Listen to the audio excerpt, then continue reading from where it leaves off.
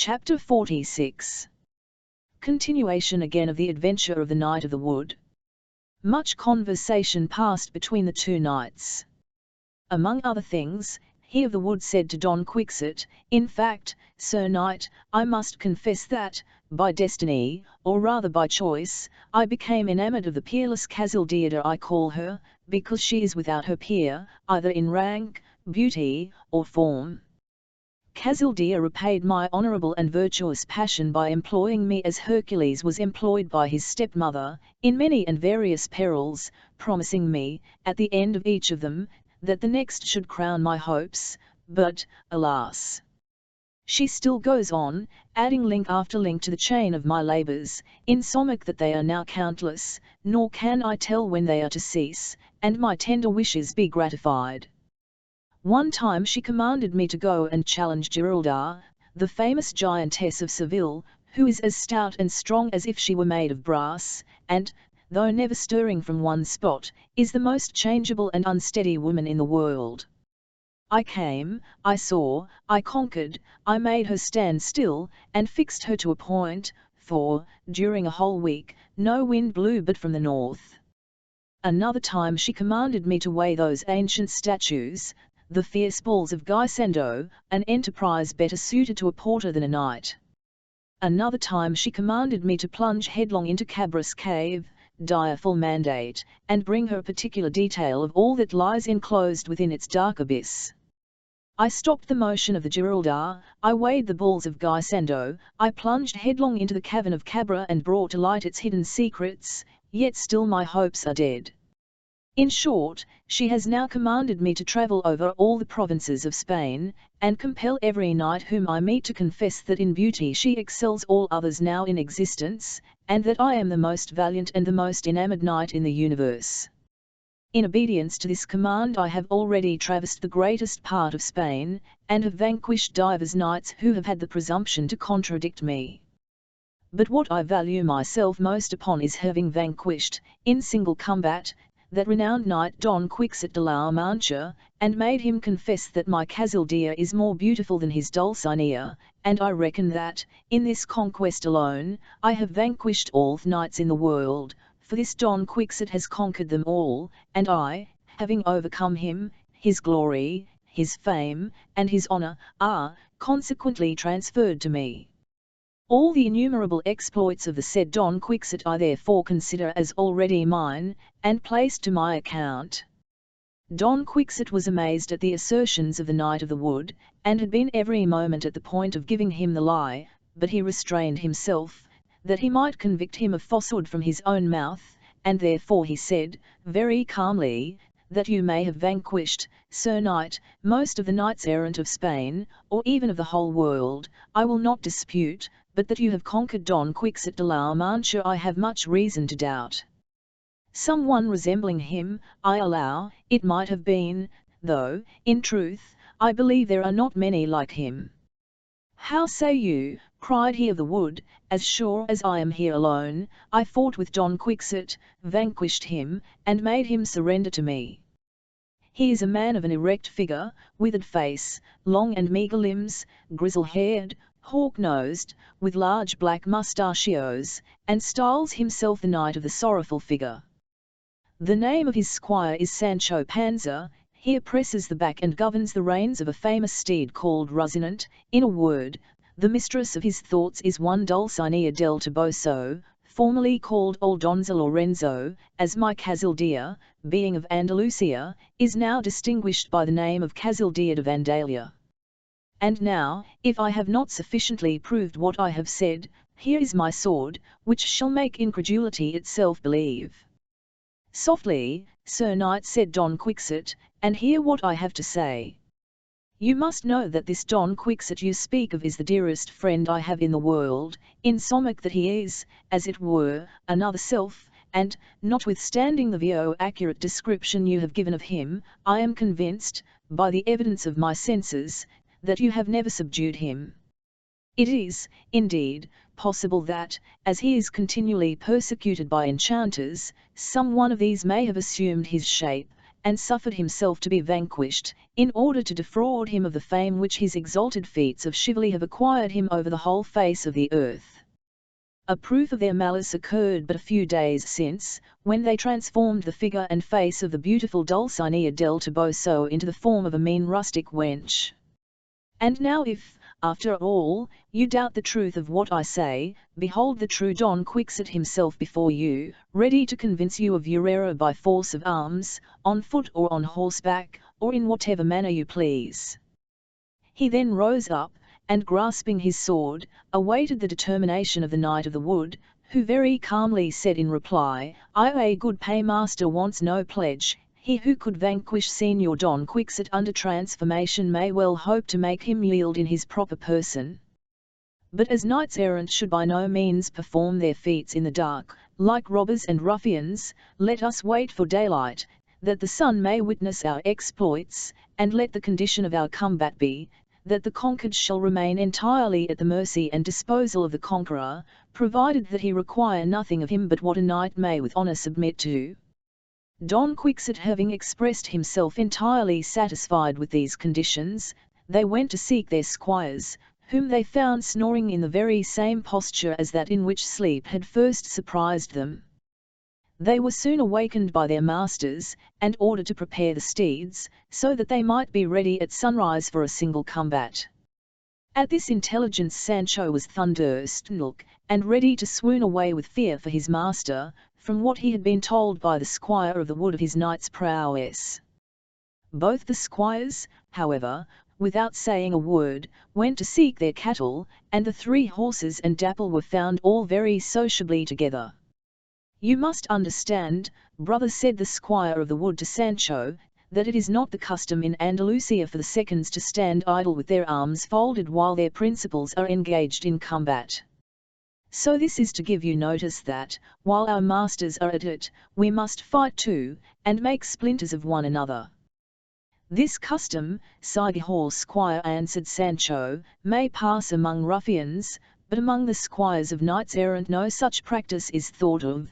At least I have not heard my master talk of any such custom, and he knows by heart all the laws of knight-errantry.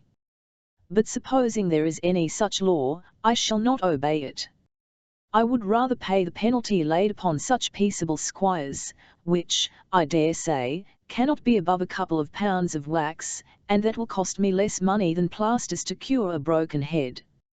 Besides, how can I fight when I have got no sword, and never had one in my life?" "I'll know a remedy for that," said he of the wood. "Here are a couple of linen bags of the same size, you shall take one, and I the other, and so, with equal weapons, we will have a bout at bag blows." "With all my heart," answered Sancho, "for such a battle willingly dust our jackets." "It must not be quite so," either replied the other, "for, lest the wind should blow them aside, we must put in them half a dozen clean and smooth pebbles of equal weight, and thus we may brush one another without much harm or damage." "But I tell you what, master," said Sancho, "though they should be filled with balls of raw silk, I shall not fight. Let our masters fight, but let us drink and live, for time takes care to rid us of our lives without our seeking ways to go before our appointed term and season." "Nay," replied he of the wood, "let us fight, if it be but for half an hour." "No, no," answered Sancho, "I shall not be so rude nor ungrateful as to have any quarrel with a gentleman after eating and drinking with him. Besides, who can set about dry fighting without being provoked to it?" "If that be all," quoth he of the wood, "I can easily manage it, for, before we begin our fight, I will come up and just give you 3 or 4 handsome cuffs, which will lay you flat at my feet and awaken your collier, though it slept sounder than a dormouse." "Against that trick," answered Sancho, "I have another not a whit behind it, which is to take a good cudgel, and, before you come near enough to awaken my collier, I will bastinado yours into so sound a sleep that it shall never awake but in another world. Let me tell you, I am not a man to suffer my face to be handled, so let every one look to the arrow, though the safest way would be to let that same collier sleep on, for one man knows not what another can do, and some people go out for wool, and come home shorn." In all times God blessed the peacemakers, and cursed the peace breakers. If a baited cat turns into a lion, there is no knowing what that a man, may turn into, and therefore I warn you, Master Squire, that all the damage and mischief that may follow from our quarrel must be placed to your account. Agreed, replied he of the wood, when daylight arrives, we shall see what is to be done. And now 1,000 sorts of birds, glittering in their gay attire, began to chirp and warble in the trees, and in a variety of joyous notes seemed to hail the blushing Aurora, who now displayed her rising beauties from the bright arcades and balconies of the east, and gently shook from her locks a shower of liquid pearls, sprinkling that reviving treasure over all vegetation. The willows distilled their delicious manna, the fountains smiled, the brooks murmured, the woods and meads rejoiced at her approach. But scarcely had hill and dale received the welcome light of day, and objects become visible, when the first thing that presented itself to the eyes of Sancho Panza was the squire of the wood's nose, which was so large that it almost overshadowed his whole body. Its magnitude was indeed extraordinary. It was moreover a hawk nose, full of warts and carbuncles, of the colour of a mulberry, and hanging 2 fingers' breadth below his mouth. The size, the colour, the carbuncles, and the crookedness, produced such a countenance of horror, that Sancho, at sight thereof, began to tremble from head to foot, and he resolved within himself to take 200 cuffs before he would be provoked to attack such a hobgoblin. Don Quixote also surveyed his antagonist, but, the beaver of his helmet being down, his face was concealed. It was evident, however, that he was a strong-made man, not very tall, and that over his armour he wore a kind of surtout or loose coat, apparently of the finest gold cloth, besprinkled with little moons of polished glass, which made a very gay and shining appearance. A large plume of feathers, green, yellow, and white, waved above his helmet. His lance, which was leaning against a tree, was very large and thick, and headed with pointed steel above a span long. All these circumstances Don Quixote attentively marked, and inferred from appearances that he was a very potent knight, but he was not therefore daunted, like Sancho Panza. On the contrary, with a gallant spirit, he said to the Knight of the Mirrors, "Sir Knight, if your eagerness for combat has not exhausted your courtesy, I entreat you to lift up your beaver a little, that I may see whether your countenance corresponds with your gallant demeanour." "Whether vanquished or victorious in this enterprise, Sir Knight," answered he of the Mirrors, "you will have time and leisure enough for seeing me, and if I comply not now with your request, it is because I think it would be an indignity to the beauteous Casildea de Vandalia to lose any time in forcing you to make the confession required." "However, while we are mounting our horses," said Don Quixote, "you can tell me whether I resemble that Don Quixote whom you said you had vanquished." "As like as one egg is to another," replied he of the Mirrors, "though, as you say you are persecuted by enchanters, I dare not affirm that you are actually the same person." "Am satisfied that you acknowledge you may be deceived," said Don Quixote. "However, to remove all doubt, let us to horse, and in less time than you would have spent in raising your beaver, if God, my mistress, and my arm avail me, I will see your face, and you shall be convinced I am not the vanquished Don Quixote." They now mounted without more words, and Don Quixote wheeled Rocinante about, to take sufficient ground for the encounter, while the other knight did the same. But before Don Quixote had gone 20 paces, he heard himself called by his opponent, who, meeting him halfway, said, "Remember, Sir Knight, our agreement, which is, that the conquered shall remain at the discretion of the conqueror." "No," it answered Don Quixote, "provided that which is imposed shall not transgress the laws of chivalry." "Certainly," answered he of the Mirrors. At this juncture the squire's strange nose presented itself to Don Quixote's sight, who was no less struck than Sancho, insomuch that he looked upon him as a monster, or some creature of a new species. Sancho, seeing his master set forth to take his career, would not stay alone with Long Nose, lest perchance he should get a fillip from that dreadful snout, which would level him to the ground, either by force or fright. So he ran after his master, holding by the stirrup leather, and when he thought it was nearly time for him to face about, "I'll beseech your worship," he cried, "before you turn, to help me into yon cork where I can see better and more to my liking the brave battle you are going to have with that knight." "I'll rather believe, Sancho," quoth Don Quixote, "that thou art for mounting a scaffold to see the bull sports without danger." "To tell you the truth, sir," answered Sancho, "that squire's monstrous nose fills me with dread, and I dare not stand near him."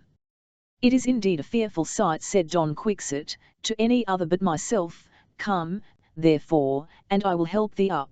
While Don Quixote was engaged in helping Sancho up into the cork tree, the Knight of the Mirrors took as large a compass as he thought necessary, and believing that Don Quixote had done the same, without waiting for sound of trumpet, or any other signal, he turned about his horse, who was not a whit more active nor more sightly than Rocinante, and at his best speed, though not exceeding a middling trot, he advanced to encounter the enemy, but seeing him employed with Sancho, he reined in his steed and stopped in the midst of his career, for which his horse was most thankful, being unable to stir any farther.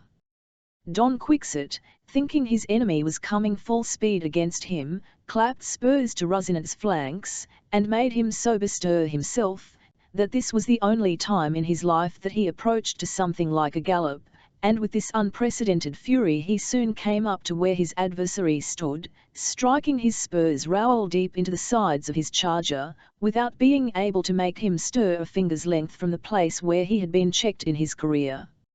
At this fortunate juncture Don Quixote met his adversary embarrassed not only with his horse but his lance, which he either knew not how, or had not time, to fix in its rest, and therefore our knight, who saw not these perplexities, assailed him with perfect security, and with such force that he soon brought him to the ground, over his horse's crupper, leaving him motionless and without any signs of life. Sancho, on seeing this, immediately slid down from the cork tree, and in all haste ran to his master, who alighted from Rocinante, and went up to the vanquished knight, when, unlacing his helmet to see whether he was dead, or if yet alive, to give him air, he beheld, but who can relate what he beheld, without causing amazement, wonder, and terror, in all that shall hear it?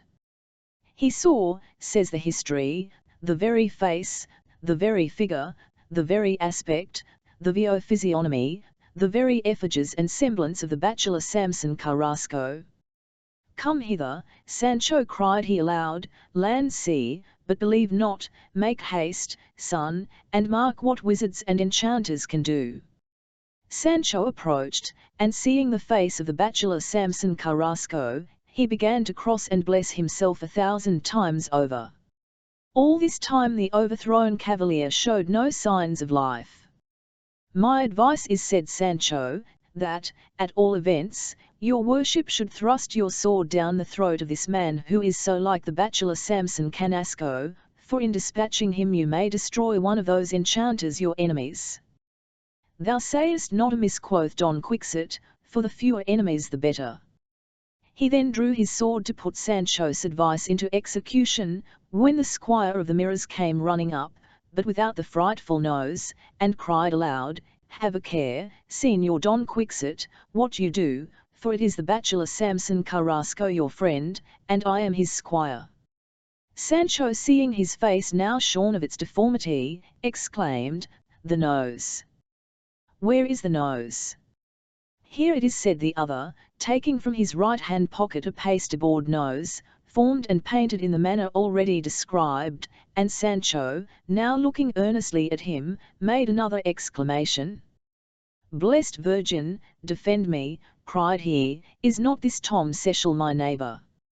"Indeed am I," answered the honest squire, "Tom Cecil I am, friend Sancho Panza, and I will tell you presently what tricks brought me hither, but now, good Sancho, entreat, in the meantime, your master not to hurt the Knight of the Mirrors at his feet, for he is TNLLY no other than the rash and ill-advised bachelor Samson Carrasco, our townsman." By this time the Knight of the Mirrors began to recover his senses, which Don Quixote perceiving, he clapped the point of his naked sword to his throat, and said, "You are a dead man, Sir Knight, if you confess not that the peerless Dulcinea del Toboso excels in beauty or Casildea de Vandalia, you must promise also, on my sparing your life, to go to the city of Toboso, and present yourself before her from me, that she may dispose of you as she shall think fit, and, if she leaves you at liberty, then shall you return to me without delay, the fame of my exploits being your guide,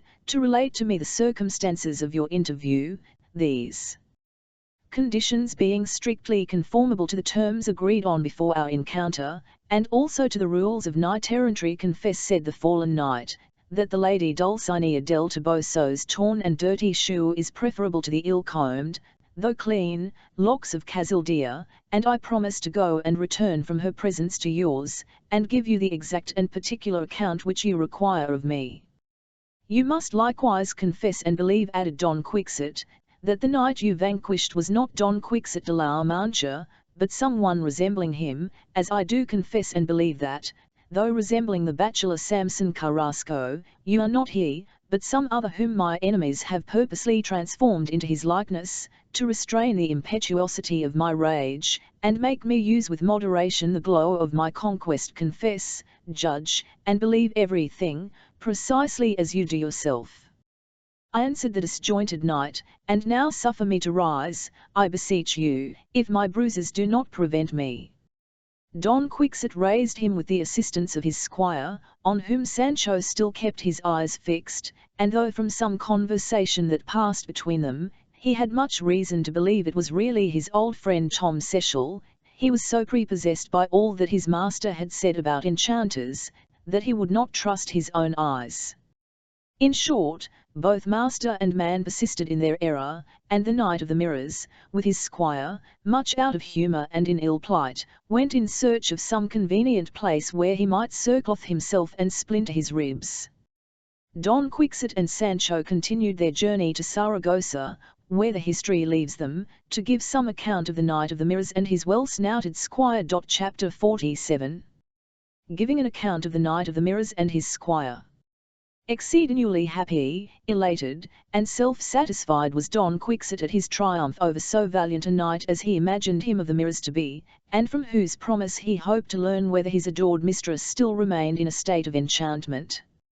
But Don Quixote expected one thing, and he of the Mirrors intended another, his only care at present being to get, as soon as possible, plasters for his blizes. The history then proceeds to tell us, that when the bachelor Samson Carrasco advised Don Quixote to resume his functions of knight-errantry, he had previously consulted with the priest and the barber upon the best means of inducing Don Quixote to stay peaceably and quietly at home, and it was agreed by general vote, as well as by the particular advice of Carrasco, that they should let Don Quixote make another sally, since it seemed impossible to detain him, and that the bachelor should then also sally forth like a knight-errant, and take an opportunity of engaging him to fight, and after vanquishing him, which they held to be an easy matter, he should remain, according to a previous agreement, at the disposal of the conqueror, who should command him to return home and not quit it for the space of 2 years, or till he had received further orders from him. They doubted not but that he would readily comply, rather than infringe the laws of chivalry, and they hoped that, during this interval, he might forget his follies, or that some means might be discovered of curing his malady. Carrasco engaged in the enterprise, and Tom Cecil, Sancho Panza's neighbour, a many shallow-brained fellow, proffered his service as squire. Samson armed himself in the manner already described, and Tom Cecil fitted the counterfeit nose to his face for the purpose of disguising himself, and, following the same road that Don Quixote had taken, they were not far off when the adventure of Death's car took place, but it was in the wood they overtook him, which was the scene of the late action, and where, had it not been for Don Quixote's extraordinary conceit that the bachelor was not the bachelor, that gentleman, not meeting even so much as nests where he thought to find birds, would have been incapacitated for ever from taking the degree of licentiate. Tom Cecil, after the unlucky issue of their expedition, said to the bachelor, "Most certainly, Señor Carrasco, we have been rightly served. It is easy to plan a thing, but very often difficult to get through with it. Don Quixote is mad, and we are in our senses. He gets off sound and laughing, and your worship remains sore and sorrowful. Now, pray, which is the greater madman, he who is so because he cannot help it, or he who is so on purpose? The difference between these two sorts of madmen is, replied Samson, that he who cannot help it will remain so, and he who deliberately plays the fool may leave off when he thinks fit. That being the case, said Tom Cecil, was mad when I desired to be your worship's squire, and now I desire to be so no longer, but shall hasten home again. That you may do, answered Samson, but, for myself, I cannot think of returning to mine till I have soundly banged this same Don Quixote. It is not now with the hope of curing him of his madness that I shall seek him, but a desire to punish pain of my ribs will not allow me to entertain a more charitable purpose. In this humour they went talking on till they came to a village, where they luckily met with a bone setter, who undertook to cure the unfortunate Samson. Tom Cecil now returned home, leaving his master meditating schemes of revenge, and though the history will have occasion to mention him again hereafter, it must now attend the motions of our triumphant knight. Don Quixote pursued his journey with the pleasure, satisfaction, and self-complacency already described, imagining, because of his late victory, that he was the most valiant knight the world could then boast of. He cared neither for enchantments nor enchanters, and looked upon all the adventures which should henceforth befall him as already achieved and brought to a happy conclusion. He no longer remembered his innumerable sufferings during the progress of his chivalries, the stoning that demolished half his teeth, the ingratitude of the galley slaves, nor the audacity of the Angasean carriers and their shower of pack short. He inwardly exclaimed that, could he but devise any means of disenchanting his lady Dulcinea, he should not envy the highest fortune that ever was or could be attained by the most prosperous knight-errant of past ages. He was wholly absorbed in these reflections, when Sancho said to him, "Is it not strange, sir, that I still have before my eyes the monstrous nose of my neighbour Tom Cecil?" "And dost thou really believe, Sancho," said Don Quixote, "that the Knight of the Mirrors was the bachelor Samson Carrasco, and his squire thy friend Tom Cecil?" "I know not what to say about it," answered Sancho, "only know that the marks he gave me of my house, wife, and children, could be given by nobody else, and his face, when the nose was off, was Tom. He lives in the next house to my own. The tone of his voice, too, was the very same." "Come, come, Sancho," replied Don Quixote, "let us reason upon this matter. How can it be imagined that the bachelor Samson Carrasco should come as a knight-errant, armed at all points, to fight with me? Was I ever his enemy? Have I ever given him occasion to bear me ill will? Am I his rival? Or has he embraced the profession of arms, envying the fame I have acquired by them? But, then, what are we to say, sir?" answered Sancho, "to the likeness of that knight, whoever he may be, to the bachelor Samson Carrasco, and his squire to my neighbour Tom Cecil? If it be enchantment, as your worship says, why were they to be made like those two above all other in the world?" "Trust me, Sancho, the whole is an artifice," answered Don Quixote, "and a trick of the wicked magicians who persecute me. Knowing that I might be victorious, they cunningly contrived that my vanquished enemy should assume the appearance of the worthy bachelor, in order that the friendship which I bear him might interpose between the edge of my sword and the rigour of my arm, and, by checking my just indignation, the wretch might escape with life, who, by fraud and violence, sought mine. Indeed, already thou knowest by experience, Sancho, how easy a thing it is for enchanters to change one face into another, making the fair foul, and the foul fair, since, not 2 days ago, thou sawest with thine own eyes the grace and beauty of the peerless Dulcinea in their highest perfection, while to me she appeared under the mean and disgusting exterior of a rude country wench. If, then, the wicked enchanter durst make so foul a transformation, no wonder at this deception of his, in order to snatch the glory of victory out of my hands. However, I am gratified in knowing that, whatever was the form he pleased to assume, my triumph over him was complete. Sancho, well knowing the transformation of Dulcinea to have been a device of his own, would make no reply, lest he should betray himself. Chapter 48. Of what befell Don Quixote with a worthy gentleman of La Mancha. While thus discoursing, they were overtaken by a gentleman, mounted on a fine mare, and dressed in a green cloth riding coat faced with murrey-coloured velvet, and a hunter's cap of the same. The mare's fumature corresponded in colour with his dress, and was adapted to field sports. A Moorish scimitar hung at his shoulder belt, which was green and gold. His buskins were wrought like the belt, and his spurs were green, not gilt, but polished so neatly that, as they suited his clothes, they looked better than if they had been of pure gold. He saluted them courteously, and, spurring his mare, was passed on, when Don Quixote said to him, "If you are travelling our road, sire, and are not in haste, will you favour us with your company?" "Indeed, Sigihor," replied he, "should not have passed on, but I was afraid your horse might prove unruly in the company of mine." "Sir," answered Sancho, "if that be all, you may set your mind at rest on that score, for ours is the soberest and best behaved horse in the world, and was never guilty of a roguish trick in his life, but once, and then my master and I paid for it sevenfold."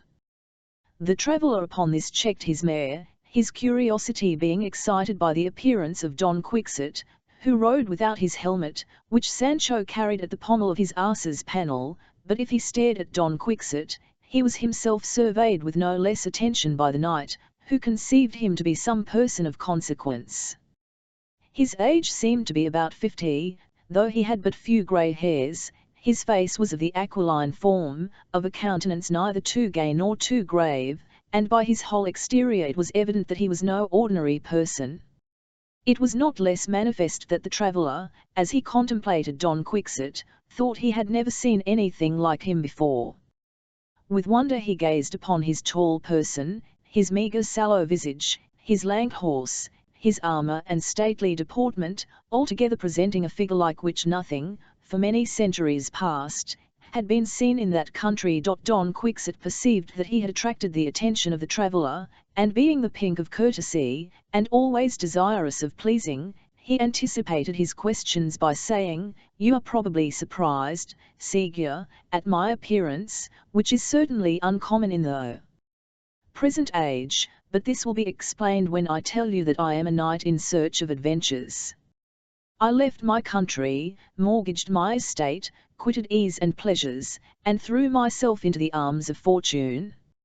I wish to revive chivalry, so long deceased, and, for some time past, exposed to many vicissitudes, stumbling in one place, and rising again in another, I have prosecuted my design, succouring widows, protecting damsels, aiding wives and orphans, all the natural and proper duties of knights errant. And thus, by many valorous and Christian exploits, I have acquired the deserved honour of being in print, throughout all, or most of, the nations in the world.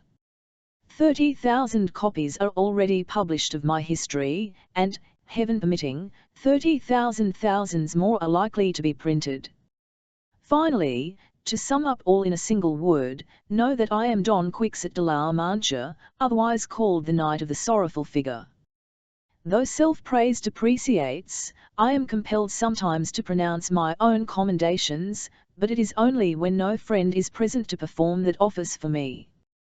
And now, my worthy sir, that you know my profession, and who I am, you will cease to wonder at my appearance." After an interval of silence, the traveller in green said, in reply, "You are indeed right, Sigilla, in conceiving me to be STNLCK by your appearance, but you have rather increased than lessened my wonder by the accounts you give of yourself. How is it possible that there are knights errant now in the world, and that there are histories printed of real chivalries? I had no idea that there was anybody now upon earth who relieved widows, succoured damsels, aided wives, or protected orphans, nor should yet have believed it, had I not been convinced with my own eyes. Thank heaven, the history you mention must surely cast into oblivion all the fables of imaginary knights errant, which abound, much to the detriment of good morals, and the prejudice and neglect of genuine history. There is much to be said, answered Don Quixote, upon the question of the truth or fiction of the histories of knights errant. Why, is there any one, answered he in green, who doubts the falsehood of those histories? Doubt it, replied Don Quixote, but no more of that at present, for if we travel together much farther, I hope to convince you, sir, that you have been wrong in suffering yourself to be carried in the stream with those who cavil at their truth. The traveller now first began to suspect the state of his companion's intellects, and watched for a further confirmation of his suspicion, but before they entered into any other discourse, Don Quixote said that, since he had so freely described himself, he hoped he might be permitted to ask who he was. To which the traveller answered, Sir Knight, I am a gentleman, and native of a village, where, if it please God, we shall dine today. My fortune is affluent, and my name is Don Diego de Miranda. I spend my time with my wife, my children, and my friends. My diversions are hunting and fishing, but I keep neither hawks nor greyhounds, only some decoy partridges and a stout fenet. I have about 6 dozen of books, Spanish and Latin, some of history, and some of devotion. Those of chivalry have not come over my threshold. Sometimes I eat with my neighbours and friends, and frequently I invite them. My table is neat and clean, and not parsimoniously furnished. I slander no one, nor do I listen to slander from others. I pry not into other men's lives, nor scrutinize their actions. I hear Mass every day, I share my substance with the poor, making no parade of my good works, lest hypocrisy and vainglory, those insidious enemies of the human breast, should find access to mine. It is always my endeavour to make peace between those who are at variance. I am devoted to our Blessed Lady, and ever trust in the infinite mercy of God our Lord. Sancho was very attentive to the account of the gentleman's life, which appeared to him to be good and holy, and thinking that one of such a character must needs work miracles, he flung himself off his dapple, and running up to him, he laid hold of his right stirrup. Then, devoutly and almost with tears, he kissed his feet more than once. What mean you by this, brother? Said the gentleman. Why these embraces? Your worship, said Sancho, is the first saint on horseback I ever saw in all my life. Am no saint, answered the gentleman, but a great sinner. You, my friend, must indeed be good, as your simplicity proves. Sancho retired, and mounted his ass again, having forced a smile from the profound gravity of his master, and caused fresh astonishment in Don Diego.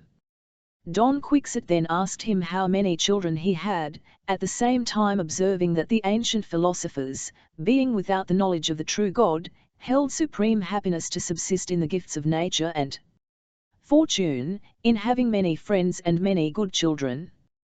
I have one son, answered the gentleman, and if I had him not, perhaps I should think myself happier, not that he is bad, but because he is not all that I would have him. He is 18 years old, 6 of which he has spent at Salamanca, learning the Latin and Greek languages, and when I wished him to proceed to other studies, I found him infatuated with poetry, and could not prevail upon him to look into the law, which it was my desire he should study, nor into theology, the queen of all sciences. I was desirous that he should be an honour to his family, since we live in an age in which useful and virtuous literature is rewarded by the say virtuous, for letters without virtue are pearls on a dunghill. He passes whole days in examining whether Homer expressed himself well in such a verse of the Iliad, whether such a line in Virgil should be understood this or that a word. All his conversation is with those and other ancient poets, for the modern Spanish authors he holds in no esteem. At the same time, in spite of the contempt he seems to have for Spanish poetry, his thoughts are at this very time entirely engrossed by a paraphrase on 4 verses sent him from Salamanca, and which, I believe, is intended for a scholastic prize. Children, my good sir, replied Don Quixote, are the flesh and blood of their parents, and whether good or bad, must be loved and cherished as part of themselves. It is the duty of parents to train them up, from their infancy, in the paths of virtue and good manners, and in Christian discipline, so that they may become the staff of their age, and an honour to their posterity.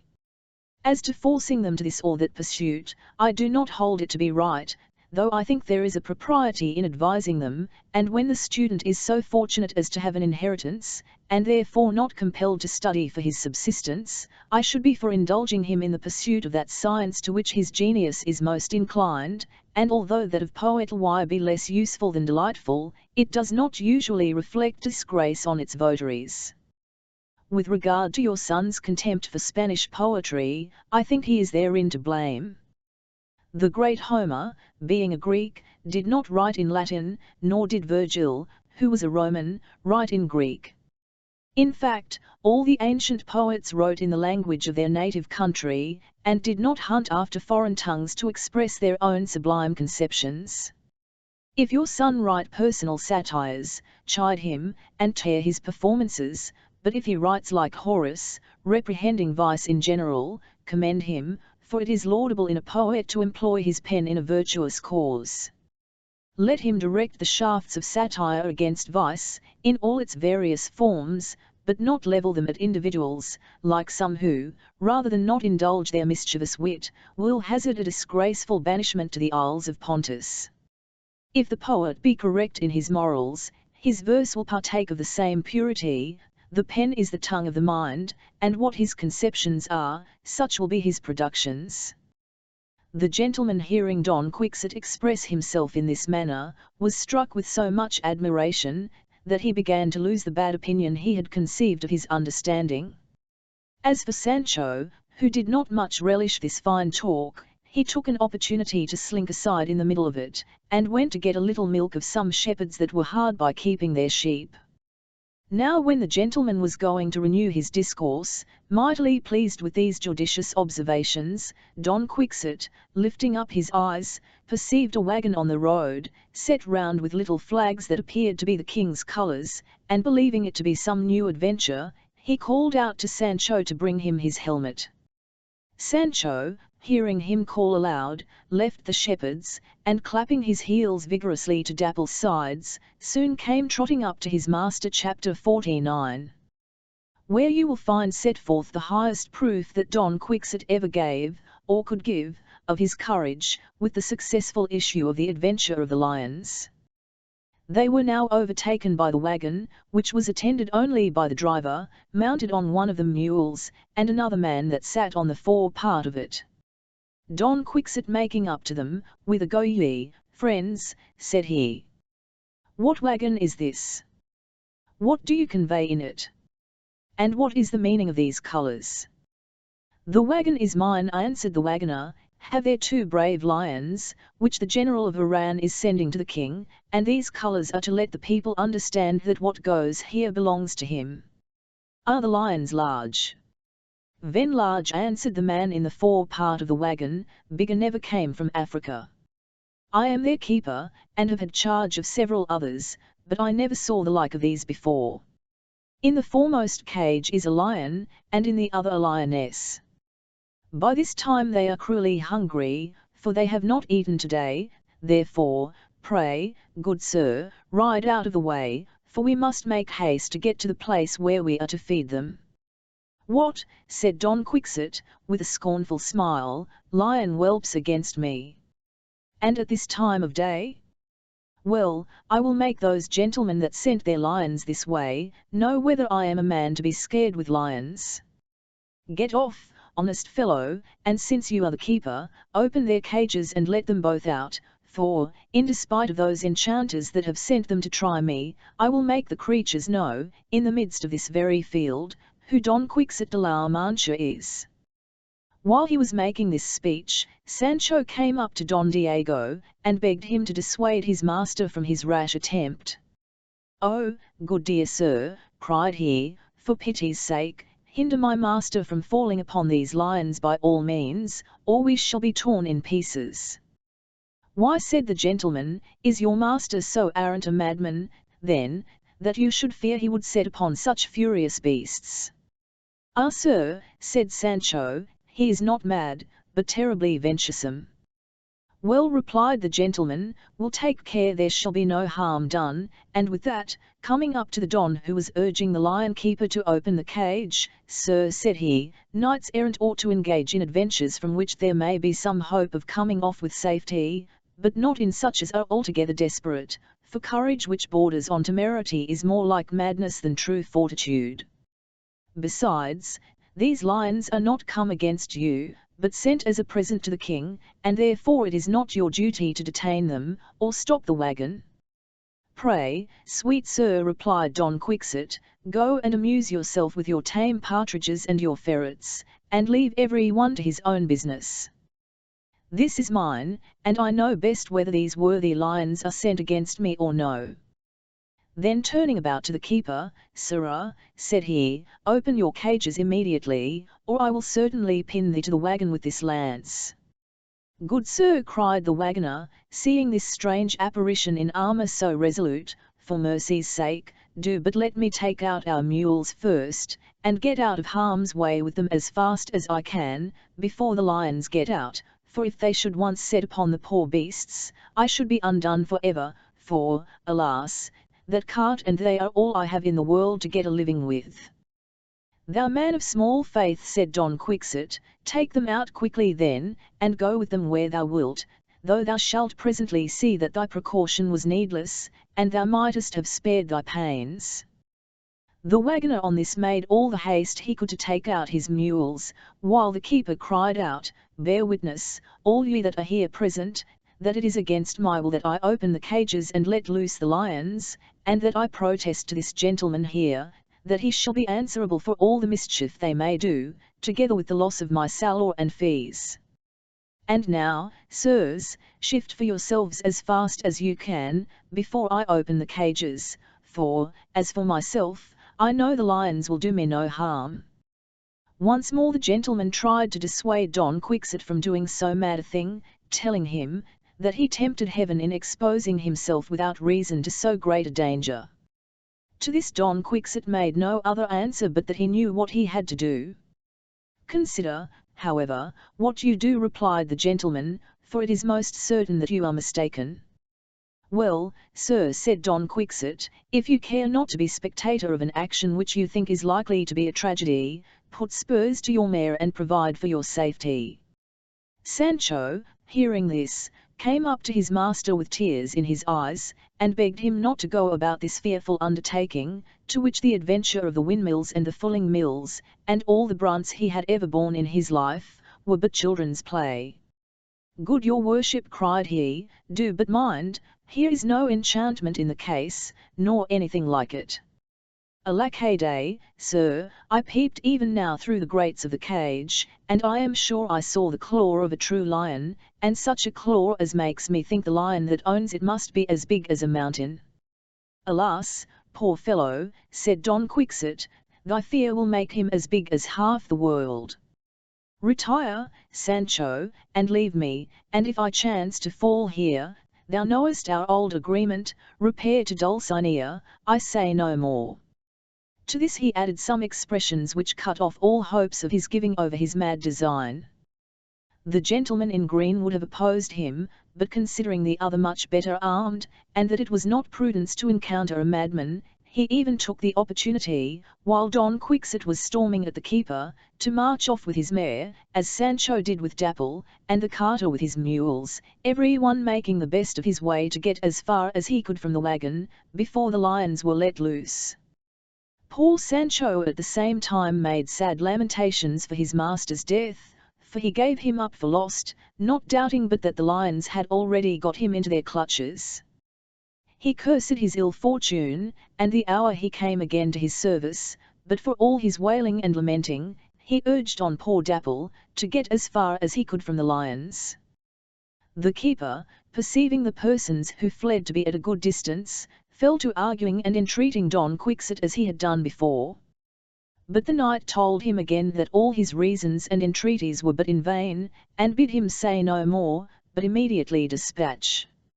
Now while the keeper took time to open the foremost cage, Don Quixote stood debating with himself whether he had best make his attack on foot or on horseback, and upon mature deliberation he resolved to do it on foot, lest Rocinante, not used to lions, should be put into disorder. Accordingly, he quitted his horse, threw aside his lance, grasped his shield, and drew his sword, then advancing with a deliberate motion, and an undaunted heart, he posted himself just before the door of the cage, commending himself to heaven, and afterwards to his lady. The keeper, observing that it was not possible for him to prevent letting out the lions without incurring the resentment of the desperate knight, set the door of the foremost cage wide open, where, as I have said, the lion lay, who appeared of a monstrous size and of a frightful aspect. The first thing he did was to turn himself round in his cage. In the next place he stretched out one of his paws, put forth his claws, and roused himself. After that he gaped and yawned for a good while, and showed his dreadful fangs, and then thrust out half a yard of tongue, and with it licked the dust from his face. Having done this, he thrust his head quite out of the cage, and stared about with his eyes that looked like two live coals of fire, a sight and motion enough to have struck terror into temerity itself. But Don Quixote only regarded it with attention, wishing his grim adversary would leap out of his hold, and come within his reach, that he might exercise his valour, and cut the monster piecemeal. To this height of extravagance had his folly transported him, but the generous lion, more gentle than arrogant, taking no notice of his vapouring and bravadoes, after he had looked about him a while, turned his back upon the knight, and very contentedly lay down again in his apartment. Don Quixote, seeing this, commanded the keeper to rouse him with his pole, and force him out whether he would or no. Not ill, indeed, sir, answered the keeper, dare not do it for my life, for if I provoke him, I am sure to be the first he will tear to pieces. Let me advise you, sir, to be satisfied with your day's work. 'Tis as much as the bravest that wears a head can pretend to do. Then pray go no farther, I beseech you, the door stands open, the lion is at his choice whether he will come out or no. You have waited for him, you see he does not care to look you in the face, and since he did not come out at the first, I dare engage he will not stir out this day. You have shewn enough the greatness of your courage, the scandal is his, the honour the challenger's. 'Tis true, replied Don Quixote. Come, shut the cage door, honest friend, and give me a certificate under thy hand, in the amplest form thou canst devise, of what thou hast seen me perform, while I make signs to those that ran away from us, and get them to come back, that they may have an account of this exploit from thy own mouth. The keeper obeyed, and Don Quixote, clapping a handkerchief on the point of his lance, waved it in the air, and called as loud as he was able to the fugitives, who fled nevertheless, looking behind them all the way, and trooped on in a body with the gentleman in green at the head of them. At last Sancho observed the signal, and called out, Hold, my master calls, will be hanged, if he has not got the better of the lions. At this they all faced about, and perceived Don Quixote flourishing his ensign, whereupon recovering a little from their fright, they leisurely rode back till they could plainly distinguish his voice.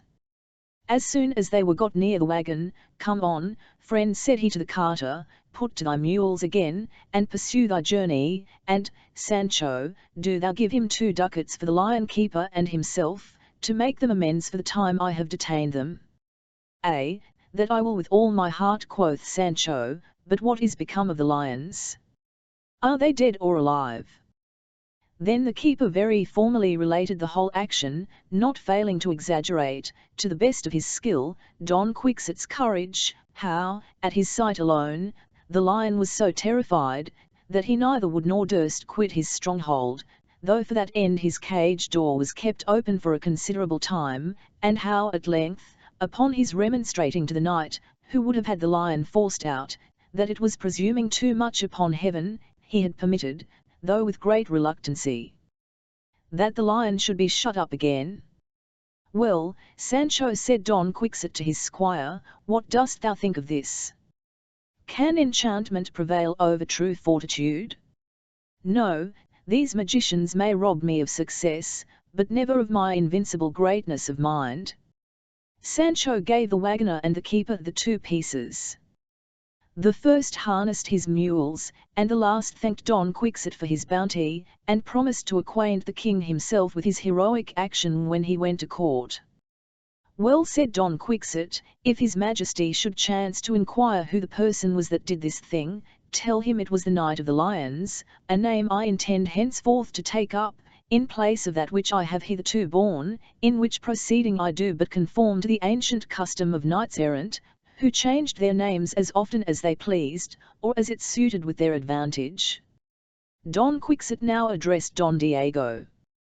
"Without doubt, sir," said he, "you take me for a downright madman, and, indeed, my actions may seem to speak me no less.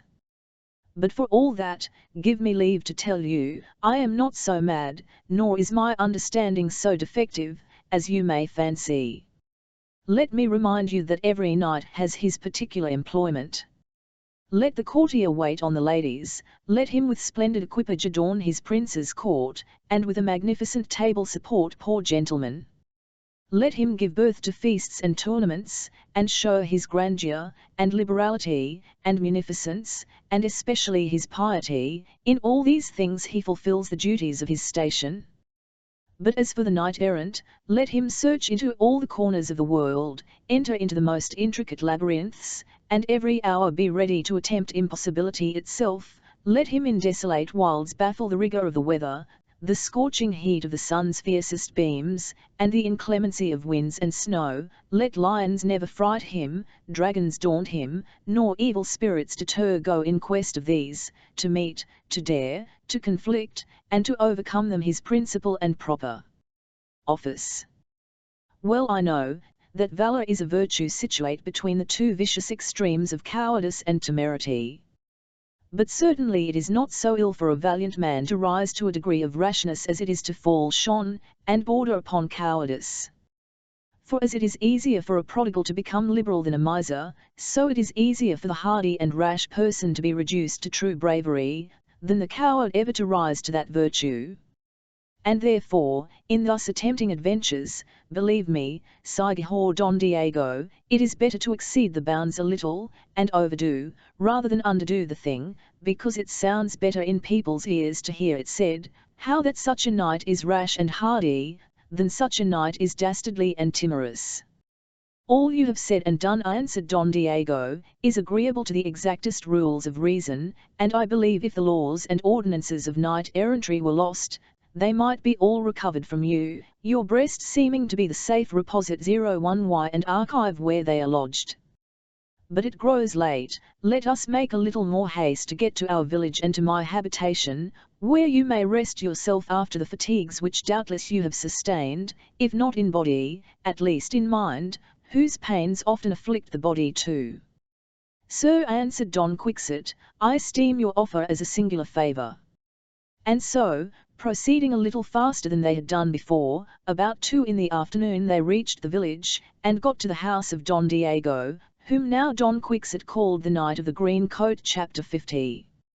How Don Quixote was entertained at the castle or house of the Knight of the Green Coat, with other extraordinary matters. Don Quixote found that Don Diego de Miranda's house was spacious, after the country manner. The arms of the family were over the gate in rough buttery in the foreyard, the cellar under the porch, and all around several great jars of the sort commonly made at Toboso, the sight of which bringing to his remembrance his enchanted and transformed Dulcinea, he heaved a deep sigh, and neither minding what he said nor who was by, broke out into the following exclamation, O ye Tobosan urns, that awaken in my mind the thoughts of the sweet pledge of my most bitter sorrows. Don Diego's son, who, as it has been said, was a student, and poetically inclined, heard these words as he came with his mother to welcome him home, and, as well as she, was not a little surprised to see what a strange being his father had brought with him. Don Quixote alighted from Rocinante, and very courteously desiring to kiss her ladyship's hands, said Don Diego, this gentleman is the noble Don Quixote de la Mancha, the wisest and most valiant knight-errant in the world. Pray let him find a welcome suitable to his merit and your usual civility. Thereupon Donna Cristina, for that was the lady's name, received him very kindly, and with great marks of respect, to which Don Quixote made a proper and handsome return, and then almost the same compliments passed between him and the young gentleman, whom Don Quixote judged by his words to be a man of wit and sense. While the knight was unarming, Don Lorenzo had leisure to talk with his father about him. "Pray, sir," said he, "who is this gentleman you have brought with you?" "Considering his name, his aspect, and the title of knight-errant which you give him, neither my mother nor I know what to think of him."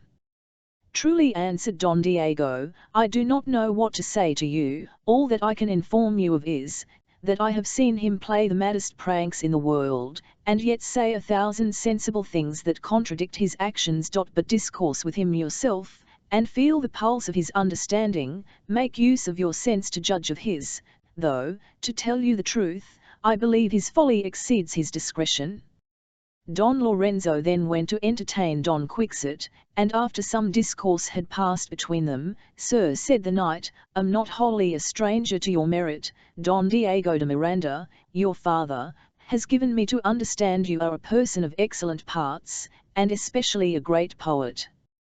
"Sir," answered the young gentleman, "may, perhaps, pretend to poetry, but never to be a great poet. It is true, I am somewhat given to rhyming, and love to read good authors, but I am very far from deserving to be thought one of their number." "I do not mislike your modesty," replied Don Quixote, "it is a virtue not often found among poets, for almost every one of them thinks himself the greatest in the world." "There is no rule without an exception," said Don Lorenzo, "and it is not impossible but there may be one who may deserve the name, though he does not think so himself." "That is very unlikely," replied Don Quixote. "But pray, sir, tell me what verses are those that your father says you are so puzzled about? If it should be what we call a gloss or a paraphrase, I understand something of that way of writing, and should be glad to see it. If the composition be designed for a poetical prize, I would advise you only to put in for the second, for the first always goes by favour, and is rather granted to the great quality of the author than to his merit, but as to the next, it is adjudged to the most deserving, so that the third may in a manner be esteemed the second, and the first no more than the third, according to the methods used in our universities of giving degrees. And yet, after all, it is no small matter to gain the honour of being called the first." "Hitherto all is well," thought Don Lorenzo, "to cannot think thee mad yet, let us go on." With that, addressing himself to Don Quixote, "Sir," said he, "you seem to me to have frequented the schools. Pray what science has been your particular study?" "That of knight-errantry," answered Don Quixote, "which is as good as that of poetry, and somewhat better too." "Do not know what sort of a science that is," said Don Lorenzo, "nor indeed did I ever hear of it before." "It is a science," answered Don Quixote, "that includes in itself all the other sciences in the world, or at least the greatest part of them. Whoever professes it ought to be learned in the laws, and understand distributive and commutative justice, in order to right all mankind. He ought to be a divine, to give a reason of his faith, and vindicate his religion by dint of argument. He ought to be skilled in physic, especially in the botanic part of it, that he may know the nature of simples, and have recourse to those herbs that can cure wounds, for a knight-errant must not expect to find surgeons in the woods and deserts. He must be an astronomer, to understand the motions of the celestial orbs, and find out by the stars the hour of the night, and the longitude and latitude of the climate on which fortune throws him, and he ought to be well instructed in all the other parts of the mathematics, that science being of constant use to a professor of arms, on many accounts too numerous to be related. I need not tell you that all the divine and moral virtues must centre in his mind. To descend to less material qualifications, he must be able to swim like a fish, know how to shoe a horse, mend a saddle or bridle, and, returning to higher matters, he ought to be inviolably devoted to heaven and his lady, chaste in his thoughts, modest in words, and liberal and valiant in deeds, patient in afflictions, charitable to the poor, and finally, a maintainer of TNRTH, though it cost him his life to defend it. These are the endowments to constitute a good knight-errant, and now, sir, be you a judge, whether the professors of chivalry have an easy task to perform, and whether such a science may not stand in competition with the most celebrated and best of those that are taught in colleges. If it be so, answered Don Lorenzo, say it deserves the preeminence over all other sciences. What do you mean, sir, by that, if it be so? Cried Don Quixote. Mean, sir, cried Don Lorenzo, that I doubt whether there are now, or ever were, any knights errant, especially with so many rare accomplishments. This makes good what I have often said, answered Don Quixote, most people will not be persuaded there ever were any knights errant in the world. Now, sir, because I verily believe that unless heaven will work some miracle to convince them that there have been and still are knights errant, those incredulous persons are too much wedded to their opinion to admit such a belief, I will not now lose time to endeavour to let you see how much you and they are mistaken. All I design to do is, only to beseech heaven to convince you of your being in an error, that you may see how useful knights errant were in former ages, and the vast advantages that would result in ours from the assistance of men of that profession. But now effeminacy, sloth, luxury, and ignoble pleasure triumph, for the punishment of our sins. Now, said Lorenzo to himself, our gentleman has already betrayed his blind side, but yet he gives a colour of reason to his extravagance, and I were a fool to think otherwise. Here they were called to dinner, which ended the discourse, and at that time Don Diego, taking his son aside, asked him what he thought of the stranger. "I'll think, sir," said Don Lorenzo, "that it is not in the power of all the physicians in the world to cure his distemper. He is mad past recovery, but yet he has lucid intervals." In short, they dined, and their entertainment proved such as the old gentleman had told the night he used to give his guests, neat, plentiful, and well ordered. But that which Don Quixote most admired was, the extraordinary silence he observed through the whole house, as if it had been a monastery of Carthusians. Chapter 51.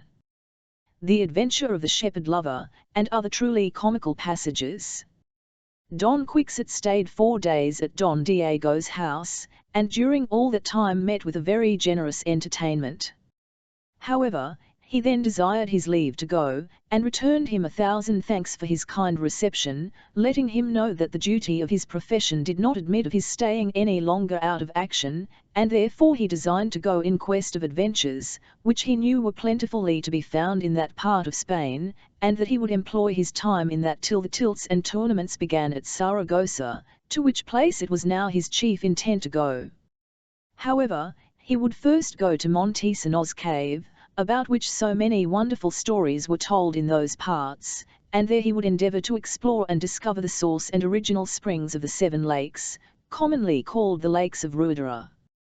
Don Diego and his son highly commended his noble resolution, and desired him to command whatever their house afforded, assuring him he was sincerely welcome to do it, the respect they had for his honourable profession, and his particular merit, obliging them to do him all manner of service. In short, the day of his departure came, a day of joy and gladness to Don Quixote, but of grief and sadness to poor Sancho, who had no mind to change his quarters, and liked the good cheer and plenty at Don Diego's house, much better than his short hungry commons in forests and deserts, or the sorry pittance of his ill-stored wallets, which he however crammed and stuffed with what he thought could best make the change of his condition tolerable. And now Don Quixote, taking his leave of Don Lorenzo, "Sir," said he, "I don't know whether I have already said it to you, but if I have, give me leave to repeat it once more, that if you are ambitious of climbing up to the difficult, and in a manner inaccessible, summit of the Temple of Fame, your surest way is to leave on one hand the narrow path of poetry, and follow the narrower track of knight-errantry, which in a trice may raise you to an imperial throne." With these words, Don Quixote seemed to have summed up the whole evidence of his madness. However, he could not conclude without adding something more. "Heaven knows," said he, "how willingly I would take Don Lorenzo with me, to instruct him in those virtues that are annexed to the employment I profess, to spare the humble, and crush the proud and haughty. But since his tender years do not qualify him for the hardships of that life, and his laudable exercises detain him, I must rest contented with letting you know, that one way to acquire fame in poetry, is to be governed by other men's judgment more than your own, for it is natural to fathers and mothers not to think their own children ugly, and this error is nowhere so common as in the offspring of the mind. Don Diego and his son were again surprised to hear this medley of good sense and extravagance, and to find the poor gentleman so strongly bent on the quest of these unlucky adventures, the only aim and object of his desires. After this, and many compliments and mutual reiterations of offers of service, Don Quixote having taken leave of the lady of the castle, he on Rocinante, and Sancho on Dapple, set out and pursued their journey. They had not travelled far when they were overtaken by two men that looked like students or ecclesiastics, with two farmers, all mounted upon asses. One of the scholars had behind him a small bundle of linen, and two pairs of stockings, trussed up in green buckram like a portmanteau. The other had no other luggage but a couple of foils and a pair of fencing pumps. And the husbandman had a parcel of other things, which showed, that having made their market at some adjacent town, they were now returning home with their ware. They all wondered, as indeed all others did that ever beheld him, what kind of fellow Don Quixote was, seeing him make a figure so different from anything they had ever seen. The knight saluted them, and perceiving their road lay the same way, offered them his company, entreating them, however, to move at an easier pace, because their asses went faster than his horse, and to engage them the more, he gave them a hint of his circumstances and profession, that he was a knight-errant travelling round the world in quest of adventures, that his proper name was Don Quixote de la Mancha, but his titular denomination, the Knight of the Lions. All this was Greek, or peddler's French, to the countryman, but the students presently found out his blind side. However, respectfully addressing him Sir Knight, said one of them, if you are not fixed to any set stage, as persons of your function seldom are, let us beg the honour of your company, and you shall be entertained with one of the finest and most sumptuous weddings that ever was seen, either in La Mancha, or many leagues round it. The nuptials of some young prince, I presume, said Don Quixote. No, sir, answered the other, but of a yeoman's son, and a neighbour's daughter, he the richest in all this country, and she the handsomest you ever saw. The entertainment at the wedding will be new and extraordinary, it is to be kept in a meadow near the village where the bride lives.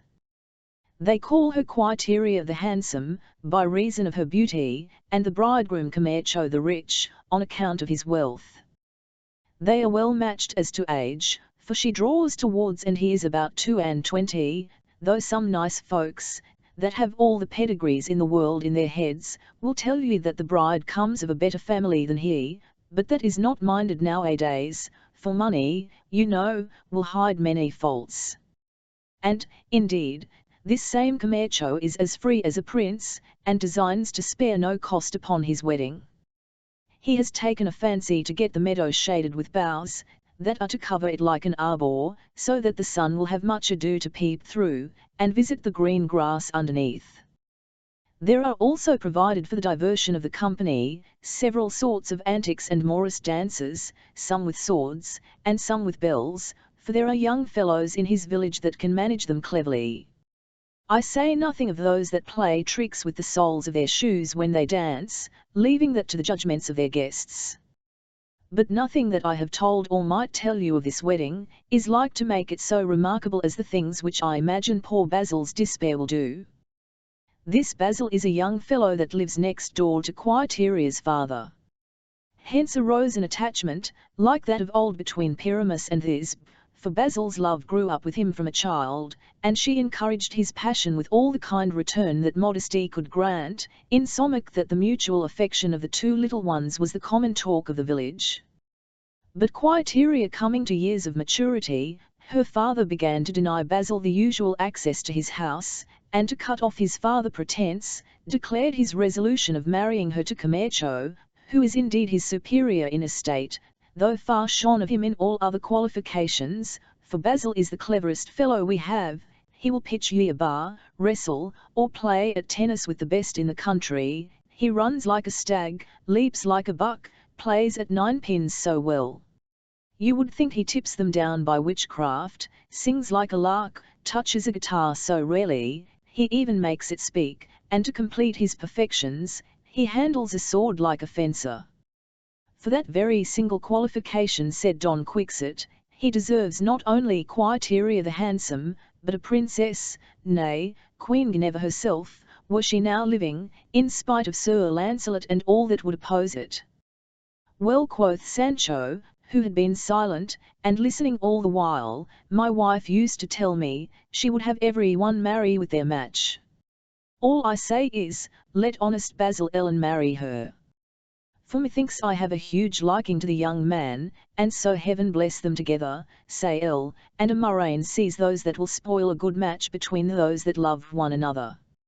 Nay, said Don Quixote, if marriage should be always the consequence of mutual love, what would become of the prerogative of parents, and their authority over their children? If young girls might always choose their own husbands, we should have the best families intermany with coachmen and grooms, and young heiresses would throw themselves away upon the first wild young fellows whose promising outsides and assurance make them set up for fortunes, though all their stock consists in impudence. For the understanding, which alone should distinguish and choose in these cases as in all others, is apt to be blinded or biased by love and affection, and matrimony is so nice and critical a point, that it requires not only our own cautious management, but even the direction of a superior power to choose right. Whoever undertakes a long journey, if he be wise, makes it his business to find out an agreeable companion. How cautious then should he be, who is to take a journey for life, whose fellow-traveller must not part with him but at the grave, his companion at bed and board, and sharer of all the pleasures and fatigues of his journey, as the wife must be to the husband? She is no such sort of ware, that a man can be rid of when he pleases. When once that is purchased, no exchange, no sale, no alienation can be made. She is an inseparable accident to man. Marriage is a noose, which, fastened about the neck, runs the closer, and fits more uneasy by our struggling to get loose. It is a gordian knot which none can untie, and being twisted with our thread of life, nothing but the scythe of death can cut it. I could dwell longer on this subject, but that I long to know whether you can tell us anything more of Basil.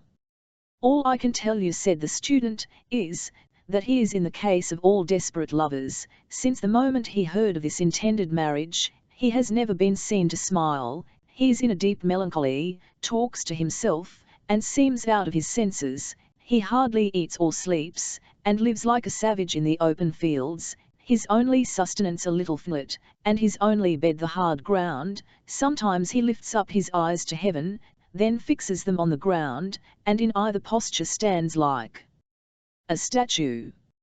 In short, he is reduced to that condition that we who are his acquaintance verily believe, that Quiteria's fatal yes of this wedding tomorrow will be attended by his death. Heaven forbid, cried Sancho. Who can tell what may happen? He that gives a broken head can give a plaster. This is one day, but tomorrow is another, and strange things may fall out in the roasting of an egg. After a storm comes a calm. Many a man that went to bed well, has found himself dead in the morning when he awaked. Who can put a spoke in fortune's wheel? Nobody here, I am sure. Between a woman's yea and nay, I would not engage to put a pin's point, so close they be one to another. If Mrs. Quiteria love Mr. Basil, she will give Camacho the bag to hold, for this same love, they say, looks through spectacles that makes copper like gold, a cart like a coach, and a shrimp like a lobster. Whither, in the name of ill luck, art thou running with thy proverbs now, Sancho? Said Don Quixote. What dost thou know, poor animal, of fortune, or her wheel, or anything else? Tytnlly, sir, quoth Sancho, if you don't understand me, no wonder if my sentences be thought nonsense. But let that pass, I understand myself, and I am sure I have not talked so much like a ninny. But you, forsooth, are so sharp a cricket. A critic, blockhead, said Don Quixote, you mean? What makes you so angry, sir? quoth Sancho, I was never brought up at school nor varsity, to know when I murder a hard word. I was never at court to learn to spell, sir. Some are born in one town, some in another, one at Street Jago, another at Toledo, and even there all are not so nicely spoke. You are in the right, friend, said the student. Those natives of that city who live among the tanners, or about the market of Zocodova, and are confined to mean conversation, cannot speak so well as those that frequent the polite part of the town, and yet they are all of Toledo. But propriety, purity, and elegance of style may be found among men of breeding and judgment, let them be born where they will, for their judgment is in the grammar of good language, though practice and example will go a great way. It was now pretty dark, but before they got to the village, there appeared an entire blazing constellation. Their ears were entertained with the pleasing but confused sounds of several sorts of music, drums, fiddles, pipes, tabours, and bells, and as they approached nearer still, they found a large arbour at the entrance of the town stuck full of lights, which burnt undisturbed by the least breeze of wind. The musicians, which are the life and soul of diversion at a wedding, went up and down in bands about the meadow. Others were employed in raising scaffolds for the better view of the shows and entertainments prepared for the happy Camacho's wedding, and likewise to solemnize poor Basil's funeral. All the persuasions and endeavours of the students and countrymen could not move Don Quixote to enter the town, urging for his reason the custom of knights-errant, who chose to lodge in fields and forests under the canopy of heaven, rather than in soft beds under a gilded roof, and therefore he left them, and went a little out of the road, full sore against Sancho's will, who had not yet forgot the good lodging and entertainment he had at Don Diego's house or castle. Chapter 52. An account of rich Camacho's wedding, and what befell poor Basil. Scarce had the fair Aurora given place to the refulgent ruler of the day, and given him time, with the heat of his prevailing rays, to dry the liquid pearls on his golden locks, when Don Quixote, shaking off sluggish sleep from his drowsy limbs, arose and called his squire, but finding him still snoring, O thou most happy mortal upon earth, said he, how sweet is thy repose, envied by none, and envying no man's greatness, secure thou sleepest, thy soul composed and calm, no power of magic persecutes thee, nor are thy thoughts affrighted by enchantments. Sleep on, 100 times sleep on. Those jealous cares that break a lover's heart, do not extend to thee, neither the dread of craving creditors, nor the dismal foresight of inevitable want, or care of finding bread for a helpless family, keep thee waking. Ambition does not make thee uneasy, the pomp and vanity of this world do not perplex thy mind, for all thy cares' extent reaches but to thy ass. Thy person and thy welfare thou hast committed to my charge, a burden imposed on masters by nature and custom, to weigh and counterpoise the offices of servants. Which is the greatest slave? The servant's business is performed by a few manual duties, which only reconcile him more to rest, and make him sleep more sound, while the anxious master has not leisure to close his eyes, but must labour day and night to make provision for the subsistence of his servant, not only in time of abundance, but even when the heavens deny those kindly showers that must supply this want. To all this fine expostulation Sancho answered not a word, but slept on, and was not to be waked by his master's calling or otherwise, till he pricked him with the sharp end of his lance. At length opening his eyelids halfway, and rubbing them, after he had gaped and yawned and stretched his drowsy limbs, he looked about him, and snuffing up his nose, I am much mistaken, quoth he, if from this same arbour there comes not a pure steam of a good rasher, that comforts my nostrils more than all the herbs and rushes hereabouts. And truly, a wedding that begins so savourily must be a dainty one. Away, Cormorant, said Don Quixote, rouse and let us go see it, and learn how it fares with the disdained Basil. Fair, quoth Sancho, why, if he be poor, he must e'en be so still, and not think to marry Quiteria. It is a pretty fancy for a fellow who has not a cross, to run madding after what is meet for his betters. I will lay my neck that Camacho covers this same basil from head to foot with white sixpences, and will spend more at a breakfast than the other is worth, and be never the worse. And do you think that Madame Quiteria will quit her fine rich gowns and petticoats, her necklaces of pearl, her jewels, her finery and bravery, and all that Camacho has given her, and may afford to give her, to marry a fellow with whom she must knit or spin for her living? What signifies his bar-pitching and fencing? Let me beseech you, good Sancho, interrupted Don Quixote, to bring thy harangue to a conclusion. For my part, I believe, wert thou let alone when thy clack is once set a-going, thou wouldst scarce allow thyself time to eat or sleep, but wouldst prate on to the end of the chapter. Troth, master, replied Sancho, your memory must be very shone not to remember the articles of our agreement before I came this last journey with you.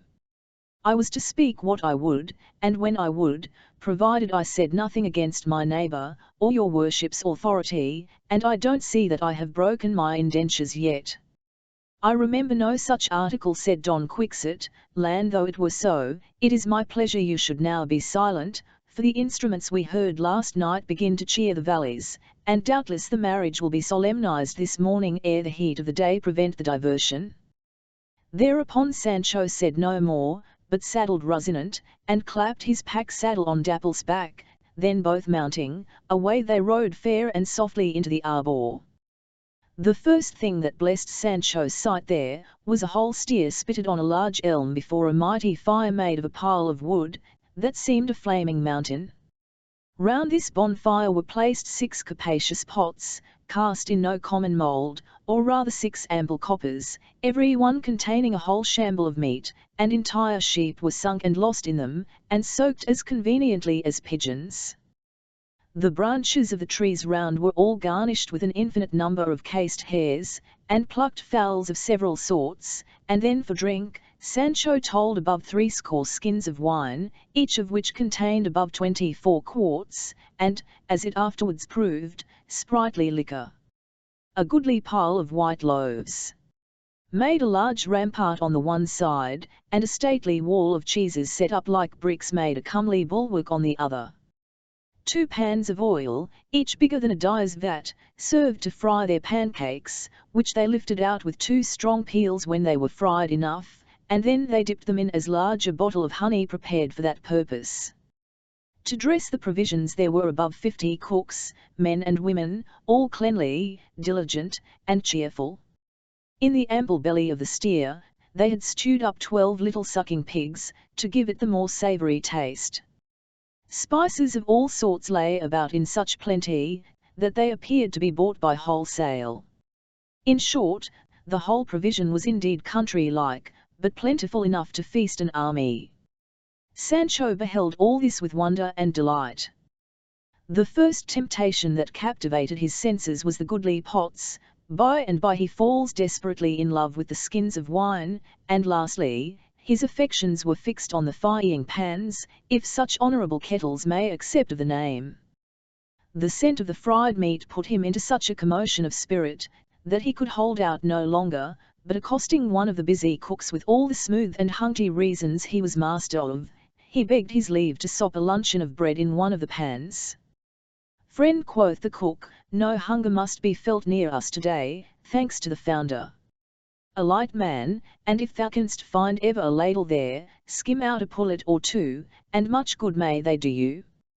Alacade, quoth Sancho, see no ladle, sir. What a silly helpless fellow thou art, cried the cook. Let me see.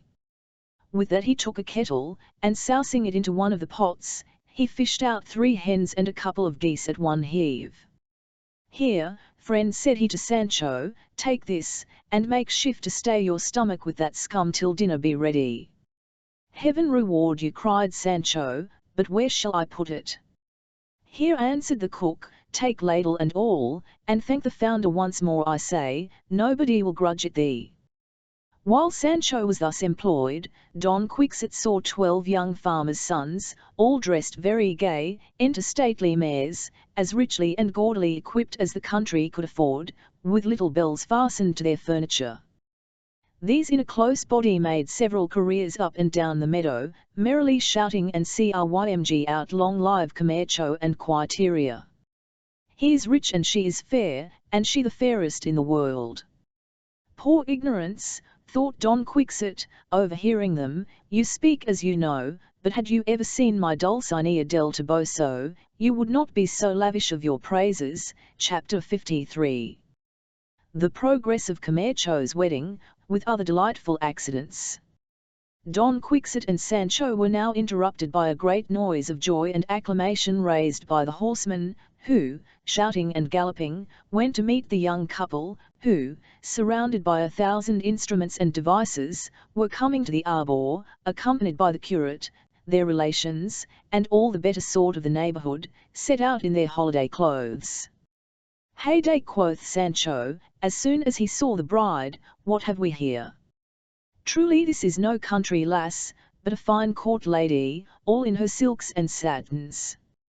Look, look ye, master, see if, instead of glass necklaces, she have not on fillets of rich coral, and instead of green serge of Quincha, a 30-piled velvet. Bless us, see what rings she has on her fingers, no jet, no pewter baubles, but pure beaten gold, and set with pearls too, if every pearl be not as white as a syllabub, and each of them as precious as an eye. How she is bedizened, and glistens from top to toe. And now yonder again, what fine long locks the young slut has got, if they be not false, I never saw longer in my born days. Ah, what a fine stately person she is! What a number of trinkets and glaring gewgaws are dangling in her hair and about her neck! Well, I say no more, but happy is the man that has thee." Don Quixote could not help smiling to hear Sancho set forth the bride after his rustic way, though at the same time he beheld her with admiration. The procession was just arrived when they heard a piercing outcry, and a voice calling out, "Stay, rash and hasty people, stay!" Upon which, all turning about, they saw a person coming after them in a black coat, bordered with crimson powdered with flames of fire. On his head he wore a garland of mournful cypress, and a large truncheon in his hand, headed with an iron spike. As soon as he drew near, they knew him to be the gallant Basil, and seeing him come thus unlooked for, and with such an outcry and behaviour, began to fear some mischief would ensue. He came up tired and panting before the bride and bridegroom, then leaning on his truncheon, he fixed his eyes on Quiteria, and with a fearful hollow voice, "Too well you know," cried he, "unkind Quiteria, that by the ties of TNLTH, and the laws of that heaven which we all revere, while I have life you cannot be married to another. You are now about to snap all the ties between us, and give my right to another, whose large possessions, though they can procure him all other blessings, I had never envied, could they not have purchased you. But no more. It is ordained, and I will therefore remove this unhappy obstacle out of your way. Live, rich Camacho, live happy with the ungrateful Quiteria many years, and let the poor, the miserable Basil die, whose poverty has clipped the wings of his felicity, and laid him in the grave." Saying these words, he drew out of his supposed truncheon a short tuck that was concealed in it, and setting the hilt of it against the ground, he fell upon the point in such a manner that it came out all bloody at his back, the poor wretch weltering on the ground in blood. His friends, strangely confounded by this sad accident, ran to help him, and Don Quixote, forsaking Rocinante, made haste to his assistance, and taking him up in his arms, found there was still life in him. They would have drawn the sword out of his body, but the curate urged it was not convenient till he had made confession, and prepared himself for death, which would immediately attend the effusion of blood upon pulling the tuck out of the body. While they were debating this point, Basil seemed to come a little to himself, and calling on the bride, "Oh, Quiteria," said he, with a faint and doleful voice, now, in this last and depanning minute of my life, even in this dreadful agony of death, would you but vouchsafe to give me your hand, and own yourself my wife, I should think myself rewarded for the torments I endure, and, pleased to think this desperate deed made me yours, though but for a moment, I would die contented." The curate, hearing this, very earnestly recommended to him the care of his soul's health, which at the present juncture was more proper than any other worldly concern, that his time was but short, and he ought to be very earnest with heaven, in imploring mercy and forgiveness for all his sins, but especially for this last desperate action. To which Basil answered, that he could think of no happiness till Quiteria yielded to be his, but if she would do it, that satisfaction would calm his spirits, and dispose him to confess himself heartily. Don Quixote, hearing this, cried out aloud, that Basil's demand was just and reasonable, and Señor Camacho might as honourably receive her as the worthy Basil's widow, as if he had received her at her father's hands. Camacho stood all this while strangely confounded, till at last he was prevailed on, by the repeated importunities of Basil's friends, to consent that Quiteria should humour the dying man, knowing her own happiness would thereby be deferred but a few minutes longer. Then they all bent their entreaties to Quiteria, some with tears in their eyes, others with all the engaging arguments their pity could suggest. She stood a long time inexorable, and did not return any answer, till at last the curate came to her, and bid her resolve what she would do, for Basil could not now live many minutes. Then the poor virgin, trembling and dismayed, without speaking a word, came to Basil, who lay gasping for breath, with his eyes fixed in his head as if he were just expiring. She kneeled down before him, and with the most manifest signs of grief beckoned to him for his hand. Then Basil, opening his eyes, and fixing them in a languishing posture on hers, "Oh, Quiteria," said he, "your heart at last relents when your pity comes too late. Thy arms are now extended to relieve me, when those of death draw me to their embraces, and they, alas, are much too strong for thine. All I desire of thee, O fatal beauty, is this: let not that fair hand deceive me now, as it has done before, but confess that what you do is free and voluntary, without constraint, or in compliance to any one's commands. Declare me openly thy true and lawful husband. Thou wilt not sure dissemble with one in death, and deal falsely with his departing soul, that all his life has been TNLE to thee." In the midst of all this discourse he fainted away, and all the bystanders thought him gone. The poor Quiteria, with blushing modesty, took him by the hand, and with great emotion, "No force," said she, "could ever work upon my will, therefore believe it purely my own free will, that I here declare you my only lawful husband. Here is my hand in pledge, and I expect yours as freely in return. If your pains and this sudden accident have not yet bereft you of all sense, give it to you," said Basil, with all the presence of mind imaginable. "Land here, I own myself thy husband." "And I thy wife," said she, "whether thy life be long, or whether from my arms they bear thee this instant to the grave." "Methinks," quoth Sancho, "this young man talks too much for one in his condition. Pray advise him to leave off his wooing, and mind his soul's health. I suspect his death is more in his tongue than between his teeth." Now when Basil and Quiteria had thus plighted their faith to each other, while yet their hands were joined together, the tender-hearted curate, with tears in his eyes, poured on them both the nuptial blessing, beseeching heaven, at the same time, to have mercy on the new married man's soul, and in a manner mixing the burial service with the matrimonial.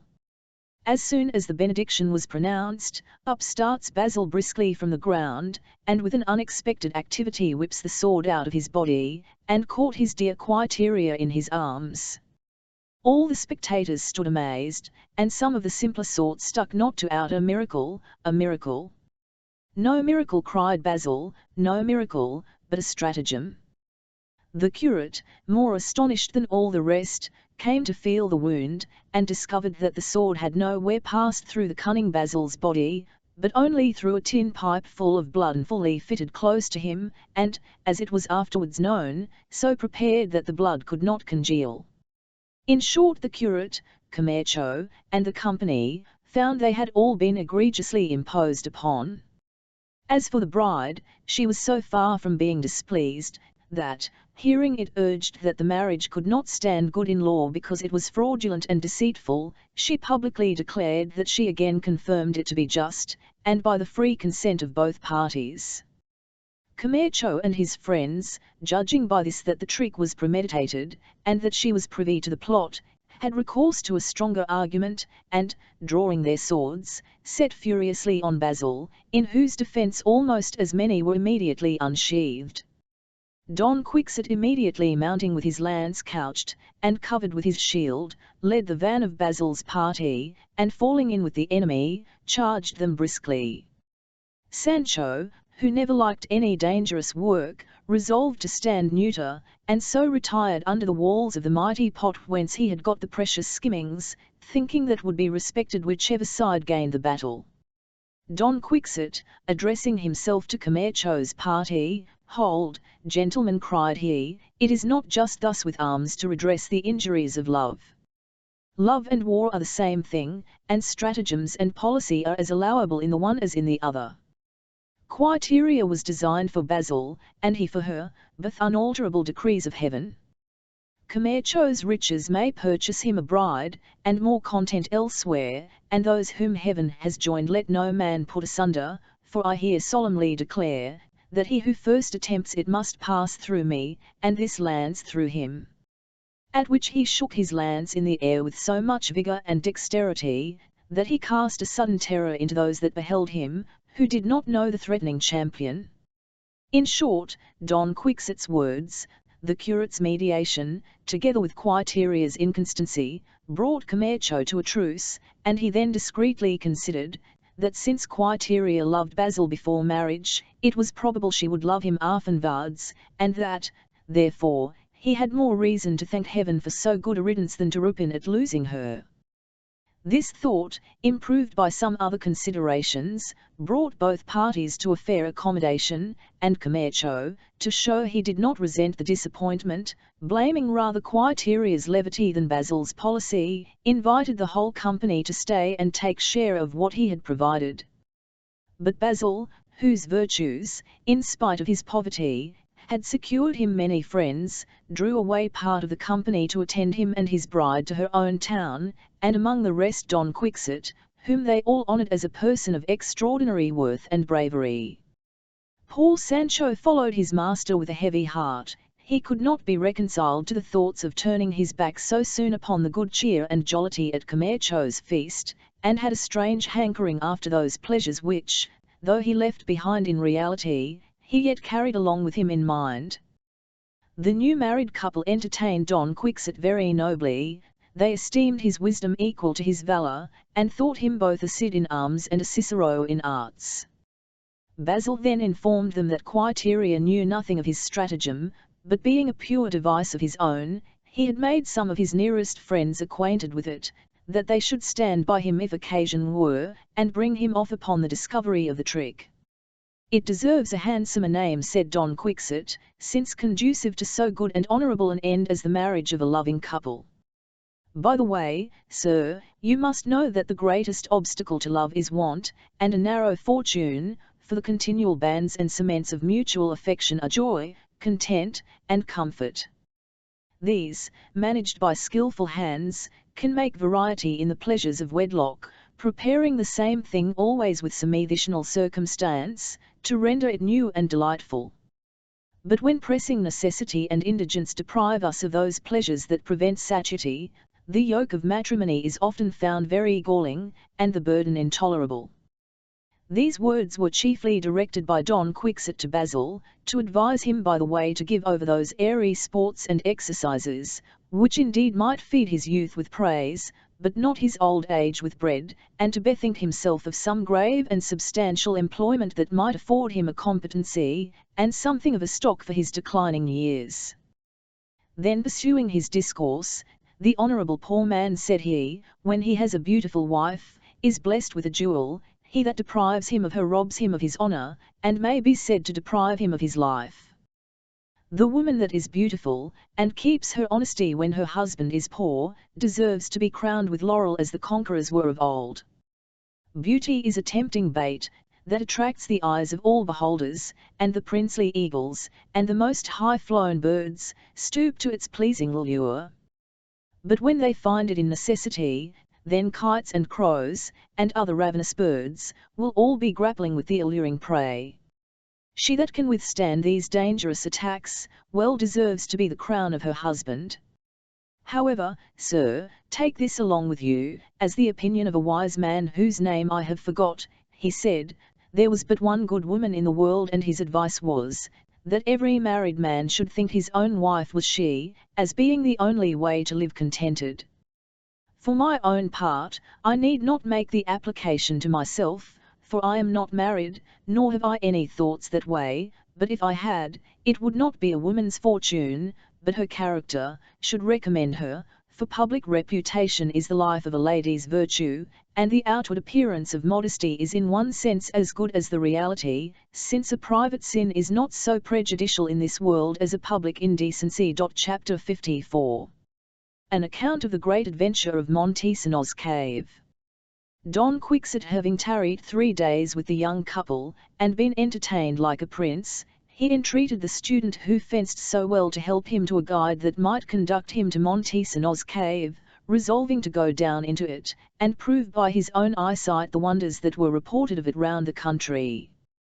The student recommended a cousin german of his for his conductor, who, he said, was an ingenious lad, a pretty scholar, and a great admirer of books of knight-errantry, and could show him the famous lake of Ruidera too, adding, that he would be very good company for the night, as being one that wrote books for the booksellers, in order to dedicate them to great men. Accordingly the limbed cousin came, mounted on an ass, his pack-saddle covered with an old carpet or coarse packing cloth. Thereupon Sancho, having got ready Rosinante and Dapple, well stuffed his wallet, and the student's knapsack to boot, they all took their leave, steering the nearest course to Montesinos cave. To pass the time on the road, Don Quixote asked the guide to what course of study he chiefly applied himself. Sir, answered the scholar, my business is in writing, and copy money my chief study.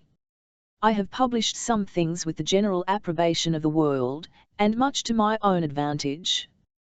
Perhaps, sir, you may have heard of one of my books, called the Treatise of Liveries and Devices, in which I have obliged the public with no less than 703 sorts of liveries and devices, with their colours, mottos, and ciphers, so that any courtier may furnish himself thereupon any extraordinary appearance, with what may suit his fancy or circumstances, without racking his own invention to find what is agreeable to his inclination.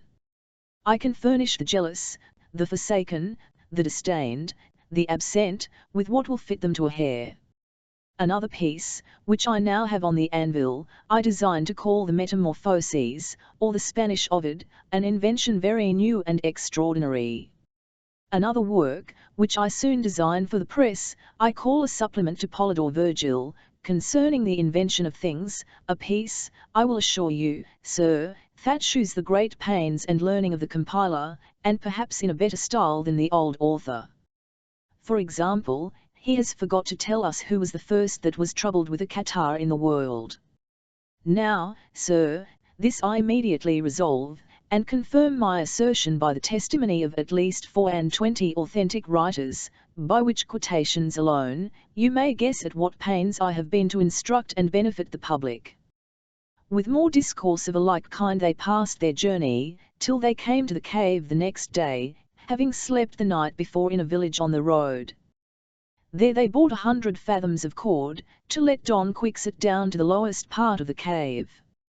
No sooner was he come to the place, than he prepared for his expedition into that underworld, telling the scholar, that he was resolved to reach the bottom, though deep as the most profound abyss, and all having alighted, the squire and his guide accordingly girt him fast with a rope.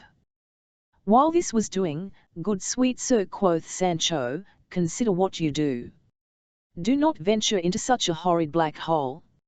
Look before you leap, sir, and be not so wilful as to bury yourself alive. Do not hang yourself like a bottle or a bucket, that is let down to be soused in a well. Peace, coward, said the knight, land bind me fast, for surely for me such an enterprise as this is reserved. Pray, sir, said the student, when you are in, be very vigilant in exploring and observing all the rarities in the place. Let nothing escape your eyes, perhaps you may discover there some things worthy to be inserted in my Metamorphoses. "Let him alone," quoth Sancho, "he will go through with it, he will make a hog or a dog of it, I will warrant you." Don Quixote, being well bound, bethought himself of one thing they had forgot. "We did ill," said he, "not to provide ourselves with a little bell, that I might ring for more or less rope as I require it, and inform you of my being alive. But since there is no remedy, heaven prosper me." Then kneeling down, he in a low voice recommended himself to the divine providence for assistance and success in an adventure so strange, and in all appearance so dangerous. Then raising his voice, "Thou lady of my life," cried he, "most illustrious Dulcinea del Toboso, if the prayers of an adventurous absent lover may reach the ears of the far distant object of his wishes, by the power of thy unspeakable beauty, I conjure thee to grant me thy favour and protection, in this plunge and precipice of my fortune. I am now going to engulf, and cast myself into this dismal profundity, that the world may know nothing can be impossible to him who, influenced by thy smiles, attempts, under the banner of thy beauty, the most difficult task." This said, he got up again, and approaching the entrance of the cave, he found it stopped up with brakes and bushes, so that he would be obliged to make his way by force. Whereupon, drawing his sword, he began to cut and slash the brambles that stopped up the mouth of the cave, when, presently, an infinite number of crows and daws came rushing and fluttering out of the cave about his ears, so thick, and with such impetuosity, as almost struck him to the ground. He was not superstitious enough to draw any ill omen from the flight of the birds, besides it was no small encouragement to him, that he spied no bats nor owls nor other ill-boding birds of night among them. He therefore rose again with an undaunted heart, and committed himself to the black and dreadful abyss. But Sancho and the student first gave him their benediction, and prayed for the knight's safe and speedy return. Don Quixote began to descend, calling for more rope, which they gave him by degrees, till his voice was drowned in the winding of the cave, and their cordage was run out. That done, they began to consider whether they should hoist him up again immediately or no. However, they resolved to stay half an hour, and then they began to draw up the rope, but were strangely surprised to find no weight upon it, which made them conclude the poor gentleman was certainly lost. Sancho, bursting out into tears, made a heavy lamentation, and fell a-hauling up the rope as fast as he could, to be thoroughly satisfied. But after they had drawn up about 80 fathoms, they felt a weight again, which made them take heart, and at length they plainly saw Don Quixote. "Welcome," cried Sancho to him, as soon he came in sight, "welcome, dear master. I am glad you are come back again, we were afraid you had been pawned for the reckoning." But Sancho had no answer to his compliment, and when they had pulled the knight quite up, they found that his eyes were closed as if he had been fast asleep. They laid him on the ground and unbound him. Yet he made no sign of waking, and all their turning and shaking was little enough to make him come to himself. At last he began to stretch his limbs, as if he had waked out of the most profound sleep, and staring wildly about him, "Heaven forgive you, friends," cried he, "for you have raised me from one of the sweetest lives that ever mortal led, and most delightful sights that ever eyes beheld. Now I perceive how fleeting are all the joys of this transitory life, they are but an imperfect dream, they fade like a flower, and vanish like a shadow. O ill-fated Montesinos! O Durandarte, unfortunately wounded! O unhappy Belerma! O deplorable Guadiana! And you the distressed daughters of Ruidera, whose flowing waters show what streams of tears once trickled from your lovely eyes." These expressions, uttered with great passion and concern, surprised the scholar and Sancho, and they desired to know his meaning, and what he had seen in that horrid dungeon. "Call it not so," answered Don Quixote, "for it deserves a better name, as I shall soon let you know. But first give me something to eat, for I am prodigiously hungry." They then spread the scholar's coarse saddle-cloth for a carpet, and examining their old cupboard, the knapsack, they all three sat down on the grass, and eat heartily together, like men that were a meal or two behindhand. When they had done, "Let no man stir," said Don Quixote, "sit still, and hear me with attention." Chapter 55. Of the wonderful things which the unparalleled Don Quixote declared he had seen in the deep cave of Montesinos, the greatness and impossibility of which make this adventure pass for apocryphal. It was now past 4 in the afternoon, and the sun was opportunely hid behind the clouds, which, interposing between his rays, invited Don Quixote, without heat or trouble, to relate the wonders he had seen in Montesinos' cave. "About 12 or 14 men's depth," said he, "in the profundity of this cavern, on the right hand, there is a concavity wide enough to contain a large wagon, mules and all. This place is not wholly dark, for through some chinks and narrow holes, that reach to the distant surface of the earth, there comes a glimmering light. I discovered this recess, being already weary of hanging by the loins, discouraged by the profound darkness of the region below me, destitute of a guide, and not knowing whither I went, resolving therefore to rest myself there a while, I called to you to give me no more rope, but it seems you did not hear me. I therefore entered, and coiling up the cord, sat upon it very melancholy, and thinking how I should most conveniently get down to the bottom, having nobody to guide or support me. While I thus sat pensive, and lost in thought, insensibly, without any previous drowsiness, I found myself surprised by sleep, and after that, not knowing how, nor which way I wakened, I unexpectedly found myself in the finest and most delightful meadow, that ever nature adorned with her beauties, or the most inventive fancy could ever imagine. Now, that I might be sure this was neither a dream nor an illusion, I rubbed my eyes, felt several parts of my body, and convinced myself that I was really awake, with the use of all my senses, and all the faculties of my understanding sound and active as at this moment. Presently I discovered a sumptuous palace, of which the walls seemed all of transparent crystal. The spacious gates opening, there came out towards me a venerable old man, clad in a sad-coloured robe, so long that it swept the ground. On his breast and shoulders he had a green satin tippet, after the manner of those worn in colleges. On his head he wore a black Milan cap, and his broad hoary beard reached down below his middle. He had no kind of weapon in his hands, but a rosin of beads about the bigness of walnuts, and his credo beads appeared as large as ordinary ostrich eggs.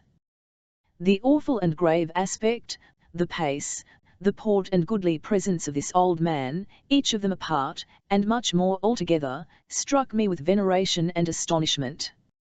He came up to me, and, without any previous ceremony, embracing me close, "It is a long time," said he, "most renowned knight, Don Quixote de la Mancha, that we who dwell in this enchanted solitude have hoped to see you here, that you may inform the upper world of the surprising prodigies concealed from human knowledge in this subterranean hollow, called the Cave of Enterprise, reserved alone for your insuperable heart, and stupendous resolution.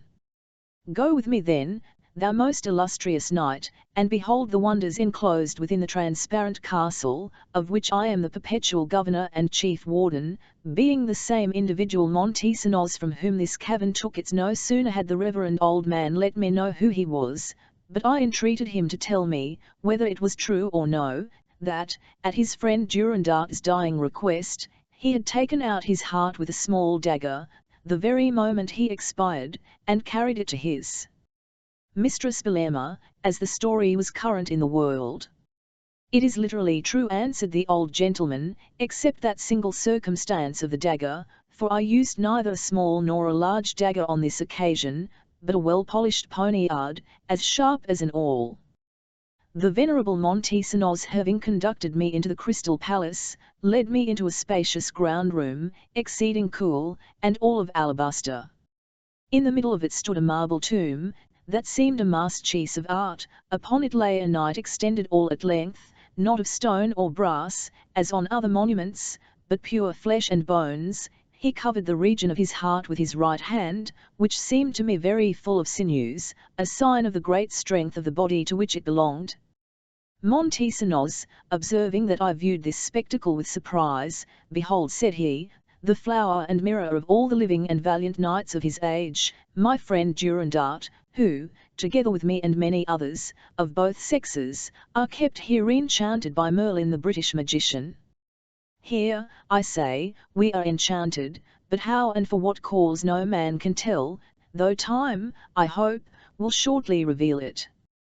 But the most wonderful part of my fortune is this: I am as certain as that the sun now shines, that Durandart died in my arms, and that with these hands I took out his heart, which weighed above 2 pounds, a sure mark of his courage, for, by the rules of natural philosophy, the most valiant men have still the biggest hearts. Nevertheless, though this knight really died, he still complains and sighs sometimes as if he were alive. Scarce had Montesinos spoke these words, but the miserable Durandart cried out aloud, "Oh, cousin Montesinos, the last and dying request of your departing friend was to take my heart out of my breast with a poniard or a dagger, and carry it to Belema." The venerable Montesinos, hearing this, fell on his knees before the afflicted knight, and with tears in his eyes, "Long, long ago," said he, "Durandart, thou dearest of my kinsmen, have I performed what you enjoined me on that bitter fatal day when you expired.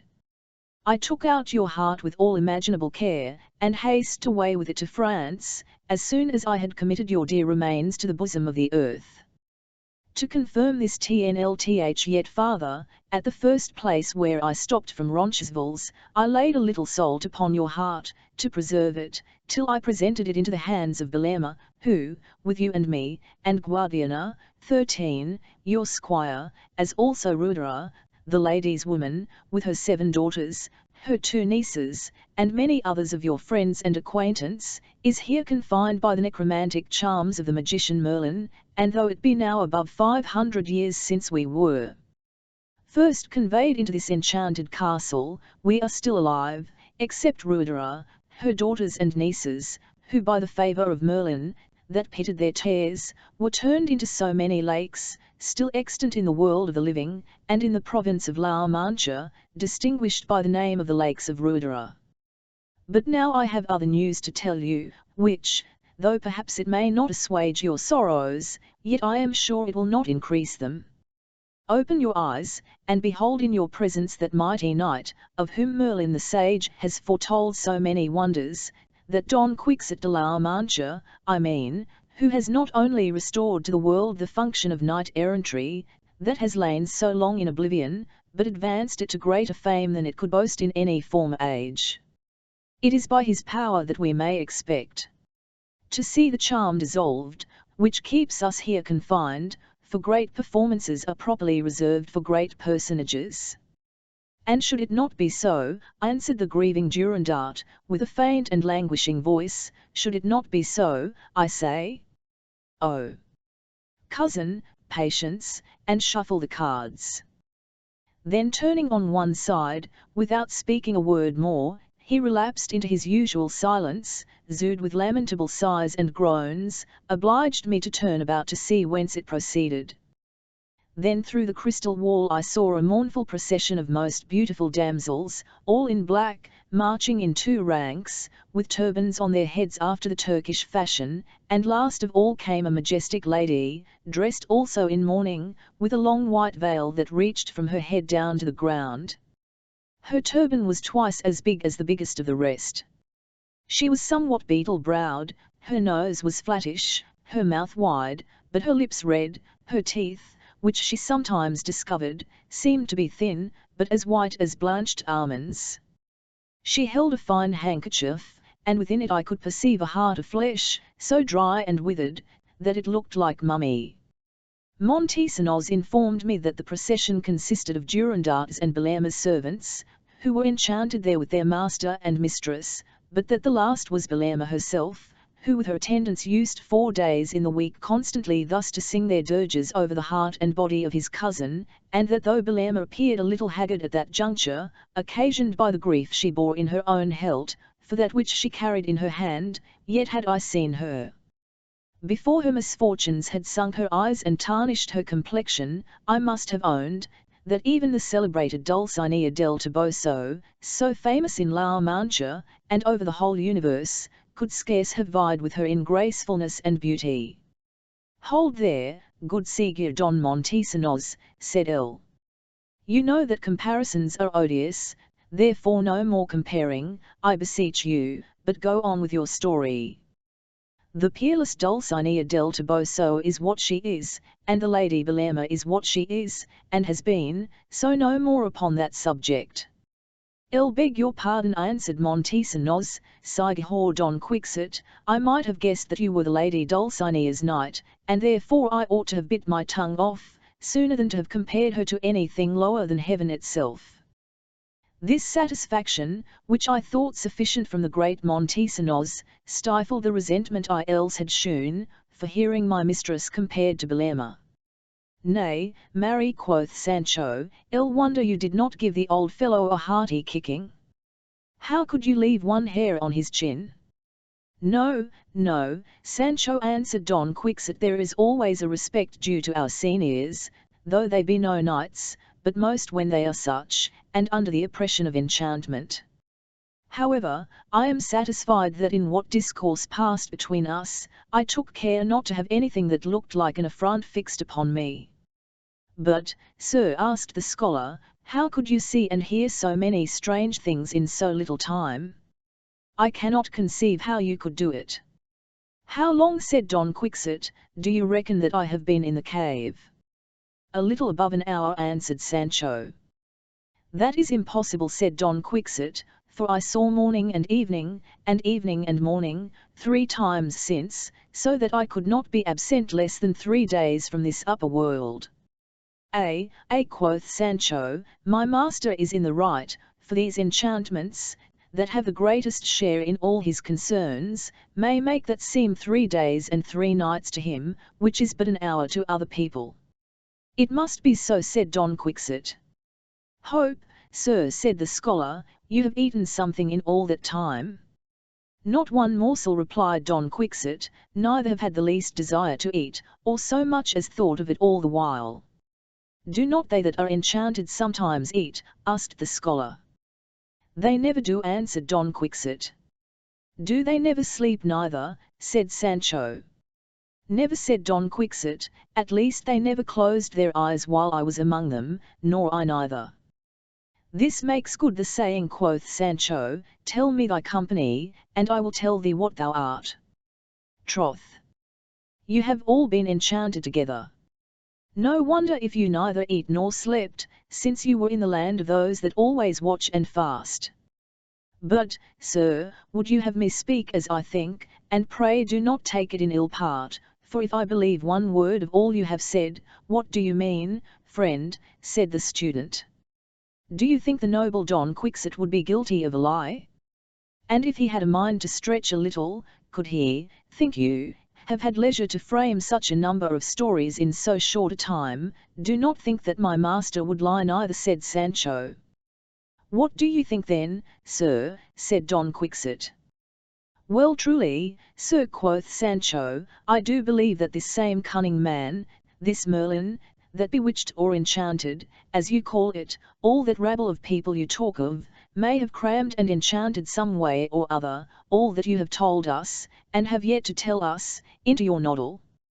"It is not impossible but such a thing may happen," said Don Quixote, "though I am convinced it was otherwise with me, for I am positive that I saw with these eyes, and felt with these hands, all I have mentioned.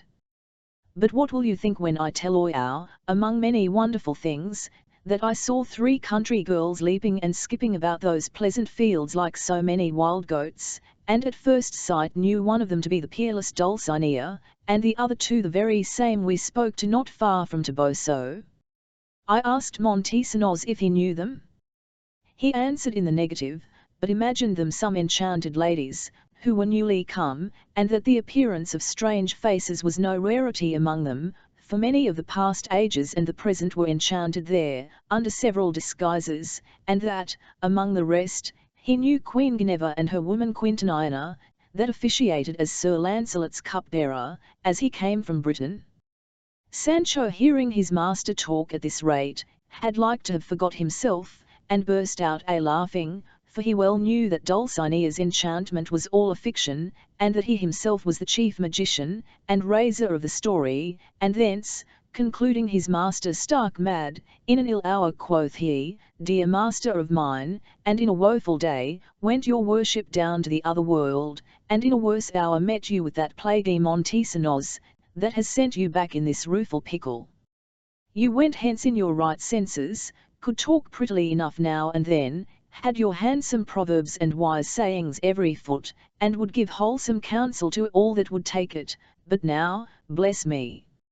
You talk as if you had left your brains in the devil's cellar. Know thee, Sancho, said Don Quixote, and therefore I regard thy words as little as possible. And I yours, replied Sancho, nay, you may cripple, lame, or kill me, if you please, either for what I have said, or mean to say. I must speak my mind, though I die for it. While Montesinos and I were thus talking together, continued the knight, a very odd accident, the thoughts of which trouble me still, broke off our conversation. For as we were in the height of our discourse, who should come to me but one of the unfortunate Dulcinea's companions, and before I was aware, with a faint and doleful voice, Sir, said she, my lady Dulcinea del Toboso gives her service to you, and desires to know how you do, and being a little short of money at present, she desires you, of all love and kindness, to lend her 6 reals, or more or less as you can spare it, sir, and she will take care to redeem it very honestly in a little time. The message surprised me strangely, and therefore, turning to Montesinos, is it possible, sir, said I, that persons of quality, when enchanted, are in want? Oh, very possible, sir, said he, poverty rages everywhere, and spareth neither quality enchanted nor unenchanted, and therefore, since the lady Dulcinea desires you to lend her these 6 reals, let her have the money, for sure it is very low with her at this time. But my misfortune, said L, is, that I cannot answer the full request, for I have but 4 reals about me, and that was the money thou gavest me the other day, Sancho, to distribute among the poor. However, I gave her all I had, and desired her to tell her mistress, I was very sorry for her wants, and that if I had all the treasures which Crassus possessed, they should be at her service, and withal, that I died every hour for want of her reviving company, and made it my humble and earnest request, that she would vouchsafe to see and converse with her captive servant and weather-beaten knight. Tell her, continued L, when she least expects it, she will come to hear how I made a vow, as the Marquis of Mancha did, when he found his nephew Baldwin ready to expire on the mountain, never to eat upon a tablecloth, and several other particulars, till he had avenged his death. So, in the like solemn manner will I swear, never to desist from traversing the habitable globe, and ranging through all the 7 parts of the world, more indefatigably than ever was done by Prince Pedro of Portugal, till I have freed her from her enchantment. All this and more you owe my mistress, said the damsel, and then, having got the 4 reals, instead of dropping me a curtsy, she cut me a caper in the air 2 yards high. Who, exclaimed Sancho, could ever have believed that these enchanters and enchantments should have so much power as to bewitch my master at this rate, and craze his sound understanding in this manner? Alas! Sir, for the love of heaven take care of yourself. What will the world say of you?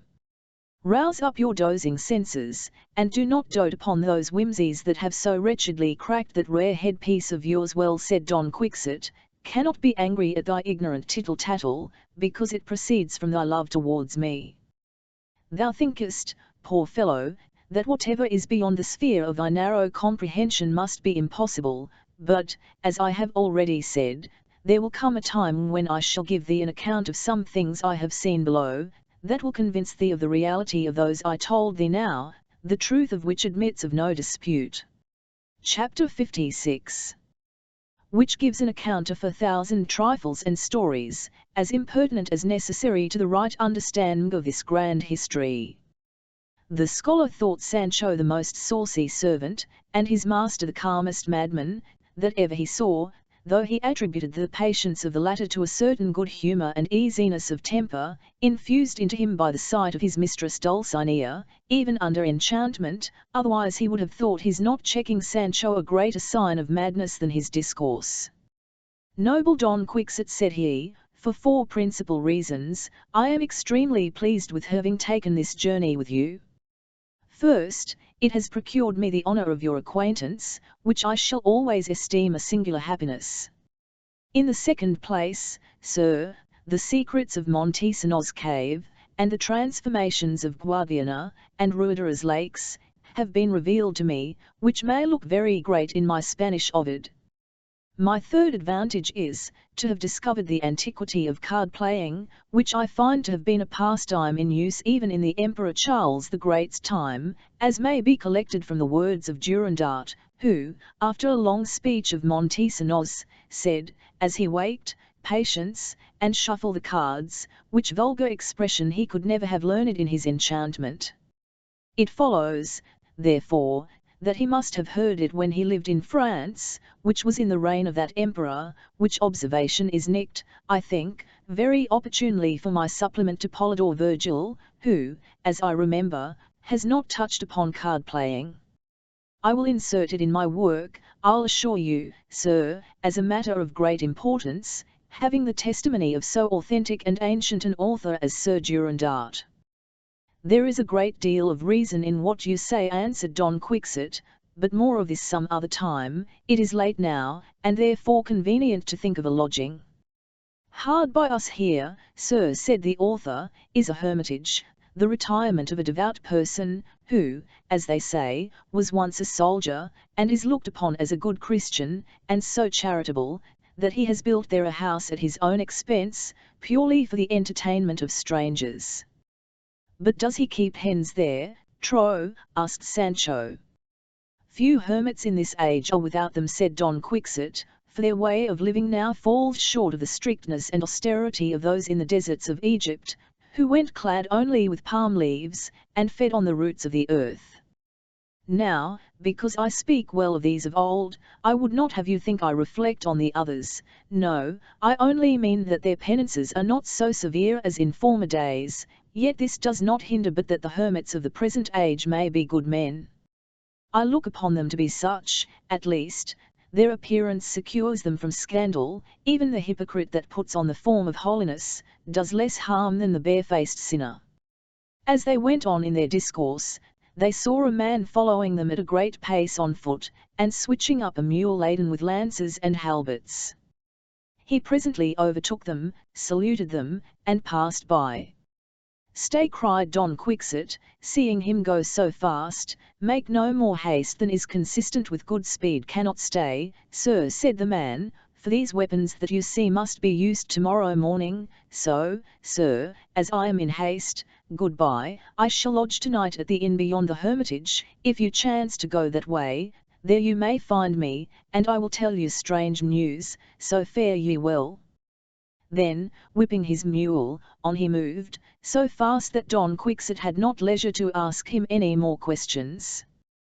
The knight, in order to satisfy his curiosity, proposed their holding straight on to the inn, without stopping at the hermitage, where the scholar designed to have stayed all night.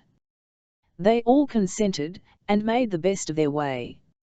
However, when they came near the hermitage, the scholar desired Don Quixote to call with him for a moment, and drink a glass of wine at the door. Sancho no sooner heard this proposed than he turned dapple that way, and rode thither before, but, to his grief, the hospitable hermit was abroad, and nobody at home but the hermit's companion, who, being asked whether he had any strong liquor within, made answer, that he could not come at any, but as for water, he might have his fill. Good, quoth Sancho, were mine a water thirst, or had I any liking to your cold comfort, there are wells enough upon the road. Oh, the good cheer of Don Diego's, and at Camacho's wedding! When shall I find the like? They now spurred on towards the inn, and soon overtook on the road a young fellow walking leisurely on before them. He carried his sword over his shoulder, with a bundle of clothes hanging upon it. He had on a tattered velvet jerkin, with a ragged satin lining, his stockings were of silk, and his shoes square at the toes, after the court fashion. He seemed about 18 years of age, a pleasant-looking lad, and of a lively and active disposition.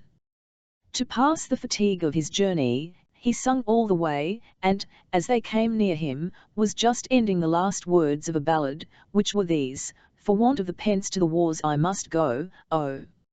Had I but money it would not be so."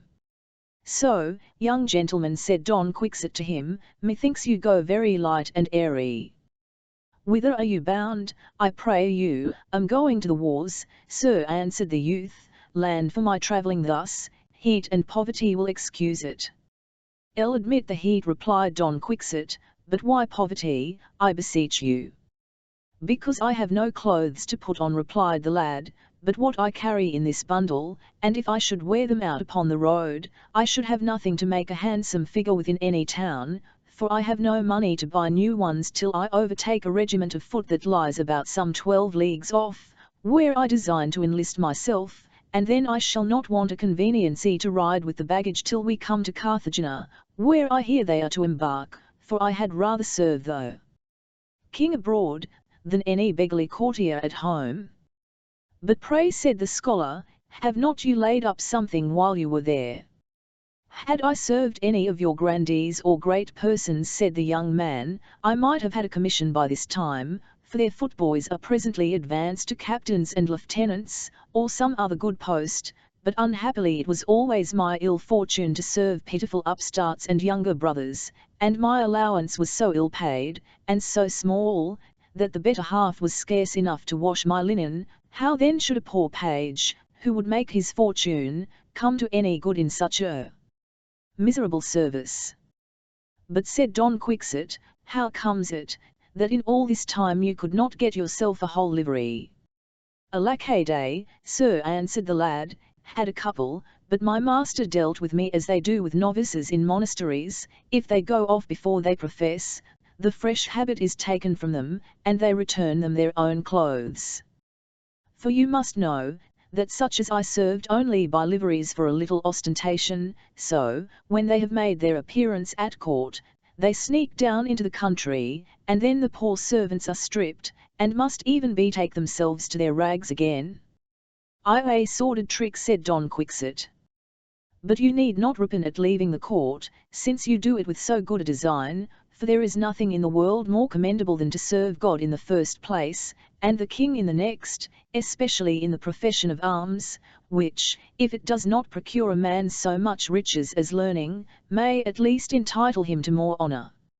It is true that more families have been advanced by the gown, but yet your gentlemen of the sword, whatever the reason of it is, have always I know not what advantage above the men of learning, and something of glory and splendour attends them, that makes them outshine the rest of mankind.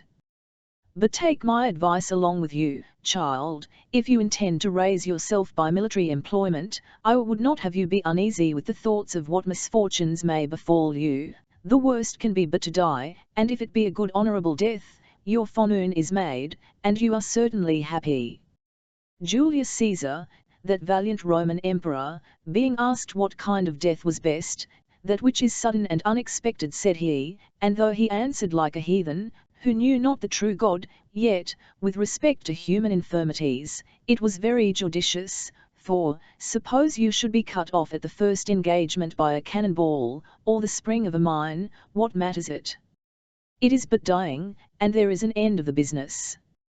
As Terence says, a soldier makes a better figure dead in the field of battle, than alive and safe in flight. The more likely he is to rise in fame and preferment, the better discipline he keeps, the better he obeys, the better he will know how to command, and pray observe, my friend, that it is more honourable for a soldier to smell of gunpowder than of musk and amber. Or, if old age overtakes you in this noble employment, though all over scars, though maimed and lame, you will still have honour to support you, and secure you from the contempt of poverty, nay, from poverty itself, for there is care taken that veterans and disabled soldiers may not want, neither are they to be used as some men do their negro slaves, who, when they are old and past service, are turned naked out of doors, under pretence of freedom, to be made greater slaves to cold and hunger, slavery from which nothing but death can set the wretches free. But I will say no more to you on this subject at this time. Get up behind me, and I will carry you to Thean, where you shall sup with me, and tomorrow morning make the best of your way, and may heaven prosper your good designs." The page excused himself from riding behind the knight, but accepted of his invitation to supper very willingly. Sancho, who had all the while given ear to his master's discourse, is said to have been more than usually surprised, hearing him talk so wisely. "Now blessings on thee, master," thought he to himself, "how comes it about, that a man who says so many good things should relate such ridiculous stories and whimsies as he would have us believe of Montesinos' cave?" By this time it began to grow dark, and they arrived at the inn, where Don Quixote alighting, asked presently for the man with the lances and halberts. The innkeeper answered, that he was rubbing down his mule in the stable. Sancho was very well pleased to be at his journey's end, and the more that his master took the house for a real inn, and not for a castle, as he used to do. Chapter 57. Where you find the grounds of the braying adventures, that of the puppet player, and the memorable divining of the fortune-telling ape. Don Quixote was on thorns to know the strange story that the fellow upon the road engaged to tell him, so that, going into the stable, he minded him of his promise, and pressed him to relate the whole matter. "My story will take up some time," quoth the man, "land is not to be told standing, have a little patience, let me make an end of serving my mule, and then I will tell your worship such things as will make you stare." "Do not let that hinder you," replied Don Quixote, "for I will help you myself." And so saying, he lent him a helping hand, cleansing the manger, and sifting the barley, which humble compliance obliged the fellow to tell his tale the more willingly, so that, seating himself upon a bench, with Don Quixote, the scholar, the page, Sancho, and the innkeeper about him, he began in this manner: "It happened on a time, that in a borough about 4 leagues from this place, one of the aldermen lost his ass. They say it was by the roguery of his maid servant, but that is neither here nor there. The ass was lost and gone, that is certain, and what is more, it could not be found neither high nor low.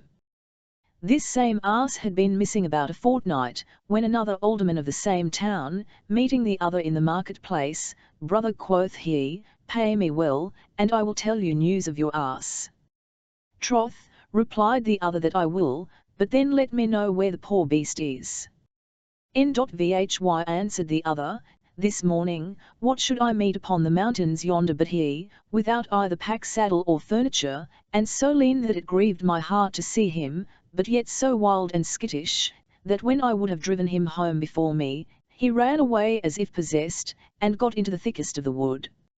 Now, if you please, we will both go and look for him. I will but step home first and put up this ass, then I will come back to you, and we will set about it.' 'Truly, brother,' said the other, 'I am mightily beholden to you, and will do as much for you another time.' In shon, the 2 aldermen, hand in hand, trudged up the hills, and hunted up and down, but after many a weary step, no ass was to be found. Upon which, quoth the alderman that had seen him to the other, 'Hark ye, brother, I have a device to find out this same ass of yours, though he were underground, as you shall hear. You must know, I can bray to admiration, and if you can but bray never so little, the job is done.' 'Never so little,' cried the other, 'I will undertake to bray with any ass or alderman in the land.' 'Well, then,' quoth the other, 'my contrivance is, that you go on one side of the hill, and I on the other, sometimes you shall bray, and sometimes I'll, so that, if your ass be but thereabouts, my life for yours, he will be sure to answer, and bray again.' 'Gramercy, brother,' quoth the other, 'a rare device. Let you alone for plotting.'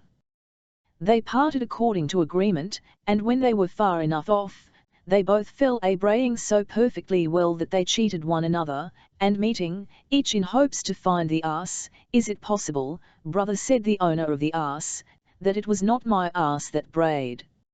'No, marry, that it was not, it was ill,' answered the other alderman.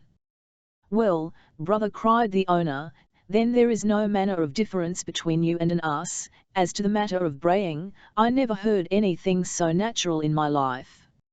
Oh sir, quoth the other, I'm nothing to you, you shall lay 2 to 1 against the best brayer in the kingdom, and I will go your halves. Your voice is lofty, and of a great compass, you keep excellent time, and hold out a note rarely, and your cadence is full and ravishing. In short, sir, I knock under the table, and yield you the bays. Well, then, brother, answered the owner, I shall always have the better opinion of myself for this one good quality, for though I knew I brayed pretty well, I never thought myself so great a master before. After these compliments, they parted again, and went braying, this on one side of the hill, and that on the other. But all to no purpose, for they still deceived one another with their braying, and, running to the noise, met one another as before. At last they agreed to bray twice one after another, that by that token they might be sure it was not the ass, but they that brayed. But all in vain, they almost brayed their hearts out, but no answer from the ass. And indeed, how could it, poor creature, when they found him at last in the wood half eaten by the wolves? Alack a day! Poor Grizzle, cried the owner, do not wonder now he took so little notice of his loving master. Had he been alive, as sure as he was an ass, he would have brayed again. But let him go, this comfort I have at least, brother, though I have lost him, I have found out that rare talent of yours that has hugely solaced me under this affliction. The glass is in a good hand, Mr. Alderman, quoth the other, and if the abbot sings well, the young monk is not much behind him. With this, these same aldermen, very much disappointed as well as very hoarse, went home and told all their neighbours the whole story word for word, one praising the other's skill in braying, and the other returning the compliment.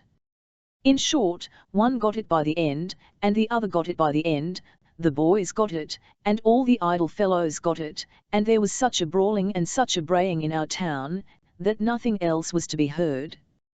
But the thing did not stop here, our neighbouring towns had it too, and when they saw any of our townsfolk, they fell a braying, hitting us in the teeth with the braying of our aldermen.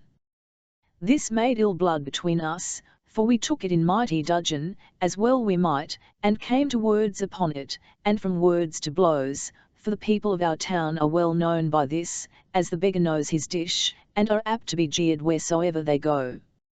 And they have carried the jest so far, that I believe tomorrow or next day, the men of our town, to wit, the brayers, will be in the field against those of another town about 2 leagues off, that are always plaguing us. Now, that we should be well provided, I have brought these lances and halberts that ye saw me carry.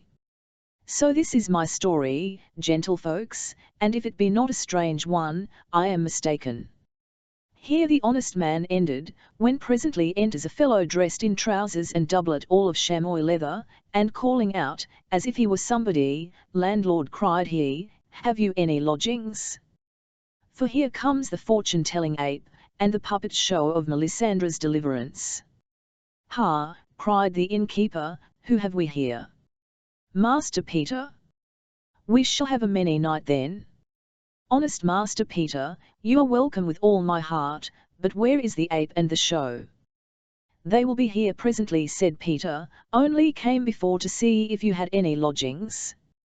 Lodging, man, said the innkeeper, would turn out the Duke of Alva himself rather than Master Peter should want room. Come, bring in your things, for here are guests that will be good customers to you, I warrant. That is worth hearing, said Peter, and to encourage them I will lower my prices, and if I can but get my charges tonight, I will look for no more, so I will hasten forward the cart. This said, he ran out of the door again. Don Quixote inquired who this Master Peter was, and what his ape and his show. Why, sir, answered the innkeeper, there has strolled about the country this great while with a curious puppet show, which represents the play of Melisandra and Don Gayfrus, one of the best shows that has been acted time out of mind in this kingdom. Then he has an ape, such an ape, sir, but I will say no more, you shall see, sir. It will tell you everything you ever did in your life. The like was never seen before. Ask him a question, it will listen to you, and then, whip, up it leaps on its master's shoulder, and whispers first in his ear what it knows, and then Master Peter tells you. He tells you what is to come, as well as what is past. It is true, he does not always hit so pat as to what is to come, but after all, he is seldom in the wrong. 2 reals is the price for every question he answers, or his master for him, which is all one, you know, and that will mount to money at the year's end, so that it is thought the rogue is well to pass, and, indeed, much good may it do him, for he is a notable fellow and a good companion, talks for 6 men, and drinks for a dozen, and all this he gets by his tongue, his ape, and his show. By this time Peter had come back with his puppet show and his ape in a cart. Don Quixote immediately accosted him. "Mr. Fortune Teller," said he, "'twill you be pleased to tell us what fish we shall catch, and what will become of us, and here is your fee." Saying this, he ordered Sancho to deliver Master Peter 2 reals. "Sir," answered Peter, "this animal gives no account of things to come. He knows something, indeed, of matters past, and a little of the present would not give a brass jack," cried Sancho, "to know what is past, for who knows that better than myself? I am not so foolish as to pay for what I know already, but since you say he has such a knack at guessing the present, let him tell me what my wife Teresa is doing at this moment, and here are my 2 reals. Will have nothing of you beforehand," said Master Peter, so, clapping himself on his left shoulder, up skipped the ape thither at one frisk, and, laying his mouth to his ear, grated his teeth, and having made some grimaces and a chattering noise for a minute or two, with another skip down he leaped upon the ground. Immediately upon this, Master Peter ran to Don Quixote, and fell on his knees, and embracing his legs, "Zero glorious restorer of knight errantry," cried he, "embrace these legs as I would the pillars of Hercules. Who can sufficiently extol the great Don Quixote de la Mancha, the reviver of drooping hearts, the prop and stay of the falling, the raiser of the fallen, and the staff of comfort to the weak and afflicted?" At these words Don Quixote stood amazed, Sancho quaked, the page wondered, the Brayer blessed himself, the innkeeper stared, and the scholar was in a brown study, all astonished at Master Peter's speech, who then, turning to Sancho, "And thou, honest Sancho Panza," said he, "the best squire to the best knight in the world, bless thy good stars, for thy good spouse Teresa is a good housewife, and is at this instant dressing a pound of flax. She has standing by her, on her left hand, a large broken-mouthed jug, which holds a pretty scantling of wine, to cheer up her spirits." "Truly," quoth Sancho, "that is likely enough, for she is a merry soul. Were it not for a spice of jealousy that she has now and then, I would not change her for the giantess Andandonno herself, who, in my master's opinion, was a brave lady, and a famous housewife." "Well said, Don Quixote, great is the knowledge procured by reading, travel, and experience. What on earth but the testimony of my own eyes could have persuaded me that apes had the gift of divination? I am indeed the same Don Quixote de la Mancha mentioned by this ingenious animal, though I must confess somewhat undeserving of so great a character as it has pleased him to bestow on me, but nevertheless I am not sorry to have charity and compassion bear so great a part in my commendation, since my nature has always disposed me to do good to all men, and hurt to none. Now, had I but money," said the page, "would know of Mr. Ape what luck I should have in the wars have told you already," said Master Peter, who was got up from before Don Quixote, "that this ape does not meddle with what is to come, but if he could, it should cost you nothing. For Don Quixote's sake, whom to oblige, I would sacrifice all the interest I have in the world, and, as a mark of it, gentlemen, I freely set up my show, and give all the company in the house some diversion gratis." The innkeeper hearing this, was overjoyed, and ordered Master Peter a convenient room to set up his show, which he immediately went about. In the meantime Don Quixote, who could not believe that an ape could do all this, taking Sancho into a cummer, "Look ye, Sancho," said he, "I have been weighing and considering the wonderful gifts of this ape, and I suspect Master Peter must have made a secret compact with the devil. The apes. Knowledge is exactly of the same proportion with the devil's, which only extends to the discovery of things past and present, having no insight into futurity but by such probable conjectures and conclusions as may be deduced from the former working of antecedent causes, true prescience and prediction being the sacred prerogative of God, to whose all-seeing eyes, all ages, past, present, and to come, without the distinction of succession and termination, are always present. From this, I say, it is apparent this ape is but the organ through which the devil delivers his answers to those that ask it questions, and this same rogue should be put into the Inquisition, and have the truth pressed out of his bones.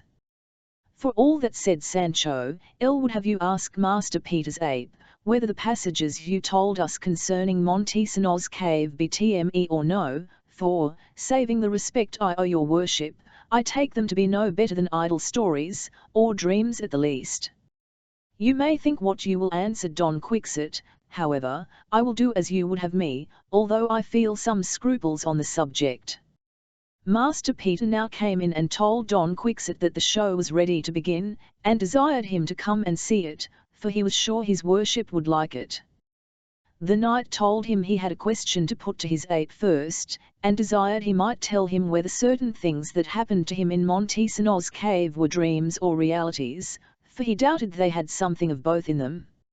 Master Peter fetched his ape immediately, and placing him just before the knight and his squire.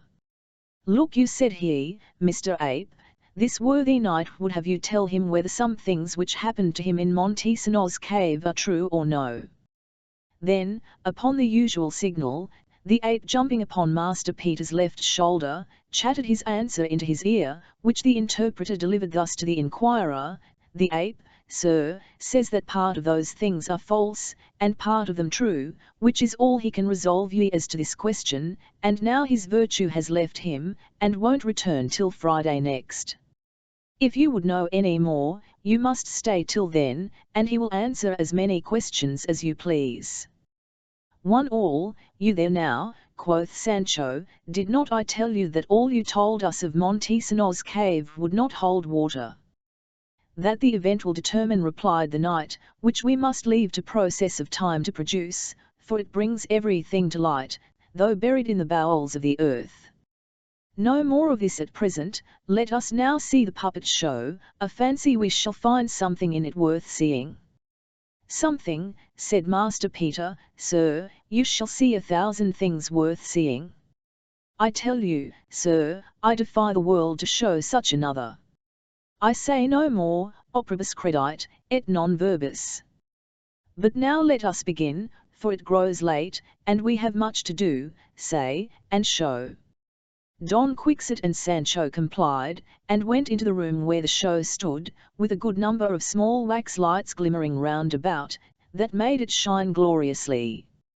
Master Peter got to his station within, and his boy stood before, to tell what the puppets said, and with a white wand in his hand to explain the several figures as they came in. Then all the audience having taken their places, Don Quixote, Sancho, the scholar, and the page, being preferred to the rest, the boy began a story that shall be heard or seen by those who will take the pains to read or hear the next chapter. Chapter 58. A pleasant account of the puppet play, with other ven good things. Gentle Ien, said the boy, raising his voice, we present you here with a true history, taken out of the chronicles of France, and the Spanish ballads, sung even by the boys about the streets, and in everybody's mouth. It tells you how Don Gaiferus delivered his wife Melisandra, that was a prisoner among the Moors in Spain, in the city of Sonsuena, now called Saragossa. Now, gallants, the first figure we present you with is Don Gaiferus, playing at tables, according to the ballad. Gaiferus now at tables plays, forgetful of his lady dear. Next you will mark that personage that peeps out there with a crown on his head and a sceptre in his hand. It is the Emperor Charlemagne, the fair Melissandra's reputed father, who, vexed at the idleness and negligence of his son-in-law, comes to chide him, and pray, observe with what passion and earnestness he rates him, as if he had a mind to lend him 6 sound raps over the pate with his sceptre. Nay, some authors do not stick to tell you he gave him as many, and well laid on too. Now see how he starts up, and in a rage knocks the tables one way, and whirls the men another, and, calling for his arms with all haste, borrows his cousin German Orlando's sword, Durindana, who withal offers to go along with him in this difficult adventure, but the valorous enraged knight will not let him, and says he is able to deliver his wife himself, without his help, though they kept her down in the very centre of the Earth. And now he is going to put on his armour, in order to begin his journey. Now, gentlemen, cast your eyes upon yon tower. You are to suppose it one of the towers of the castle of Saragossa. That lady, whom you see in the balcony in a Moorish habit, is the peerless Melisendra, casting many a heavy look towards France, thinking of Paris and her husband, the only comfort in her imprisonment. But now, silence, gentlemen, pray, silence. Here is an accident wholly new, the like perhaps never heard of before. Don't you see that Moor who comes on tiptoe, creeping and stealing along with his finger in his mouth, behind Melisendra? Hear what a smack he gives on her sweet lips, and see how she spits, and wipes her mouth with her white smock sleeve. See how she takes on, and tears her lovely hair for very madness, as if it were to blame for this affront. Next, pray observe that grave Moor that stands in the open gallery, that is Marsilius, the king of Sonsuna, who, having been an eyewitness of the sauciness of the Moor, ordered him immediately to be apprehended, though his kinsman and great favourite, and to have 200 lashes given him. And look how all this is put in execution sooner almost than the fact is committed, for your Moors, you must know, don't use any form of indictment as we do, nor yet have they any legal trials. Child, said Don Quixote, go on directly with your story, and don't keep us here with your excursions and ramblings out of the road. I tell you there must be a formal process and legal trial to prove matters of fact. Boy, said the master from behind the show, as the gentleman bids you. Don't run so much upon flourishes, but follow your plain song, without venturing on counterpoint, for fear of spoiling all. I will, sir, quoth the boy, and so proceeding. Now, sirs, he that you see there on horseback is Don Gayfrus himself, whom his wife, now revenged on the Moor for his impudence, seeing from the battlements of the tower, takes him for a stranger, and talks with him as such, according to the ballad. Quoth Melisendra, if perchance, Sir Traveller, you go for France, for pity's sake, ask when you're there. For Gayfrus, my husband dear. I'll omit the rest, not to tire you with a long story. It is sufficient that he makes himself known to her, and accordingly, see how she lets herself down from the balcony, to come at her loving husband and get behind him, but alas! The skirt of her gown is caught upon one of the spikes of the balcony, and there she hangs and hovers miserably in the air, without being able to get down. But see how heaven is merciful, and sends relief in the greatest distress. Don Gayfrus rides up to her, and, not fearing to tear her rich gown, lays hold on it, and at one pull brings her down, and then at one lift sets her astride upon his horse's knulper, bidding her to sit fast, and clasp her arms about him, for the lady Melisendra was not used to that kind of riding. Observe now how the horse neighs, and shows how proud he is of the burden of his brave master and fair mistress. Look now how they turn their backs and leave the city, and gallop it merrily away towards Paris. Peace be with you, for a peerless couple of true lovers. May ye get safe and sound into your own country, without any let or ill chance in your journey, and live in peace and quietness among your friends and relations. Plainness, boy, cried Master Peter, none of your flights, I beseech you.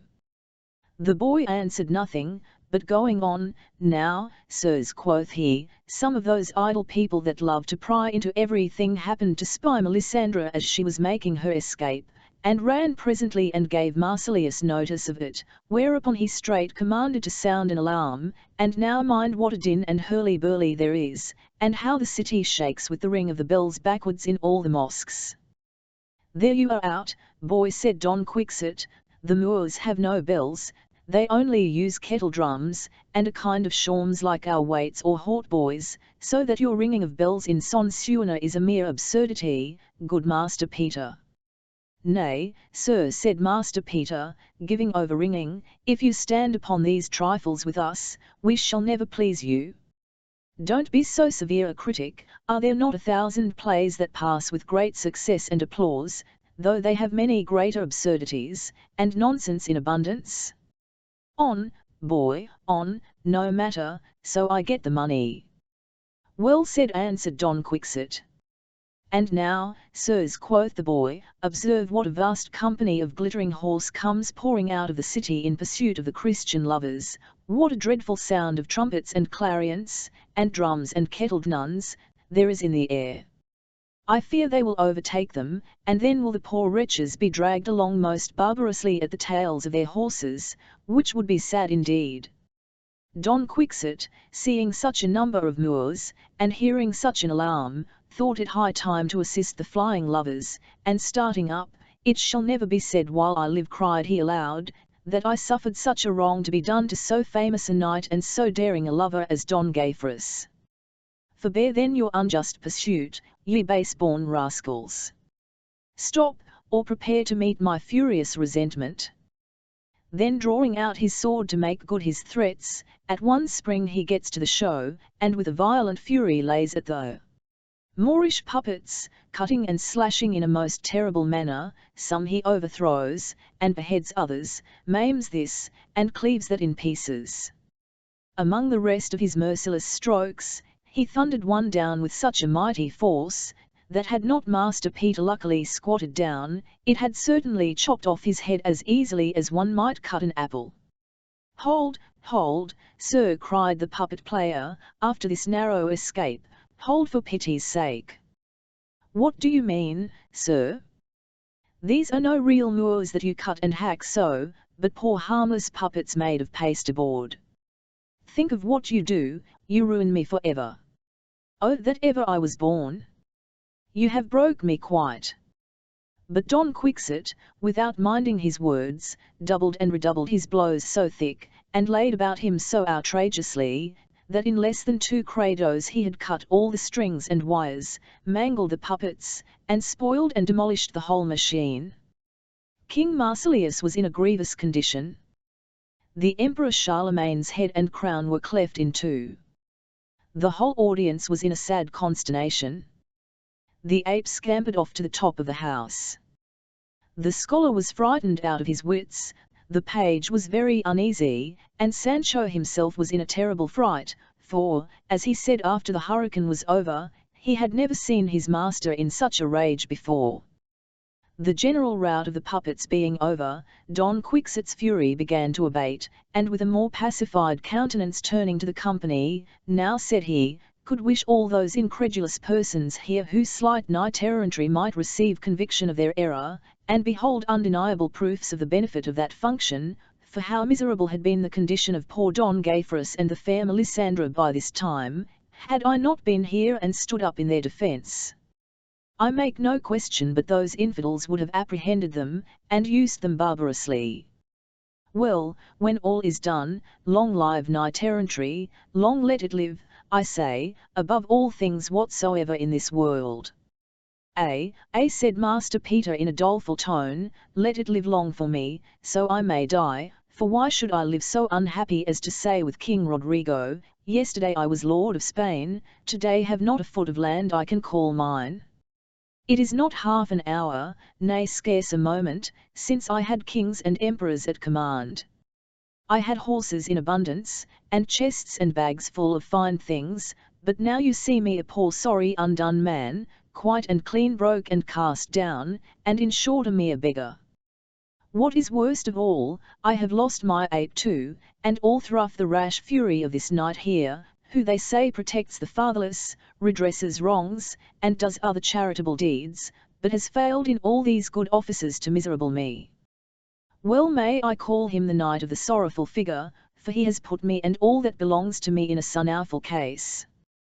The puppet player's lamentations moving Sancho's pity. Come, quoth he, don't cry, Master Peter, thou breakest my heart to hear thee take on so, don't be cast down, man, for my master's a better Christian, I am sure, than to let any poor man come to loss by him. When he comes to know he has done you wrong, he will pay you for every farthing of damage, I will engage. Truly, said Master Peter, if his worship would but pay me for the puppets he has spoiled, I will ask no more, and he will discharge his conscience, for he that wrongs his neighbour, and does not make restitution, can never hope to be saved. That is certain, grant it, said Don Quixote, but I am not sensible how I have in the least injured you, good Master Peter. How, sir? Not injured me, cried Master Peter. Why, these poor relics that lie here on the cold ground cry out for vengeance against you. Was it not the invincible force of that powerful arm of yours that has scattered and dismembered them so? And whose were those bodies, sir, but mine? And by whom was I maintained but by them? Well, said Don Quixote, now I am thoroughly convinced of a truth which I have had reason to believe before, that those cursed magicians that daily persecute me, do nothing but delude me, first drawing me into dangerous adventures by the appearances of them as really they are, and then presently after changing the face of things as they please. Really and truly, gentlemen, I vow and protest before you all that hear me, that all that was acted here seemed to be really transacted ipso facto as it appeared. To me Melisendra appeared to be Melisendra, Don Gaiferus was Don Gaiferus, Marsilius Marsilius, and Charlemagne was the real Charlemagne. Which being so, I could not contain my fury, and acted according to the duties of my function, which obliges me to take the injured side. Now, though what I have done proves to be quite contrary to my good design, the fault ought not to be imputed to me, but to my persecuting foes, yet I own myself sorry for the mischance, and will myself pay the costs. Let Master Peter see what he must have for the figures, and I will pay it him now in good and lawful money. Heaven bless your worship, cried Master Peter with a profound cringe, I could expect no less from the wonderful Christianity of the valorous Don Quixote de la Mancha, the sure relief and bulwark of all miserable wanderers. Now let my landlord and the great Sancho be mediators and appraisers between your worship and myself, and I will stand to their award. They agreed, and presently Master Peter, taking up Marsilius, king of Saragossa, that lay by on the ground with his head off, you see, gentlemen, said he, it is impossible to restore this king to his former dignity, and therefore, with submission to your better judgments, I think that for his destruction, and to get him a successor, 27 pence is little enough on conscience. Proceed, said Don Quixote. Then for this that is cleft in two, said Master Peter, taking up the Emperor Charlemagne, think he is richly worth 31 pence halfpenny. Not so richly neither, quoth Sancho. Truly, said the innkeeper, think it is pretty reasonable, but we will make it even money, let the poor fellow have half a crown. Come, said Don Quixote, let him have his full price, we will not stand haggling for so small a matter in a case like this, so make haste, Master Peter, for it is near supper time, and I have some strong presumptions that I shall eat heartily. Now, said Master Peter, for this figure here that is without a nose and blind with one eye, being the fair Melisendra, I will be reasonable with you, give me 14 pence, I would not take less from my brother. In this manner he went on, setting his price upon the dead and wounded, which the arbitrators moderated to the content of both parties, and the whole sum amounted to 40 reals and 3/4, which Sancho paid him down, and then Master Peter demanded 2 reals more for the trouble of catching his ape. Give it him, said Don Quixote, land set the monkey to catch the ape, and now would I give 200 more to be assured that Don Gaiferus and the Lady Melisendra were safely arrived in France among their friends. Nobody can better tell than my ape, said Master Peter, though who will catch him I know not, if hunger, or his kindness for me do not bring us together again tonight. However, tomorrow will be a new day, and when it is light we will see what is to be done." The whole disturbance being appeased, to supper they went lovingly together, and Don Quixote treated the whole company, for he was liberality itself. Before day, the man with the lances and halberts left the inn, and some time after the scholar and the page came to take leave of the knight, the first to return home, and the second to continue his journey, towards whose charges Don Quixote gave him 12 reals. As for Master Peter, he knew too much of the knight's humour to desire to have anything to do with him, and therefore, having picked up the ruins of the puppet show, and got his ape again, by break of day he packed off to seek his fortune. The innkeeper, who did not know Don Quixote, was as much surprised at his liberality as at his madness. In fine, Sancho paid him very honestly by his master's order, and mounting a little before 8 o'clock they left the inn, and proceeded on their journey, during which some other matters occurred, a knowledge of which is very requisite for the better understanding of this famous history. Chapter 59. Wherein is shewn Don Quixote's ill success in the braying adventure, which did not end so happily as he desired and expected. After Don Quixote had left the inn, he resolved to take a sight of the river Ebro, and the country about it, before he went to Saragossa, since he was not straitened for time, but might do that, and yet arrive soon enough to make one at the jousts and tournaments in that city. 2 days he travelled without meeting with anything worth his notice or the reader's, when on the third, as he was riding up a hill, he heard a great noise of drums, trumpets, and guns. At first he thought that some regiment of soldiers was on its march that way, which made him spur up Rosinante to the brow of the hill, that he might see them pass by, and then he saw in a bottom above 200 men, as near as he could guess, armed with various weapons, as lances, crossbows, partisans, halberts, pikes, some few firelocks, and a great many targets. Thereupon he descended into the vale, and made his approaches towards the battalion so near as to be able to distinguish their banners and observe their devices, more especially one that was to be seen on a standard of white satin, on which was represented to the life a little jackass, much like a Sardinian ass-colt, holding up his head, stretching out his neck, and thrusting out his tongue, in the velwhite posture of an ass that is braying, with this distich written in fair characters about it. 'Twas something more than nothing which one day made one and t'other worthy bailiff bray. Don Quixote drew this inference from the motto, that those were the inhabitants of the braying town, and he acquainted Sancho with what he had observed, giving him also to understand, that the man who told them the story of the 2 braying aldermen was apparently in the wrong, since, according to the verses on the standard, they were 2 bailiffs, and not 2 aldermen. "It matters not one rush what you call them," quoth Sancho, "for those very aldermen that brayed might in time come to be made bailiffs of the town, and so both those titles might have been given them well enough. But what is it to you or me, or the story, whether the 2 brayers were aldermen or bailiffs, so they but brayed as we are told. As if a bailiff were not as likely to bray as an alderman." In short, both master and man plainly understood that the men who were thus up in arms were those that were jeered for braying, got together to fight the people of another town, who had indeed abused them more than was the part of good neighbours. Thereupon Don Quixote advanced towards them, to Sancho's great grief, who had no manner of liking to such kind of adventures. The multitude soon got about the knight, taking him for some champion, who was come to their assistance. But Don Quixote, lifting up his visor, with a graceful deportment rode up to the standard, and there all the chief leaders of the army got together about him, in order to take a survey of his person, no less amazed at this strange appearance than the rest.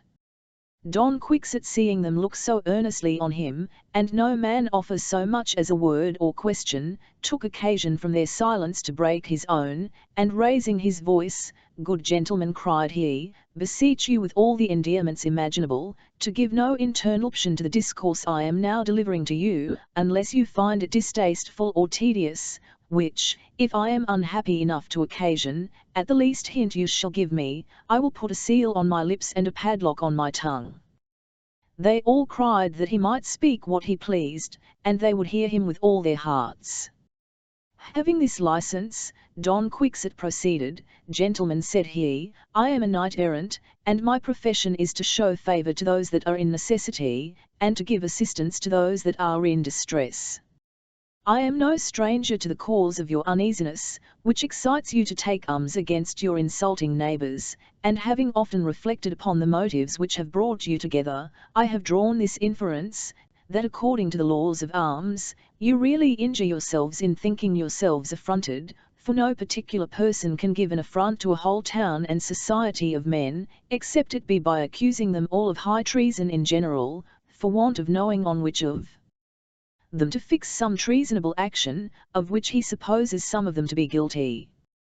Taking it for granted, then, that no particular person can affront a whole kingdom, province, city, commonwealth, or body politic, it is but just to conclude, that it is needless to revenge such a pretended affront, since such an abuse is no sufficient provocation, and, indeed, positively no affront.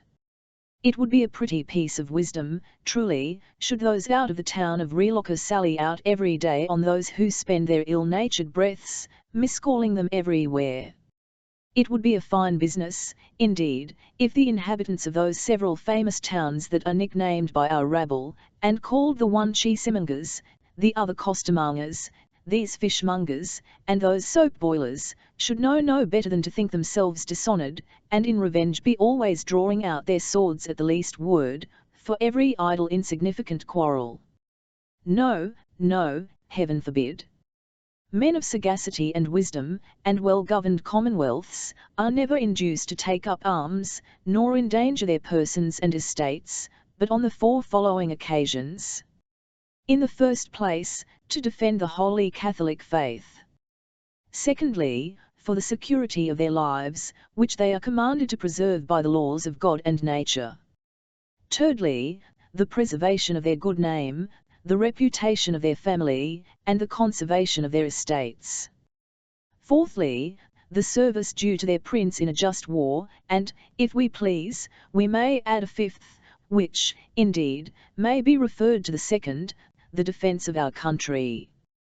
To these 5 capital causes may be subjoined several others, which may induce men to vindicate themselves, and have recourse even to the way of arms, but to take them up for mere trifles, and such occasions as rather challenge our mirth and contemptuous laughter than revenge, shows the person who is guilty of such proceedings to labour under a scarcity of sense. Besides, to seek after an unjust revenge, and indeed no human revenge can be just, is directly against the holy law we profess, which commands us to forgive our enemies, and to do good to those that hate us, an injunction, which though it seems difficult in the implicit obedience we should pay to it, yet is only so to those who have less of heaven than of the world, and more of the flesh than of the spirit.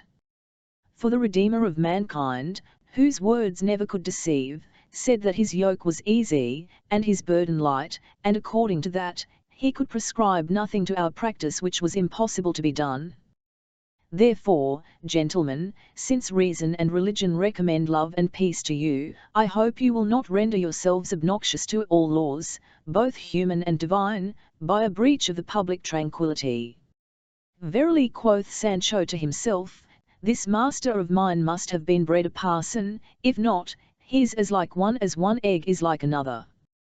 Don Quixote paused a while, to take breath, and, perceiving his audit 01Y still willing to give him attention, had proceeded in his harangue, had not Sancho's good opinion of his parts made him lay hold on this opportunity to talk in his turn. Gentlemen, quoth he, my master, Don Quixote de la Mancha, once called the Knight of the Sorrowful Figure, and now the Knight of the Lions, is a very judicious gentleman, and talks Latin and his own mother tongue as well as any of your varsity doctors. Whatever discourse he takes in hand, he speaks to the purpose. He has all the laws and rules of punctilio and honour at his finger's end, so that you have no more to do but to do as he says, and if in taking his counsel you ever tread awry, let the blame be laid on my shoulders.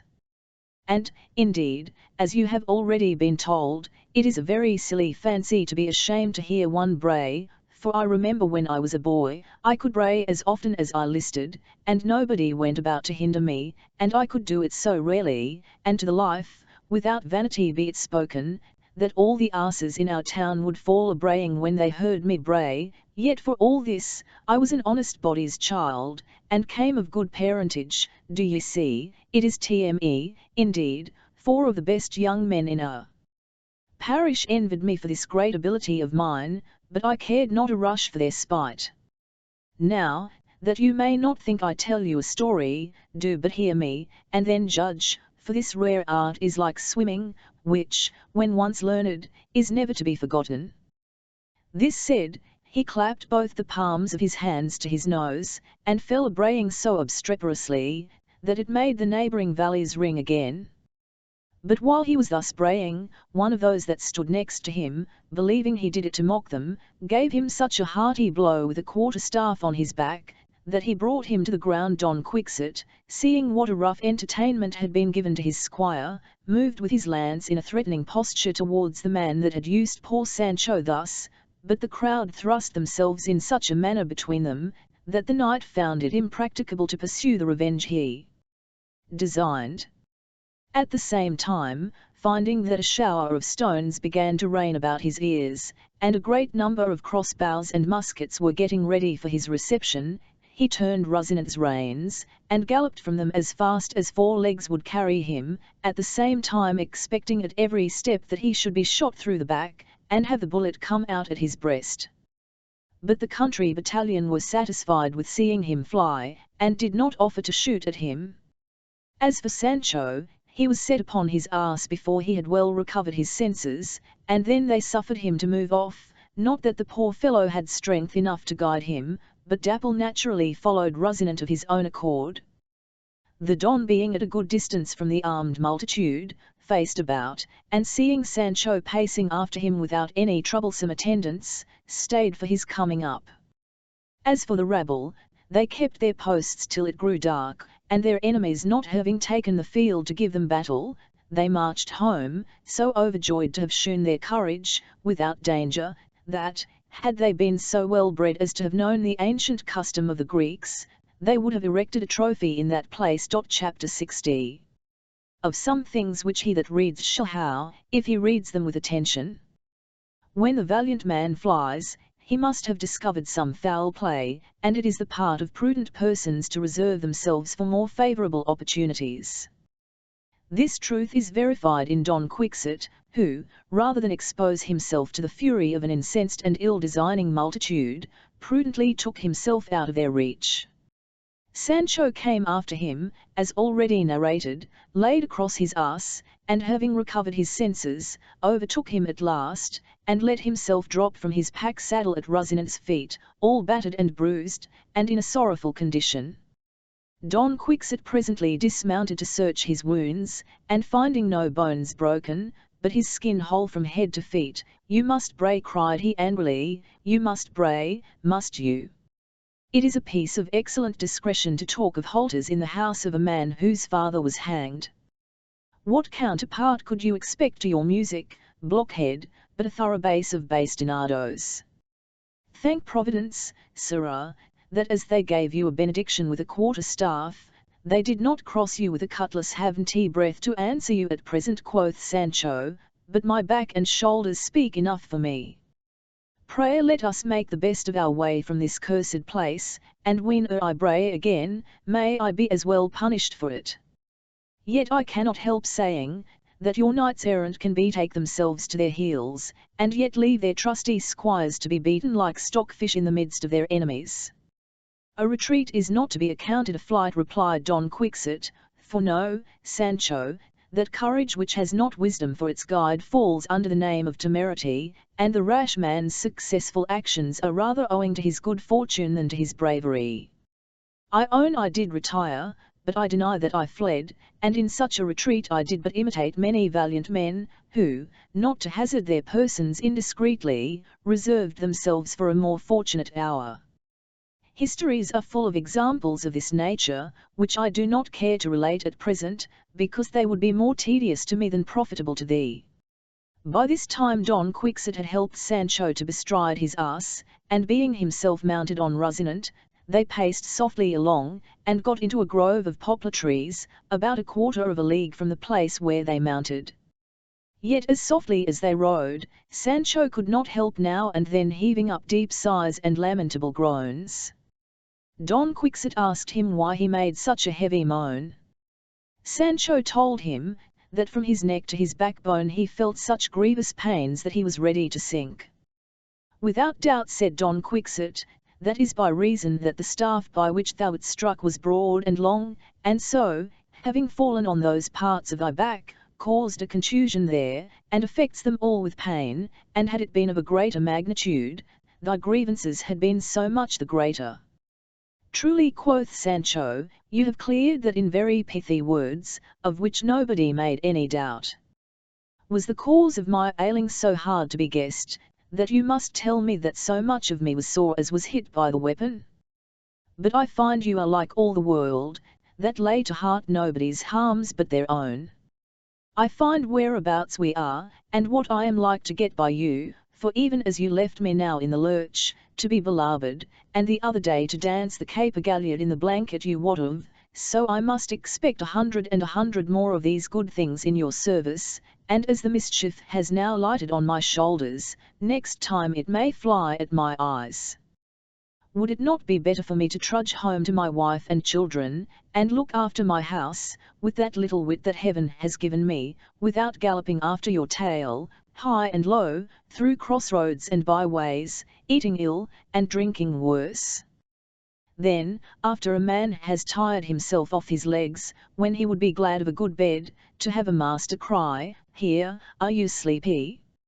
Lie down, Mr. Squire, your bed is made, take 6 feet of good hard ground, and measure your body there, and if that won't serve you, take as much more, and welcome durst lay a wager, said Don Quixote, interrupting him, that now thou art suffered to prate without interruption, thou feelest no manner of pain in thy whole body.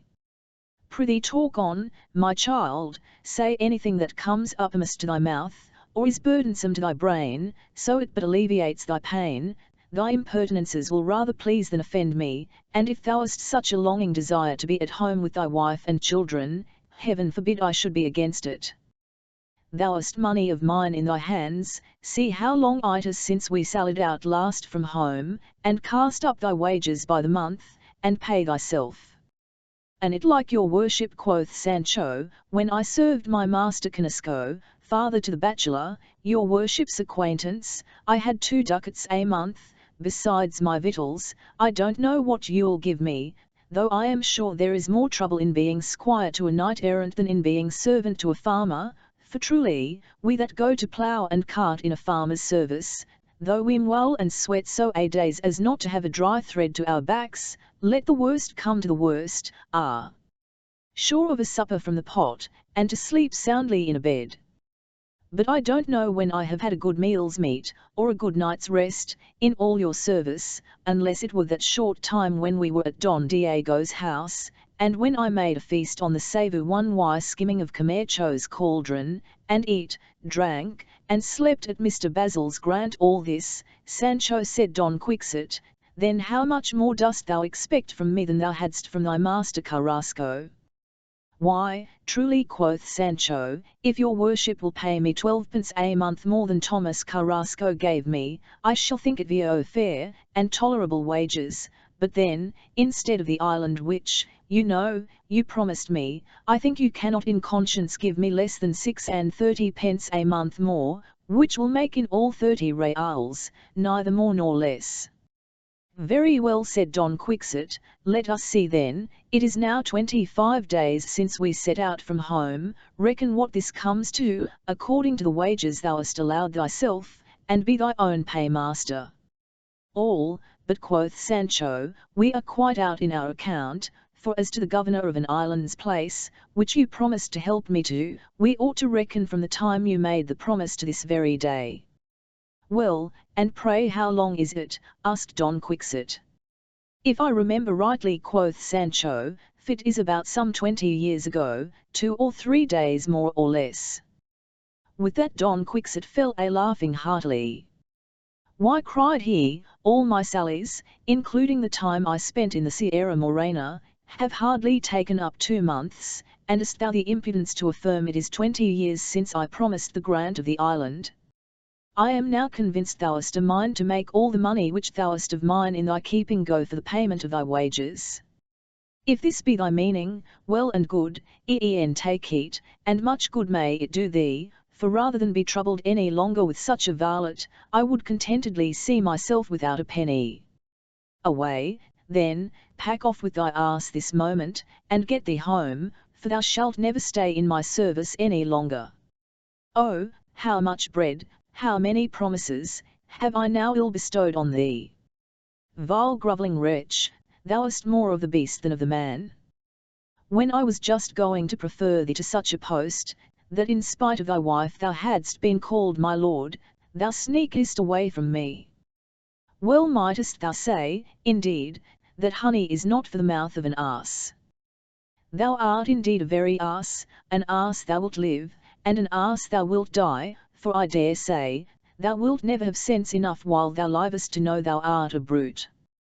While Don Quixote thus upbraided and railed at Sancho, the poor fellow, all dismayed, and touched to the quick, beheld him with a wistful look, and the tears standing in his eyes for grief.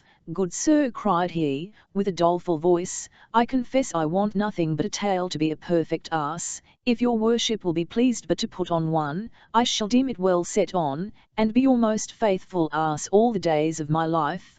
But forgive me, I beseech you, and take pity on my youth. Consider I have but a dull headpiece of my own, and if tongue nms at random sometimes, it is because I am more fool than knave, sir. He who errs and mends, to heaven himself commends. I should wonder much, said Don Quixote, if thou shouldst not interlard thy discourse with some pretty proverb. Well, I will pardon thee this once, provided thou correct those imperfections, and showest thyself of a less craving temper. Take heart, then, and let the hopes which thou mayest entertain of the performance of my promise raise in thee a nobler spirit. Matters being thus amicably adjusted, they put into the grove, where the Don laid himself at the foot of an elm, and his squire at the foot of a beech, for every one of those trees, and such others, has always a foot, though never a hand. Sancho had but an ill night's rest of it, for his bruises made his bones more than ordinarily sensible of the cold. As for Don Quixote, he entertained himself with his usual imaginations. However, they both slept, and by break of day were ready to continue their journey. Chapter 61. What happened to Don Quixote with the fair huntress? It happened that the next day about sunset, as they were coming out of the wood, Don Quixote cast his eyes on a verdant meadow, and at the farther end of it descried a company, whom, upon a nearer view, he judged to be persons of quality taking the diversion of hawking. Approaching nearer yet, he observed among them a fine lady, upon a white steed in green trappings, and a saddle of cloth of silver. She rode with a goshawk on her left hand, by which Don Quixote judged her to be of quality, and mistress of the train that attended, as, indeed, she was. Calling to his squire, Sancho cried he, run and tell that lady on the palfrey that I, the Knight of the Lions, humbly salute her highness, and that if she pleases to give me leave, I should be proud to have the honour of waiting on her, and kissing her fair hands. But take special care, Sancho, how thou deliverest thy message, and be sure not to lard my compliments with any of thy proverbs.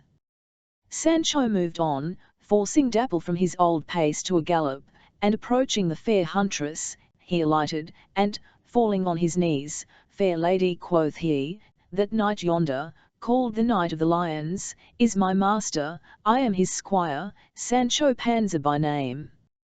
This same Knight of the Lions, who but the other day was called the Knight of the Sorrowful Figure, has sent me to tell you, that so please your worship's grace to give him leave, with your good liking, to do as he has a mind, which, as he says, and as I believe, is only to serve your high-flown beauty, and be your eternal vassal. You may chance to do a thing that would be for your own good, and he would take it for a huge kindness at your hands.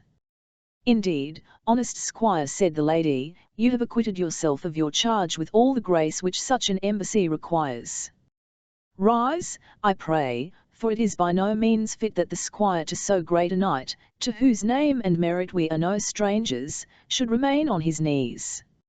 Rise, and desire your master by all means to honour us with his company, that my Lord Duke and I may pay him our respects at a mansion we have hard by. Sancho, overjoyed with this gracious answer, returned to his master, to whom he repeated all that the great lady had said to him, praising to the skies, in his clownish phrase, her great beauty and courteous nature. Don Quixote, pleased with this good beginning, seated himself handsomely in the saddle, fixed his toes in his stirrups, set the beaver of his helmet as he thought best became his face, roused up Rocinante's mettle, and with a graceful assurance moved forwards to kiss the Duchess's hand. As soon as Sancho went from her, she sent for the Duke, her husband, and gave him an account of Don Quixote's embassy.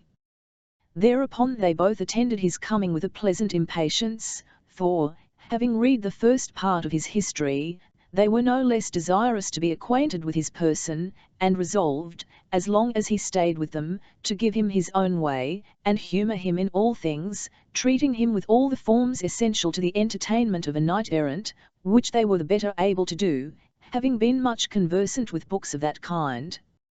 And now Don Quixote drew nigh with his visor up, and Sancho, seeing him offer to alight, made all the haste he could to be ready to hold his stirrup.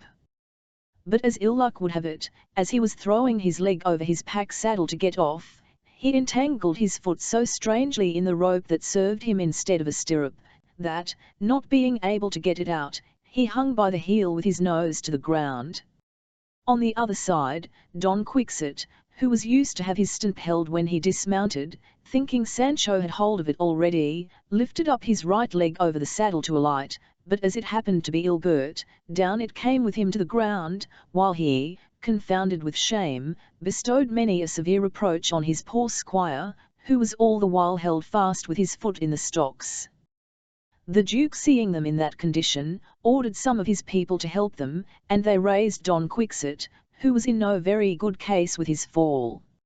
However, limping as well as he could, he went to pay his duty to the lady, and would have fallen on his knees at her horse's feet, but the Duke, alighting, would by no means permit it, and embracing Don Quixote, "I'm sorry," said he, "Sir Knight, that such a mischance should happen to you at your first appearance in my territories, but the negligence of squires is often the cause of worse accidents." "Generous prince," said Don Quixote, "I can think nothing bad that could befall me here, since I have had the happiness of seeing your grace, for though I had fallen ever so low, the glory of this interview would raise me up again.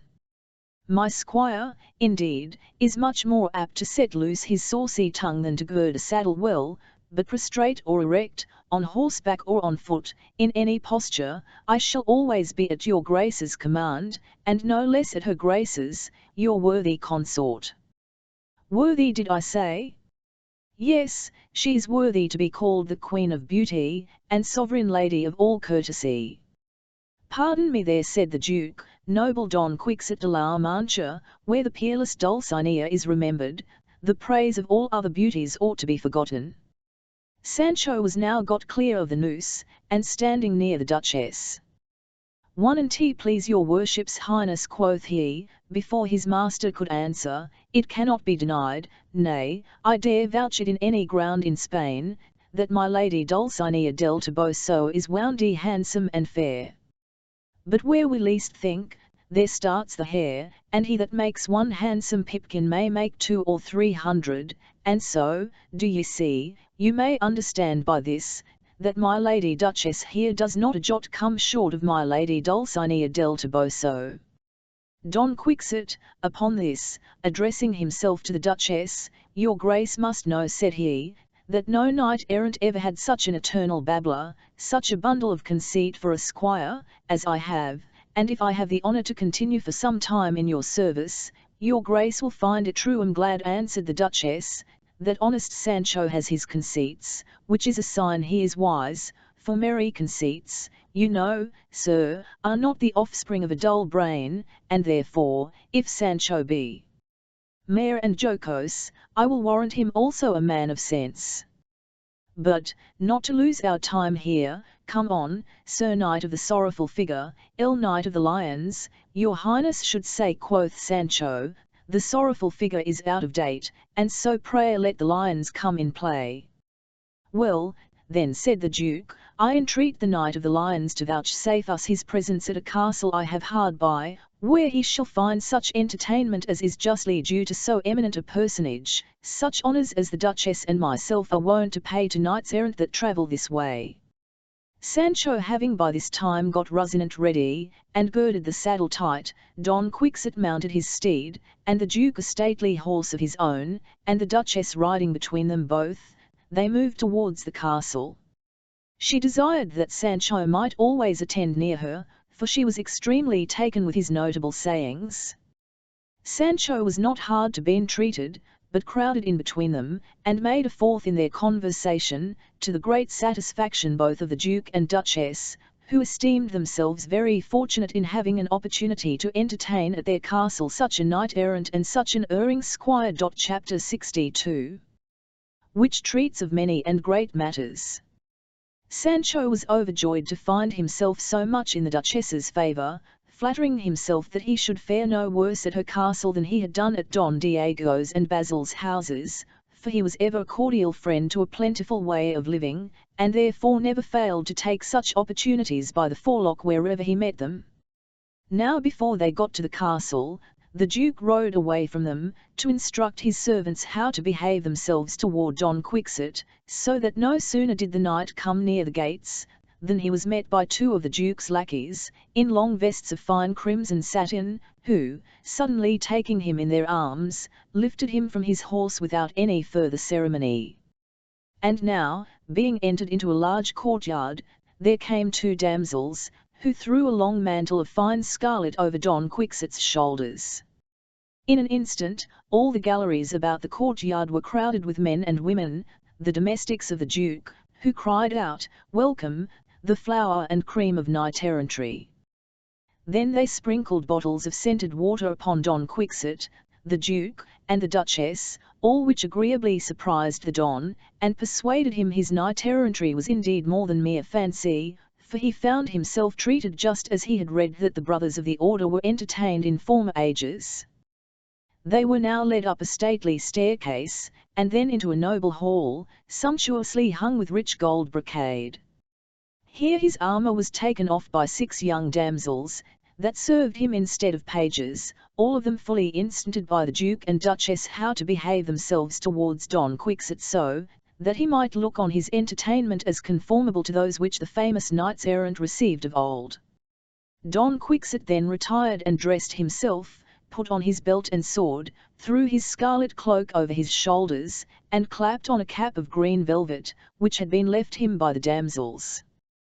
Thus accoutred, he was led with great pomp, some of the attendants walking before and some behind into the supper apartment, where a table was magnificently set out for 4 people. As soon as he approached, the Duke and the Duchess came as far as the door to receive him, and with them a grave ecclesiastic, one of those that live in and govern great men's houses. After 1,000 courtly compliments on all sides, Don Quixote at last approached the table, between the Duke and the Duchess, and here arose a contest, for the knight, being offered the upper end of the table, thought himself obliged to decline it. However, he could not withstand the Duke's pressing importunities, but was forced at last to comply. The parson sat right against him, and the Duke and the Duchess on each side. Sancho stood by all the while, gaping with wonder to see the honour done his master, and observing how many ceremonies passed, and what entreaties the Duke used to prevail with him to sit at the upper end of the table. "With your worship's good leave," quoth he, "I will tell you what happened once in our town, in reference to this stir and ado that you have had now about places." The words were scarce out of his mouth, when Don Quixote began to tremble, as having reason to believe he was about to say some impertinent thing or other. Sancho had his eyes upon him, and, presently understanding his motions, "Sir," quoth he, "don't fear, I won't be unmannerly, I warrant you." I will speak nothing but what shall be to the purpose. I haven't so soon forgot the lesson you gave me about talking sense or nonsense. Little or much don't know what thou meanest, said Don Quixote. Say what thou wilt, so thou do it quickly. Well, quoth Sancho, turning to the Duke, what I am going to tell you is evu tittletonro. Should I trip never so little in my story, my master is here to take me up, and give me the lie. Prithee, said Don Quixote, trip as much as thou wilt for me, I won't be thy hindrance, but take heed, however, what thou sayest. Nay, nay, quoth Sancho, let me alone for that, I have heeded it and reheeded it over and over, and that you shall see, I warrant you. Truly, my lord, said Don Quixote, it were convenient that your grace should order this fellow to be turned out of the room, for he will plague you with 1,000 impertinences. Oh! As for that, you must excuse us, said the Duchess. Sancho must not stir a step, I'll engage for him, he shall say nothing but what is proper. Many and many proper years, quoth Sancho, may your grace live, Madam Duchess, for your good opinion of me, though it is more your goodness than my desert. Now then for my tale.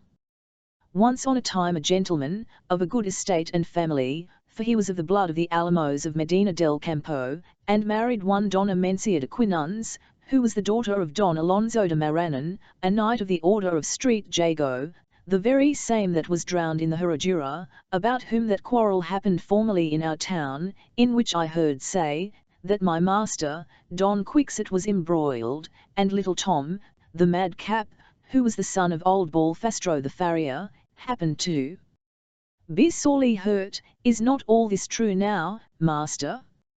Speak the truth, that their worship's graces may know that I am neither a prater nor a liar.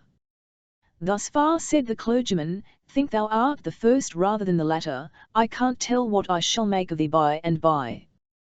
Thou producest so many witnesses, Sancho, said Don Quixote, and mentionest so many circumstances, that I must needs own I believe what thou sayest to be TNLE. But go on, and shorten thy story, for as thou beginnest, I'm afraid thou wilt not have done these 2 days. Pray, don't let him shorten it, said the Duchess, let him go on his own way, though he were not to make an end of it these 6 days, I shall hear him with pleasure, and think the time pleasantly employed. This same gentleman, then continued Sancho, know him as well as I know my right hand from my left, for it is not a bow shot from my house to his. This gentleman, I say, invited a husbandman to dine with him, who was a poor man, but main honest on, friend, said the chaplain, at the rate you proceed, your tale won't reach its end before you reach the other world. A little more of your Christian patience, good doctor, quoth Sancho. Now this same husbandman, as I said before, coming to this same gentleman's house, who had given him the rest his soul, poor heart. For he is now dead and gone, and more than that, they say he died the death of an angel. For my part, I was not by him when he died, for I was gone to harvest work at that very time, to a place called Tembleek. Prithee, honest friend, said the clergyman, leave your harvest work, and come back quickly from Tembleek, without staying to bury the gentleman, unless you have a mind to occasion more funerals. Therefore, pray make an end of your story. You must know then, quoth Sancho, that as they two were ready to sit down at mean, the husbandman and the gentleman, methinks I see them now before my eyes plainer than ever I did in my born. Husbandman would not sit till the gentleman had taken his place, but the gentleman made him a sign to put himself at the upper end. By no means, sir, quoth the husbandman. Sit down, said the other. Good your worship, quoth the husbandman. Sit where I bid thee, said the gentleman. Still the other excused himself and would not, and the gentleman told him he should, as meaning to be master in his own house. But the overmannerly Looby, fancying he should be hugely well bred and civil in it, scraped, and cringed, and refused, till at last the gentleman, in a great passion, even took him by the shoulders, and forced him into the chair. Sit there, clodpat, cried he, for let me sit wherever I will, that still will be the upper end, and the place of worship to thee. And now you have my tale, and I think I have spoke nothing but what is to the purpose. Don Quixote's face was flushed with anger and shame, so that the Duke and Duchess were obliged to check their mirth when they perceived Sancho's roguery, that Don Quixote might not be put too much out of countenance. And therefore, to turn the discourse, that Sancho might not run into other fooleries, the Duchess asked Don Quixote what news he had of the lady Dulcinea, and how long it was since he had sent her any giants or robbers for a present, not doubting but that he had lately subdued many such. Alas! Madam, answered he, my misfortunes have had a beginning, but I fear will never have an end. I have vanquished giants, elves, and cutthroats, and sent them to the mistress of my soul, but where shall they find her? She is enchanted, madam, and transformed to the ugliest piece of rusticity that can be imagined. Don't know, sir, quoth Sancho, when I saw her last, she seemed to be the finest creature in the vassal world. Thus far, at least, I can safely vouch for her upon my own knowledge, that for activity of body and leaping, the best tumbler of them all does not go beyond her.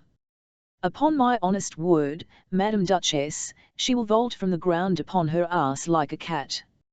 Have you seen her enchanted? Said the Duke.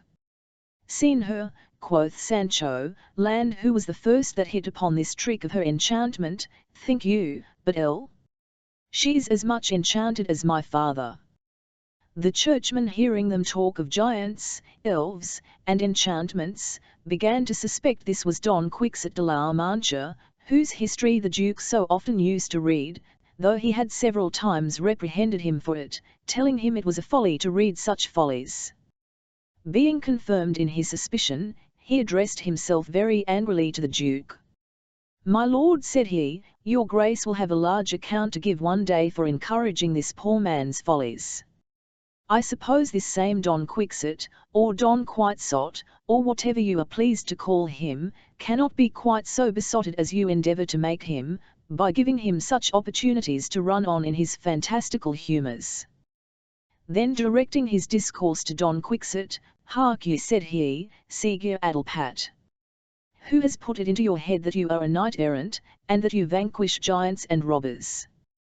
Go, go, get you home again, look after your children, if you have any, and what honest business you have to do, and leave wandering about the world, building castles in the air, and making yourself a laughing-stock to all that know you, or know you not. Where have you found that there ever has been, or are now, any such things as knights-errant? Where will you meet with giants in Spain, or monsters in La Mancha? Where shall one find your enchanted Dulcines, and all those legions of whimsies and chimeras that are talked of in your account, but in your own empty skull? Don Quixote gave this reverend person a hearing with great patience. But at last, seeing him silent, without minding his respect to the Duke and Duchess, up he started with indignation and fury in his looks, and said, but his answer deserves a chapter by itself, chapter 63. Don Quixote's answer to his reprover, with other grave and merry accidents. Don Quixote, having thus suddenly got up, with his whole frame agitated with indignation, cast an angry look on his indiscreet censor, and thus spake, this place, the presence of these noble persons, and the respect I have always had for your function, check my just resentment, and tie up my hands from taking the satisfaction of a gentleman. For these reasons, and since every one knows that you gunmen, as well as women, use no other weapons but your tongues, I will fairly engage you upon equal terms, and combat you at your own weapon. I should rather have expected sober admonitions from a man of your cloth, than infamous reproaches. Charitable and wholesome correction ought to be managed at another rate, and with more moderation. The least that can be said of this reproof, which you have given me here so bitterly and in public, is, that it has exceeded the bounds of Christian correction, and a gentle one had been much more becoming.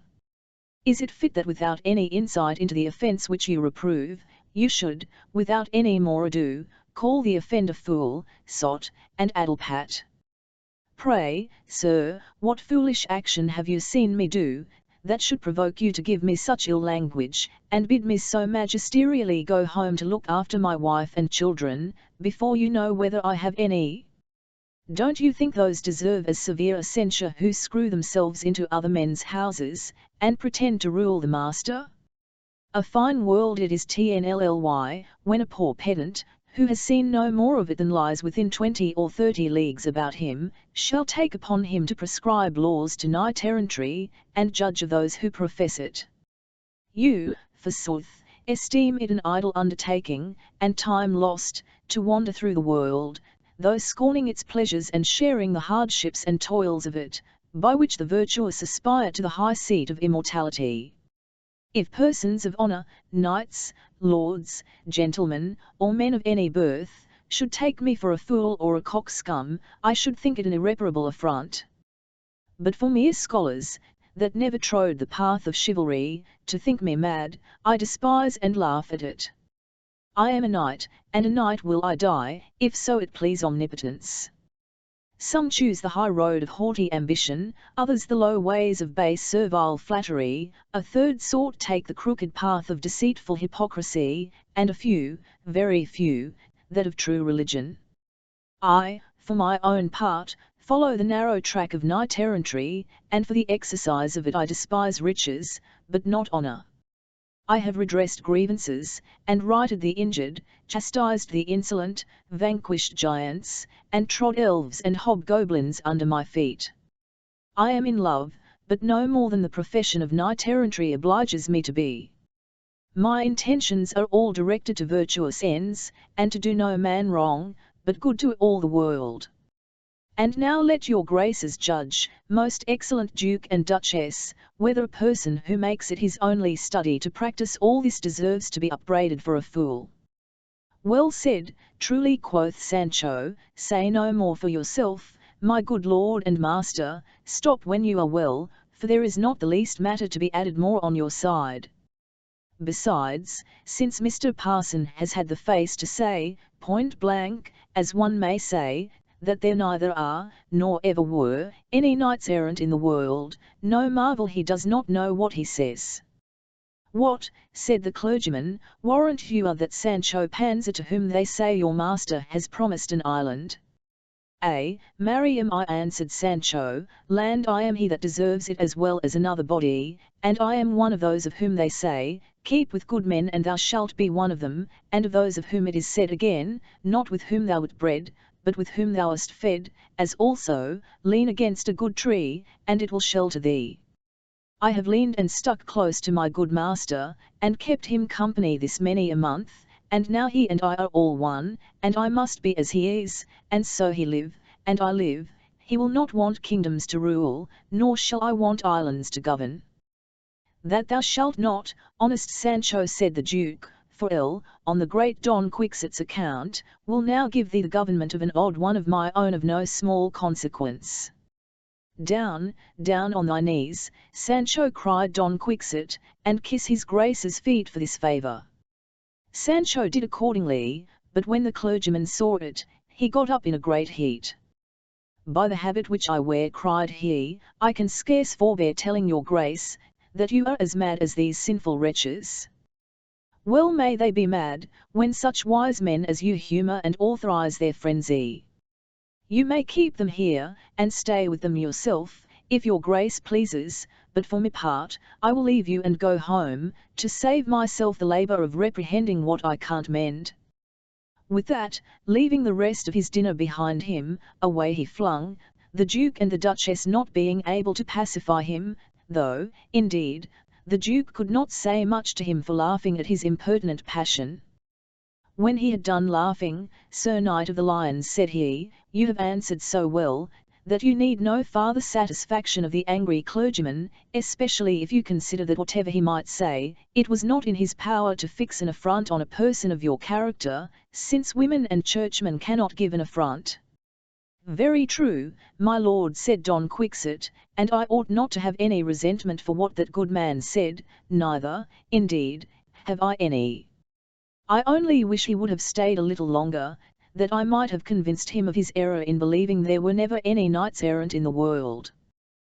Had Amades, or any one of his innumerable race, but heard him say anything like this, I can assure his reverence it would have gone hard with him. Will answer for it, it would, quoth Sancho. They would have undone him as you would undo an oyster, and have cleft him from head to foot as one would slice a pomegranate, or a ripe musk-melon. They were a parcel of tough blades, and would not have swallowed such a pill. I verily believe, had Rinaldo of Montalban but heard the poor man talk at this rate, he would have given him such a gag as would have secured him from prating these 3 years. If he had fallen into their clutches, see how he would have got out again. The Duchess was ready to die with laughing at Sancho, whom she thought a more pleasant fool and a greater madman than his master, and she was not the only person at that time of this opinion. The Duchess now took an opportunity to desire the knight to give a particular description of the Lady Dulcinea del Toboso's beauty and accomplishments, not doubting but that his good memory would enable him to do it well, adding withal, that according to the voice of fame, she must needs be the finest creature in the whole world, and consequently in La Mancha. With that, Don Quixote, fetching a deep sigh, Madam, said he, could I pluck out my heart, and expose it to your Grace's view, I might save my tongue the labour of attempting that which it cannot express, and you can scarce believe, for there your Grace would see her beauty depainted to the life. But why should I undertake to delineate and copy one by one each several perfection of the peerless Dulcinea? That task were worthy of the pencils of Parrhasius, Timon, and Apelles, or the graving tools of Lysippus.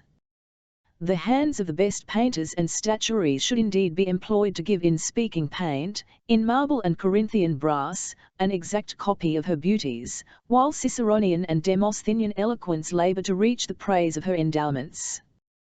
Pray, sir, asked the Duchess, what do you mean by that word Demosthenian? Demosthenian eloquence, madam, said Don Quixote, as much as to say, the eloquence of Demosthenes, and the Ciceronian, that of Cicero, the 2 greatest orators that ever were in the world. It is true, said the Duke, and you but showed your ignorance, my dear, in asking such a question. Yet the noble Don Quixote would highly oblige us, if he would but be pleased to attempt her picture now, for even in a rude draught of her lineaments, I question not but she will appear so charming, as to deserve the envy of the brightest of her sex. All, my lord, said Don Quixote, fit would be so indeed, if the misfortune which not long since befell her had not in a manner raised her idea out of the seat of my memory, and as it is, I ought rather to bewail her change than describe her person, for your Grace must know that as I lately went to kiss her hands, and obtain her benediction and leave for my intended absence in quest of new adventures, I found her quite another creature than I expected. I found her enchanted, transformed from a princess to a country wench, from beauty to ugliness, from courtliness to rusticity, from a reserved lady to a jumping Joan, in short, from Dulcinea del Toboso to a peasantess of Saigo. Bless us, cried the Duke with a loud voice, what villain has done the world such an injury? Who has robbed it not only of the beauty that was its ornament, but of those charming graces that were its delight, and that virtue which was its living honour? Who should it be, replied Don Quixote, but one of those cursed magicians who have persecuted me, and will continue to do so, till they have sunk me and my lofty deeds of chivalry into the profound abyss of oblivion? Yes, they wound me in that part which they well know is most sensible, aware, that to deprive a knight-errant of his lady, is to rob him of the eyes with which he sees, of the sun that enlightens him, and of the food that sustains him. For, as I have often said, a knight-errant without a lady is like a tree without leaves, a building without mortar, or a shadow without a body that causes it. Grant all this, said the Duchess, yet if we may believe the history of your life, which was lately published with universal applause, it seems to imply, to the best of my remembrance, that you never saw the Lady Dulcinea, and that there is no such lady in the world, but rather that she is a mere notional creature, proceeding from your own fancy, and there endowed with all the charms and good qualifications which you are pleased to ascribe to her.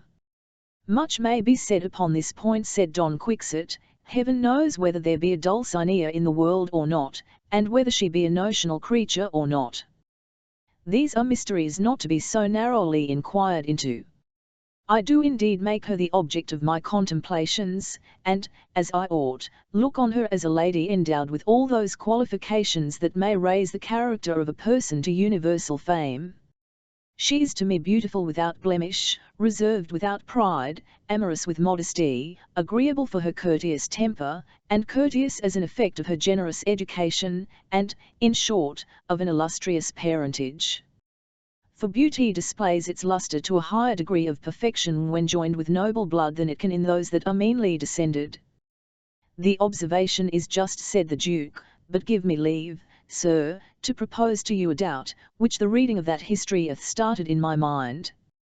It is, that, allowing there be a Dulcinea at Toboso, or elsewhere, and as beautiful as you describe her, yet I do not find she can any way equal in greatness of birth the Orianas, the Alastragerias, the Madasimas, and 1,000 others, of whom we read in those histories with which you have been so conversant. To this said Don Quixote, I answer, that Dulcinea is the daughter of her own actions, and that virtue ennobles the blood. A virtuous man of mean condition is more to be esteemed than a vicious person of quality. Besides, Dulcinea is possessed of those other endowments that may entitle her to crowns and sceptres, since beauty alone has raised many of her sex to a throne. I must own, sir, said the Duchess, that in all your discourse, you, as we say, proceed with the plummet of reason, and fathom all the depths of controversy. Therefore I submit, and from this time I am resolved to believe, and will make all my domestics, nay my husband too, if there be occasion, believe and maintain, that there is a Dulcinea del Toboso extant, and living at this day, that she is beautiful and of good extraction, and to sum up all in a word, altogether deserving the services of so great a knight as the noble Don Quixote, which I think is the highest commendation I can bestow on her. But yet I must confess there is still one scruple that makes me uneasy, and causes me to have an ill opinion of Sancho. It is that the history tells us, that when Sancho Panza carried your letter to the lady Dulcinea, he found her winnowing a sack of corn, by the same token, that it was the worst sort of wheat, which makes me much doubt her quality.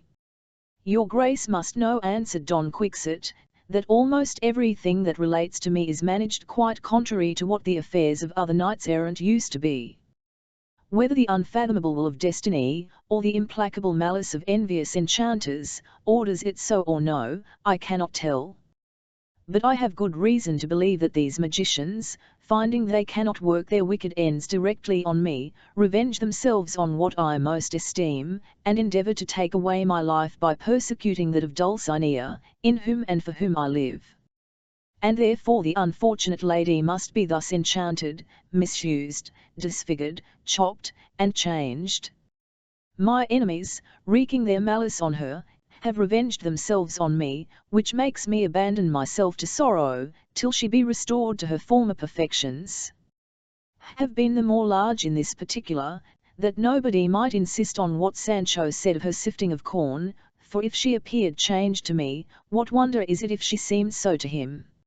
In short, Dulcinea is both illustrious and well-born, being descended of the most ancient and best families in Toboso, of whose blood I am positive she has no small share in her veins, and now that town will be no less famous in after ages for being the place of her nativity than Troy for Helen, though on a more honourable account. As for Sancho Panza's part, I assure your Grace he is one of the most pleasant squires that ever waited on a knight-errant. Sometimes he comes out with such shilpy simplicities, that one is pleasantly puzzled to judge whether he be more knave or fool. The varlet, indeed, is full of roguery enough to be thought a knave, but then he has yet more ignorance, and may better be thought a fool. He doubts of everything, yet believes everything, and when one would think he had entangled himself in a piece of downright folly beyond recovery, he brings himself off of a sudden so cleverly that he is applauded to the skies. In short, I would not change him for the best squire that wears a head, though I might have a city to boot, and therefore I do not know whether I had best let him go to the government which your Grace has been pleased to promise him. Though I must confess his talents seem to lie pretty much that way, For, give never so little a whet to his understanding, he will manage his government as well as the king does his customs. Then experience convinces us that neither learning, nor any other abilities, are very material to a governor. Have we not 100 of them that can scarce read a letter, and yet they govern as sharp as so many hawks? Their main business is only to mean well, and to be resolved to do their best, for they cannot want able counsellors to instruct them. Thus those governors who are men of the sword, and no scholars, have their assessors on the bench to direct them. My counsel to Sancho shall be, that he neither take bribes nor lose his privileges, with some other little instructions, which I have in my head for him, and which at a proper time I will communicate, both for his private advantage and the public good of the island he is to govern. Here the conversation ceased, and Don Quixote went to take his afternoon's sleep, but the Duchess desired Sancho, if he were not very sleepy, to pass the afternoon with her and her women in a cool room. Sancho told her Grace, that indeed he did use to take a good sound nap, some 4 or 5 hours long, in a summer's afternoon, but to do her good honour a kindness, he would break an old custom for once, and do his best to hold up that day, and wait on her worship. Chapter 64. Containing ways and means for disenchanting the peerless Dulcinea del Toboso, being one of the most famous adventures in the whole book. The Duke and Duchess were extremely diverted with the humours of their guests. Resolving, therefore, to improve their sport by carrying on some pleasant design that might bear the appearance of an adventure, they took the hint from Don Quixote's account of Montesinos' cave, as a subject from which they might raise an extraordinary entertainment, the rather, since, to the Duchess's amazement, Sancho was so foolish as to believe that Dulcinea del Toboso was really enchanted, though he himself had been the first contriver of the story, and her only enchanter. Accordingly, having given directions to their servants that nothing might be wanting, and proposed a day for hunting the wild boar, in 5 or 6 days they were ready to set out with a train of huntsmen and other attendants not unbecoming the greatest prince. They presented Don Quixote with a hunting suit, but he refused it, alleging it superfluous, since he was in a short time to return to the hard exercise of arms, and could carry no sumpters nor wardrobes along with him, but Sancho readily accepted one of fine green cloth, designing to sell it the first opportunity. The day appointed being come, Don Quixote armed, and Sancho equipped himself in his new suit, and mounting his ass, which he would not quit for a good horse that was offered him, he crowded among the train of sportsmen. The Duchess also made one of the company. The knight, who was courtesy itself, very gallantly would hold the reins of her palfrey, though the Duke seemed very unwilling to let him. In short, they came to the scene of their sport, which was in a wood between 2 high mountains, where alighting, and taking their several stands, the Duchess, with a pointed javelin in her hand, attended by the Duke and Don Quixote, took her stand in a place where they knew the boars were used to pass through. And now the chase began with full cry, the dogs opened, the horns sounded, and the huntsmen hollowed in so loud a concert, that there was no hearing one another. Soon after, a hideous boar, of a monstrous size, came on, and being baited hard by the dogs, and followed close by the huntsmen, made furiously towards the pass which Don Quixote had taken, whereupon the knight, grasping his shield and drawing his sword, moved forward to receive the raging beast. The Duke joined him with a boar spear, and the Duchess would have been foremost, had not the Duke prevented her. Sancho alone, seeing the furious animal, resolved to shift for himself, and away he ran, as fast as his legs would carry him, towards a high oak, to the top of which he endeavoured to clamber, but, as he was getting up, one of the boughs unluckily broke, and he was tumbling down, when a stump of another bough caught hold of his new coat, and stopped his fall, slinging him in the air by the middle, so that he could neither get up nor down. His fine green coat was torn, and he fancied every moment the wild boar was running that way, with foaming mouth and dreadful tusks, to tear him to pieces, which so disturbed him, that he roared and bellowed for help, as if some wild beast had been devouring him in good earnest. At last the tusky boar was laid at his length, with a number of pointed spears fixed in him, and Don Quixote, being alarmed by Sancho's noise, which he could distinguish easily, looked about, and discovered him swinging from the tree with his head downwards, and close by him poor Dapple, who, like a true friend, never forsook him in his adversity. Don Quixote went and took down his squire, who, as soon as he was at liberty, began to examine the damage his fine hunting suit had received, which grieved him to the soul, for he prized it as much as if it had made him heir to an estate. Meanwhile, the boar, being laid across a large mule, and covered with branches of rosemary and myrtle, was carried in triumph by the victorious huntsman to a large field tent, pitched in the middle of the wood, where an excellent entertainment was provided, suitable to the magnificence of the founder. Sancho drew near the Duchess, and showing her his torn coat, "Had we been hunting the hare now, or catching sparrows," quoth he, "my coat might have slept in a whole skin. For my part, I wonder what pleasure there can be in beating the bushes for a beast which, if it does but come at you, may be the death of you. I have not forgotten an old song to this purpose: may fabulous sad fate be thine, and make thee food for bears or swine." That fabula, said Don Quixote, was a king of the Goths, who, going a-hunting once, was devoured by a bear. "That is it, I say," quoth Sancho, "and therefore why should kings and other great folks run themselves into harm's way, when they may have sport enough without it? What pleasure can you find, any of you all, in killing a poor beast that never meant any harm?"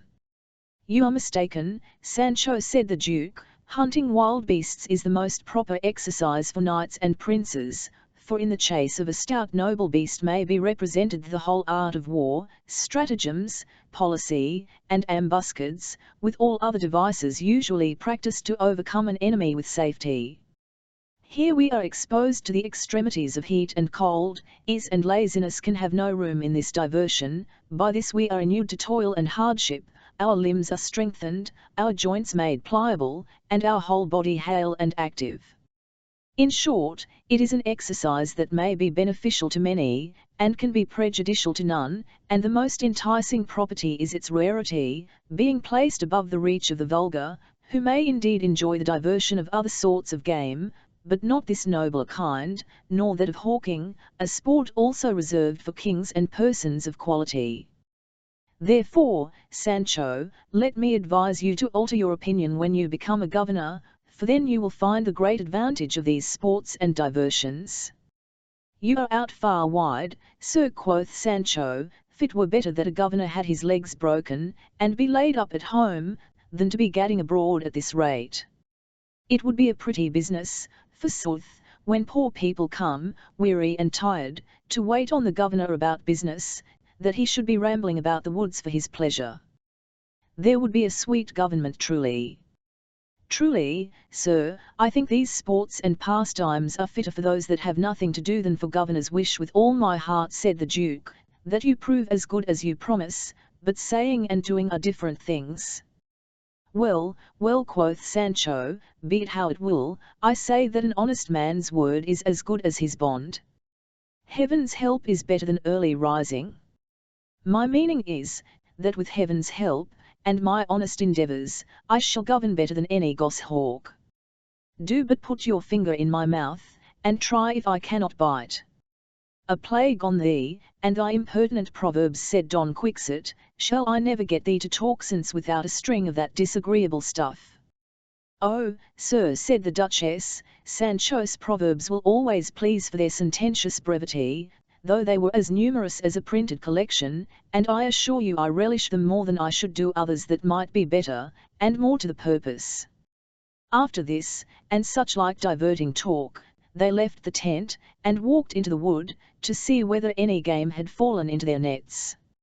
Now, while they were thus intent upon their sport, the night drew on apace, and more cloudy and overcast than was usual at that time of the year, which was about midsummer, but it happened very critically for the better carrying on the intended contrivance. A little while after the close of the evening, when it grew quite dark, in a moment the wood seemed all on fire, and blazed in every quarter. This was attended with an alarming sound of trumpets, and other warlike instruments, answering one another from all sides, as if several parties of horse had been hastily marching through the wood. Then presently was heard a confused noise of Moorish cries, such as are used in joining battle, which, together with the rattling of the drums, the loud sound of the trumpets and other instruments of war, made such a hideous and dreadful concert in the air, that the Duke was amazed, the Duchess astonished, Don Quixote was surprised, and Sancho shook like a leaf, and even those that knew the occasion of all this were affrighted. This consternation caused a general silence, and by, one riding post, equipped like a fiend, passed by the company, winding a huge hollow horn. "Hark you, post," said the Duke, "whither so fast? What are you? And what parties of soldiers are those that march across the wood?"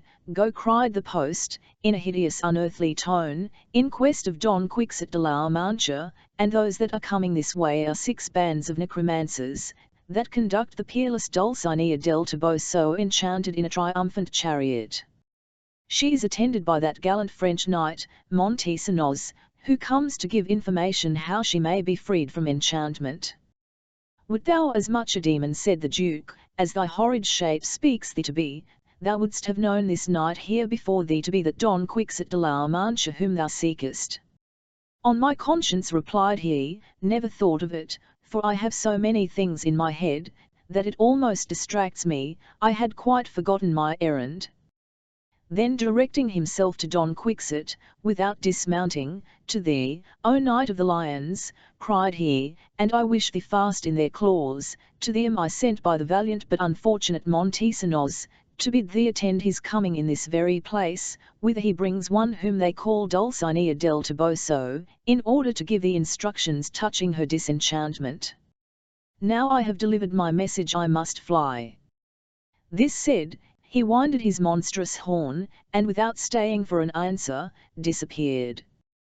While Don Quixote stood pondering these things, "Well, sir," said the Duke to him, "what do you intend to do? Will you stay?" "Stay," cried Don Quixote, "shall I not? I will stay here, intrepid and courageous, though all the infernal powers enclose me round." "So you may, if you will," quoth Sancho, "but if any more devils or horns come hither, they shall as soon find me in Flanders as here." And now the night grew darker and darker, and several shooting lights were seen glancing up and down the wood, like meteors or exhalations from the earth. Then was heard a horrid noise, like the creaking of the ungreased wheels of heavy wagons, from which piercing and ungrateful sound bears and wolves are said to fly. This odious jarring was presently seconded by a greater, which seemed to be the dreadful din and shocks of 4 several engagements, in each quarter of the wood, with all the sounds and hurry of so many joined battles. On one side were heard several peals of cannon, on the other, the discharging of numerous volleys of small shot, here the shouts of the engaging parties that seemed to be near at hand, there, cries of the Moors, that seemed at a great distance. In short, the strange, confused intermixture of drums, trumpets, cornets, horns, the thundering of the cannon, the rattling of the small shot, the creaking of the wheels, and the cries of the combatants, made the most dismal noise imaginable, and tried Don Quixote's courage to the uttermost.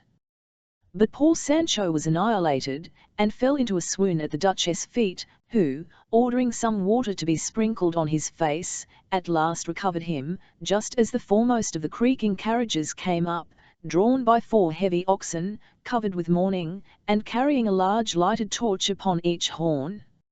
On the top of the cart or wagon was an exalted seat, on which sat a venerable old man, with a beard as white as snow, and so long that it reached down to his girdle. He was clad in a long gown of black buckram, as were also 2 fiends that drove the wagons, both so very monstrous and ugly, that Sancho, having seen them once, was forced to shut his eyes, and would not venture upon a second look. The cart, which was stuck full of lights within, having come up, the reverend old man stood up, and cried with a loud voice, the sage Lil Gander, and the cart passed on without one word more being spoken. Then followed another cart, with another grave old man, who, making the can stop at a convenient distance, rose up from his high seat, and in as deep a tone as the first cried, the sage Alquife, great friend to Urgandar the unknown, and so went forward. He was succeeded by a third cart, that moved in the same solemn pace, and bore a person not so ancient as the rest, but a robust and sturdy, sour-looking, ill-favoured fellow, who rose up from his throne, like the rest, and with a more hollow and diabolical voice cried out, Archelaus the Enchanter, the mortal enemy of Amadis de Gaul, and all his race, which said, he passed by, like the other carts, which, taking a short turn, made a halt, and the grating noise of the wheels of the waggons ceasing, an excellent concert of sweet music was heard, which mightily comforted poor Sancho, and, passing with him for a good omen, my lady, quoth he to the Duchess, from whom he would not budge an inch, there can be no mischief sure where there is music. Very true, said the Duchess, especially where there is brightness and light. But there is no light without fire, replied Sancho, and brightness comes most from flames. Who knows but those about us may burn us? But music I take to be always a sign of feasting and merriment. We shall know presently what this will come to, said Don Quixote, and he said right, for you will find it in the next chapter. Chapter 65. Wherein is contained the information given to Don Quixote how to disenchant Dulcinea, with other wonderful passages. When the pleasant music drew near, there appeared a stately triumphal chariot, drawn by 6 dun mules, covered with white, upon each of which sat a penitent, clad also in white, and holding a great lighted torch in his hand. The carriage was twice or thrice longer than any of the former, 12 other penitents being placed at the top and sides, all in white, and bearing likewise each a lighted torch, which made a dazzling and surprising appearance. There was a high throne erected at the farther end, on which sat a nymph arrayed in cloth of silver, with many golden spangles glittering all about her, which made her dress, though not rich, appear very glorious. Her face was covered with transparent gauze, through the flowing folds of which might be descried a most beautiful face, and, by the great light which the torches gave, it was easy to discern that, as she was not less than 17 years of age, neither could she be thought above 20. Close by her was a figure, clad in a long gown, like that of a magistrate, reaching down to its feet, and its head covered with a black veil. When they came directly opposite to the company, the hautboys that played before ceased, and the Spanish harps and lutes that were in the chariot did the like. Then the figure in the gown stood up, and, opening its garments and throwing away its mourning veil, discovered a bare and frightful skeleton, that represented the deformed figure of Death, which startled Don Quixote, made Sancho's bones rattle in his skin for fear, and caused the Duke and the Duchess to seem more than commonly disturbed. This living Death being thus got up, in a dull, heavy, sleepy tone, as if its tongue had not been well awake, began in this manner, O glory thou of all that e'er could grace! A coat of steel, and fence of adamant, light, lantern, path, and polar star and guide, to all who dare dismiss ignoble sleep, and downy ease for exercise of arms, for toils continual, perils, wounds, and blood. Night of unfathomed worth, abyss of praise, who blendest in one the prudent and the brave.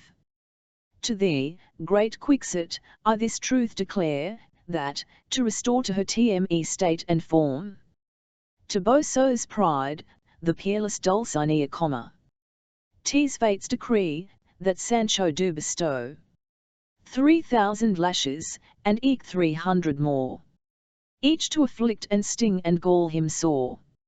So shall relent the authors of her woes, whose awful will I for her ease disclose.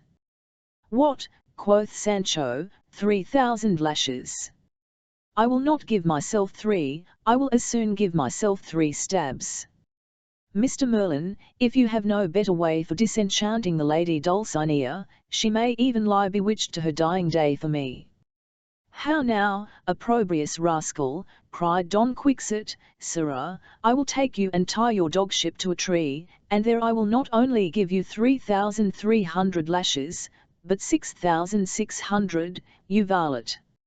"Hold," cried Merlin, hearing this must not be, the stripes inflicted on honest Sancho must be voluntary, without compulsion, and only laid on when he thinks most convenient. No set time is for the task fixed, and if he has a mind to have abated one half of this atonement, it is allowed, provided the remaining stripes be struck by a strange hand, and heavily laid on.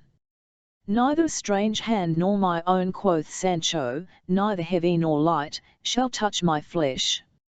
Is the lady Dulcinea mine, that my body must pay for the transgressions of her eyes?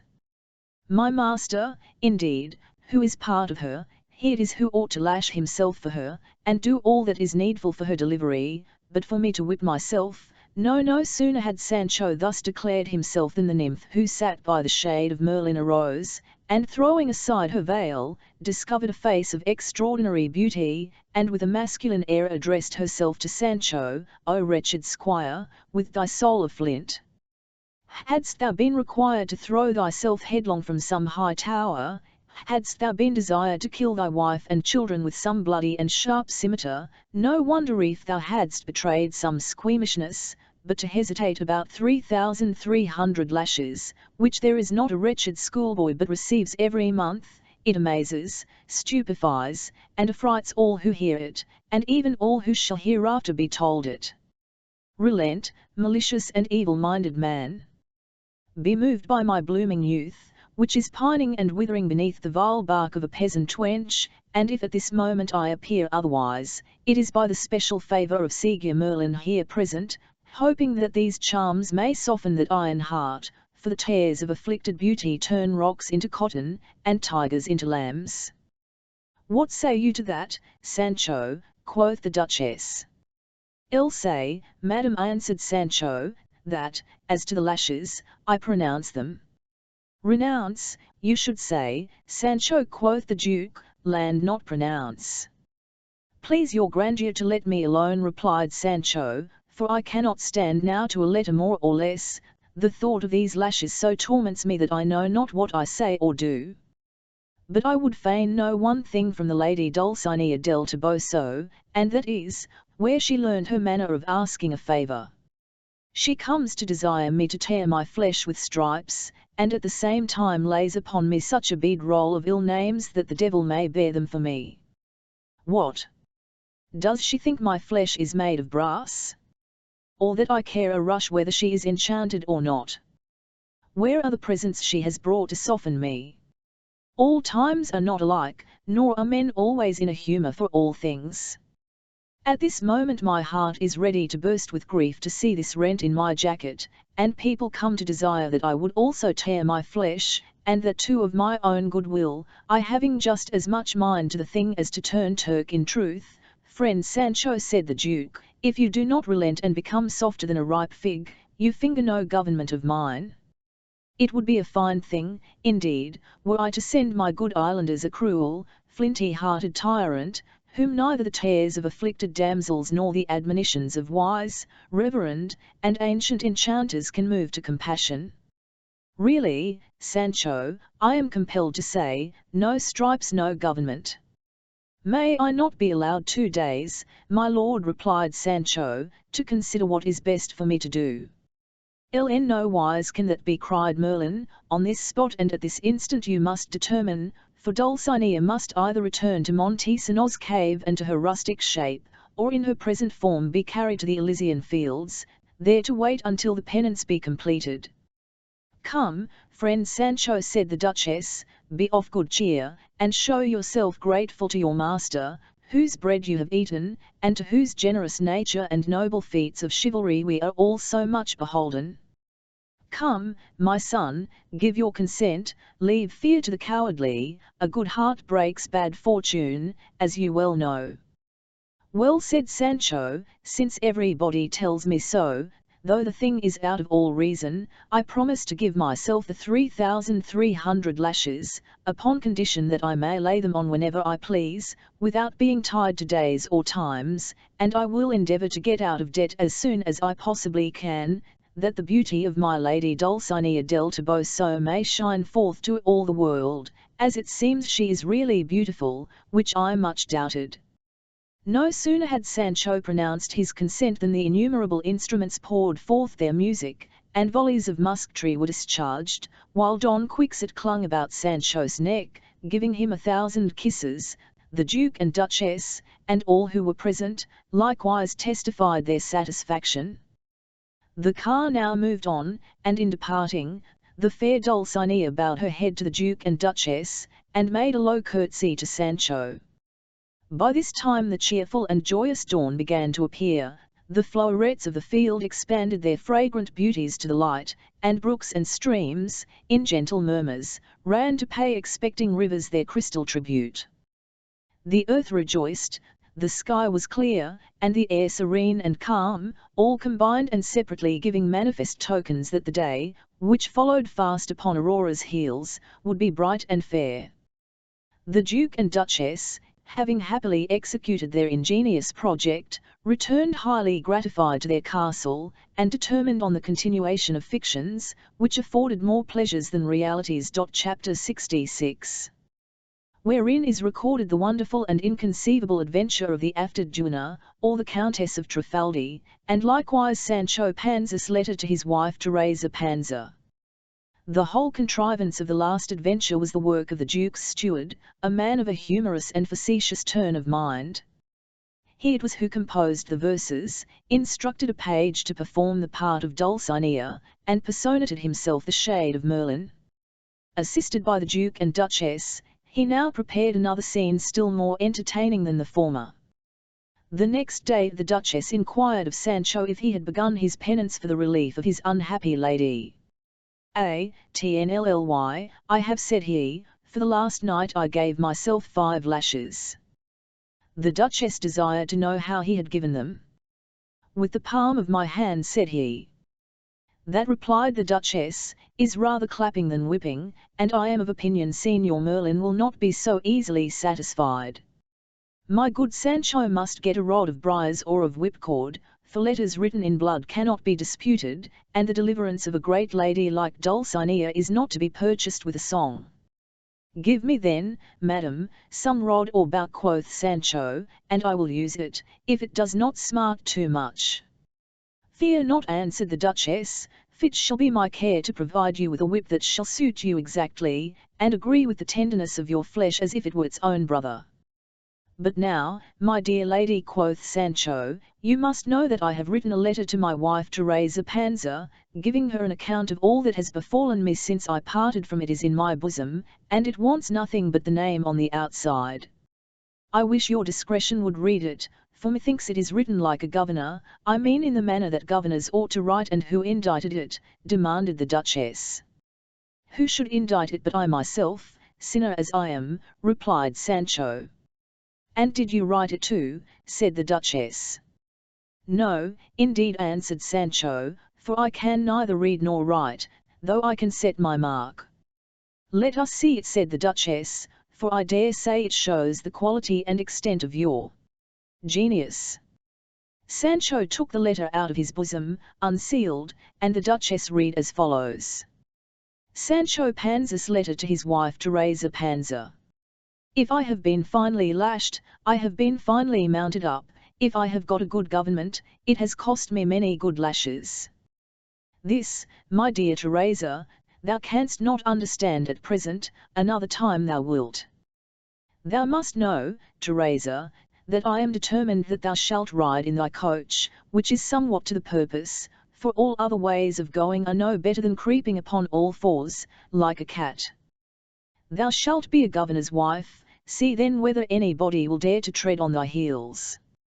I here send thee a green hunting suit, which my lady Duchess gave me, fit it up so that it may serve our daughter for a jacket and petticoat.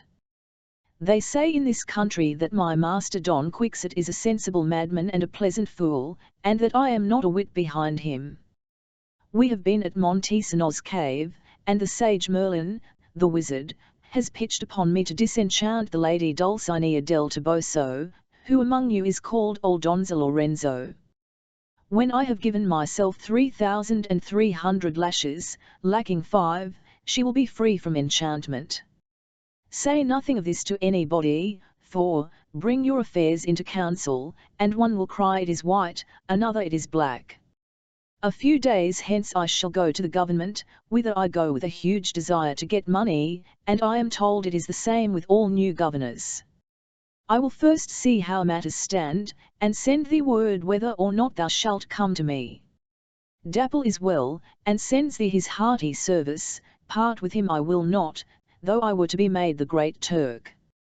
The Duchess, my mistress, kisses thy hands 1,000 times over, return her 2,000, for, as my master says, nothing is cheaper than civil words. God has not been pleased to throw in my way another portmanteau, and another 100 crowns, as once before, but, one way or another, thou art sure to be rich and happy. Thy husband the governor, Sancho Panza. From this castle, the 20th of July, 1614. The Duchess, having read the letter, said to Sancho, in 2 things the good governor is a little out of the way, the one in saying, or insinuating, that this government is conferred on him on account of the lashes he is to give himself, whereas he cannot deny that, when my Lord Duke promised it to him, nobody dreamt of lashes. The other is, that he appears to be covetous, and I hope no harm may come of it, for avarice bursts the bag, and the covetous governor doth ungoverned justice. Truly, madam, that is not my meaning, replied Sancho. Land, if your highness does not like this letter, it is but tearing it, and writing a new one, which mayhap may prove worse, if left to thy mending. No, no, replied the Duchess, this is a very good one, and the Duke shall see it. They then repaired to a garden where they were to dine that day, and there Sancho's letter was shewn to the Duke, who read it with great pleasure. After dinner, as Sancho was entertaining the company with some of his relishing conversation, they suddenly heard the dismal sound of an unbraced drum, accompanied by a fife. All were surprised at this martial and doleful harmony, especially Don Quixote, who was so agitated that he could scarcely keep his seat. As for Sancho, it is enough to say that fear carried him to his usual refuge, which was the Duchess's side, or the skirts of her petticoat, for the sounds which they heard were truly dismal and melancholy. While they were thus held in suspense, 2 young men clad in mourning robes trailing upon the ground, entered the garden, each of them beating a great drum, covered also with black, and with these a third playing on the fife, in mourning like the rest. These were followed by a personage of gigantic stature, enveloped in a robe of the blackest dye, the train whereof was of immoderate length, and over it he wore a broad black belt, in which was slung a mighty scimitar, enclosed within a sable scabbard. His face was covered by a thin black veil, through which might be discovered a long beard, white as snow. He marched forward, regulating his steps to the sound of the drums, with much gravity and stateliness. In short, his dark robe, his enormous bulk, his solemn deportment, and the funereal gloom of his figure, together with his attendants, might well produce the surprise that appeared on every countenance. With all imaginable respect and formality he approached and knelt down before the Duke, who received him standing, and would in no wise suffer him to speak till he rose up. The monstrous apparition, then rising, lifted up his veil, and exposed to view his fearful length of beard, the longest, whitest, and most luxuriant that ever human eyes beheld, when, fixing his eyes on the Duke, in a voice grave and sonorous, he said, "Enlost high and potent lord, my name is Trifaldin of the White Beard, and I am squire to the Countess Trifaldi, otherwise called the afflicted Duenna, from whom I bear a message to your highness, requesting that you will be pleased to give her ladyship permission to approach, and relate to your magnificence the unhappy and wonderful circumstances of her misfortune. But first, she desires to know whether the valorous and invincible knight, Don Quixote de la Mancha, resides at this time in your castle, for in quest of him she has travelled on foot, and fasting, from the kingdom of Candia to this your territory, an exertion miraculous and incredible, were it not wrought by enchantment. She is now at the outward gate of this castle, and only waits your highness's invitation to enter." Having said this, he hemmed, stroked his beard from top to bottom, and with much gravity and composure stood expecting the Duke's answer, which was to this effect: "Worthy Trifaldin of the white beard, long since have we been apprised of the afflictions of my lady the Countess Trifaldi, who, through the malice of enchanters, is too truly called the afflicted Juno. Tell her, therefore, that she may enter, and that the valiant knight Don Quixote de la Mancha is here present, from whose generous assistance she may safely promise herself all the redress she requires." Trifaldin, on receiving the Duke's answer, bent one knee to the ground, then giving a signal to his musical attendants, he retired, leaving all in astonishment at the majesty of his figure and deportment. The Duke, then turning to Don Quixote, said, "It is evident, Sir Knight, that neither the clouds of malice nor of ignorance can obscure the light of your valour and virtue. Behold, the afflicted and oppressed flock hither in quest of you from far distant countries, such is their confidence in the strength of that arm, the fame whereof spreads over the whole face of the earth." "I wish, my Lord Duke," answered Don Quixote, "that holy person who, but a few days since, expressed himself with so much acrimony against knights errant were now here, that he might have ascertained, with his own eyes, whether or not such knights were necessary in the world. Let the afflicted lady come forward and make known her request, and, be it whatever it may, she may rely on the strength of this arm, and the resolute courage of my soul." Chapter 67. In which is continued the famous adventure of the afflicted Juno. The Duke and Duchess were extremely delighted to find Don Quixote wrought up into a mood so favourable to their design, but Sancho was not so well satisfied. "El should be sorry," said he, "that this Madame Juno should lay any stumbling block in the way of my promised government, for I have heard an apothecary of Toledo, who talked like any goldfinch, say that no good ever comes of meddling with Junos. Odds my life, what an enemy to them was that apothecary! If, then, Junos of every quality and condition are troublesome and impertinent, what must those be who come in the doldrums? Which seems to be the case with this same Countess Three Skirts, or Three Tails, for skirts and tails in my country are all one." "Hold thy peace, Sancho," said Don Quixote, "for, as this Lady Juno comes in quest of me from so remote a country, she cannot be one of those who fall under that apothecary's displeasure. Besides, thou must have noticed that this lady is a countess, and when countesses serve as Junos, it must be as attendants upon queens and empresses." "Yes, in sooth, so it is," said Donna Rodriguez, "but these squires are our sworn enemies, they can find no other pastime than reviling us. Foul slanderers!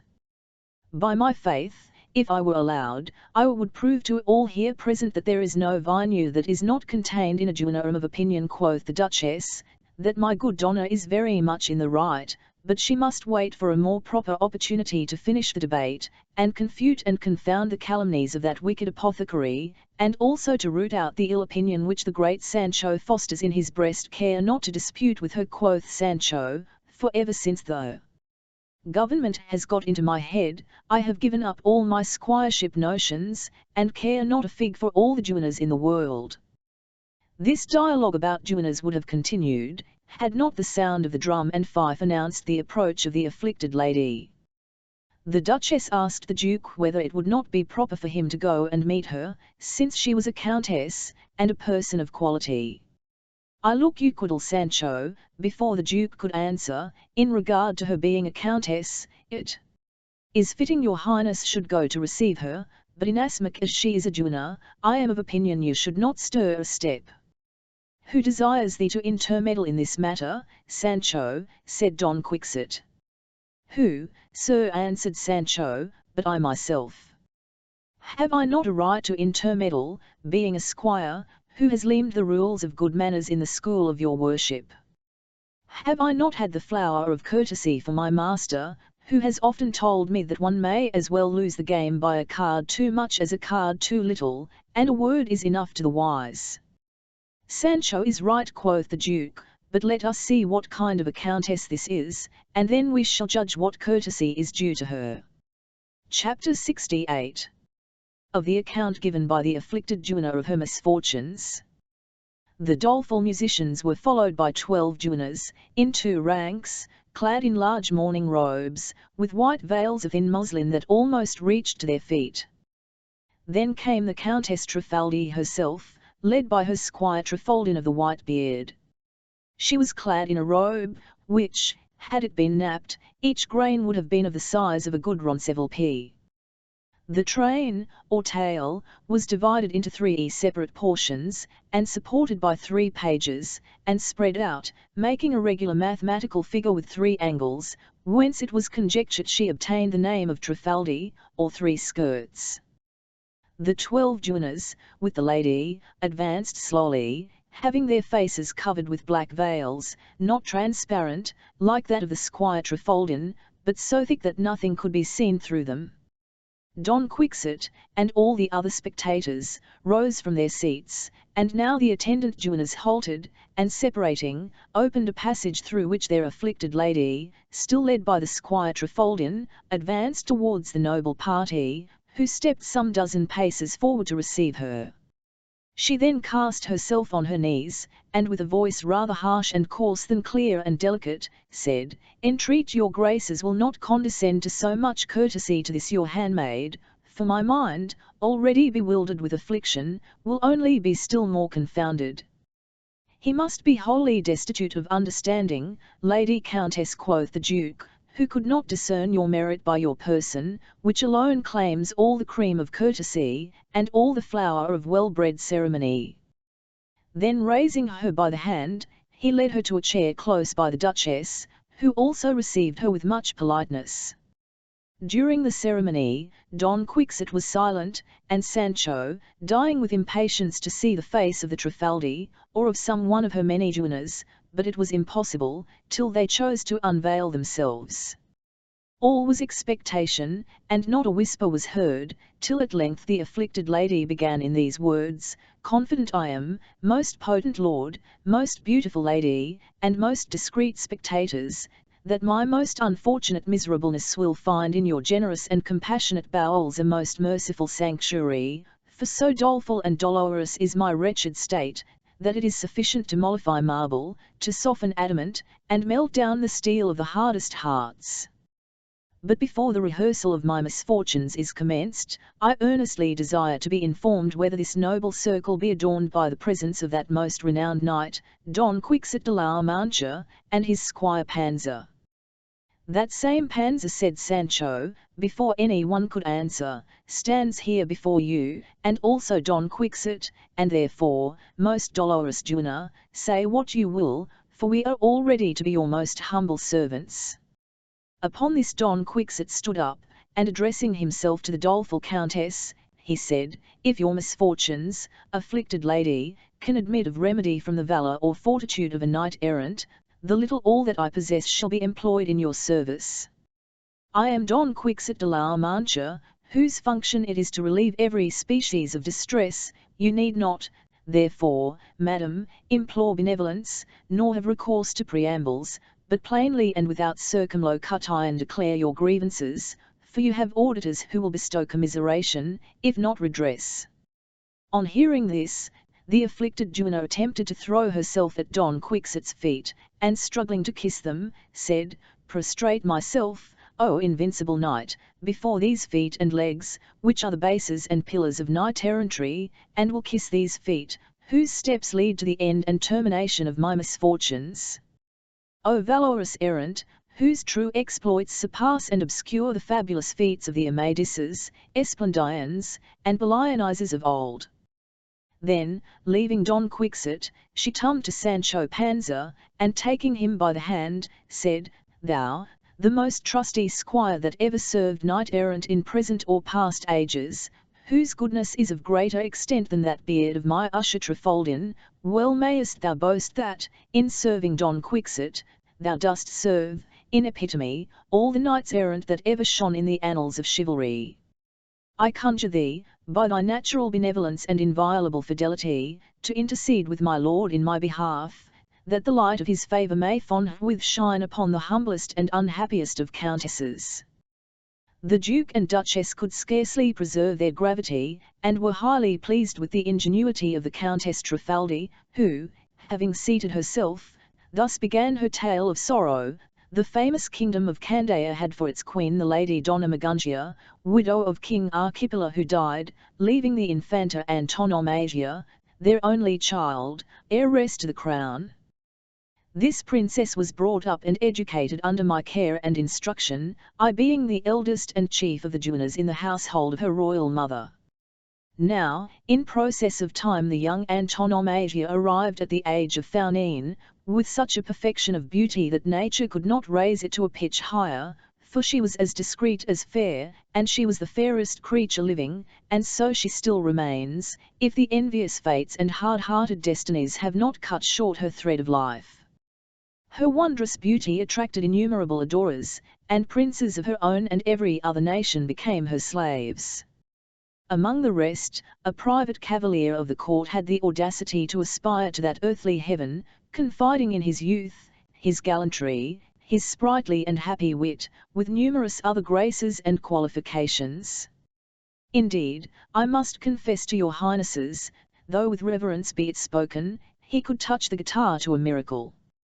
He was, besides, a poet, and a fine dancer, and had so rare a talent for making bird cages that he might have gained his living by it, in case of need. So many parts and elegant endowments were sufficient to have moved a mountain, much more the tender heart of a virgin. But all his graces and accomplishments would have proved ineffectual, had not the robber and ruffian first artfully contrived to make a conquest of me. The assassin and barbarous vagabond began with endeavouring to obtain my goodwill, and suborn my inclination, that I might betray my trust, and deliver up to him the keys of the fortress I guarded. In short, he so plied me with toys and trinkets, and so insinuated himself into my soul, that I was bewitched.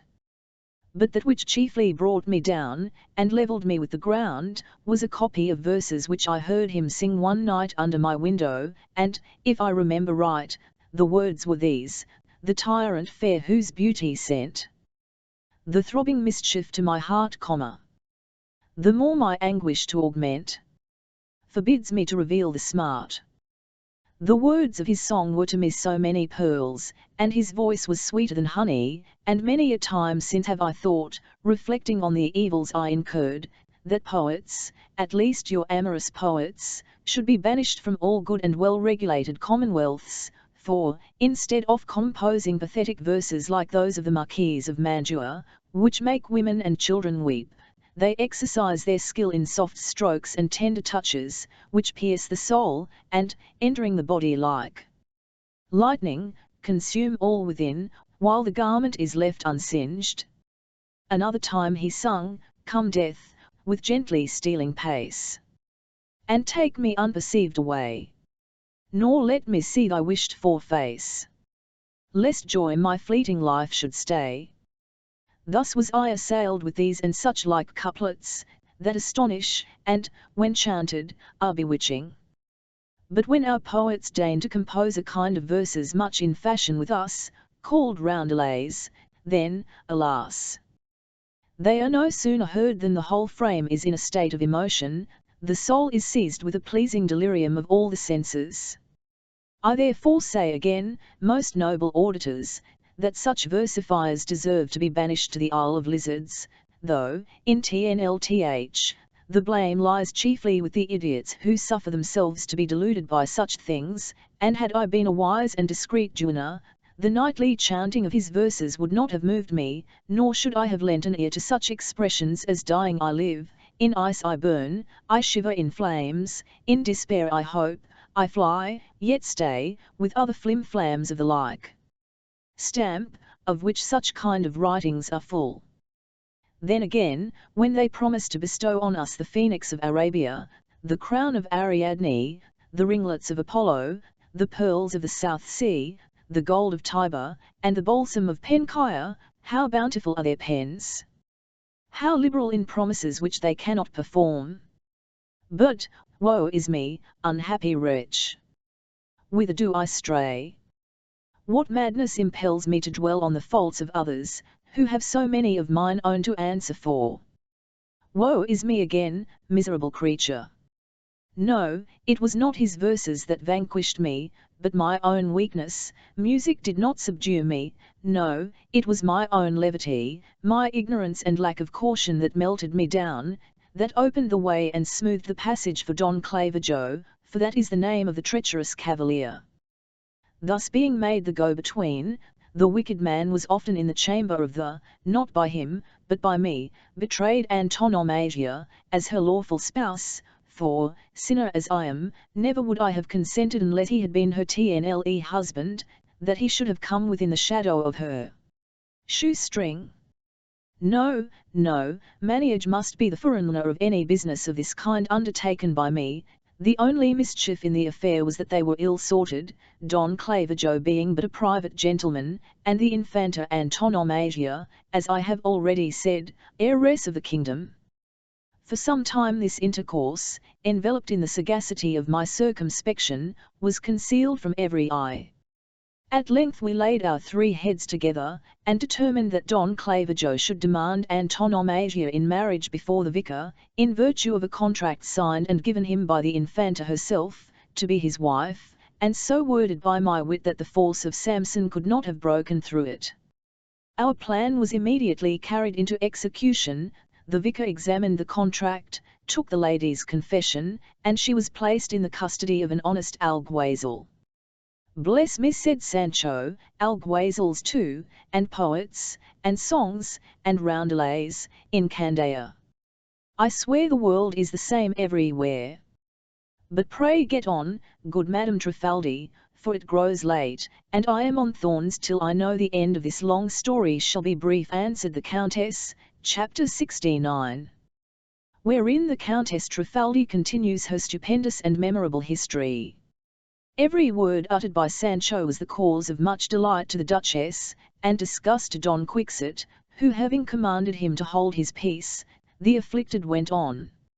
After many questions and answers, said she, the Infanta stood firm to her engagement, without varying a tittle from her first declaration. The vicar therefore confirmed their union as lawful man and wife, which so affected the Queen Donna Maguntia, mother to the Infanta Antonomasia, that 3 days after we buried her. She died then, I suppose, quoth Sancho. Assuredly, replied the Squire Trifaldian, Candaya we do not betuy the living, but the dead. Nevertheless, said Sancho, it has happened before now, that people only in a swoon have been buried for dead, and methinks Queen Maguntia ought rather to have swooned than died in good earnest, for while there is life there is hope, and the young lady's offence was not so much out of the way that her mother should have taken it so to heart. Had she married one of her pages, or some serving man of the family, as I have been told many have done, it would have been a bad business and past cure, but as she made choice of a well-bred young cavalier of such good and troth, though mayhap it was foolish, it was no such mighty matter, for, as my master says, bishops are made out of learned men, and why may not kings and emperors be made out of cavaliers, especially if they be errant?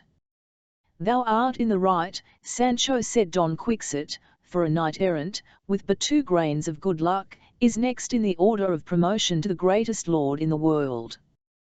But let the afflicted lady proceed, for I fancy the bitter part of this hitherto sweet story is still behind bitter, answered the Countess, nay, and so bitter that, in comparison, wormwood is sweet and rue savoury. The Queen being really dead, and not in a swoon, we buried her, and scarcely had we covered her with earth and pronounced the last farewell, when, quis talia fando temperata lacrimis. Lo, upon the Queen's sepulchre, who should appear, mounted on a wooden horse, but her cousin german the giant Malamno.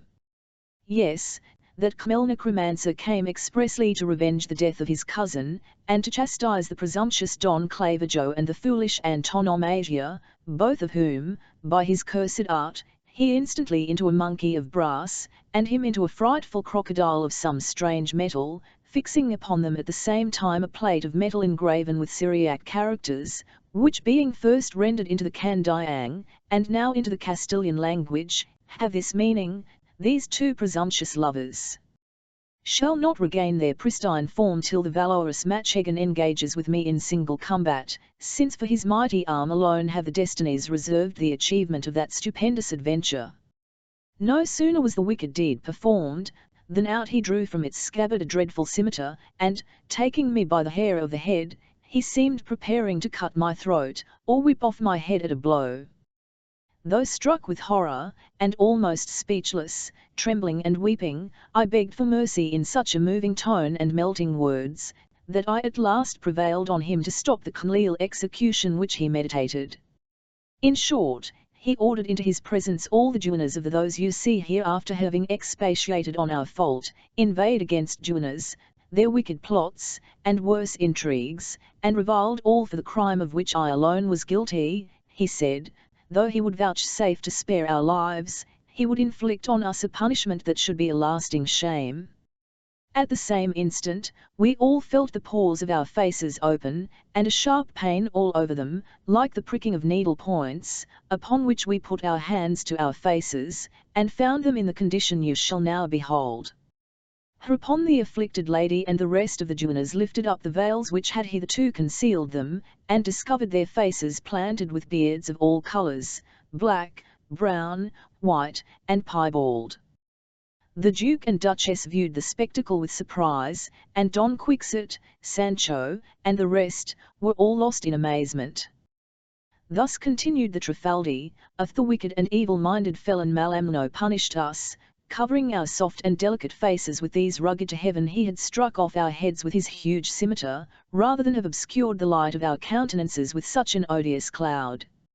Here, being overcome with the strong sense of her calamity, she fell into a swoon. Chapter 70, which treats of matters relating and appertaining to this adventure, and to this memorable history. The history then proceeds to relate, that when Sancho saw the afflicted lady faint away, he said, upon the word of an honest man, I swear I never heard or saw, nor has my master ever told me, nor did such an adventure as this ever enter into his thoughts. 1,000 devils overtake thee, not to say curse thee, Malam one no, for an enchanter and giant. Couldst thou hit upon no other punishment for these poor creatures, than clapping beards upon them? Had it not been better to have whipped off half their noses, though they had snuffled for it, than to have covered their faces with scrubbing brushes? And, what is worse, I'll wager a trifle they have not wherewithal to pay for shaving. That is true, indeed, sir, answered one of the 12, we have not wherewithal to satisfy the barber, and therefore, some of us lay on plasters of pitch, which being pulled off with a jerk, take up roots and all, and thereby free us of this stubble for a while. As for the women who, in Candia, go about from house to house, to take off the superfluous hairs of the body, and trim the eyebrows for ladies, we, the duennas of her ladyship, would never have anything to do with them, for they are most of them no better than they should be, and therefore, if we are not relieved by Señor Don Quixote, with beards we shall live, and with beards be carried to our ill would pluck off my own in the land of Moors, said Don Graves. Quixote, if I fail to deliver you from yours. 1 all, valorous knight, cried the Trifaldi, having now recovered from her fainting fit, addressing the knight, once again, then, illustrious errant and invincible hero, let me beseech and pray that your gracious promises may be converted into deeds. The business shall not sleep with me, answered Don Quixote, therefore say, madam, what I am to do, and you shall soon be convinced of my readiness to serve you. Be it known, then, to you, sir, replied the afflicted dame, that from this place to the kingdom of Candia, by land, is computed to be about 5,000 leagues, 1 or 2 more or less, but through the air in a direct line it is 3,227. You are likewise to understand, that Malambruno told me that, whenever fortune should direct me to the knight who was to be our deliverer, he would send him a steed, not like the vicious jades let out for hire, but one of a very remarkable description, for it should be that very wooden horse upon which Peter of Provence carried off the fair Magalona, and which is governed by a peg in his forehead, serving instead of a bridle. This famous steed tradition reports to have been formed by the cunning hand of Merlin the enchanter, who sometimes allowed him to be used by his particular friends, or those who paid him handsomely, and he it was who lent him to his friend the valiant Peter, when, as I said before, he stole the fair Magalona, whisking her through the air behind him on the cumpa, and leaving all that beheld him from the earth gaping with astonishment. Since the time of Peter to the present moment, we know of none that mounted him, but this we know, that Malambruno, by his art, has now got possession of him, and by his means posts about to every part of the world. Today he is here, tomorrow in France, and the next day in Potosi, and the best of it is, that this same horse neither eats nor sleeps, nor wants shoeing, and, without wings, he ambles so smoothly that, in his most rapid flight, the rider may carry in his hand a cup full of water without spilling a drop. No wonder, then, that the fair Magalona took such delight in riding him. As for easy-going, quoth Sancho, commend me to my Dapple, though he is no high flyer, but by land I will match him against all the amblers in the world. The gravity of the company was disturbed for a moment by Sancho's observation, but the unhappy lady proceeded, now this horse, said she, if it be Malambruno's intention that our misfortune should have an end, will be here this very evening, for he told me that the sign by which I should be assured of my having arrived in the presence of my deliverer would be, his sending me the horse thither with all convenient dispatch. And pray, quoth Sancho, how many will that same horse carry? 2 persons, answered the lady, one in the saddle, and the other on the crupper, and generally these 2 persons are the knight and his squire. When there is no stolen damsel in the case, would fain know, quoth Sancho, by what name he is called. His name, answered the Trifaldi, is not the same as the horse of Bellerophon, which was called Pegasus, nor is he called Bucephalus, like that of Alexander the Great, nor Brillador, like that of Orlando Furioso, nor is it Bayard, which belonged to Reynaldos of Montalvan, nor Frontino, which was the steed of Rogero, nor is it Boeotes, nor Pyrrhoi, names given, it is said, to horses of the sun, neither is he called Aulia, like the horse which the unfortunate Roderigo, the last king of the Goths in Spain, mounted in that battle wherein he lost his kingdom and his life. Will venture a wager, quoth Sancho, since they have given him none of these famous and well-known names. Neither have they given him that of my master's horse, Rosinante, which in fitness goes beyond all the names you have mentioned. It is very true, answered the bearded lady, yet the name he bears is correct and significant, for he is called Clavalno el Aladro, whereby his miraculous peg, his wooden frame, and extraordinary speed are all curiously expressed, so that, in respect of his name, he may vie with the renowned Rosinante. Dislike not his name, replied Sancho, but with what bridle or with what halter is he guided? Have already told you, answered the Trifaldi, that he is guided by a peg, which the rider, turning this way and that, makes him go, either aloft in the air, or else sweeping, and, as it were, brushing the earth, or in the middle region, a course which the discreet and wise generally endeavour to keep. Have a mighty desire to see him, quoth Sancho, but to think I will get upon him, either in the saddle or behind upon the crupper, is to look for pears upon an elm tree. It were a good jest, indeed, for me, who can hardly sit my own Dapple, though upon a panel softer than silk, to think of bestriding a wooden crupper, without either pillow or cushion. In faith, I do not intend to flay myself, to unbeard the best lady in the land. Let every one shave or shear, as he likes best. I have no mind for so long a journey, my master may travel by himself. Besides, I have nothing to do with it, I am not wanted for the taking off these beards, as well as the business of my lady Dulcinea. Indeed, my friend, you are, said the Trifaldi, and so much need is there of your kind help, that without it nothing can be done. In the name of all the saints, quoth Sancho, what have squires to do with their masters' adventures? Are we always to share all the trouble, and they to reap all the glory?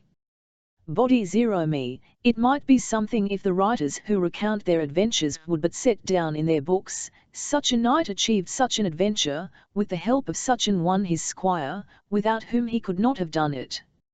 I say, it would be something if we had our due, but instead of this they coolly tell us that Don Paralipomenon of the 3 Stars finished the notable adventure of the 6 goblins and the like, without once mentioning his squire, any more than if he had been 1,000 miles off, though mayhap he, poor man, was in the thick of it all the while. In truth, my good lord and lady, I say again, my master may manage this adventure by himself, and much good may it do him. I will stay with my lady Duchess here, and perhaps when he comes back he may find Madame Dulcinea's business pretty forward, for I intend at my leisure times to lay it on to some purpose. Nevertheless, honest Sancho, quoth the Duchess, if your company be really necessary, you will not refuse to go. Indeed, all good people will make it their business to entreat you, for piteous, truly, would it be, that through your groundless fears, these poor ladies should remain in this unseemly plight. Todd's my life, exclaimed Sancho, were this piece of charity undertaken for modest maidens, or poor charity girls, a man might engage to undergo something, but to take all this trouble to rid duennas of their beards, plague take them. I had rather see the whole finical and squeamish tribe bearded, from the highest to the lowest of them. You seem to be upon bad terms with duennas, friend Sancho, said the Duchess. Land are of the same mind as the Toledan apothecary, but, in truth, you are in the wrong, for I have duennas in my family who might serve as models to all duennas, and here is my Donna Rodriguez, who will not allow me to say otherwise. Enough, your excellency, quoth Don Quixote. As for you, Lady Trifaldi, and your persecuted friends, I trust that heaven will speedily look with a pitying eye upon your sorrows, and that Sancho will do his duty in obedience to my wishes. Would that Clavileño were here, and on his back Malambruno himself, for I am confident no razor would more easily shave your ladyship's beards, than my sword shall shave off Malambruno's head from his shoulders. If heaven in its wisdom permits the wicked to prosper, it is but for a time all. Valorous knight, exclaimed the afflicted lady, may all the stars of the celestial regions regard your excellency with eyes of benignity, and impart strength to your arm, and courage to your heart, to be the shield and refuge of the reviled and oppressed Duenian order, abominated by apothecaries, calumniated by squires, and scoffed at by pages. Chapter 71. Of the arrival of Clavileño, with the conclusion of this prolix adventure. Evening now came on, which was the time when the famous horse Clavileño was expected to arrive. When on a sudden, 4 savages entered the garden, all clad in green ivy, and bearing on their shoulders a large wooden horse. They set him upon his legs on the ground, and one of the savages said, "Let the knight mount who has the courage to bestride this wondrous machine." "Not I," quoth Sancho, "for neither have I courage, nor am I knight." "And let the squire, if he has one," continued the savage, "mount the crupper, and trust to valorous Malambruno, for no other shall do him harm. Turn but the pin on his forehead, and he will rush through the air to the spot where Malambruno waits, and to shun the danger of a lofty flight, let the eyes of the riders be covered till the neighing of the horse shall give the signal of his completed journey." Having thus spoken, he left Clavileño, and with courteous demeanour departed with his companions. The afflicted lady no sooner perceived the horse than, almost with tears, addressing herself to Don Quixote, "Valorous knight," said she, "Malambruno has kept his word, here is the horse. Mount, therefore, with your squire behind you, and give a happy beginning to your journey," said Don Quixote. "Will do it with all my heart, without waiting for either cushion or spurs, so great is my desire to see your ladyship and these your unfortunate friends rescued." "That will not ill," quoth Sancho, "either with a bad or a good will, and if this shaving cannot be done without my mounting, let my master seek some other squire, or these madams some other barber, for being no wizard, I have no stomach for these journeys. What will my islanders say when they hear that their governor goes riding upon the wind?" Besides, it is 3,000 leagues from here to Candia. What if the horse should tire upon the road, or the giant be fickle and change his mind? 7 years, at least, it would take us to travel home, and by that time I should have neither island nor islanders that would own me. No, no, I know better things. I know, too, that delay breeds danger, and when they bring you a heifer, be ready with a rope. Friend Sancho, said Duke, your island neither floats nor stirs, and therefore it will keep till your return, and as you know that all offices of any value are obtained by some consideration, what I expect in return for this government I have conferred upon you, is only that you attend your master on this memorable occasion, and whether you return upon Clavilno with the expedition his speed promises, or be it your fortune to return on foot, like a pilgrim, from house to house, and from into it may be, you will find your island where you left it, and your islanders with the same desire to receive you for their governor. My goodwill is equally unchangeable, and to doubt that, Signor Sancho, would be a notorious injury to the inclination I have to serve you. Good your worship, say no more, quoth Sancho, am a poor squire, and my shoulders cannot bear the weight of so much kindness. Let my master mount, let my eyes be covered, and good luck go with us. But tell me, when we are aloft, may I not say my prayers, and entreat the saints and angels to help me? Yes, surely, answered the Trifaldi, you may invoke whomsoever you please, for Malambruno is a Christian, and performs his enchantments with great discretion and much precaution. Well, let us away, quoth Sancho, and heaven prosper us. Since the memorable business of the fulling mills, said Don Quixote, have never seen thee, Sancho, in such trepidation, and were I as superstitious as some people, this extraordinary fear of thine would a little discourage me. But come hither, friend, for, with the leave of these nobles, I would speak a word or two with thee in private. Don Quixote then drew aside Sancho among some trees out of hearing, and taking hold of both his hands said to him, Thou seest, my good Sancho, the long journey we are about to undertake, the period of our return is uncertain, and heaven alone knows what leisure or convenience our affairs may admit during our absence. I earnestly beg, therefore, now that opportunity serves, thou wilt retire to thy chamber, as if to fetch something necessary for the journey, and there, in a trice, give thyself, if it be but 500 lashes, in part of the 3,300 for which thou art pledged, for work well begun is half ended. By my soul, quoth Sancho, your worship is stark mad. Verily, verily, your worship is out of all reason. Let us go and shave these duennas, and on my return, I promise to make such dispatch in getting out of debt that your worship shall be, I say more. With that promise, said Don Quixote, feel somewhat comforted, and believe thou wilt perform it, for though thou art not overwise, thou art stanch in thy integrity. The knight and squire now returned to the company, and as they were preparing to mount Clavilno, Don Quixote said, Hoodwink thyself, Sancho, and get up. He that sends for us from countries so remote cannot, surely, intend to betray us, for he would gain little glow by deceiving those who confide in him.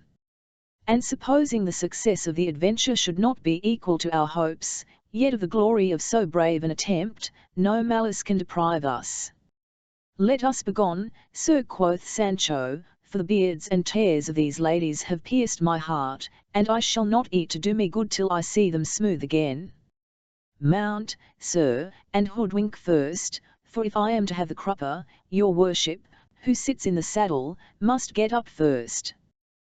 That is true, replied Don Quixote, and pulling a handkerchief out of his pocket, he requested the afflicted lady to place the bandage over his eyes, but it was no sooner done than he uncovered them again, saying, remember to have read, in the Aeneid of Virgil, that the fatal wooden horse, dedicated by the Greeks to their tutelary goddess Minerva, was filled with armed knights, who, by that stratagem got admittance into Troy, and wrought its downfall. Will it not therefore be prudent, before I tn one street myself upon Clavilno, to examine what may be in his belly? "There is no need of that," said the Trifaldi, "for I am confident Malambruno has nothing in him of the traitor. Your worship may mount him without fear, and should any harm ensue, let the blame fall on me alone." Don Quixote, now considering that to betray any further doubts would be a reflection on his courage, vaulted at once into his saddle. He then tried the pin, which he found would turn very easily. Stirrups he had none, so that, with his legs dangling, he looked like a figure in some Roman triumph, woven in Flemish tapestry. Very slowly, and much against his will, Sancho then got up behind, fixing himself as well as he could upon the crupper, and finding it very deficient in softness, he humbly begged the Duke to accommodate him, if possible, with some pillow or cushion, though it were from the Duchess's state sofa, or from one of the pages' beds, as the horse's crupper seemed rather to be of marble than of wood, but the Trifaldi interfering, assured him that Clavileño would not endure any more furniture upon him, but that, by sitting sideways, as women ride, he would find himself greatly relieved. Sancho followed her advice, and, after taking leave of the company, he suffered his eyes to be covered. But, soon after, he raised the bandage, and looking sorrowfully at his friends, begged them, with a countenance of woe, to assist him at that perilous crisis with a few paternosters and Ave Marias, as they hoped for the same charity from others when in the like extremity. They were now blindfolded, and Don Quixote, feeling himself firmly seated, put his hand to the peg, upon which all the duennas, and the whole company raised their voices at once, calling out, "Speed you well, valorous knight! Heaven guide thee, undaunted squire! Now you fly aloft! See how they cut the air more swiftly than an arrow! Now they mount and soar, and astonish the world below! Steady, steady, valorous Sancho! You seem to reel and totter in your seat, beware of falling, for, should you drop from that tremendous height, your fall will be more terrible than that of Phaeton." Sancho, hearing all this, pressed closer to his master, and grasping him fast, he said, "How can they say that we are got so high, when we hear them as plain as if they were close by us?" "Take no heed of that, Sancho," said Don Quixote, "for, in these extraordinary flights, to see or hear 1,000 leagues is nothing, but squeeze me not quite so hard, good Sancho, or thou wilt unhorse me. In truth I see not why thou shouldst be so alarmed, for I can safely swear an easier paced steed I never rode in all my it goes as glibly as if it did not move at all. Banish fear, my friend, the business goes on swimmingly, with a gale fresh and fair behind us. Think so too," quoth Sancho, "for I feel the wind here as if 1,000 pairs of bellows were puffing at my tail." And, indeed, this was the fact, as sundry large bellows were just then pouring upon them an artificial storm. In truth, so well was this adventure managed and contrived that nothing was wanting to make it complete. Don Quixote, now feeling the wind, without doubt said he, "We have now reached the second region of the air, where the hail and snow are formed, thunder and lightning are engendered in the third region, and if we go on mounting at this rate, we shall soon be in the region of fire, and how to manage this peg I know not, so as to avoid mounting where we shall be burnt alive." Just at that time some flax, set on fire at the end of a long cane, was held near their faces, the warmth of which being felt, "May I be hanged," said Sancho, "if we are not already there, or ven near it, for half my beard is singed off. I have a huge mind, sir, to peep out and see whereabouts we are." "Heaven forbid such rashness," said Don Quixote. "Remember the true story of the licentiate Torelvo, who was cannied by magicians, hoodwinked, riding on a cane, with his eyes shut, and in 12 hours reached Rome, where, lighting on the Tower of Nona, he saw the tumult, witnessed the assault and death of the Constable of Bourbon, and the next morning returned to Madrid, where he gave an account of all that he had seen. During his passage through the air, he said that he was tempted to open his eyes, which he did, and found himself, as he thought, so near the body of the moon that he could have laid hold of it with his hand, but that he durst not look downwards to the earth lest his brain should turn. Therefore, Sancho, let us not run the risk of uncovering in such a place, but rather trust to him who has taken charge of us, as he will be responsible. Perhaps we are just now soaring aloft to a certain height, in order to come souse down upon the kingdom of Candia, like a hawk upon a heron, and, though it seems not more than half an hour since we left the garden, doubtless we have travelled through an amazing space. As to that I can say nothing, quoth Sancho Panza, can only say that, if Madame Magalona was content to ride upon this crupper without a cushion, her flesh could not have been the tenderest in the world. This conversation between the two heroes was overheard by the Duke and Duchess, and all who were in their garden, to their great diversion, and, being now disposed to finish the adventure, they applied some lighted flax to Clavillano's tail, upon which, his body being full of combustibles, he instantly blew up with a prodigious report, and threw his riders to the ground. The Trifaldi, with the whole bearded squadron of duennas, vanished, and all that remained in the garden were laid stretched on the ground as if in a trance. Don Quixote and Sancho got upon their legs in but an indifferent plight, and looking round, were amazed to find themselves in the same garden with such a number of people strewed about them on all sides.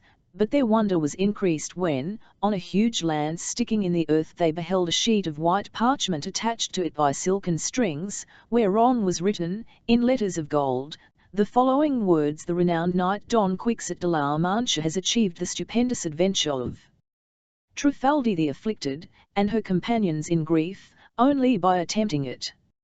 Malambruno is satisfied, his wrath is appeased, the beards of the unhappy are vanished, and Don Clavijo and Antonomasia have recovered their pristine state. When the squirely penance shall be completed, then shall the white dove, delivered from the cruel talons of the pursuing hawks, be enfolded in the arms of her beloved turtle. Such is the will of Merlin, Prince of Enchanters." Don Quixote, having read the prophetic decree, and perceiving at once that it referred to the disenchantment of Dulcinea, he expressed his gratitude to heaven for having, with so much ease, performed so great an exploit, whereby many venerable females had been happily rescued from disgrace. He then went to the spot where the Duke and Duchess lay on the ground, and taking the Duke by the arm, he said, "Courage, courage, my good lord, the adventure is over without damage to the buzz, as you will find by that record." The Duke gradually, as if awaking from a sound sleep, seemed to recover his senses, as did the Duchess and the rest of the party, expressing, at the same time, so much wonder and affright that what they feigned so well seemed almost reality to themselves. Though scarcely awake, the Duke eagerly looked for the scroll, and having read it, with open arms embraced Don Quixote, declaring him to be the bravest of knights.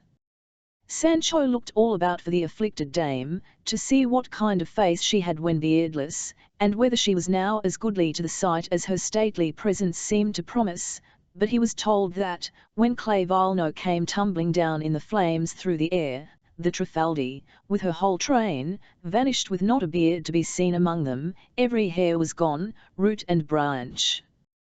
The Duchess inquired of Sancho how he had fared during that long voyage.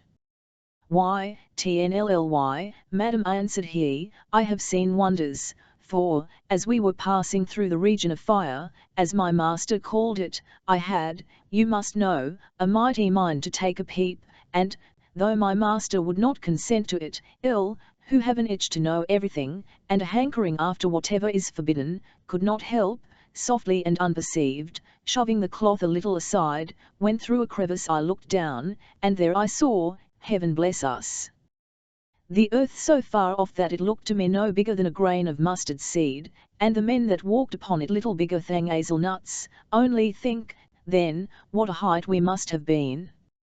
"Take care what you say, friend," said the Duchess. "Had it been so, you could not have seen the earth for the people upon it. A hazelnut, good man, would have covered the whole earth." "Like enough," said Sancho, "but, for all that, I had a side view of it, and saw it all." "Take heed, Sancho," said the Duchess, "for one cannot see the whole of anything by a side view." "Know nothing about views," replied Sancho, "I'll only know that your ladyship should remember that, since we flew by enchantment I might see the whole earth, and all the men upon it, in whatever way I looked, and, if your ladyship will not credit that, neither will you believe me when I tell you that, thrusting up the kerchief close to my eyebrows, I found myself so near the sky that it was not above a span from me, and it so fell out that we passed close by the place where the 7 she-goats are kept, and, truly, having been a goat herd in my youth, I no sooner saw them but I longed to play with them a while, and, had I not done it, I verily think I should have died, so what does I but, without saying a word, softly slide down from Clavilno, and play with the sweet little creatures, which are like so many violets, for almost 3/4 of an hour, and all the while Clavilno seemed not to move from the place, nor stir a foot. And while honest Sancho was diverting himself with the goats, quoth the Duke, how did Sieur Don Quixote amuse himself? To which the knight answered, as these and such like concerns are out of the order of nature, I do not wonder at Sancho's assertions. For my own part, I can tnlly say I neither looked up nor down, and saw neither heaven nor earth, nor sea nor sands. It is, nevertheless, certain that I was sensible of our passing through the region of the air, and even touched upon that of fire, but, that we passed beyond it, I cannot believe, for, the fiery region lying between the sphere of the moon and the uppermost region of the air, we could not reach that place where the 7 goats are which Sancho speaks of without being burnt, and, since we were not burnt, either Sancho lies or Sancho dreams. Neither lie nor dream, answered Sancho, only ask me the marks of these same goats, and by them you may guess whether I speak the truth or not. Tell us what they were, Sancho, quoth the Duchess. 2 of them, replied Sancho, are green, 2 carnation, 2 blue, and 1 motley coloured. A new kind of goats are those, said the Duke, in our region of the earth we have none of such colours. The reason is plain, quoth Sancho, your highness will allow that there must be some difference between the celestial goats and those of this lower world. They did not choose to question Sancho any more concerning his journey, perceiving him to be in the humour to ramble all over the heavens, and tell them all that was passing there, without having stirred a foot from the place where he mounted. Thus concluded the adventure of the afflicted Juana, which furnished the Duke and Duchess with a subject of mirth, not only at the time, but for the rest of their lives, and Sancho something to relate had he lived for ages. Sancho, said Don Quixote, whispering him in the ear, if thou wouldst have us credit all thou hast told us just now, I expect thee to believe what I saw in Montesinos' cave. I say no more. Chapter 72. The instructions which Don Quixote gave to Sancho Panza, before he went to his government, with other well-digested matter. The Duke and Duchess, being so well pleased with the adventure of the afflicted Juana, were encouraged to proceed with other projects, seeing that there was nothing too extravagant for the credulity of the knight and the squire. The necessary orders were accordingly issued to their servants and vassals with regard to their behaviour towards Sancho in his government of the promised island. The day after the flight of Clavilno, the Duke bid Sancho prepare and get himself in readiness to assume his office, for his islanders were already wishing for him, as for rain in May. Tomorrow, said he, you surely depart for your island, and this evening you shall be fitted with suitable apparel and with all things necessary for your appointment.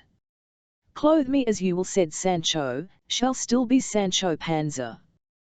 That is true, said the Duke, but the garb should always be suitable to the office and rank of the wearer. For a lawyer to be habited like a soldier, or a soldier like a priest, would be preposterous, and you, Sancho, must be clad partly like a scholar, and partly a soldier, as, in the office you will hold, arms and learning are united.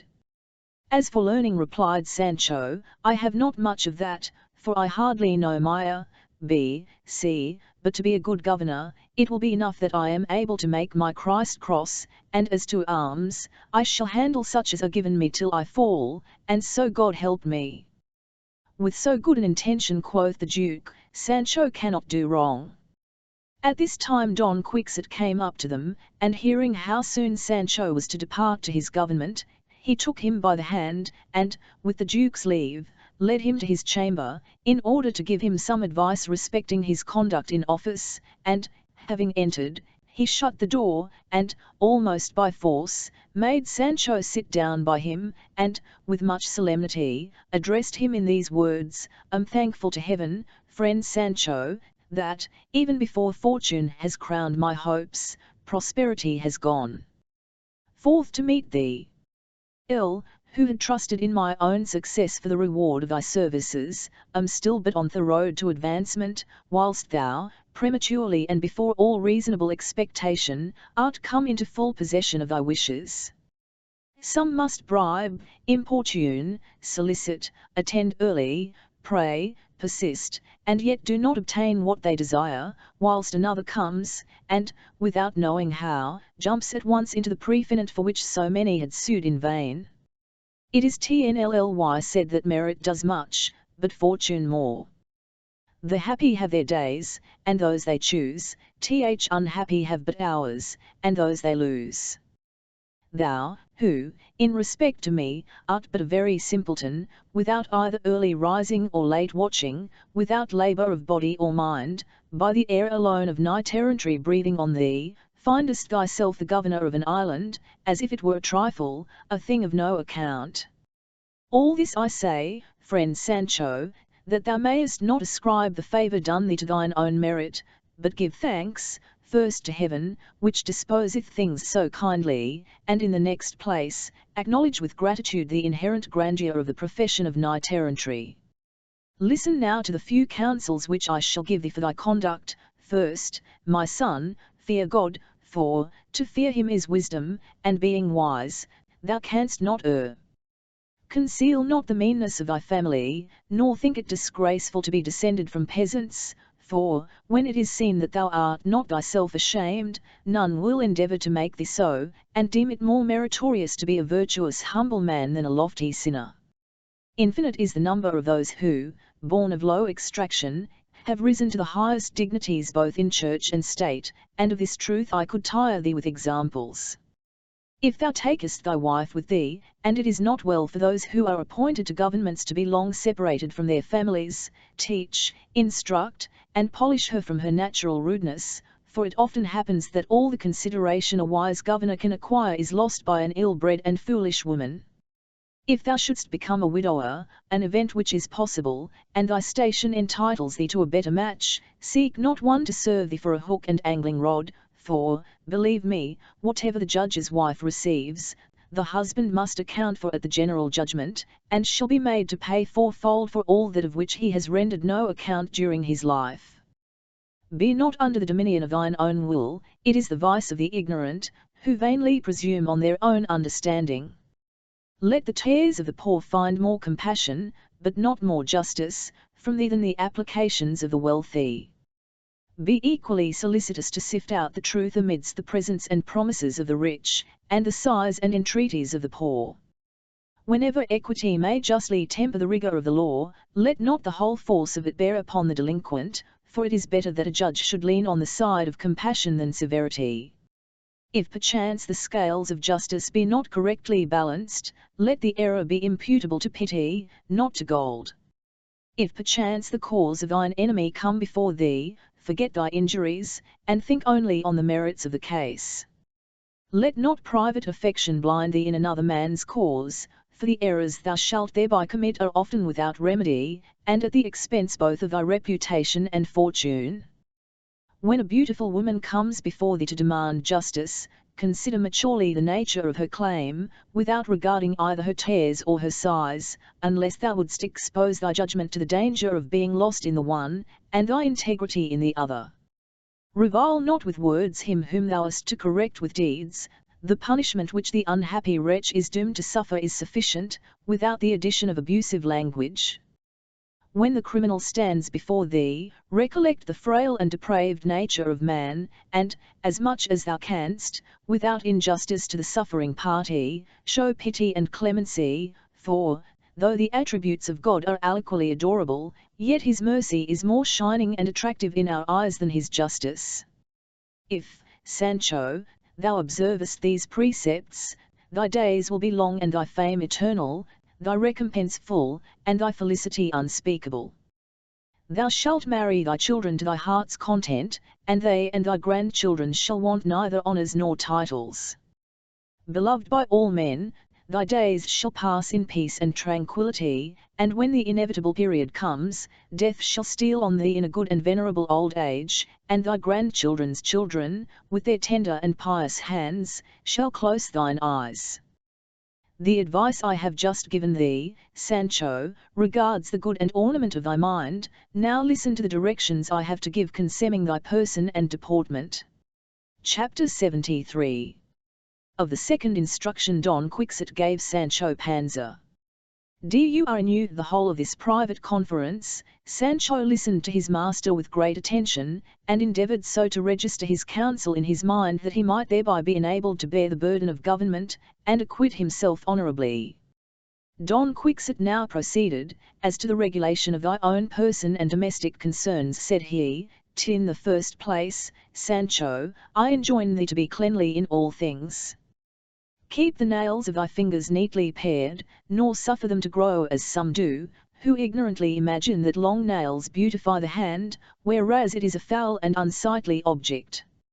Examine prudently the income of thy office, and, if it will afford thee to give liveries to thy servants, give them such as are decent and lasting, rather than gaudy and modish, and what thou shalt thus save in thy servants bestow on the poor, so shalt thou have attendance both in heaven and earth, a provision which our vainglorious great never think of. Eat neither garlic nor onions, lest the smell betray thy rusticity. Walk with gravity, and speak deliberately, but not so as to seem to be listening to thyself, for affectation is odious. Eat little at dinner, and less at supper, for the health of the whole body is tempered in the laboratory of the stomach. Drink with moderation, for inebriety neither keeps a secret, nor performs a promise.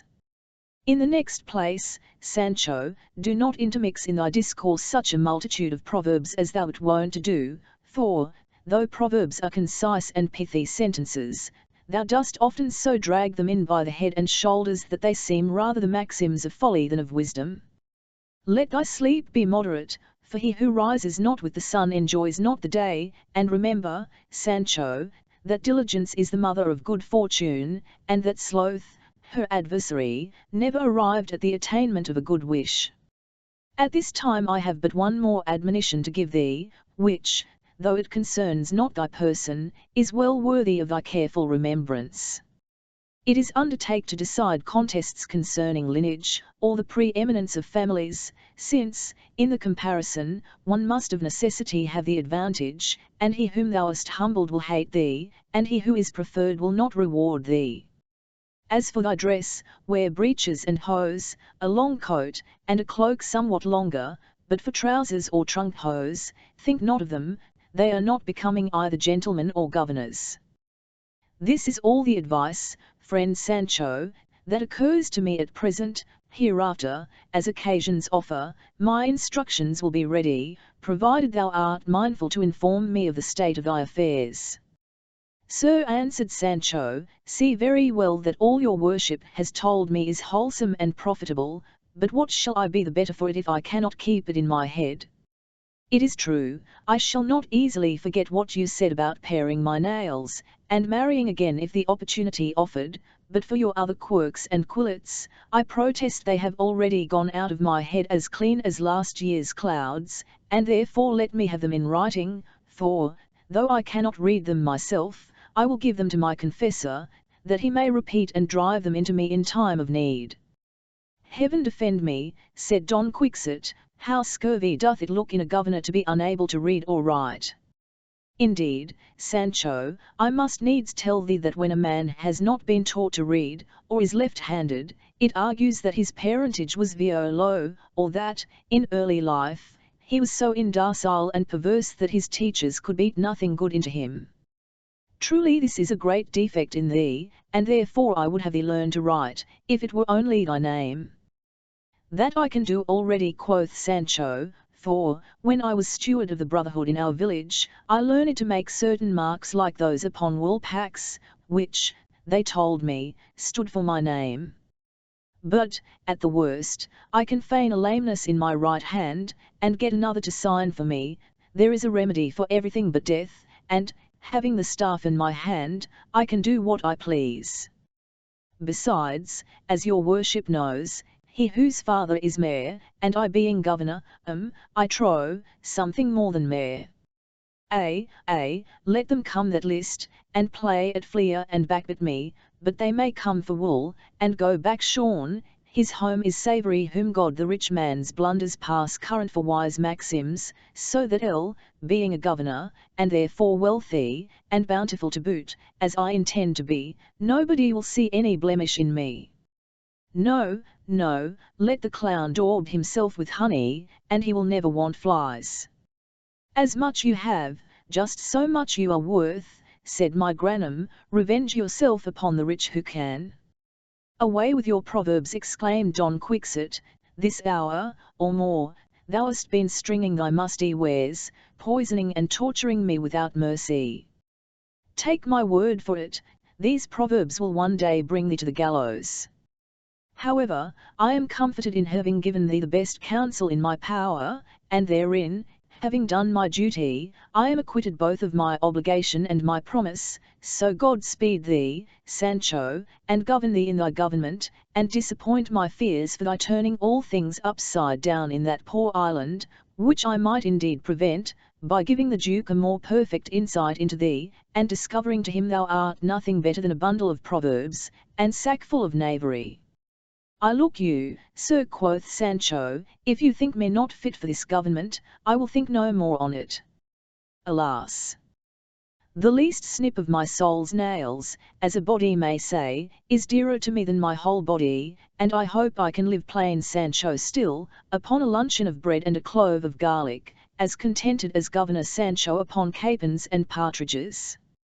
Death and sleep make us all alike, rich and poor, high and low. Do but call to mind what first put this whim of government into my noddle, you will find it was your own self, for, as for me, I know no more what belongs to islands and governors than a blind buzzard. So if you fancy the devil will have me for being a governor, let me be plain Sancho still, and go to heaven, rather than my lord governor, and go to hell. These last words of thine, Sancho, said Don Quixote, in my opinion, prove thee worthy to govern 1,000 islands. Thou hast naturally a good disposition, without which all knowledge is insufficient. Recommend thyself to divine providence, and be sure never to depart from uprightness of intention, I mean, have still a firm purpose and design to be thoroughly informed in all the business that shall come before thee, and act upon just grounds, for heaven always favours good desires. And so let us go to dinner, for I believe now the Duke and Duchess expect us. Chapter 74. How Sancho Panza was carried to his government, and of the strange adventure that befell Don Quixote in the castle. After dinner, Don Quixote gave Sancho, in writing, the copy of his verbal instructions, ordering him to get somebody to read them to him. But the squire had no sooner got them, than he dropped the paper, which fell into the Duke's hands, who communicating the same to the Duchess, they found a fresh occasion of admiring the mixture of Don Quixote's good sense and extravagance, and so, carrying on the humour, they sent Sancho that afternoon, with a suitable equipage, to the place he was to govern, which, wherever it lay, was to be an island to him. It happened that the management of this affair was committed to a steward of the Duke's, a man of a facetious humour, and who had not only wit to start a pleasant design, but discretion to carry it on. He had already personated the Countess Trifaldi very successfully, and, with his master's instructions in relation to his behaviour towards Sancho, could not but discharge his trust to a wonder. Now it fell out, that Sancho no sooner cast his eyes on the steward than he fancied he saw the very face of Trifaldi, and turning to his master, Look, sir, quoth he, and see if this same steward of the Duke's here has not the very face of my lady Trifaldi. Don Quixote looked very earnestly on the steward, and having perused him from top to toe, Sancho, said he, Thou art in the right, I see their faces are the very same. Yet, for all that, the steward and the disconsolate lady cannot be the same person, for that would imply a very great contradiction, and might involve us in more abstruse and difficult doubts than we have conveniency now to discuss or examine. Believe me, friend, our devotion cannot be too earnest, that we may be delivered from the power of these cursed enchantments. You may think, sir, quoth Sancho, that I am in jest, but I heard him speak just now, and I thought the very voice of Madame Trifaldi sounded in my ears. But mum is the word, I say nothing, though I shall watch him well, to find out whether I am right or wrong in my suspicion. Well, do so, said Don Quixote, and fail not to acquaint me with all the discoveries thou canst make in this affair, and other occurrences in thy government. At last, Sancho set out with a numerous train. He was dressed like a man of the long robe, and wore over his other clothes a white sad-coloured coat or gown, of watered camlet, and a cap of the same stuff. He was mounted on a mule, and behind him, by the Duke's order, was led his dapple, bridled and saddled like a horse of state, in gaudy trappings of silk, which so delighted Sancho, that every now and then he turned his head about to look upon him, and thought himself so happy, that now he would not have changed fortunes with the Emperor of Germany. Immediately upon Sancho's departure, Don Quixote found the want of his presence, and, had it been in his power, he would have revoked his authority, and deprived him of his commission. The Duchess, perceiving his disquiet, and desiring to know the cause of his melancholy, told him, that if it was Sancho's absence made him uneasy, she had squires enough, and damsels in her house, that should supply his place in any service he would be pleased to command. All't is true, madam, answered Don Quixote, am somewhat concerned for the absence of Sancho, but there is a more material cause of my present uneasiness, and I must beg to be excused, if, among the many obligations your grace is pleased to confer on me, I decline all but the good intention that has offered them. All I have further to crave is, your grace's permission to be alone in my apartment, and to be my own servant. Sir, said the Duchess, waiving further discourse, fit is supper time, and my lord expects us. Come, then, let us to supper, that you may go to bed betimes, for you must needs be weary still with the long journey you took to Candia yesterday. Indeed, madam, answered Don Quixote, I feel no manner of weariness, for I can safely swear to your grace, that I never rode an easier horse, nor a better goer, than Clavilno. For my part, I cannot imagine what could induce Malambruno to part with so swift and gentle a horse, and to burn him too in such a manner. Don Quixote repeated his thanks to the Duchess, and after supper retired to his chamber, where, conformably to his determination, he remained alone. He shut the door of his chamber after him, and undressed himself by the light of 2 wax candles. As he was putting off his hose, there fell, oh, misfortune, unworthy of such a personage, about 24 stitches off one of his stockings, which made it look like a lattice window. The good knight was extremely afflicted, and would have given an ounce of silver for a drachm of green silk, I say, because his stockings were green. However, for his consolation, he bethought himself that Sancho had left him a pair of light boots, which he designed to put on the next day. He laid himself down with a pensive, heavy mind. The thought of Sancho's absence, and the irreparable damage that his stocking had received, made him uneasy. He would have downed it, though it had been with silk of another colour, one of the greatest tokens of want a poor gentleman can show. At last he put out the lights, but it was so hot that he could not compose himself to rest. Getting up, therefore, he opened a little shutter of a barred window that looked into a fine garden, and was presently sensible that some people were walking and talking there. He listened, and as they raised their voices, he easily overheard their discourse. No more, dear Emmenia, said one to the other.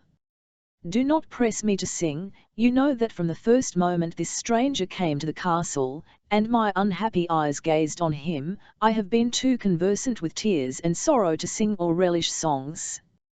Alas, all music jars when the soul is out of tune. Besides, you know the least thing wakens my lady, and I would not for the world she should find us here. But, grant she might not wake, what will my singing signify, if this new Annius, who is come to our habitation to make me wretched, should be asleep, and not hear the sound of my complaint. Pray, my dear Altisidora, said the other, do not make yourself uneasy with those thoughts, for, without doubt, the Duchess is fast asleep, and everybody in the house but we and the master of your heart. He is certainly awake, I heard him open his window just now. Then sing, my poor grieving creature, sing, and join the melting music of the lute to the soft accents of thy voice. Alas! My dear, replied Altisidora, lit is not that which frightens me most. I would not have my song betray my thoughts, for those that do not know the mighty force of love will be apt to take me for a light and indiscreet creature, but yet, since it must be so, I will venture, better shame on the face, than sorrow in the heart. This said, she began to touch her lute so sweetly, that Don Quixote was ravished. At the same time, the infinite number of adventures of this nature, such as he had read of in his books of knight-errantry, windows, grates, gardens, serenades, courtships, meetings, parleys, and sea, crowded into his imagination, and he presently fancied that one of the Duchess's damsels was in love with him, and struggling to conceal her passion.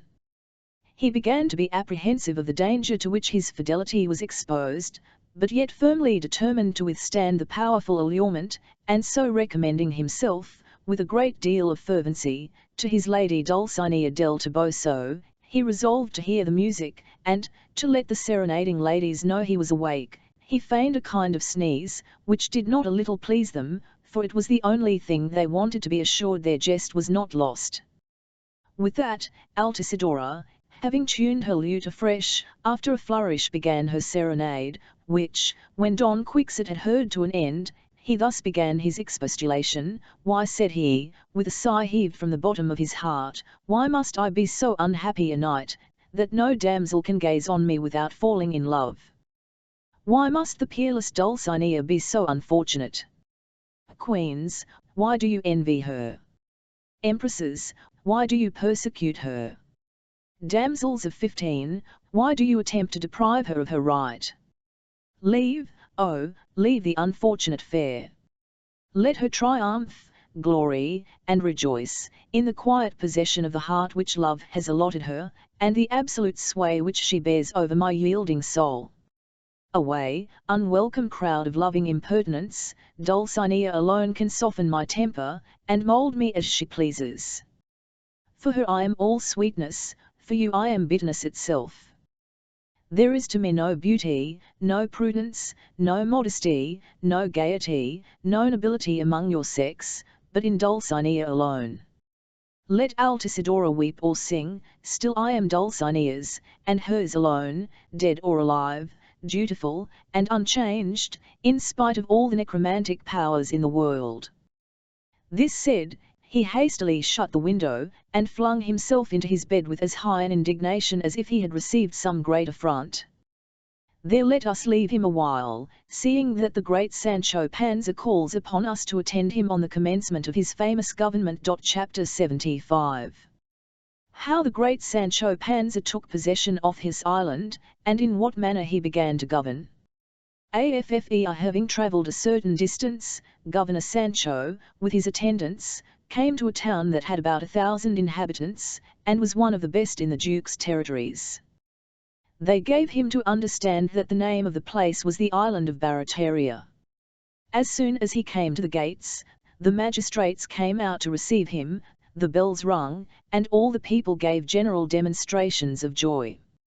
They then delivered him the keys of the gates, and received him as perpetual governor of the island of Barataria.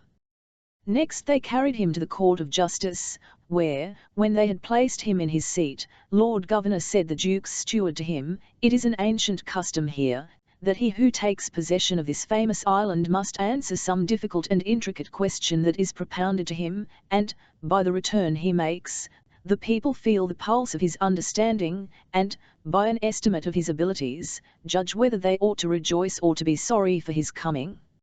All the while the steward was speaking, Sancho was staring on an inscription in large characters on the wall over against his seat, and, as he could not read, he asked what was the meaning of that which he saw painted there upon the wall. Sir, said they, it is an account of the day when your lordship took possession of this island, and the inscription runs thus: this day the Lord Don Sancho Panza took possession of this island, which may he long enjoy. And who is he, asked Sancho, whom they call Don Sancho Panza? Your lordship, answered the steward, for we know of no other Panza in this island but yourself, who now sits in this chair. Well, friend, said Sancho, pray take notice that Don does not belong to me, nor was it born by any of my family before me. Plain Sancho Panza is my name, my father was called Sancho, my grandfather Sancho, and all of us have been Panzas, without any Don or Donna added to our name. Now do I already guess your Dons are as thick as stones in this island? But it is enough that heaven knows my meaning. If my government happens to last but 4 days to an end, it shall go hard but I will clear the island of those swarms of Dons, that must needs be as troublesome as so many gnats. Come, now for your question, good Mr. Steward, and I will answer it as well as I can, whether the town be sorry or pleased. At this instant, 2 men came into the court, the one dressed like a country fellow, the other looked like a tailor, with a pair of shears in his hand. If it please you, my lord, cried the tailor, this honest man came to my shop yesterday, for, saving your presence, I am a tailor, and free of my company too, so, my lord, he showed me a piece of cloth. Sir, quoth he, is there enough of this to make a cap? Whereupon I measured the stuff, and answered, yes. Now, as I imagined, do you see, he could not but imagine, and perhaps he imagined right enough, that I had a mind to cabbage some of his cloth, judging hard of us honest tailors. Prithee, quoth he, look, there be not enough for 2 caps. Now I smelled him out, and told him there was. Whereupon the old knave, going on to the same tune, bid me look again, and see whether it would not make 3, and at last if it would not make 5. I was resolved to humour my customer, and said it might, so we struck a bargain. Just now the man is come for his caps, which I gave him, but he refuses to pay me for my work, and now he will have me give him his cloth again, or pay him for it. Is this true, honest man? Said Sancho to the farmer. Yes, if it please you, answered the fellow, but pray let him show the 5 caps he has made me. With all my heart, cried the tailor, and with that, pulling his hand from under his cloak, he held up 5 little tiny caps, hanging upon his 4 fingers and thumb, as upon so many pins. There, quoth he, you see the 5 caps this good gaffer asks for, and, on my conscience, I have not wronged him of the least shred of his cloth, and let any workman be judge. The sight of the caps, and the hardness of the cause, set the whole court a-laughing. Only Sancho sat gravely considering a while, and then, methinks, said he, this suit may be decided without any more ado, with a great deal of equity, and therefore, the judgment of the court is, that the tailor shall lose his making, and the countryman his cloth, and that the caps be given to the poor prisoners, and so let there be an end of the business. If this sentence provoked the laughter of the whole court, the next no less raised their admiration. For after the governor's order was executed, 2 old men appeared before him, one of them with a large cane in his hand, which he used as a staff.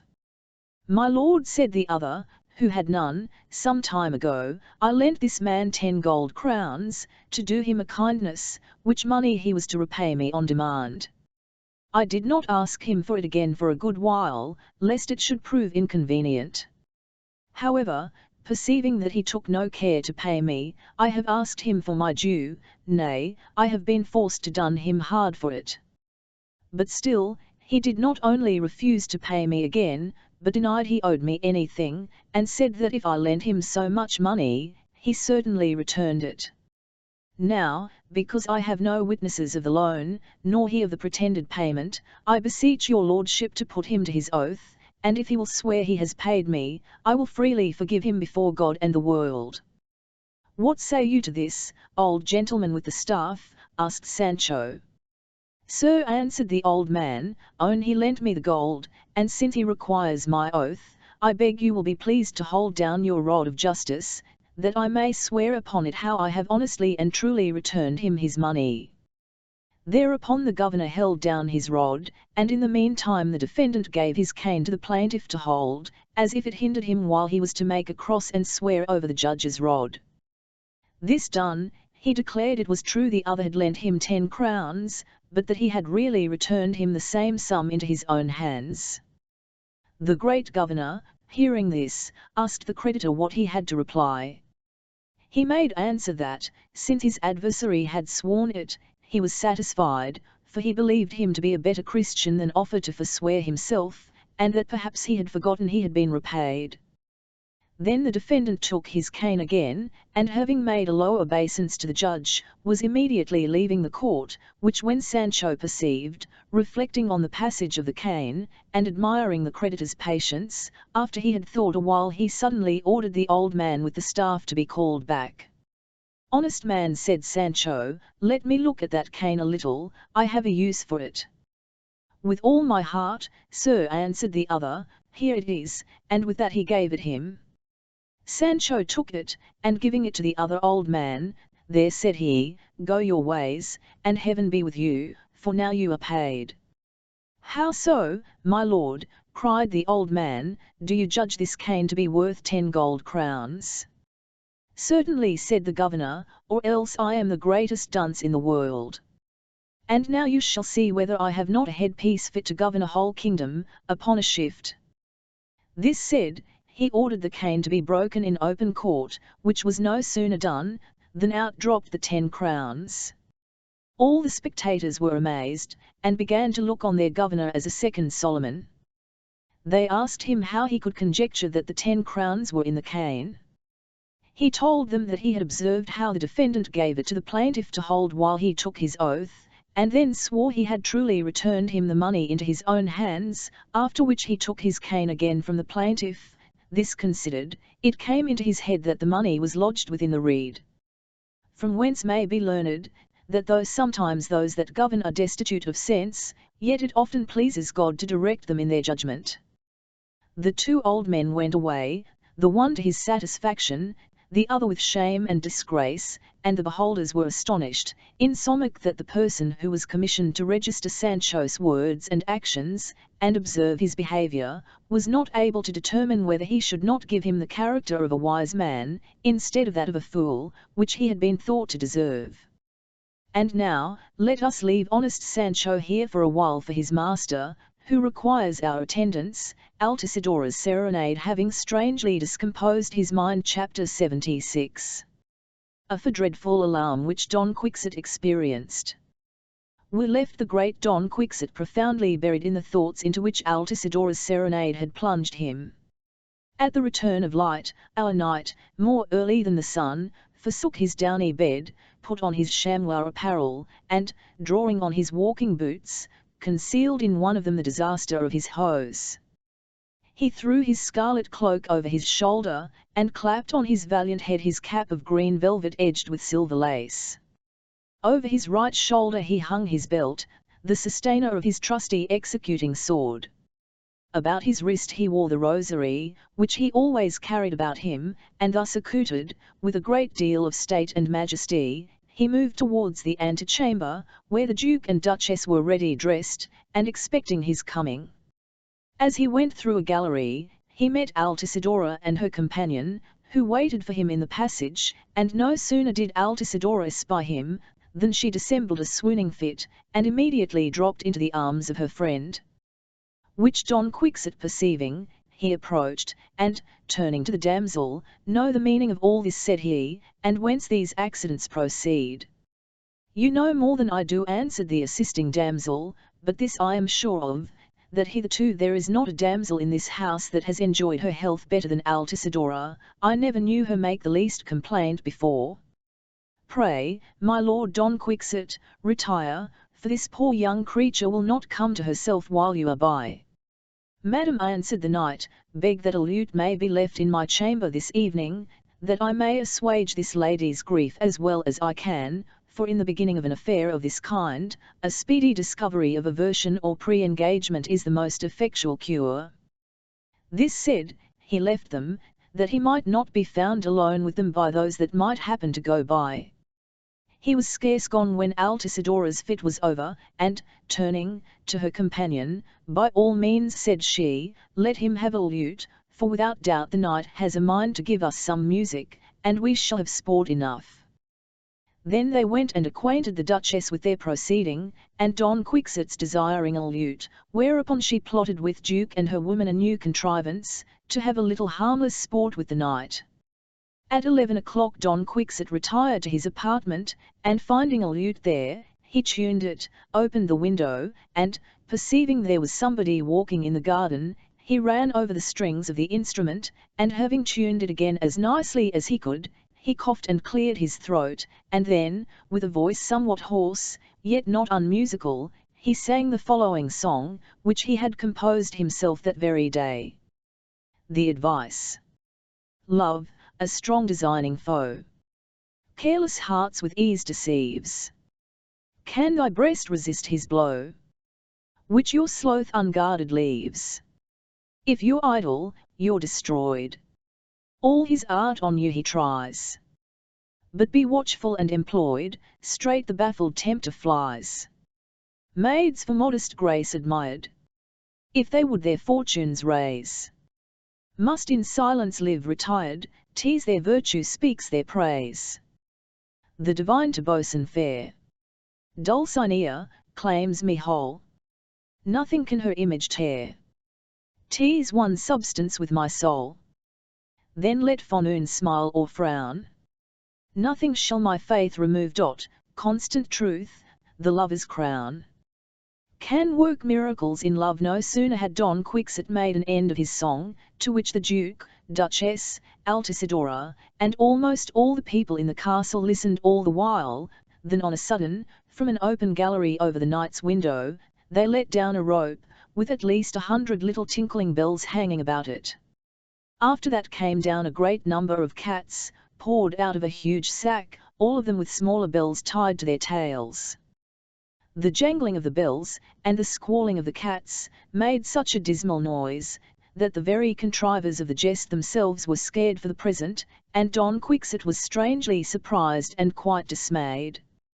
At the same time, as ill luck would have it, 2 or 3 frightened cats leaped in through the bars of his chamber window, and running up and down the room like so many evil spirits, one would have thought a whole legion of demons had been flying about the chamber.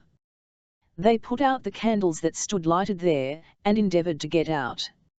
Meanwhile, the rope with the bigger bells about it was pulled up and down, and those who knew nothing of the contrivance were greatly surprised. At last, Don Quixote, recovering from his astonishment, drew his sword, and fenced and laid about him at the window, crying aloud, Avaunt, ye wicked enchanters! Hence, infernal scoundrels! I am Don Quixote de la Mancha, and all your cursed devices cannot work their ends against me. And then, running after the cats, he began to thrust and cut at them furiously, while they strove to get out.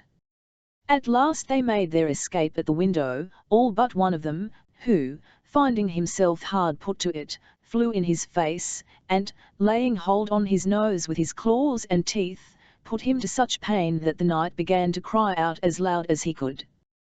Thereupon, the Duke and the Duchess, imagining the cause of his outcry, ran to his assistance immediately, and having opened the door of his chamber with a master key, found the poor knight struggling hard with the cat, that would not quit its hold.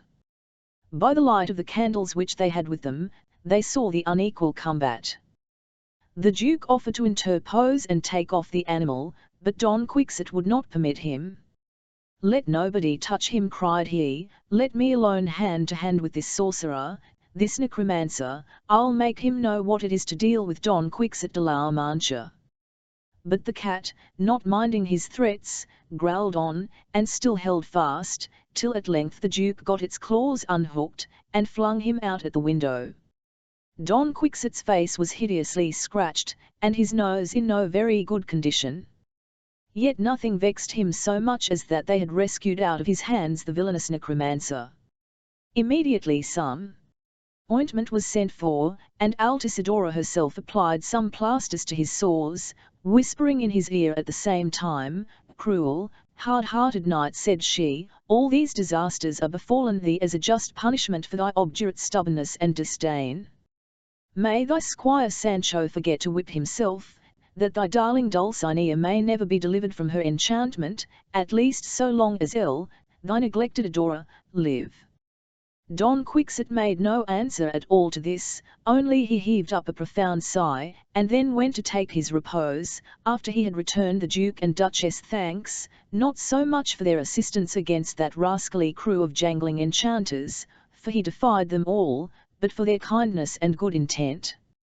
Then the Duke and Duchess left him, not a little troubled at the miscarriage of their jest, which they did not think would have proved so fatal to the knight as to oblige him, as it did, to keep his chamber some days, during which time there happened to him another adventure, more pleasant than the last, which, however, cannot be now related, for the historian must return to Sancho Panza, who was very busy, and no less pleasant, in his government, chapter 77. Which gives a further account of Sancho Panza's behavior in his government.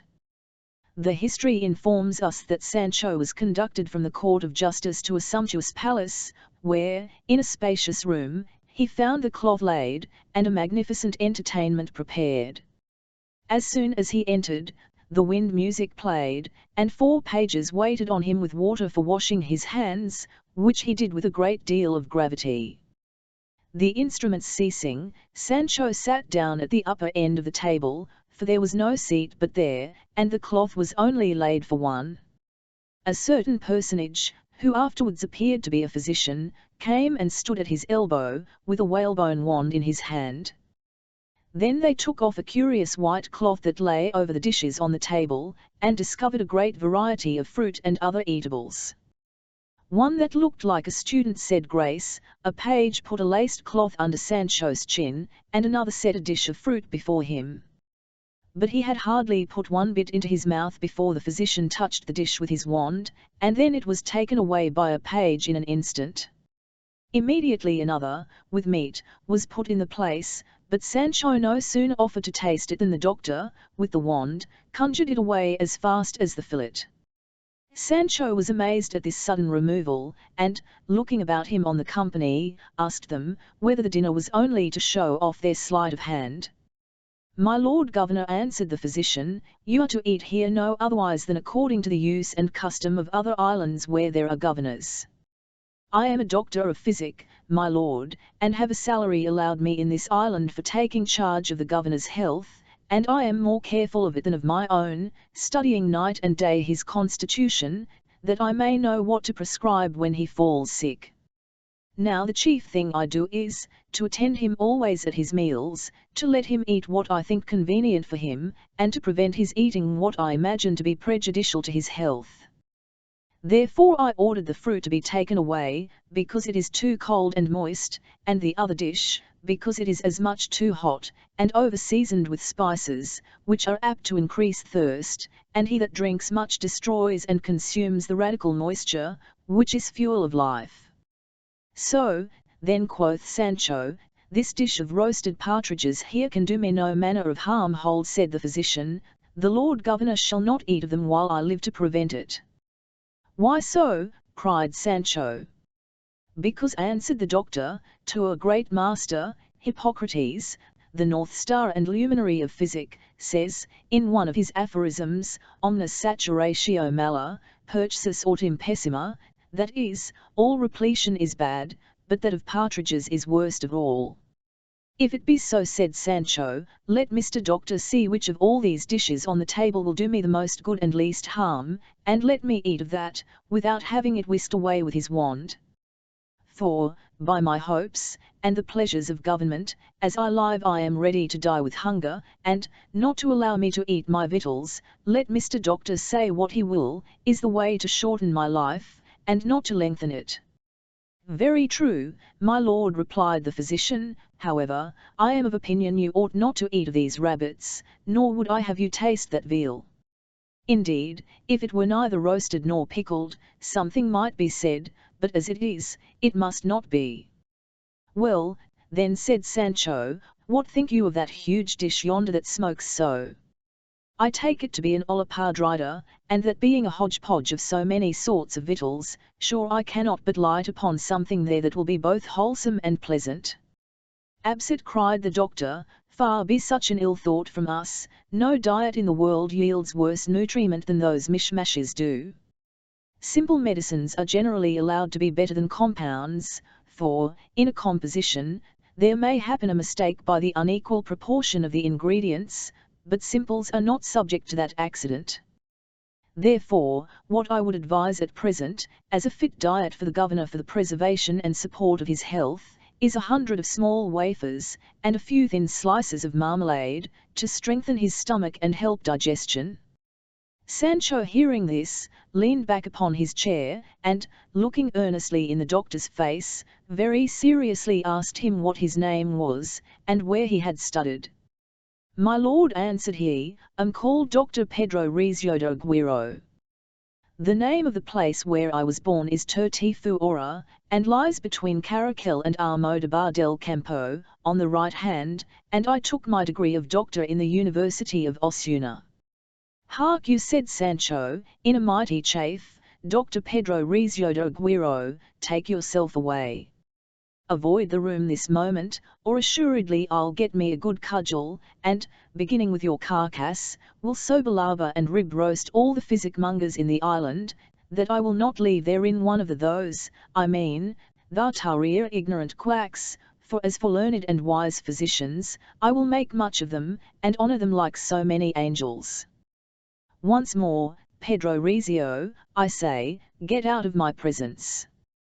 Avaunt!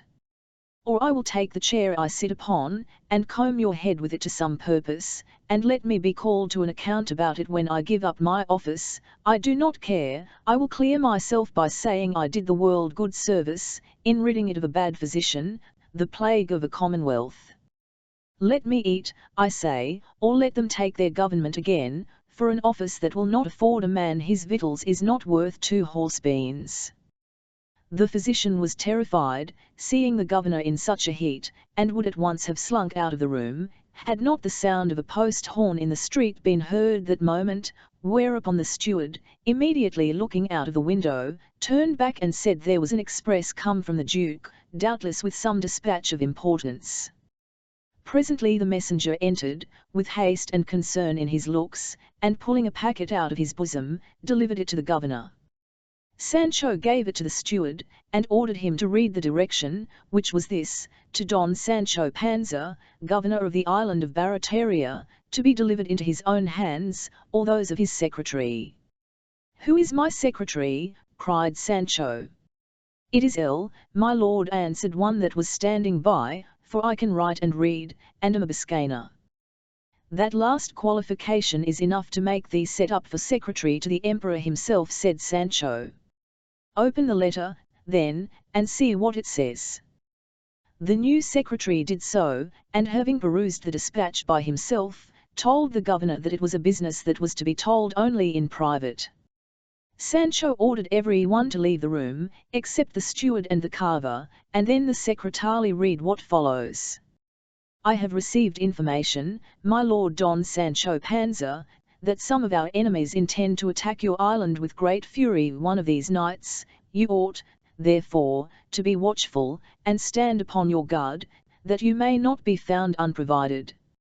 I have also had intelligence from faithful spies, that there are 4 men got into the town in disguise, to murder you, your abilities being regarded as a great obstacle to the enemy's designs. Look about you, take heed how you admit strangers to speak with you, and eat nothing sent you as a present. I will take care to send you assistance, if ye stand in need of it. And in everything I rely on your indulgence. From our castle, the 16th of August, at 4 in the morning. Your friend, the Duke. Sancho was astonished at the news, and those that were with him were no less concerned. But at last, turning to the steward, "I will tell you," said he, "what is first to be done in this case, and that with all speed. Clap that same Dr. Recio in a dungeon, for if anybody has a mind to kill me, it must be he, and that with a lingering death, the worst of deaths, hunger-starving. However, said the carver, I'm of opinion your honour ought not to eat any of the things that stand here before you, for they were sent in by some of the convents, and it is a common saying, the devil lurks behind the cross. Which nobody can deny, quoth Sancho, and therefore let me have, for the present, but a luncheon of bread, and some 4 pounds of raisins. There can be no poison in that, for, in short, I cannot live without eating, and, if we must be in readiness against these battles, we had need be well victualled. Meanwhile, secretary, do you send my Lord Duke an answer, and tell him his orders shall be fulfilled in every part. Remember me kindly to my lady, and beg of her not to forget to send one on purpose with my letter and bundle to Teresa Panza, my wife, which I shall take as a special favour, and I will be mindful to serve her to the best of my power. And, when your hand is in, you may crowd in my service to my master Don Quixote de la Mancha, that he may see I am neither forgetful nor ungrateful. The rest I leave to you, put in what you will, and do your part like a good secretary and a stanch Biscayner. Now, take away here, and bring me something to eat, and then you shall see I am able to deal with all the spies, wizards, and cut-throat dogs, that dare to meddle with me and my island. At that time a page entering the room, Lord, said he, there is a countryman without desires to speak with your lordship about business of great consequence. It is a strange thing, cried Sancho, that one must be still plagued with these men of business. Is it possible they should be such sots as not to understand this is not a time for business?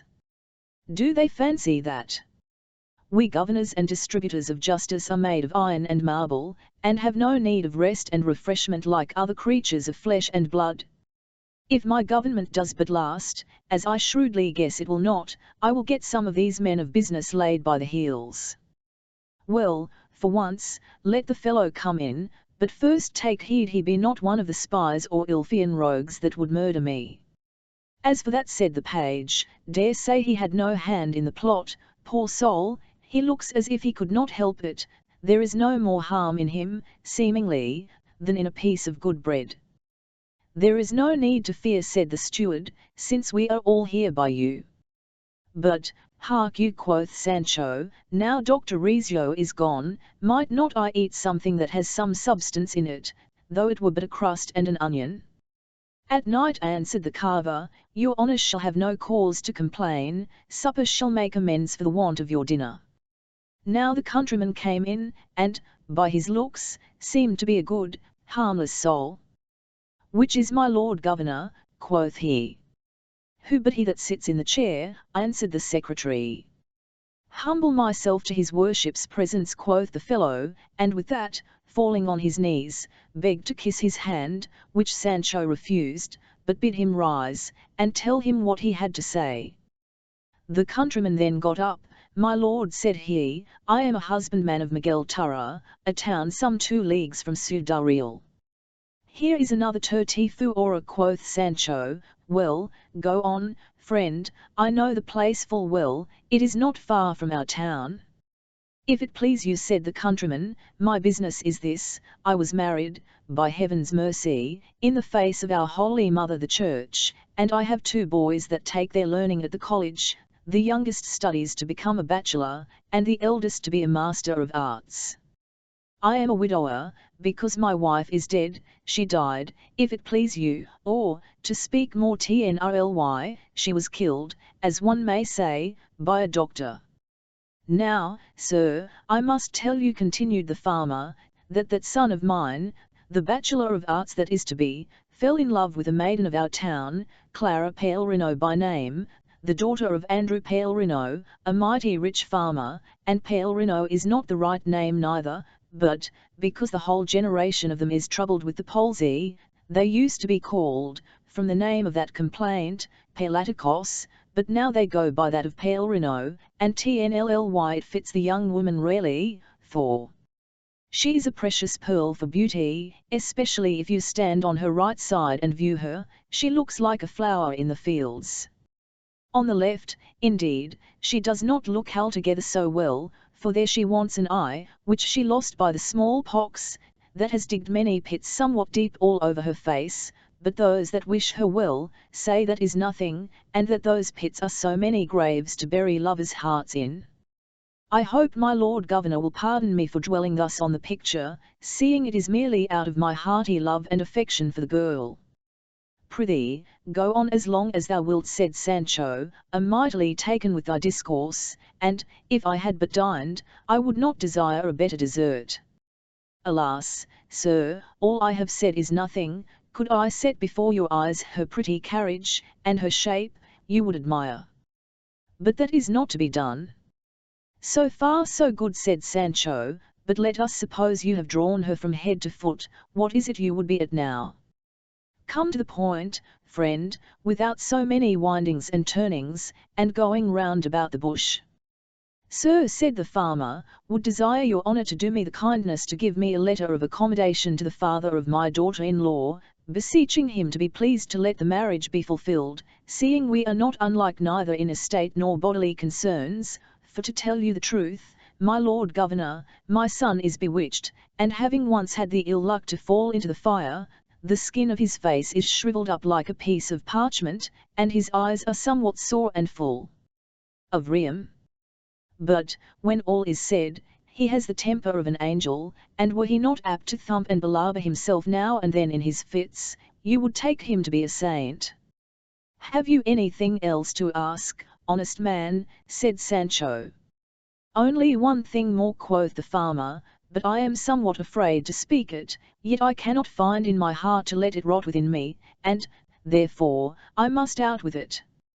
I would desire your worship to bestow on me some 300 or 600 ducats towards my bachelor's portion, only to help him to begin the world and furnish him a house, for, in short, they would live by themselves, without being subject to the influences of a father-in-law. Well, said Sancho, see if you would have anything else. If you would, do not let fear or bashfulness be your hindrance. Out with it, man.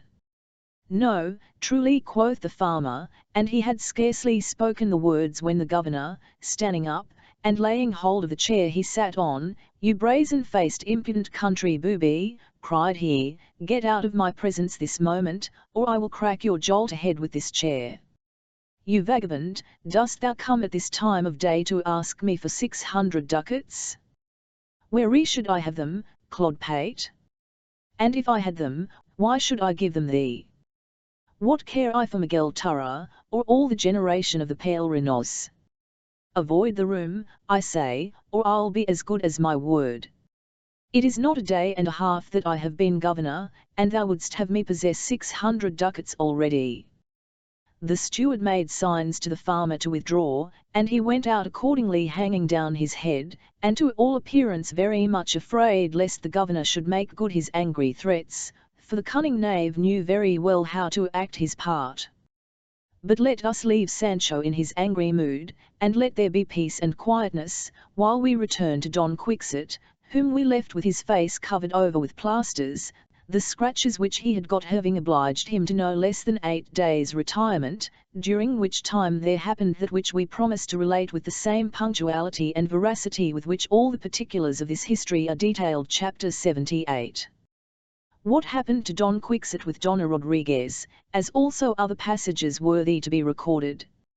Don Quixote, thus unhappily hurt, was extremely discontented and melancholy. He was some days without appearing in public, and one night, when he was thus confined to his apartment, as he lay awake reflecting on his misfortunes and Altisidora's importunities, he perceived somebody was opening his chamber door with a key, and presently imagined that the damsel herself was coming. No, said he, loud enough to be heard, the greatest beauty in the universe shall never remove the dear idea of the charming fair that is engraved and stamped in the very centre of my heart, and the most secret recesses of my breast.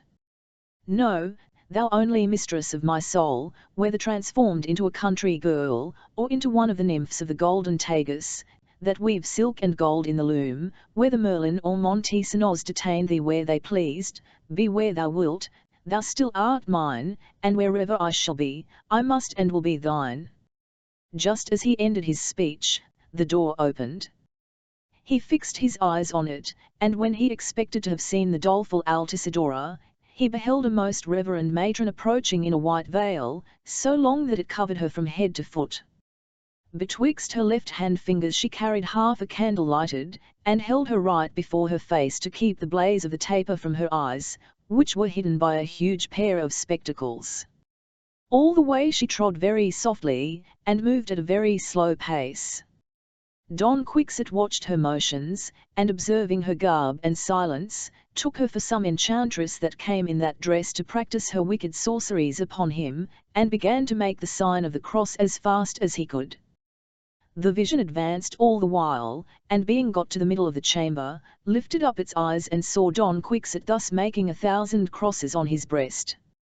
But if he was astonished at the sight of such a figure, she was no less affrighted at his, so that, as soon as she spied him, so lank, bepatched and muffled up, "Bless me," cried she, "what is this?"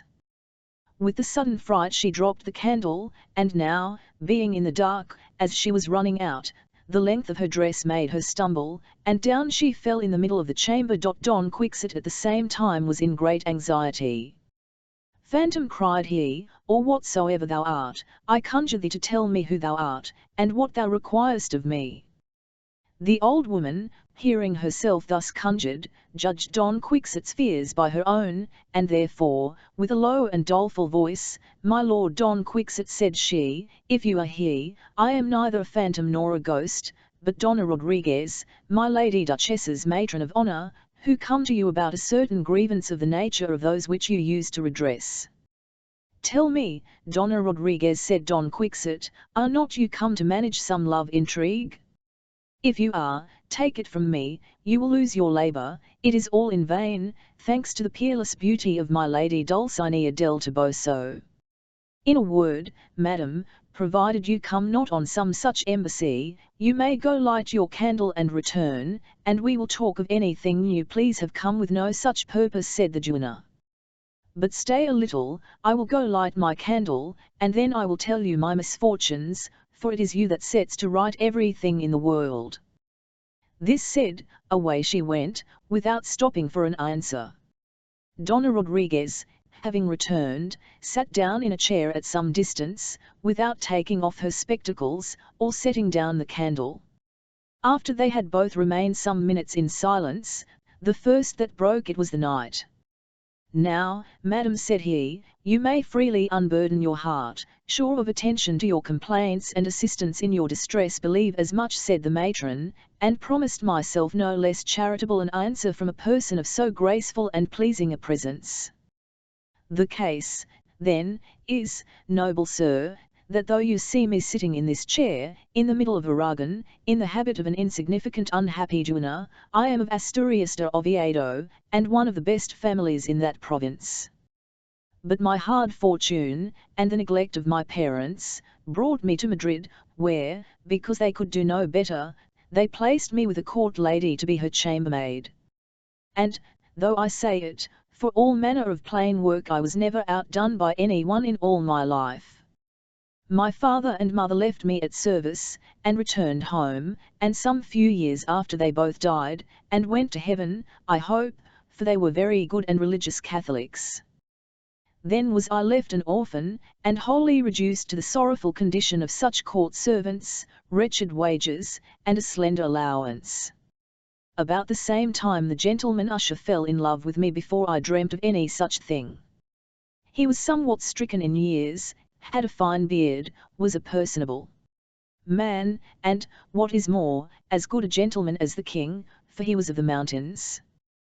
We did not carry matters so close, but it came to my lady's ear, and so, without more ado, she caused us to be married in the face of our Holy Mother the Catholic Church, from which marriage sprung a daughter, who made an end of my good fortune, if I had any. When she came to be 16 years of age, who should happen to fall in love with her but a rich farmer's son, that lives in one of my Lord Duke's villages not far off. He courted her, gained her consent, and was under promise of marriage to her, but he now refuses to make his word good. The Duke is no stranger to the business, for I have made complaint to him about it many and many times, and begged of him to enjoin the young man to wed my daughter, But he turns his deaf ear to me, and cannot endure I should speak to him of it, because the young knave's father is rich, and lends the Duke money, and is bound for him upon all occasions, so that he would by no means disoblige him.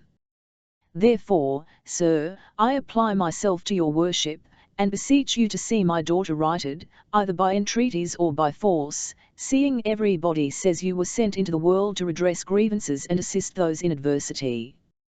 Be pleased to cast an eye of pity on my daughter's orphan state, her beauty, her youth, and all her other good parts, for, on my conscience, of all the damsels my lady has, there is not one can come up to her by a mile, no, not she that is cried up as the finest of them all, whom they call Altisidora. I am sure she is not to be named the same day, for, let me tell you, sir, all is not gold that glisters. This same Altisidora, after all, is a hoity-toity, that has more vanity than beauty, and less modesty than confidence. Scarce had this passed, when the chamber door flew open, which so startled Donna Rodriguez, that she let fall her candle, and the room remained as dark as a wolf's mouth, as the saying is, and presently the poor duenna felt somebody hold her by the throat, and squeeze it so hard, that it was not in her power to cry out, and another beat her so unmercifully that it would have moved any one but those that did it to pity. Don Quixote was not without compassion, yet he lay silent, not knowing what the meaning of this bustle might be, and fearing lest the tempest that poured on the poor matron might also light upon himself, and not without reason, for indeed, after the mute executioners had well beat the old gentlewoman, who durst not cry out, they came to Don Quixote, and pinched him so hard and so long, that in his own defence he could not forbear laying about him with his fists as well as he could, till at last, after the scuffle had lasted about half an hour, the invisible phantoms vanished. Donna Rodriguez, lamenting her hard fortune, left the room without speaking a word to the knight. As for him, he remained where he was, sadly pinched and tired, and very moody and thoughtful, not knowing who this wicked enchanter could be that had used him in that manner. But now let us leave him, and return to Sancho Panza, who calls upon us, as the order of our history requires, chapter 79. What happened to Sancho Panza as he went the rounds in his island? We left our mighty governor much out of humour with that saucy knave of a countryman, who, according to the instructions he had received from the steward, and the steward from the duke, had banded his worship with his impertinence. Yet, as much a dunce and fool as he was, he made his party good against them all. At last, addressing himself to those about him, among whom was Dr. Pedro Recio, who had ventured into the room again, now said he, do I find in good earnest that judges and governors must be made of brass, that they may be proof against the importunities of those that pretend business, who, at all hours and at all seasons, would be heard and dispatched, without any regard to anybody but themselves. Now if a poor judge does not hear and dispatch them presently, either because he is otherwise busy and cannot, or because they do not come at a proper season, then do they grumble, and give him their blessing backwards, rake up the ashes of his forefathers, and would gnaw his very bones. But with your leave, good Mr. Busybody, with all your business, you are too hasty, pray have a little patience, and wait a fit time to make your application. Do not come at dinner time, or when a man is going to sleep, for we judges are flesh and blood, and must allow nature what she naturally requires, unless it be poor ill, who am not to allow mine any food, thanks to my friend Mr. Dr. Pedro Recio Tertifuora, here present, who is for starving me to death, and then vows it is for the preservation of my life. All that knew Sancho wondered to hear him talk so sensibly, and began to think that offices and places of trust inspired some men with understanding, as they stupefied and confounded others. However, Dr. Pedro promised him he should sup that night, though he trespassed against all the rules of Hippocrates. This pacified the governor, and made him wait with a mighty impatience for the evening. To his thinking, the hour was so long coming that he fancied time stood still, but yet at last the wished-for moment came, and they served him up some minced beef with onions, and some calves' feet, somewhat stale. The hungry governor presently fell to with more eagerness and appetite than if they had given him Roman pheasants or Lavagos geese.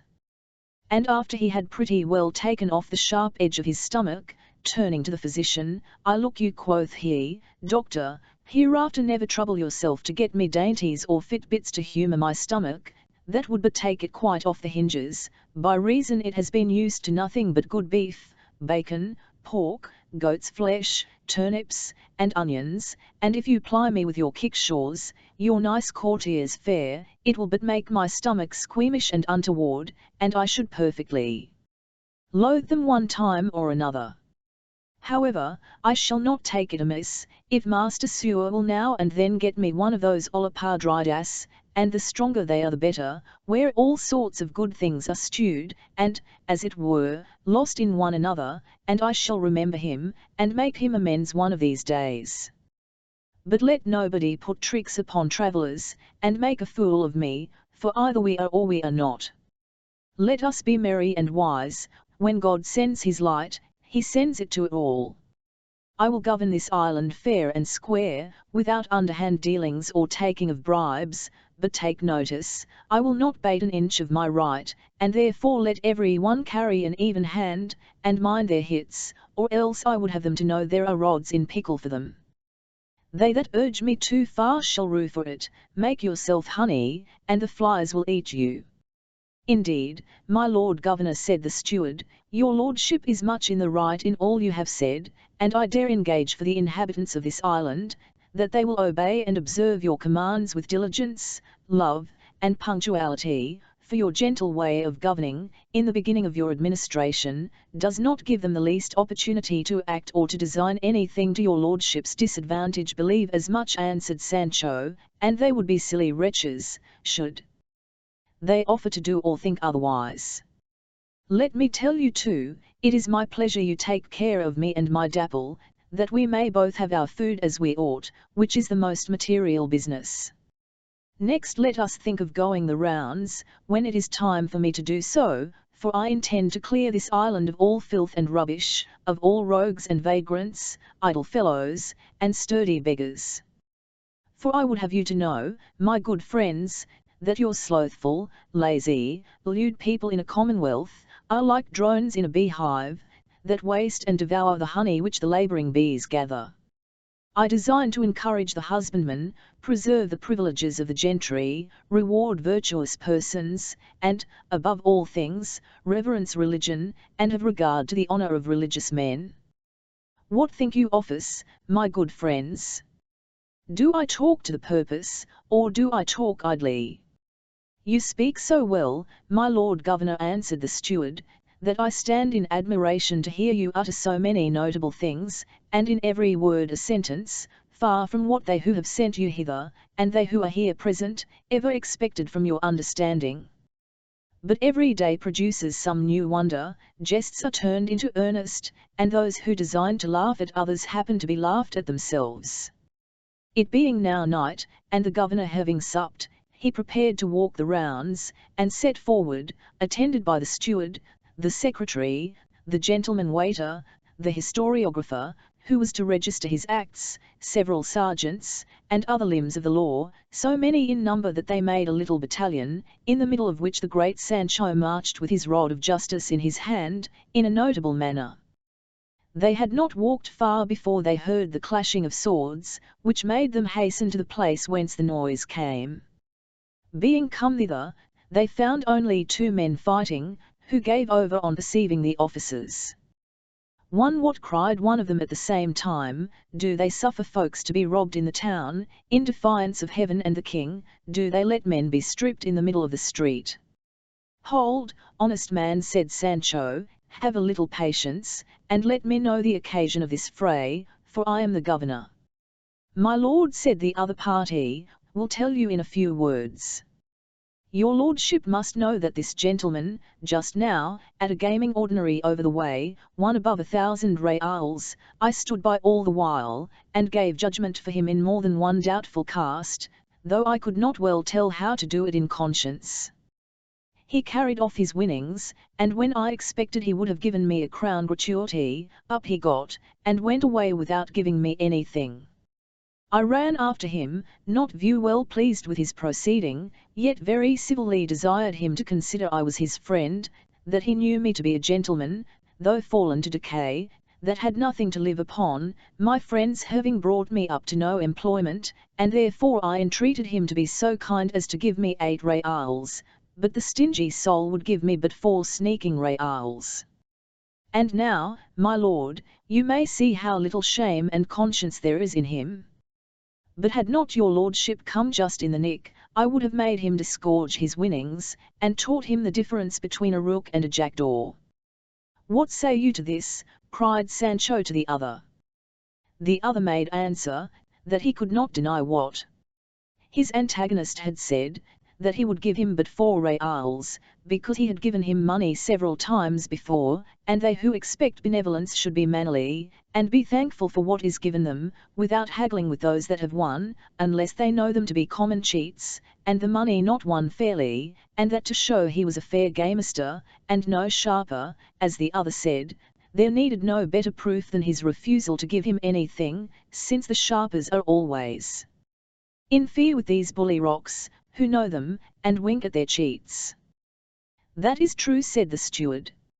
Now what would your lordship have us to do with these men? Will tell you, said Sancho. First, you that are the winner, whether by fair play or by foul, give your bully back here 100 reals immediately, and 30 more for the poor prisoners, and you that have nothing to live on, and were brought up to no employment, and go sharping up and down from place to place, pray take your 100 reals, and be sure by tomorrow to go out of this island, and not to set foot in it again these 10 years and a day, unless you have a mind to make an end of your banishment in another world, for if I find you here, I will make you swing on a gibbet, with the help of the hangman. Away, and let nobody offer to reply, or I will lay him by the heels. Thereupon the one dispersed, and the other received, the first went home, and the last went out of the island, and then the governor, going on, either I shall want of my will, said he, or I will put down these disorderly gaming houses, for I have a fancy they are highly prejudicial. One of the officers now came holding a youth, and having brought him before the governor, if it please your worship, said he, this young man was coming towards us, but as soon as he perceived it was the rounds, he sheered off, and set a running as fast as his legs would carry him, a sign he is no better than he should be. What made you run away, friend? Said Sancho. Sir, answered the young man, it was only to avoid the questions one is commonly teased with by the watch. What business do you follow? Asked Sancho. I'm a weaver by trade, answered the other. A weaver of what? Asked the governor. Of steel heads for lances, with your worship's good leave, said the other. Oh, cried Sancho, you are a wag, I find, and pretend to pass your jests upon us. Very well. And pray whither are you going at this time of night? To take the air, if it like your worship, answered the other. Good, said Sancho, and where do they take the air in this island? Where it blows, said the youth. A very proper answer, cried Sancho. You are a very pretty impudent fellow, that is the TNLTH of it. But pray make account that I am the air, or the wind, which you please, and that I will blow you to the round house. Here, take him and carry him away thither directly. I will take care the youngster shall sleep out of the air tonight, he might catch cold else by lying abroad. You shall as soon make me a king, said the young man, as make me sleep out of the air tonight. Why, you young slipstring, said Sancho, is it not in my power to commit thee to prison, and fetch thee out again as often as it is my will and pleasure? For all your power, answered the fellow, you shall not make me sleep in prison. Say you so? Cried Sancho. Here, away with him to prison, and let him see to his cost who is mistaken, he or ill, and, lest the jailer should be greased in the fist to let him out, I will fine him in 2,000 ducats if he let thee stir a foot out of prison. All that is a jest, said the other, for I defy all mankind to make me sleep this night in a prison. Hast thou some angel, said Sancho, to take off the irons which I will have thee clapped in, and get thee out? "Well now, my good Lord Governor," said the young man then pleasantly, "let us talk reason, and come to the point. Suppose your lordship should send me to jail, and get me laid by the heels in the dungeon, shackled and manacled, and lay a heavy penalty on the jailer in case he let me out, and suppose your orders be strictly obeyed, yet for all that, if I have no mind to sleep, but will keep awake all night, without so much as shutting my eyes, pray can you, with all the power you have, make me sleep whether I will or no?" "No, certainly," said the secretary. "Land, the young man has made out his meaning." "Well," said Sancho, "but I hope you mean to keep yourself awake, and only forbear sleeping to please your own fancy, and not to thwart my will." "Mean nothing else indeed, my lord," said the lad. "Why then, go home and sleep," quoth Sancho, "and heaven send thee good rest. I will not be thy hindrance. But have a care another time of sporting with justice, for you may meet with some in office that may chance to break your head, while you are breaking your jest." The youth went his way, and the governor continued his rounds. A while after came two of the officers, bringing a person along with them. "My lord governor," said one of them, "have brought here one that is dressed like a man, yet is no man, but a woman, and no ugly one neither."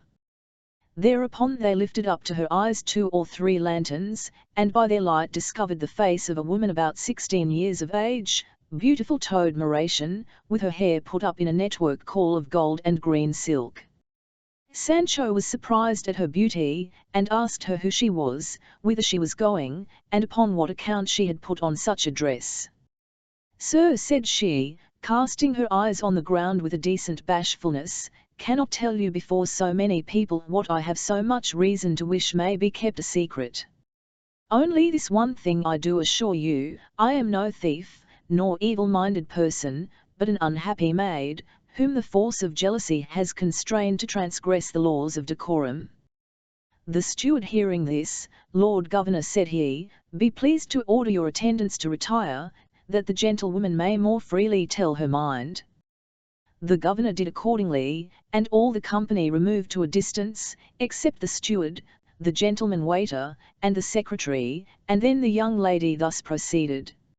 "I am the daughter of Pedro Perez Mazorca, farmer of the wool in this town, who comes ven often to my father's house." "This will hardly pass, madam," said the steward, "for I know Pedro Perez very well, and he has neither son nor daughter. Besides, you tell us he is your father, and yet that he comes very often to your father's house." "Observed as much," said Sancho. "Indeed, gentlemen," said she, "I am now so troubled in mind, that I know not what I say, but the truth is, I am the daughter of Diego de la Llana, whom I suppose you all know." "Now this may pass," said the steward, "for I know Diego de la Llana, who is a very considerable gentleman, has a good estate, and a son and a daughter.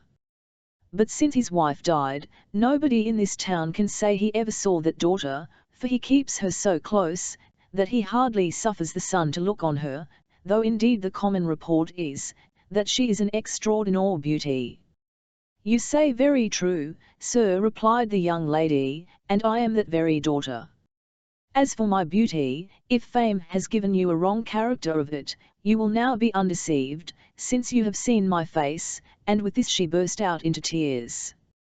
The secretary, perceiving this, whispered the gentleman waiter in the ear. "Sure," said he, "some extraordinary matter must have happened to this poor young lady, since it could oblige one of her quality to come out of doors in this disguise." "That is without question," answered the other, "for her tears, too, confirm the suspicion." Sancho comforted her with the best reasons he could think on, and bid her not be afraid, but tell them what had befallen her. "You must know, gentlemen," said she, "that it is now 10 years that my father has kept me close, ever since my mother died. We have a small chapel in the house, where we hear mass, and in all that time I have seen nothing but the sun by day, and the moon and stars by night, neither do I know what streets, squares, market-places, and churches are, no, nor men, except my father, my brother, and that Pedro Perez the wool farmer, whom I at first would have passed upon you for my father." This confinement, not being allowed to stir abroad, though but to go to church, has made me uneasy this great while, and made me long to see the world, or at least the town where I was born, which I thought was no unlawful or unseemly desire. When I heard them talk of feasts, prizes, acting of plays, and other public sports, I asked my brother, who is a year younger than I, what they meant by those things, and a world of others, which I have not seen, and he informed me as well as he could, but that made me but the more eager to be satisfied by my own eyes. In short, I begged of my brother, I wish I never had done it, and here she relapsed into tears. The steward perceiving it, Come, madam, said he, pray proceed, and make an end of telling us what has happened to you, for your words and your tears keep us all in suspense. Have but few more words to add, answered she, but many more tears to shed, for they are commonly the fillet of such impotent desires. Thereupon, with broken sobs and half-fetched sighs, Sir, said she, all my misf01 tune is, that I desired my brother to lend me some of his clothes, and that he would take me out some night or other to see all the town, while our father was asleep. Importuned by my entreaties, he consented, and, having lent me his clothes, he put on mine, which fit him as if they had been made for him.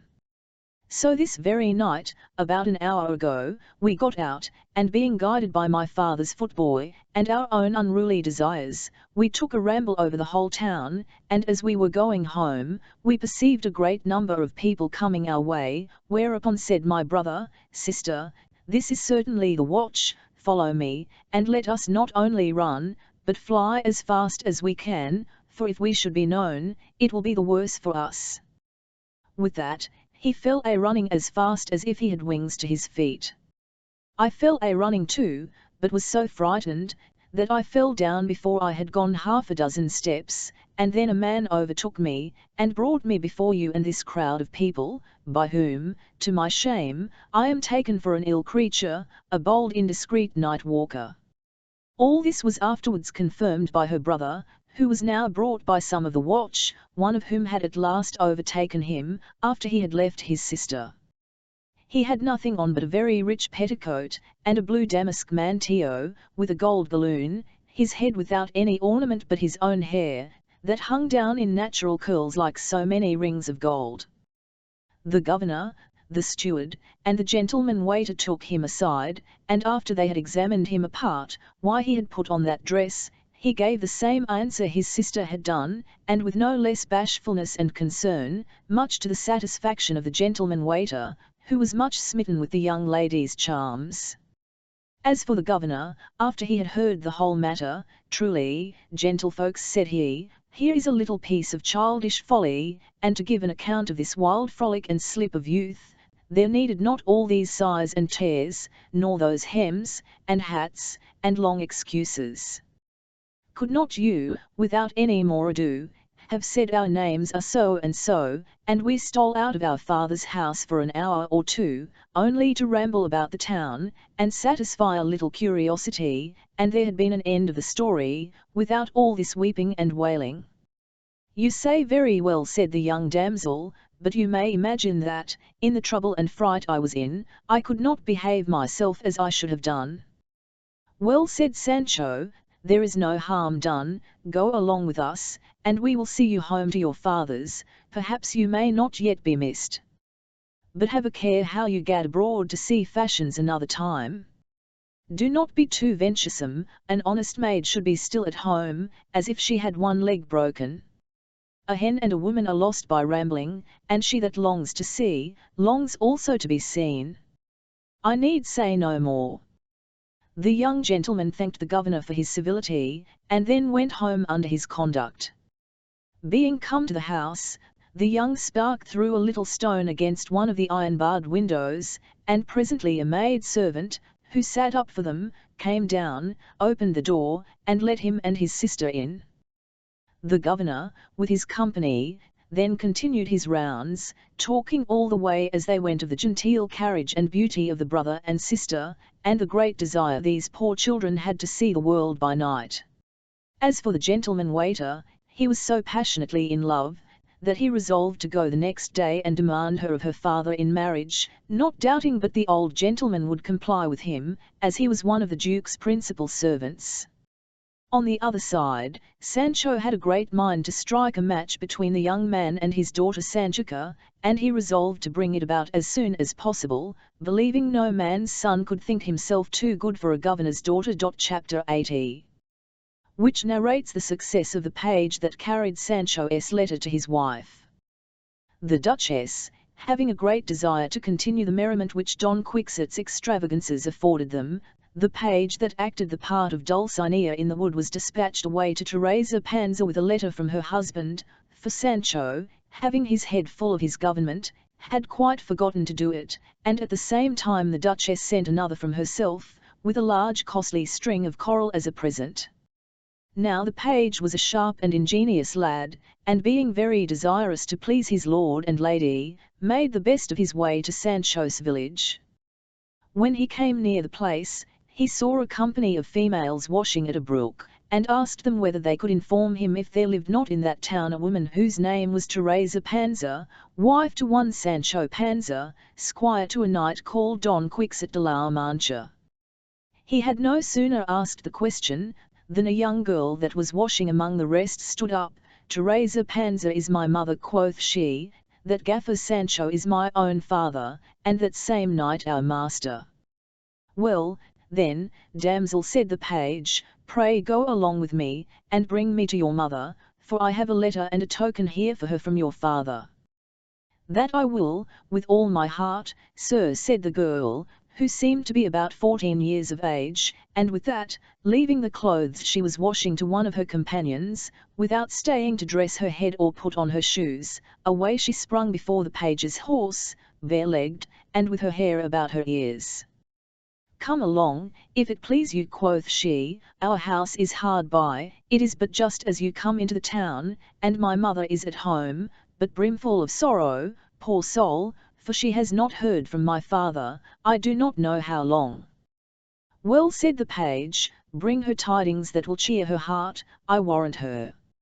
At last, what with leaping, running, and jumping, the girl being come to the house, mother, mother, cried she, as loud as she could, before she went in, come out, mother, come out, here is a gentleman has brought letters from my father. At that summons, out came the mother, spinning a lock of coarse flax, with a russet petticoat about her, a waistcoat of the same, and her smock hanging loose about it. Take her otherwise, she was none of the oldest, but looked somewhat turned of 40, strong-built, sinewy, hale, vigorous, and in good case. What is the matter, girl, quoth she, seeing her daughter with the page, what gentleman is that? A servant of your ladyship's, my Lady Teresa Panza, answered the page, and at the same time alighting, and throwing himself at her feet, noble Lady Donna Teresa, said he, permit me the honour to kiss your ladyship's hand, as you are the wife of my lord Don Sancho Panza, governor of the island of Barataria. Alack a day, quoth Teresa, what do you do? I am none of your court dames, but a poor, silly, country body, a ploughman's daughter, the wife, indeed, of a squire errant, but no governor. Your ladyship, replied the page, is the most worthy wife of a thrice worthy governor, and for proof of what I say, be pleased to receive this letter and this present. With that, he took out of his pocket a string of coral beads, set in gold, and putting it about her neck, this letter, said he, is from his honour the governor, and another that I have for you, together with these beads, are from her grace the Lady Duchess, who sends me now to your ladyship. Teresa stood amazed, and her daughter was transported. Now, quoth the young baggage, if our master, Don Quixote, be not at the bottom of this. He has given my father that same government or earldom he has promised him so many times. You say right, answered the page, it is for the Lord Don Quixote's sake that the Lord Sancho is now governor of the island of Barataria. Good sir, quoth Teresa, read it me, if it like your worship, for though I can spin, I cannot read a jot. Nor I neither, cried Sanchica, but do but stay a little, and I will go fetch one that shall, either the bachelor Samson Carrasco, or our parson himself, who will come with all their hearts to hear the news of my father." "You may spare yourself the trouble," said the page, "for though I cannot spin, yet I can read, and I will read it to you." With that he read the letter, which is now omitted, because it has been inserted before. That done, he pulled out another from the Duchess, which runs as follows: "Friend Teresa, your husband Sancho's good parts, his wit and honesty, obliged me to desire the Duke, my husband, to bestow on him the government of one of his islands. I am informed he is as sharp as a hawk in his office, for which I am very glad, as well as my Lord Duke, and return heaven many thanks that I have not been deceived in making choice of him for that preferment, for you must know, Signora Teresa, it is a difficult thing to meet with a good governor in this world. Have sent you, my dear friend, a string of coral beads, set in gold. I could wish they were oriental pearls for your sake, but a small token may not hinder a great one. The time will come when we shall be better acquainted, and when we have conversed together, who knows what may come to pass. Understand you have fine large acorns in your town, pray send me a dozen or two of them, I shall set a greater value upon them as coming from your hands. And pray let me have a good long letter, to let me know how you do, and if you have occasion for anything, it is but ask and have. Your friend, loving the Duchess. From this castle. All, quoth Teresa, when she had heard the letter, what a good lady is this!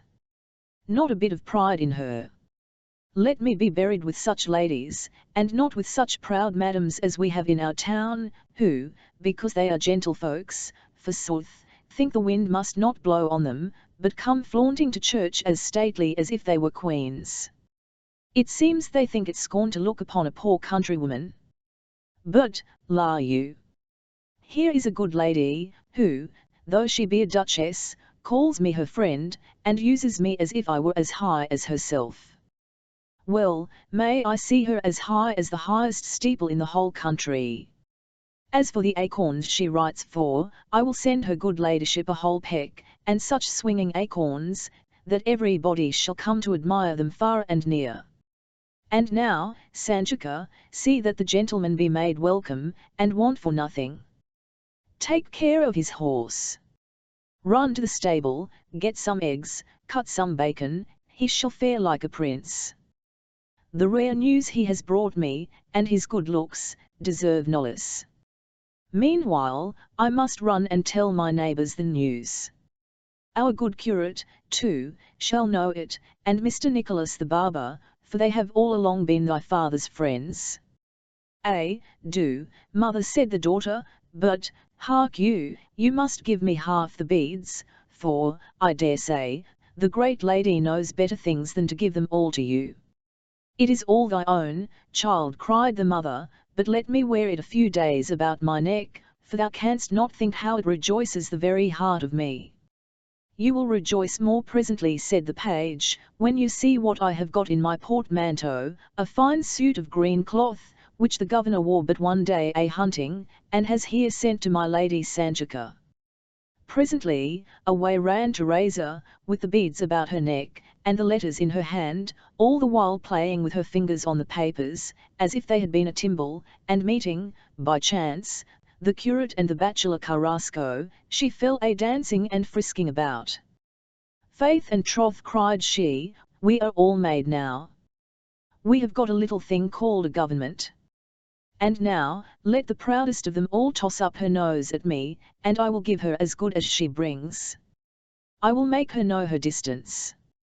How now, Teresa, said the curate, what mad fit is this? What papers are these in your hand? No mad fit at all, answered Teresa, but these are letters from duchesses and governors, and these beads about my neck are right coral, the Ave Marias I mean, and the paternosters are of beaten gold, and I am a governor's lady, I assure you. Verily, said the curate, there is no understanding you, Teresa, we do not know what you mean. There is what will clear the riddle, quoth Teresa, and with that she gave them the letters. Thereupon, the curate having read them aloud, that Samson Carrasco might also be informed, they both stood and looked on one another, and were more at a loss than before. The bachelor asked her who brought the letter. Teresa told them it was a sweet, handsome, young man, as fine as anything, and that he had brought her another present worth twice as much. The curate took the string of beads from her neck, and finding that it was a thing of value, he could not conceive the meaning of all this. "I cannot tell," cried he, "what to think of this business. I am convinced these beads are right coral and gold, but again, here is a duchess sends to beg a dozen or two of acorns. Crack that nut if you can," said Samson Carrasco. "But come, let us go to see the messenger, and probably he will clear our doubts." Thereupon, going with Teresa, they found the page sifting a little corn for his horse, and Sanchica cutting a rasher of bacon, to be fried with eggs, for his dinner. They both liked the page's mien and his garb, and after the usual compliments, Samson desired him to tell them some news of Don Quixote and Sancho Panza, for though they had read a letter from the latter to his wife, and another from the Duchess, they were no better than riddles to them, nor could they imagine how Sancho should come by a government, especially of an island, well knowing that all the islands in the Mediterranean, or the greatest part of them, were the king's. "Gentlemen," answered the page, "it is a certain truth, that Señor Sancho Panza is a governor, but whether it be of an island or not, I do not pretend to determine, but this I can assure you, that he commands in a town that has above 1,000 inhabitants. And as for my lady duchess's sending to a countrywoman for a few acorns, that is no such wonder, for she is so free from pride, that I have known her send to borrow a comb of one of her neighbours. You must know, our ladies of Aragon, though they are as noble as those of Castile, do not stand so much upon formalities and punctilios, neither do they take so much state upon them, but treat people with more familiarity." The curate and the bachelor plainly perceived that the page spoke jestingly, but yet the costly string of beads, and the hunting suit, which by this time Teresa had let them see, confounded them again. "Then, sir, you assure us still," said Carrasco, "that Sancho is really a governor, and that a duchess sends these presents and letters upon his account, for though we see the things, and read the letters, we can scarce prevail with ourselves to believe it, but are apt to run into our friend Don Quixote's opinion, and look on all this as the effect of some enchantment, so that I could find in my heart to feel and try whether you are merely a visionary messenger or a real creature of flesh and blood. For my part, gentlemen," answered the page, "all I can tell you is, that I am really the messenger I appear to be, that the Lord Sancho Panza is actually a governor, and that the Duke and the Duchess, to whom I belong, are able to give, and have given him that government, where, I am credibly informed, he behaves himself most worthily. Now if there be any enchantment in the matter, I leave you to examine that, for I know no more of the business." "That may be," said the bachelor, "but yet dubitat Augustinus." "You may doubt if you please," replied the page, "but I have told you the truth, which will always prevail over falsehood, and rise uppermost, as oil does above water. But if you will operibus crederea, et non verbis, let one of you go along with me, and you shall see with your eyes, what you will not believe by the help of your ears." "Will go with all my heart," quoth Sanchica, "take me up behind ye, sir, I have a great mind to see my father." "The daughters of governors," said the page, "must not travel thus unattended, but in coaches or litters, and with a handsome train of servants." "Oh," quoth Sanchica, "I can go a journey as well on an ass as in one of your coaches. I am none of your tender squeamish things, not ill." "Peace, chicken," quoth the mother, "thou dost not know what thou sayest, the gentleman is in the right, times are altered. When it was plain Sancho, it was plain Sanchica, but now he is a governor, thou art a lady, I cannot well tell whether I am right or no." "Lady Teresa says more than she is aware of," said the page. "But now," continued he, "give me a mouthful to eat as soon as you can, for I must go back this afternoon." "Be pleased then, sir," said the curate, "to go with me, and partake of a slender meal at my house, for my neighbour Teresa is more willing than able to entertain so good a guest." The page excused himself a while, but at last complied, being persuaded it would be much for the better, and the curate, on his side, was glad of his company, to have an opportunity to inform himself at large about Don Quixote and his proceedings. The bachelor proffered Teresa to write her answers to her letters, but as she looked upon him to be somewhat waggish, she would not permit him to be of her counsel, so she gave a roll and a couple of eggs to a young acolyte of the church who could write, and he wrote 2 letters, for to her husband, and the other to the Duchess, all of her own inditing, and perhaps not the worst in this famous history, as hereafter may be seen. Chapter 81. A continuation of Sancho Panza's government, with other entertaining passages.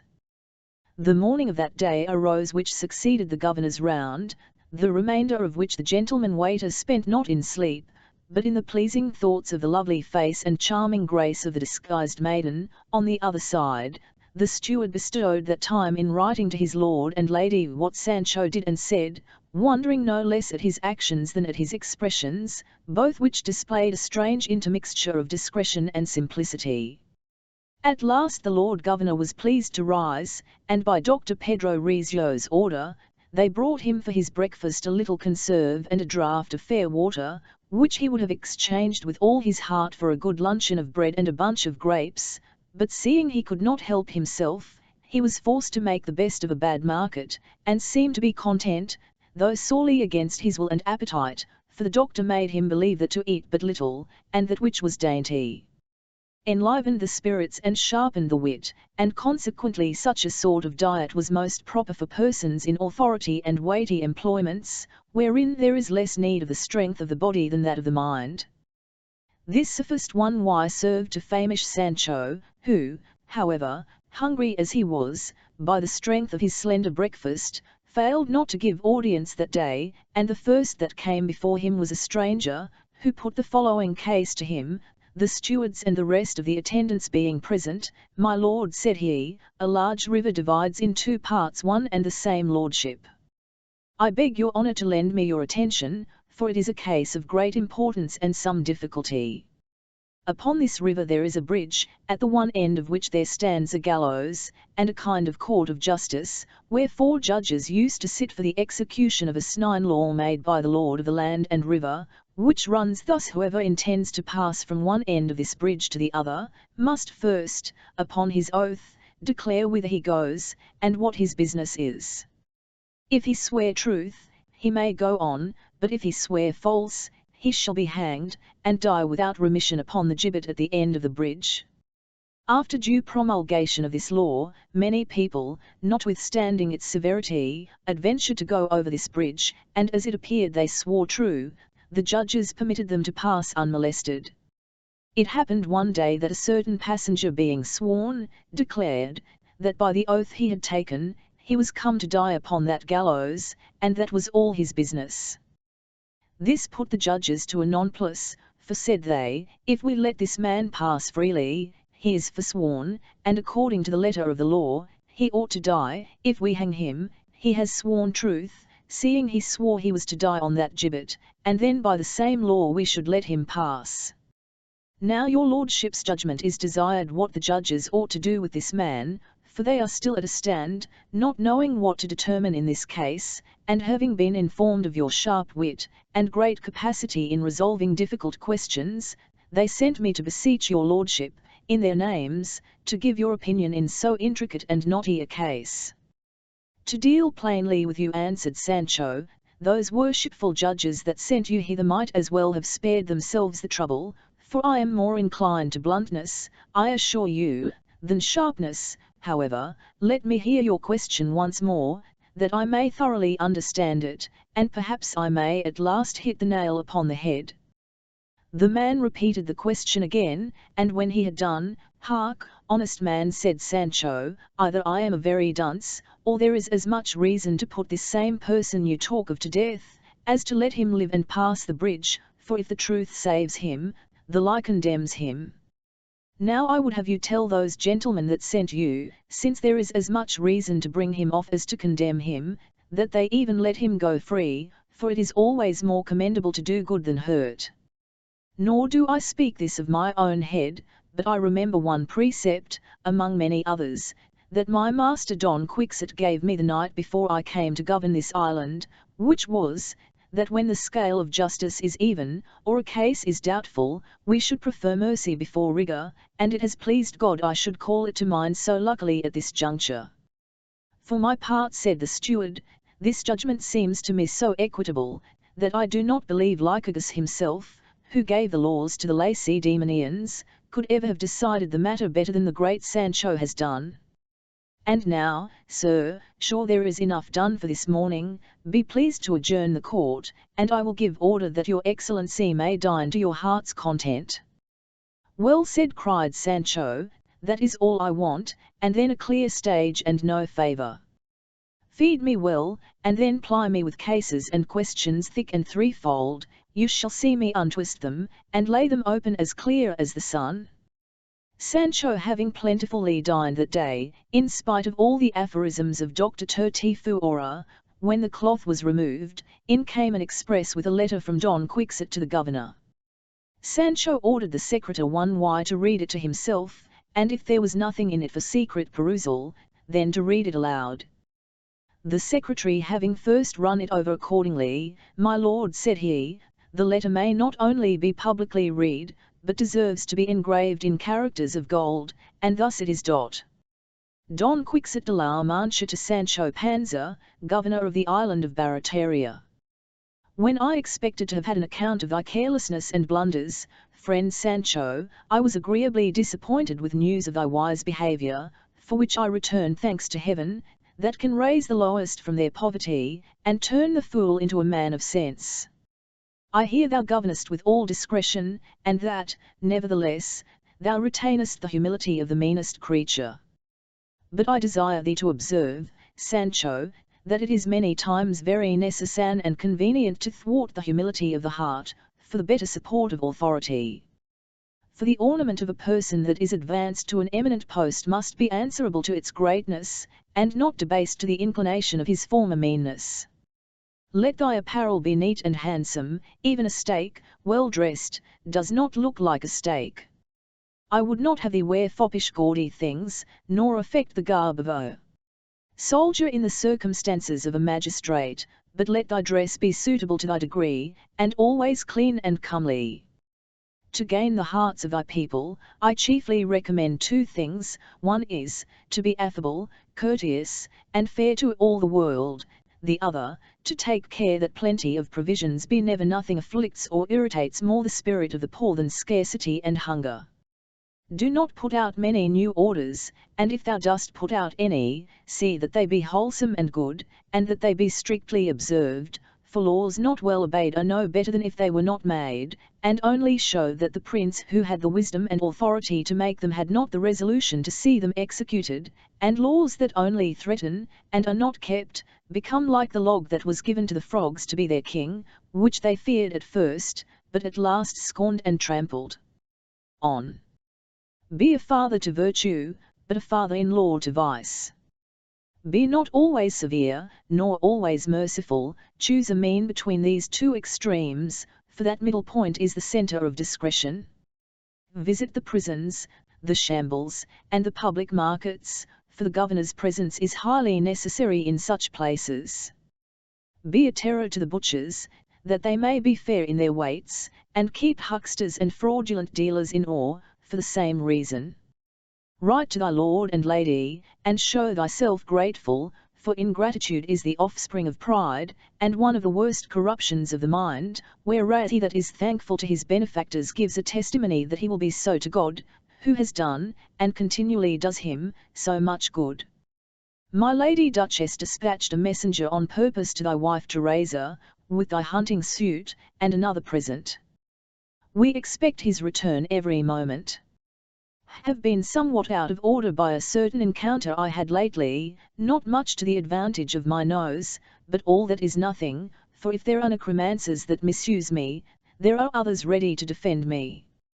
Send me word whether the steward that is with thee had any hand in the business of the Countess Trifaldi, as thou wert once of opinion, and let me also have an account of whatever befalls thee, since the distance between us is so small.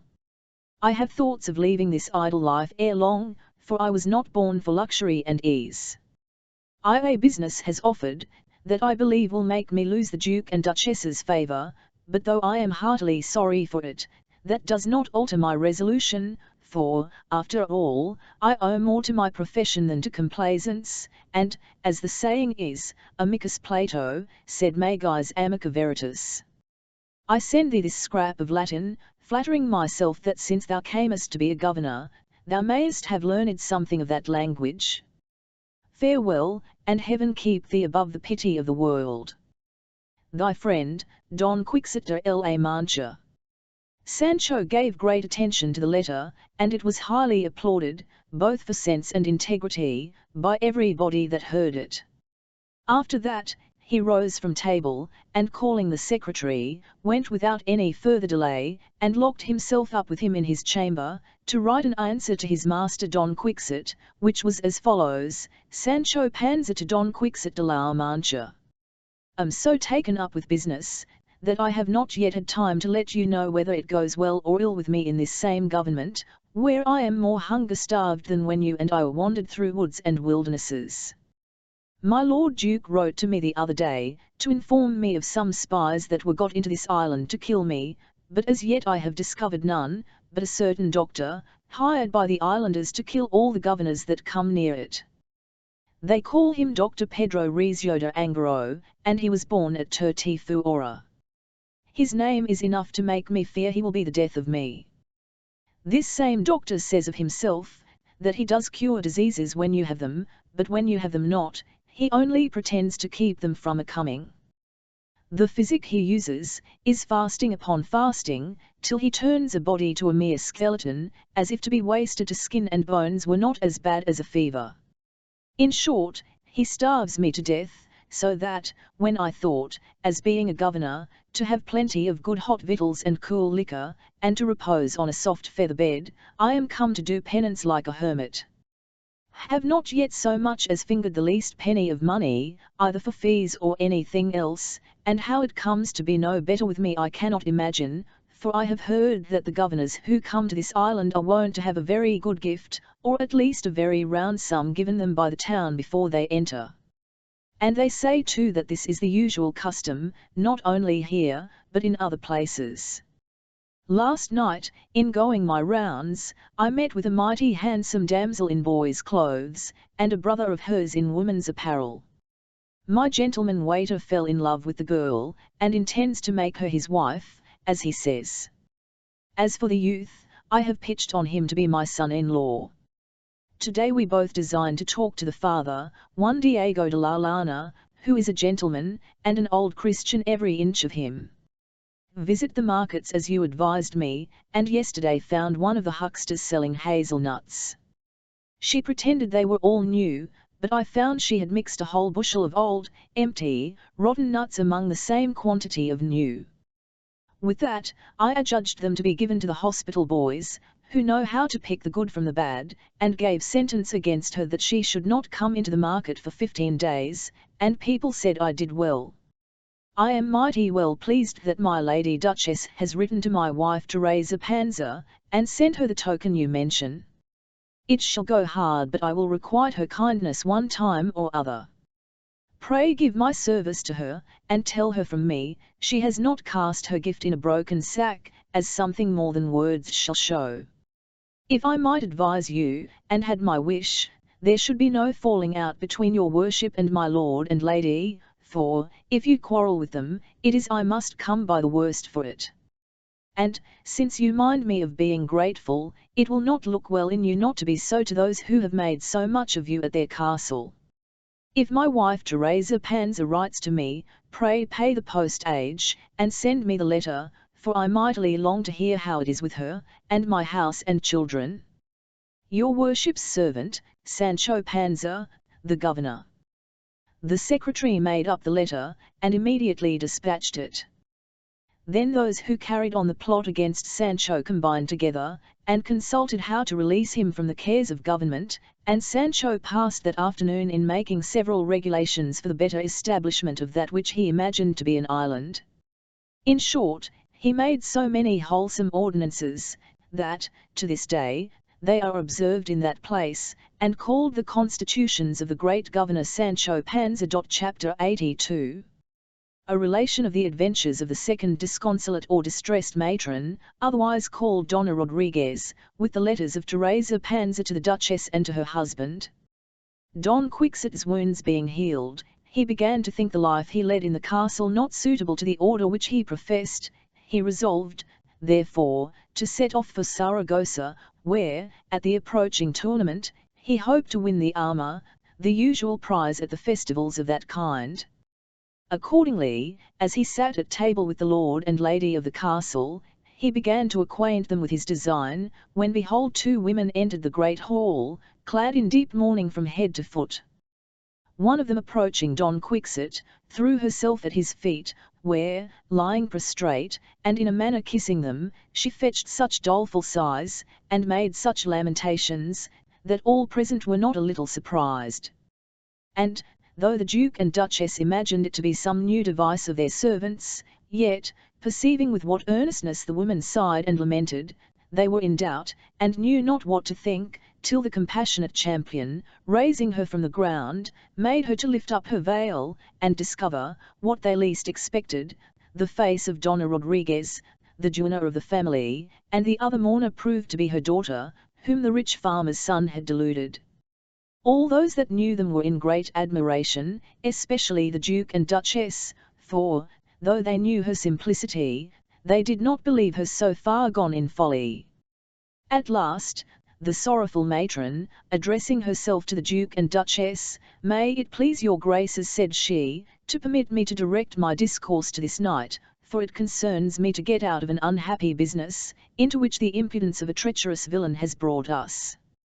With that the Duke gave her leave to speak. Then, applying herself to Don Quixote, "It is not long," said she, "valorous knight, since I gave your worship an account how basely a young graceless farmer had used my dear child, and you then promised me to stand up for her, and see her righted, and now I understand you are about to leave this castle, in quest of the adventures heaven shall send you.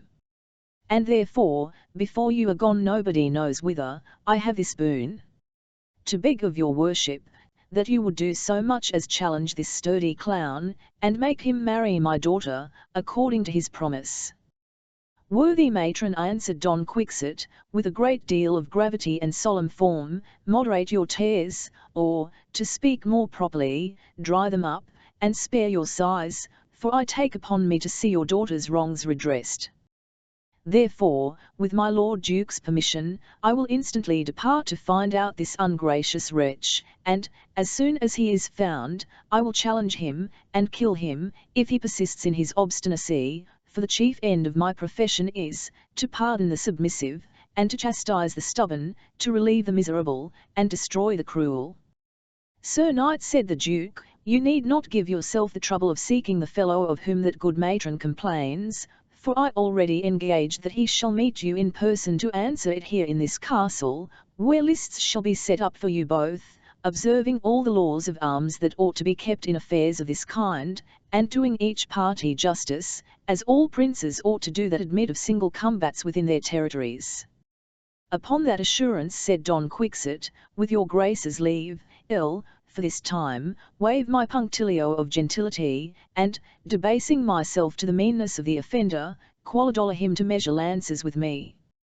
With that, pulling off his glove, he flung it down into the middle of the hall, and the Duke took it up, declaring, as he already had done, that he accepted the challenge in the name of his vassal, fixing the time for combat to be 6 days after, and the place to be the castle court, the arms to be such as are usual among knights, as lance, shield, armour of proof, and all other pieces, without fraud, advantage, or enchantment, after search made by the judges of the field. "But," added the Duke, "it is requisite that this matron and her daughter commit the justice of their cause into the hands of their champion, for otherwise there will be nothing done, and the challenge is void." "Do," answered the matron. "And so do L," added the daughter, all ashamed, and in a crying tone.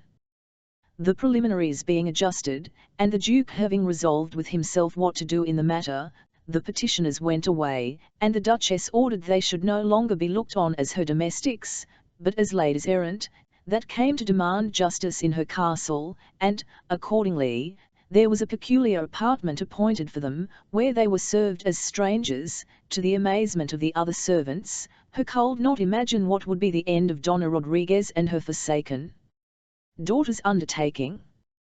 Presently in came the page that had carried the letters and the presents to Teresa Panza. The Duke and Duchess were overjoyed to see him returned, having a great desire to know the success of his journey.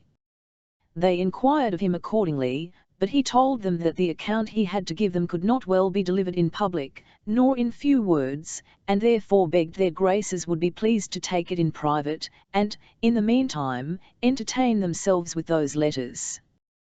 With that, taking out two, he delivered them to her grace. The superscription of the one was, "These for my Lady Duchess, of I do not know what place," and the direction on the other, thus, "To my husband Sancho Panza, Governor of the island of Barataria." The Duchess, having opened her letter, read it aloud, that the whole company might hear what follows: "My Lady, the letter your honour sent me pleased me hugely, for, troth, it is what I heartily longed for.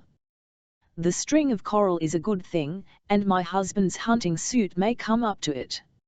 All our town takes it mighty kindly, and is very glad that your honour has made my spouse a governor, though nobody will believe it, especially our curate, Master Nicholas the barber, and Samson Carrasco the bachelor. But what care I whether they do or no?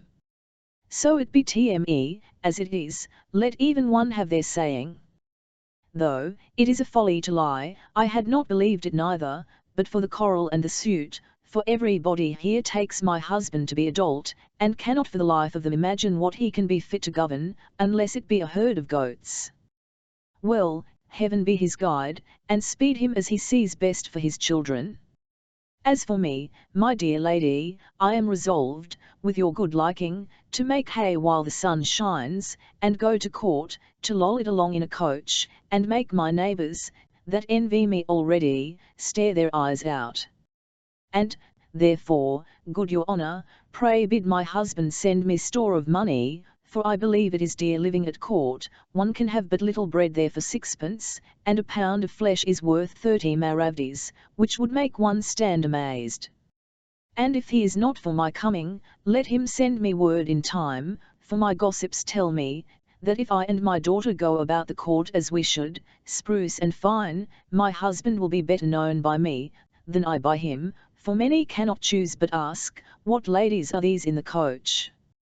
With that one of my servants answers, the wife and daughter of Sancho Panza, governor of the island of Barataria, and thus shall my husband be known, and I honoured, far and near. You cannot think how I am troubled that we have gathered no acorns here away this year, however, I send your highness about half a peck, which I have culled one by one. I went to the mountains on purpose, and got the biggest I could find. I wish they had been as big as ostrich eggs. Pray let not your mightiness forget to write to me, and I will be sure to send you an answer, and let you know how I do, and send you all the news in our village. My daughter Sanchica, and my son, kiss your worship's hands. Your servant, Teresa Panza. This letter was very entertaining to all the company, especially to the Duke and Duchess, insomuch that her Grace asked Don Quixote whether it would be amiss to open the governor's letter, which she imagined was a very good one. The knight told her that, to satisfy her curiosity, he would open it, which being done, he found what follows: "Received thy letter, dear Sancho, and I vow and swear to thee, as I am a Catholic Christian, I was within 2 fingers' breadth oftening mad for joy.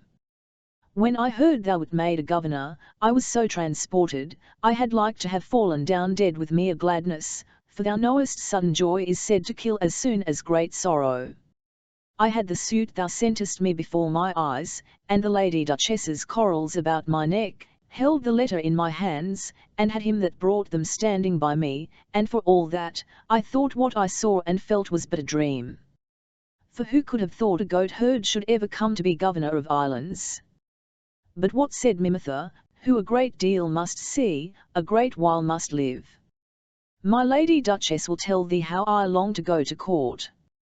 Pray think of it, and let me know thy mind, for I mean to credit thee there, by going in a coach. Neither the curate, the barber, the bachelor, nor the sexton, will believe thou art a governor, but say it is all juggling or enchantment, as all thy master Don Quixote's concerns used to be, and Samson threatens to find thee out, and put this maggot of a government out of thy pate, and Don Quixote's madness out of his coxcomb. For my part, I do but laugh at them, and look upon my string of coral, and contrive how to fit up the suit thou sentest me into a gown for thy daughter. The news here is, that Beruka has married her daughter to a sorry painter, that came hither pretending to paint anything. The township set him to paint the king's arms over the town hall. He asked them 2 ducats for the job, which they paid him, so he fell to work, and was 8 days a daubing, but could make nothing of it at last, and said he could not hit upon such puddling kind of work, and so gave them their money again. Yet for all this he married with the name of a good workman. The truth is, he has left his pencil upon it, and taken the spade, and goes to the field like a gentleman. Sanchica makes bone lace, and gets her 3 halfpence a day clear, which she saves in a box with a slit, to go towards buying household stuff. But now she is a governor's daughter, she has no need to work, for thou wilt give her a portion. The fountain in the market is dried up. A thunderbolt lately fell upon the pillory, there may they all light. I expect thy answer to this, and thy resolution concerning my going to court. Wife, thy Teresa Panza. These letters were admired, and caused a great deal of laughter and diversion, and, to complete the mirth, at the same time the express returned that brought Sancho's answer to Don Quixote, which was likewise publicly read, and startled and delighted all the hearers. Afterwards, the Duchess withdrew to know of the page what he had to relate of Sancho's village, of which he gave her a full account, without omitting the least particular. Chapter 83. The toilsome end and conclusion of Sancho Panza's government. To think the affairs of this life are always to remain in the same state, is an erroneous fancy. The face of things rather seems continually to change and roll with circular motion. Summer succeeds the spring, autumn the summer, winter the autumn, and then spring again. So time proceeds in this perpetual round, only the life of man is ever hastening to its end, swifter than time itself, without hopes to be renewed, unless in the next, that is unlimited and infinite. For even by the light of nature, and without that of faith, many have discovered the swiftness and instability of this present being, and the duration of the eternal life which is expected. But this moral reflection of our author is here chiefly intended to show the uncertainty of Sancho's fortune, how soon it vanished like a dream, and how from his high preferment he returned to his former low station.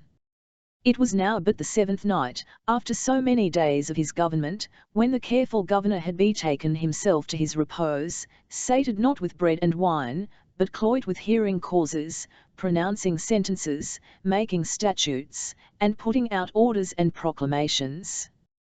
Scarce was sleep beginning to close his eyes, when of a sudden he heard a great noise of bells, and most dreadful outcries, as if the whole island had been sinking. Presently he started, and sat up in bed, and listened with great attention, to try if he could learn how far this uproar might concern him. But, while he was thus hearkening in the dark, a great number of drums and trumpets were heard, and that sound being added to the noise of the bells and the cries, gave so dreadful an alarm, that his fear and terror increased, and he was in a sad consternation. Quitting his bed, he ran and opened his chamber door, and saw about 20 men come running along the galleries with lighted torches in one hand, and drawn swords in the other, all crying out, "Arm! My Lord Governor, arm! A world of enemies are got into the island, and we are undone, unless your valour and conduct relieve us." Thus bawling and running with great fury and disorder, they got to the door where Sancho stood, quite scared out of his senses. "What would you have me arm for?" cried Sancho. "Do I know anything of arms or fighting, think you? Why do you not rather send for Don Quixote, my master? He will dispatch your enemies in a trice." Alas, I understand nothing of this hasty service. For shame, my Lord Governor, said another, what a faint-heartedness is this! See, we bring you here arms offensive and defensive, arm yourself and march to the marketplace, be our leader and captain as you ought, and show yourself a governor. Why, then, arm me, and good luck attend me, quoth Sancho. With that they brought him 2 large shields, which they had provided, and tied the one behind upon his back, and the other before upon his breast, having got his arms through some holes made on purpose. Now the shields being fastened to his body, as hard as cords could bind them, the poor governor was cased up and immured as straight as an arrow, without being able so much as to bend his knees, or stir a step. Then, having put a lance in his hand for him to lean upon and keep himself up, they desired him to march and lead them on, and put life into them all, telling him that they did not doubt of victory, since they had him for their commander. March, quoth Sancho, how do you think I am able to do it, squeezed as I am? These boards stick so plaguy close to me, I cannot so much as bend the joints of my knees, you must even carry me in your arms, and lay me across or set me upright before some passage, and I will make good that spot of ground, either with this lance or my body. Fie, my Lord Governor, said another, it is more your fear than your armour that stiffens your legs, and hinders you from moving. March on, it is high time, the enemy grows stronger, and the danger presses. The poor governor, thus urged, endeavoured to go forward, but the first motion he made threw him to the ground at full length, so heavily that he gave over all his bones for broken, and there he lay like a huge tortoise in his shell, or a flitch of bacon between 2 boards, or like a boat overturned upon a flat with the keel upwards. Nor had those droll companions the least compassion upon him as he lay, but putting out the lights, they made a terrible noise, and clattered with their swords, and laid on so furiously upon his shields, that if he had not shrunk his head into them for shelter, he had been in a woeful condition. Squeezed up in his narrow shell, he was in a grievous fright, praying from the bottom of his heart for deliverance from the unhappy trade of governing islands. At last, when he least expected it, he heard a cry, "Aye, victory, victory! The enemy is routed. Now, my Lord Governor, rise, come and enjoy the fruits of conquest, and divide the spoils taken from the enemy by the valour of your invincible arms." "Help me up," cried poor Sancho, in a doleful tone, and when they had set him on his legs, "Let all the enemy I have routed," quoth he, "be nailed to my forehead, I will divide no spoils of enemies, but if I have one friend here, I only beg he would give me a draught of wine to comfort me." Thereupon they gave him wine, and took off his shields. After that, what with his fright and what with the toil he had endured, he fell into a swoon, insomuch that those who acted this scene began to repent they had carried it so far.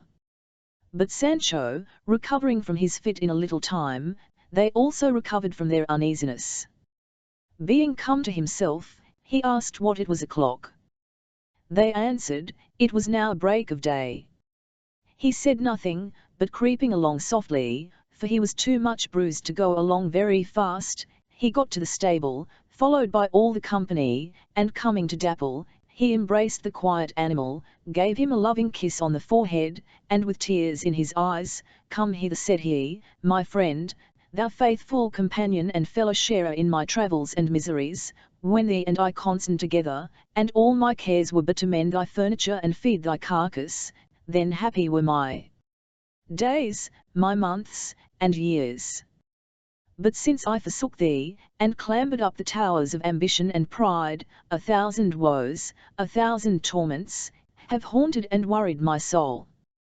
While Sancho was talking thus, he fitted on his pack saddle, nobody offering to say anything to him.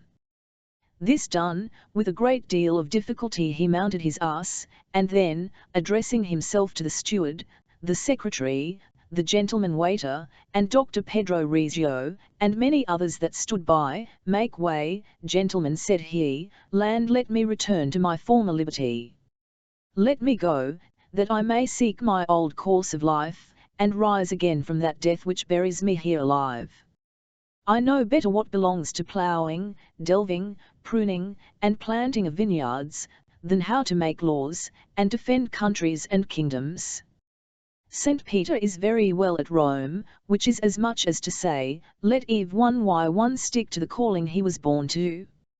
A spade does better in my hand than a governor's truncheon, and I had rather have a mess of plain porridge than lie at the mercy of an officious physic-monger, who starves me to death.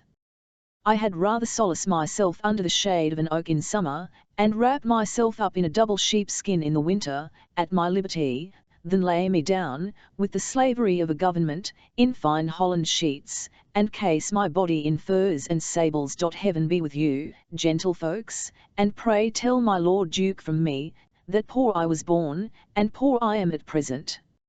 I have neither won nor lost, which is as much as to say, without a penny I came to this government, and without a penny I leave it, quite contrary to what other governors of islands used to do when they leave them. Clear the way, then, I beseech you, and let me pass. This must not be, my Lord Governor, said Dr. Rizzio, for I will give your honourable Samick drink, that is a specific against falls, dislocations, contusions, and all manner of bruises, and that will presently restore you to your former health and strength.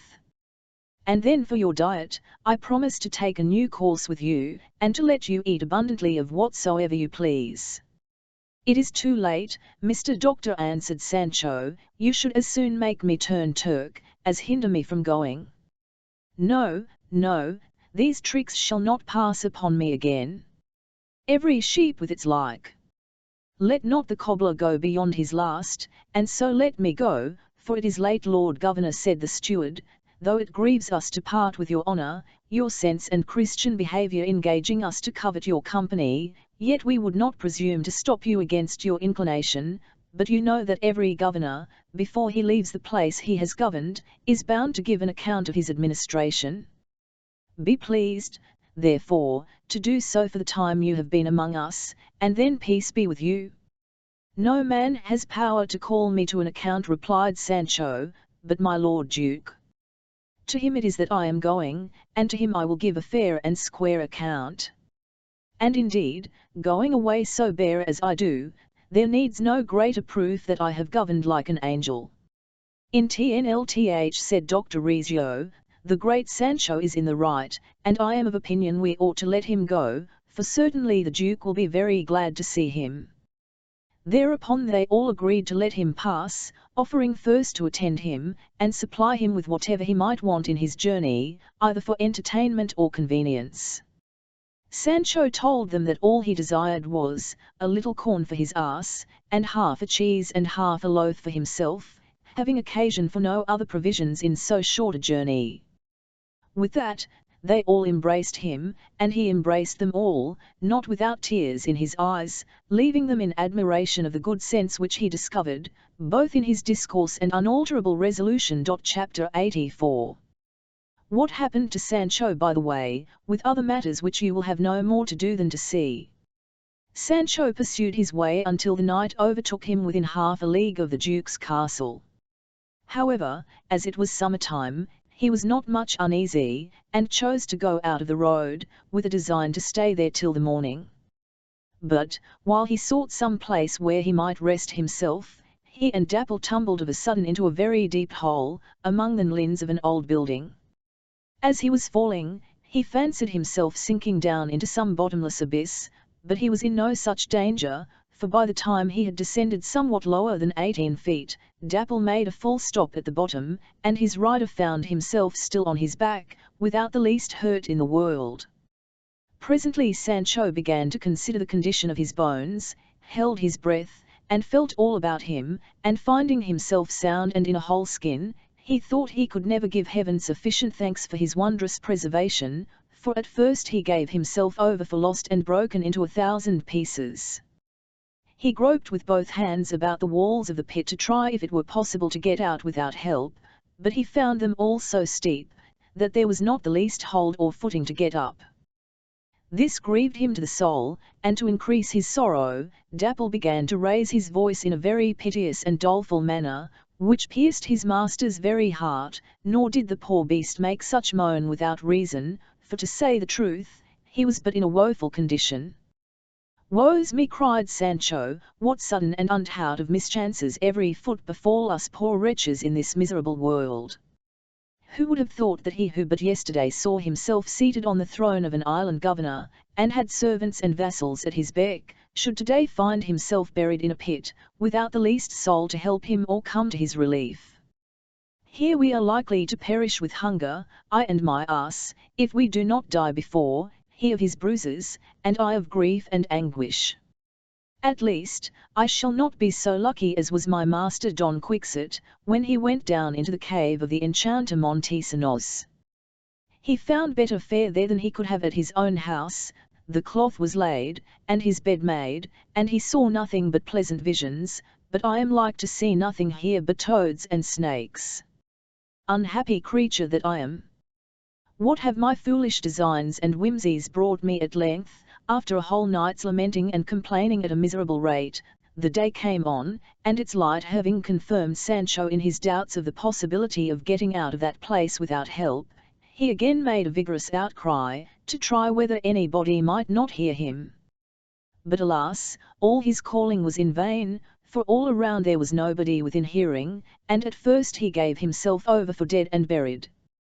He cast his eyes on Dapple, and seeing him extended on the ground, and sadly dejected, he went to him, and tried to get him on his legs, which, with much ado, by means of his assistance, the poor beast did at last, being hardly able to stand. Then he took a luncheon of bread out of his wallet, that had run the same fortune with them, and giving it to the ass, who took it not at all amiss, and made no bones of it, "Here," said Sancho, as if the beast had understood him, "a fat sorrow is better than a lean." At length, he perceived on one side of the pit a great hole, wide enough for a man to creep through stooping. He drew to it, and having crawled through on all fours, found that it led into a vault, that enlarged itself the further it extended, which he could easily perceive, the sun shining in towards the top of the concavity. Having made this discovery, he went back to his ass, and like one that knew what belonged to digging, with a stone he began to remove the earth that was about the hole, and laboured so effectually, that he soon made a passage for his companion. Then taking him by the halter, he led him along through the cave, to try if he could not find a way to get out on the other side. "Alas," said he to himself, "what a heart of a chicken have I! This, which to me is a sad disaster, to my master Don Quixote would be a rare adventure. He would look upon these caves and dungeons as lovely gardens and glorious palaces, and hope to be led out of these dark narrow cells into some fine meadow, while I, luckless, heartless wretch that I am, if one wise step I take, expect to sink into some deeper pit than this, and go down I do not know whither." Thus he went on, lamenting and despairing, and thought he had gone somewhat more than half a league, when at last he perceived a kind of confused light, like that of day, break in at some open place, but which, to poor Sancho, seemed a prospect of a passage into another world. But here we leave him a while, and return to Don Quixote, who entertained and pleased himself with the hopes of a speedy combat between him and Dona Rodriguez's enemy, whose wrongs he designed to see redressed. Chapter 85, which treats of matters that relate to this history, and no other. The Duke and Duchess resolved that Don Quixote's challenge against their vassal should not be ineffectual, and the young man being fled into Flanders, to avoid having Dona Rodriguez to his mother-in-law, they made choice of a Gascoigne lackey, named Tozelos, to supply his place, and gave him instructions how to act his part. 2 days after, the Duke acquainted Don Quixote, that within 4 days his antagonist would meet him in the lists, armed at all points like a knight, to maintain that the damsel lied through the throat in saying that he had ever promised her marriage. Don Quixote was mightily pleased with this news, promising himself to do wonders on this occasion, and esteeming it an extraordinary happiness to have such an opportunity to show, before such noble spectators, how great were his valour and his strength. Cheered and elevated with these hopes, he waited for the end of these 4 days, which his eager impatience made him think so many ages. It happened one morning, as he was riding out to prepare and exercise against the time of battle, that Rosinante pitched his feet near the brink of a deep cave, insomuch that, if Don Quixote had not used the best of his skill, he must infallibly have tumbled into it. Having escaped that danger, he was tempted to look into the cave without alighting, and wheeling about, rode up to it. While he was satisfying his curiosity and seriously musing, he thought he heard a noise within, and thereupon listening, he could distinguish these words, which in a doleful tone arose out of the cavern, "Ho, above there! Is there no good Christian that hears me, no charitable knight or gentleman, that will take pity of a sinner buried alive, a poor governor without a government?" Don Quixote fancied he heard Sancho's voice, which did not a little surprise him, and for his better satisfaction, raising his voice as much as he could, "Who is that below?" cried he, "who is that complains?" "Who should it be?" to his son outcried Sancho, "but most wretched Sancho Panza, governor, for his sins and for his unlucky errantry, of the island of Barataria, formerly squire to the famous knight Don Quixote de la Mancha." These words redoubled Don Quixote's surprise, and increased his amazement. "Conjure thee," said he, "as I am a Catholic Christian, to tell me who thou art. And, if thou art a soul in pain, let me know what thou wouldst have me to do for thee. For since my profession is to assist and succour all that are afflicted in this world, it shall also be so to relieve and help those who stand in need of it in the other, and who cannot help themselves." "Surely, sir," answered he from below, "you that speak to me should be my master Don Quixote." "By the tone of your voice it can be no man else. Name is Don Quixote," replied the knight, "and I think it my duty to assist not only the living but the dead in their necessities." "Tell me then who thou art, for thou fearest me with astonishment." "Why then," replied the voice, "make oath that I am Sancho Panza your squire, and that I never was dead yet in my life. But only having left my government, for reasons and causes which I have not leisure yet to tell you, last night unluckily I fell into this cave, where I am still, and Dapple with me, that will not let me tell a lie, for, as a farther proof of what I say, he is here. Now what is strange, immediately, as if the ass had understood what his master said, to back his evidence, he fell a braying so obstreperously, that he made the whole cave ring again." "A worthy witness," cried Don Quixote, "know his bray, and I know thy voice too, my Sancho.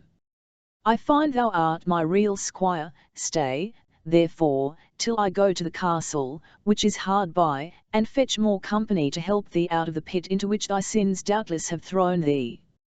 "Make haste, I beseech you, sir," quoth Sancho, "land come again as fast as you can, for I can no longer endure to be here buried alive."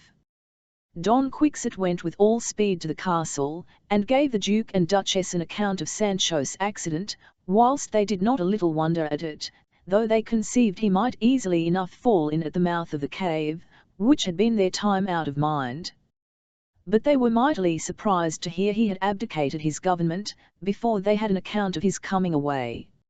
In short, they sent ropes and other conveniences by their servants to draw him out, and at last, with much trouble and labour, both he and his Dapple were restored to the light of the sun. They then proceeded to the castle, where the Duke and Duchess waited for them in the gallery. As for Sancho, he would not go up to see the Duke, till he had seen his ass in the stable, and provided for him, for he said the poor beast had but sorry entertainment in his last night's lodging. This done, away he went to wait on his lord and lady, and throwing himself on his knees, "My lord and lady," said he, "I went to govern your island of Barataria, such being your will and pleasure, though it was your goodness more than my desert. Naked I entered into it, and naked I came away. I neither won nor lost. Whether I governed well or ill, there are those not far off can tell, and let them tell, if they please, that can tell better than ill. I have resolved doubtful cases, determined lawsuits, and all the while ready to die for hunger. Such was the pleasure of Dr. Pedro Recio, of Tertifuora, that physician in ordinary to island governors. Enemies set upon us in the night, and after they had put us in great danger, the people of the island say they were delivered, and had the victory, and may heaven prosper them as they speak truth. In short, in that time I experienced all the cares and burdens this trade of governing brings along with it, and I found them too heavy for my shoulders. I was never cut out for a ruler, and I am too clumsy to meddle with edge tools, and so, before the government left me, I even resolved to leave the government, and accordingly, yesterday morning I quitted the island as I found it, with the same streets, the same houses, and the same roofs to them, as when I came to it. I have asked for nothing by way of loan, and have made no hoard against a rainy day. I designed, indeed, to have issued out several wholesome orders, but did not, for fear they should not be kept, in which case, it signifies no more to make them than if one made them not. So, as I said before, I came away from the island without any company but my dapple. I fell into a cave, and went a good way through it, till this morning, by the light of the sun, I spied my way out, yet not so easy but, had not heaven sent my master, Don Quixote, to help me, there I might have stayed till doomsday. And now, my Lord Duke and my Lady Duchess, here is your Governor Sancho Panza again, who, by a 10 days' government, has only picked up so much experience as to know he would not give a straw to be a governor, not only of an island, but of the whole world. This being allowed, kissing your honour's hands, and doing like the boys when they play at truss or sail, who cry, "Leap you," and then let me leap, so I leap from the government to my old master's service again. Thus Sancho concluded his speech, and Don Quixote, who all the while dreaded he would have said 1,000 impertinences, was glad in his heart, finding him end with so few. The Duke embraced Sancho, and told him he was very sorry he had quitted his government so soon, but that he would give him some other employment that should be less troublesome, and more profitable. The Duchess was no less kind, giving order he should want for nothing, for he seemed sadly bruised and out of order. Chapter 86. Of the extraordinary and unaccountable combat between Don Quixote de la Mancha and the lackey Tozelos, in vindication of Matron Donna Rodriguez's daughter. The day appointed for the combat was now come, nor had the Duke forgotten to give his lackey, Tozelos, all requisite instructions how to vanquish Don Quixote, and yet neither kill nor wound him, to which purpose he gave orders that the spears, or steel heads of their lances, should be taken off, making Don Quixote sensible that Christianity, for which he had so great a veneration, did not admit that such conflicts should so much endanger the lives of the combatants, and that it was enough he granted him free lists in his territories, though it was against the decree of the Holy Council, which forbids such challenges, for which reason he desired them not to push the thing to the utmost rigour. Don Quixote replied, that his Grace had the sole disposal of all things, and it was only his duty to obey. And now, the dreadful day being come, the Duke caused a spacious scaffold to be erected for the judges of the field of battle, and for the matron and her daughter, the plaintiffs. An infinite number of people flocked from all the neighbouring towns and villages, to behold the wonderful combat, the like of which had never been seen, or so much as heard of, in these parts. The first that made his entrance at the barriers was the marshal of the field, who came to survey the ground, and rode all over it, that there might be no foul play, nor private holes, nor contrivance to make one stumble or fall. After that entered the matron and her daughter, who seated themselves in their places, all in deep mourning, with no small demonstration of sorrow. Presently, at one end of the field, appeared the peerless champion, Don Quixote de la Mancha. A while after, at the other, entered the grand lackey, Tozelos, attended with a great number of trumpets, and mounted on a mighty steed, that shook the very earth. The valorous combatant came on, well tutored by the Duke his master how to behave himself towards Don Quixote, being warned to spare his life by a means, and therefore, to avoid a shock in his first career, that might otherwise prove fatal, should he encounter him directly. Tozelos fetched a compass about the barrier, and at last made a stop right against the two women, casting a curious eye upon her that had demanded him in marriage. Then the marshal of the field called to Don Quixote, and, in presence of Tozelos, asked the mother and the daughter whether they consented that Don Quixote de la Mancha should vindicate their right, and whether they would stand or fall by the fortune of their champion? They said they did, and allowed of whatever he should do in their behalf as good and valid. The Duke and Duchess were now seated in a gallery that was over the barriers, which were surrounded by a vast throng of spectators, all waiting to see the terrible and unprecedented conflict. The conditions of the combat were these, that if Don Quixote were the conqueror, his opponent should marry Donna Rodriguez's daughter, but if the knight were overcome, then the victor should be discharged from his promise. Then the marshal of the field placed each of them on the spot whence he should start, dividing equally between them the advantage of the ground, that neither of them might have the sun in his eyes. And now the drums beat, and the clangor of the trumpets resounded through the air, the earth shook under them, and the hearts of the numerous spectators were in suspense, some fearing, others expecting, the good or bad issue of the battle. Don Quixote, recommending himself to heaven and his lady Dulcinea del Toboso, stood expecting when the precise signal for the onset should be given. But our lackey's mind was otherwise employed, and all his thoughts were upon what I am going to tell you. It seems, as he stood looking on his female enemy, she appeared to him the most beautiful woman he had ever seen in his whole life, which being perceived by the little blind archer to whom the world gives the name of love, he took his advantage, and, fond of improving his triumphs, though it were but over a lackey, he came up to him softly, and, without being perceived by any one, he shot an arrow 2 yards long into the poor footman's side, so smartly that his heart was pierced through and through, a thing which the mischievous boy could easily do, for love is invisible, and has free ingress or egress where he pleases, at a most unaccountable rate. You must know, then, that when the signal for the onset was given, our lackey was in an ecstasy, transported with the thoughts of the beauty of his lovely enemy, insomuch that he took no manner of notice of the trumpet's sound, quite contrary to Don Quixote, who no sooner heard it than, clapping spurs to his horse, he began to make towards the enemy with Rocinante's best speed. Tozelos saw Don Quixote come towards him, yet, instead of taking his career to encounter him, without leaving the place, he called as loud as he could to the marshal of the field. "Sir," said Tozelos, "not this duel to be fought that I may marry yonder young lady, or let it alone?" "Yes," answered the marshal. "Why, then," said the lackey, "feel a burden upon my conscience, and am sensible I should have a great deal to answer for, should I proceed any farther in this combat, and therefore I yield myself vanquished, and desire I may marry the lady this moment." The marshal of the field was surprised, and as he was privy to the Duke's contrivance of that business, the lackey's unexpected submission put him to such a nonplus, that he knew not what to answer. On the other side, Don Quixote stopped in the middle of his career, seeing his adversary did not put himself in a posture of defence. The Duke could not imagine why the business of the field was at a stand, but the marshal having informed him, he was amazed, and in a great passion. In the meantime Tozelos, approaching Donna Rodriguez, "Enladem," cried he, "am willing to marry your daughter.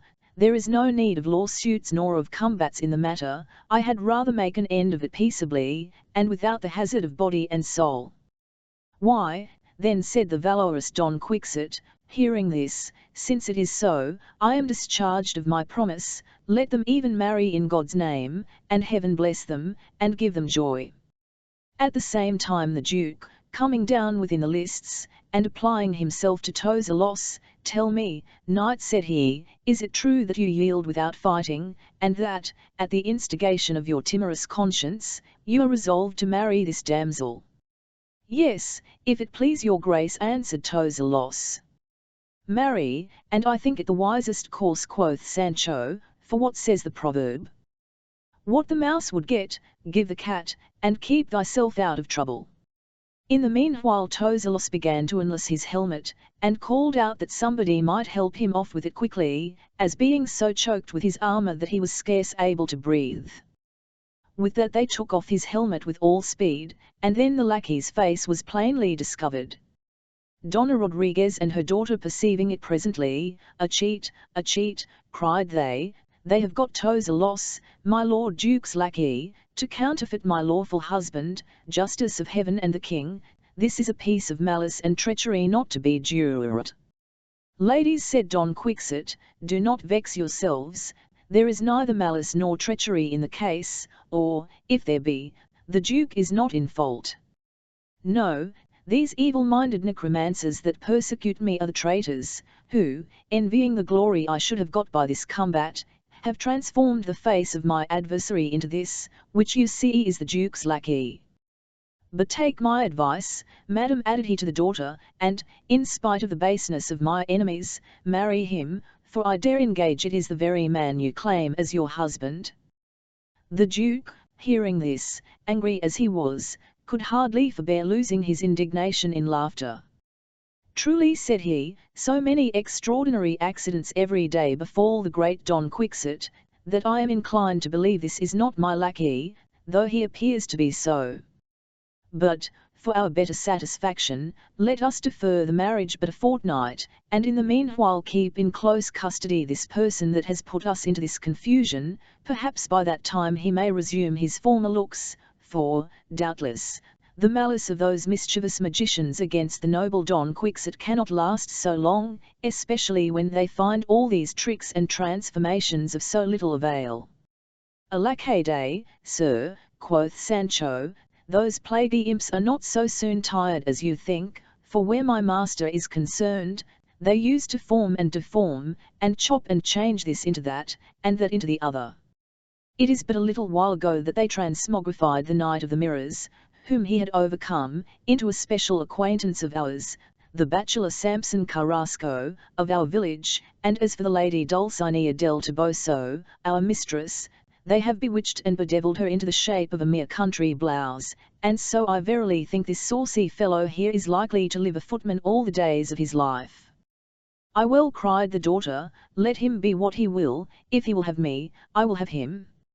I ought to thank him, for I had rather be a lackey's wife than his that deluded me, who has proved himself no gentleman. To be short, the sum of the matter was, that Tozelos should be confined, to see what his transformation would come to. Don Quixote was proclaimed victor, by general consent, and the people went away, most of them very much out of humour, because the combatants had not cut one another to pieces to make them sport, according to the custom of the young rabble, who are sorry when, after they have stayed in hopes to see a man hanged, he happens to be pardoned, either by the party he has wronged or the magistrate. The crowd being dispersed, the Duke and Duchess returned with Don Quixote into the castle. Tozelos was secured, and kept close. As for Donna Rodriguez and her daughter, they were very well pleased to see, one way or another, that the business would end in marriage, and Tozelos flattered himself with the like expectation. Chapter 87. How adventures crowded so thick on Don Quixote that they trod upon one another's heels. Don Quixote thought it now time to leave the idle life he had led in the castle, believing it a mighty fault thus to shut himself up, and indulge his appetite among the tempting varieties of dainties and delights which the lord and lady of the place provided for his entertainment as a knight-errant. Accordingly, one day he acquainted the Duke and Duchess with his sentiments, and begged their leave to depart. They both seemed very unwilling to part with him, but yet at last yielded to his entreaties. The Duchess gave Sancho his wife's letters, which he could not hear read without weeping. Who would have thought, cried he, that all the mighty hopes with which my wife swelled herself up at the news of my preferment, should come to this at last, and how I should be reduced again to trot after my master Don Quixote de la Mancha, in search of hunger and broken bones. However, I am glad to see my Teresa was like herself, in sending the Duchess the acorns, which if she had not done, she had showed herself ungrateful, and I should never have forgiven her. My comfort is, that no man can say the present was a bribe, for I had my government before she sent it, and it is fit those who have a kindness done them should show themselves grateful, though it be with a small matter.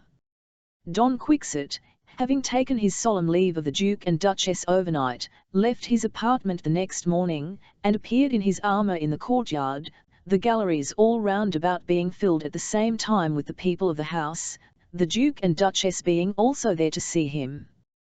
Sancho was upon his dapple, with his cloak bag, his wallet, and his provision, very brisk and cheerful, for the steward that acted the part of Trifaldi had given him a purse, with 200 crowns in gold, to defray expenses. Don Quixote no sooner breathed the air in the open field, than he fancied himself in his own element. He felt the spirit of knight-errantry reviving in his breast, and turning to Sancho, "Liberty," said he, "friend Sancho, is one of the most valuable blessings that heaven has bestowed upon mankind. Not all the treasures concealed in the bowels of the earth, nor those in the bosom of the sea, can be compared with it. For liberty a man may, nay ought, to hazard even his life, as well as for honour, accounting captivity the greatest misery he can endure. I tell thee this, my Sancho, because thou art a witness of the good cheer and plenty which we met with in the castle. Yet, in the midst of those delicious feasts, among those tempting dishes, and those liquors cooled with snow, methought I suffered the extremity of hunger, because I did not enjoy them with that freedom as if they had been my own, for the obligations that lie upon us to make suitable returns for kindnesses received, are ties that will not let a generous mind be free. Happy the man whom heaven has blessed with bread, for which he is obliged to thank kind heaven alone."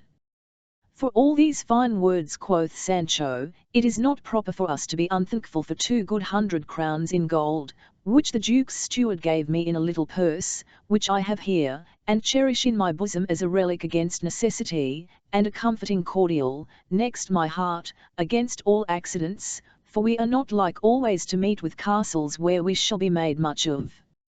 As the knight and squire went on discoursing of this and other matters, they had not ridden much more than a league ere they espied about a dozen men, who looked like country fellows, sitting at their victuals, with their cloaks under them, on the green grass in the middle of a meadow.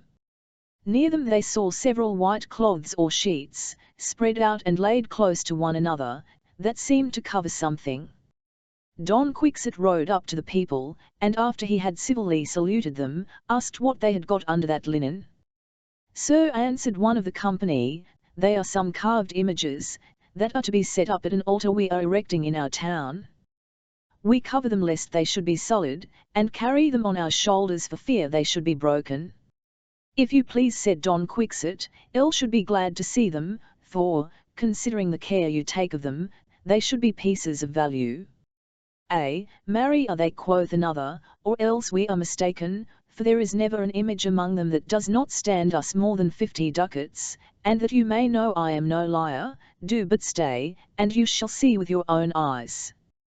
With that, he took off the cover from one of the figures, that happened to be St. George on horseback, and under his feet a serpent coilage up, his throat transfixed with a lance, with the fierceness that is commonly represented in the piece, and all, as they used to say, spick and span new, and shining like beaten gold. Don Quixote having seen the image, "This," said he, "was one of the best knights-errant the church militant ever had. His name was Don St. George, and he was an extraordinary protector of damsels." "What is the next?" The fellow having uncovered it, it proved to be St. Martin on horseback. "This knight too," said Don Quixote at the first sight, "was one of the Christian adventurers, and I am apt to think he was more liberal than valiant, and thou mayst perceive it, Sancho, by his dividing his cloak with a poor man. He gave him half, and doubtless it was winter time, or else he would have given it him whole, he was so charitable." "Not so, neither, I fancy," quoth Sancho, "but I guess he stuck to the proverb, to give and keep what is fit, requires a share of wit." Don Quixote smiled, and desired the men to show him the next image, which appeared to be that of the patron of Spain on horseback, with his sword bloody, trampling down Moors, and treading over heads. "Ay, this is a knight indeed," cried Don Quixote, when he saw it. "These is called Don Street Jago Matamoros, or Don St. James the Moorkiller, and may be reckoned one of the most valorous saints and professors of chivalry that the earth then enjoyed, and heaven now possesses." Then they uncovered another piece, which showed St. Paul falling from his horse, with all the circumstances usually expressed in the story of his conversion, and represented so to the life, that he looked as if he had been answering the voice that spoke to him from heaven. This, said Don Quixote, was the greatest enemy the church militant had once, and proved afterwards the greatest defender it will ever his life, a true knight-errant, and in death a steadfast saint, an indefatigable labourer in the vineyard of the Lord, a teacher of the Gentiles, who had heaven for his school, and Christ himself for his master and instructor. Then Don Quixote, perceiving there were no more images, desired the men to cover those he had seen, and now, my good friends, said he to them, I cannot but esteem the sight that I have had of these images as a happy omen, for these saints and knights were of the same profession that I follow, which is that of arms. The difference only lies in this point, that they were saints, and fought according to the rules of holy discipline, and I am a sinner, and fight after the manner of men. All this while the men wondered at Don Quixote's figure, as well as his discourse, but could not understand one half of what he meant.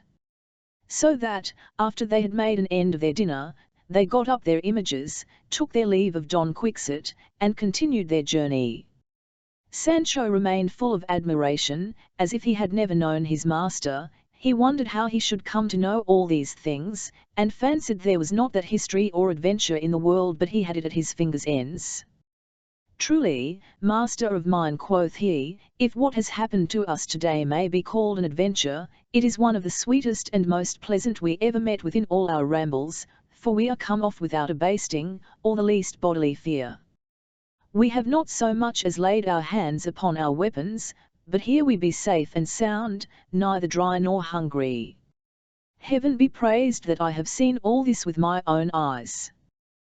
Thou sayest well, Sancho, said Don Quixote, but I must tell thee that seasons and times are not always the same, but often take a different course, and what the vulgar call forebodings and omens, for which there are no rational grounds in nature, ought only to be esteemed happy encounters by the wise.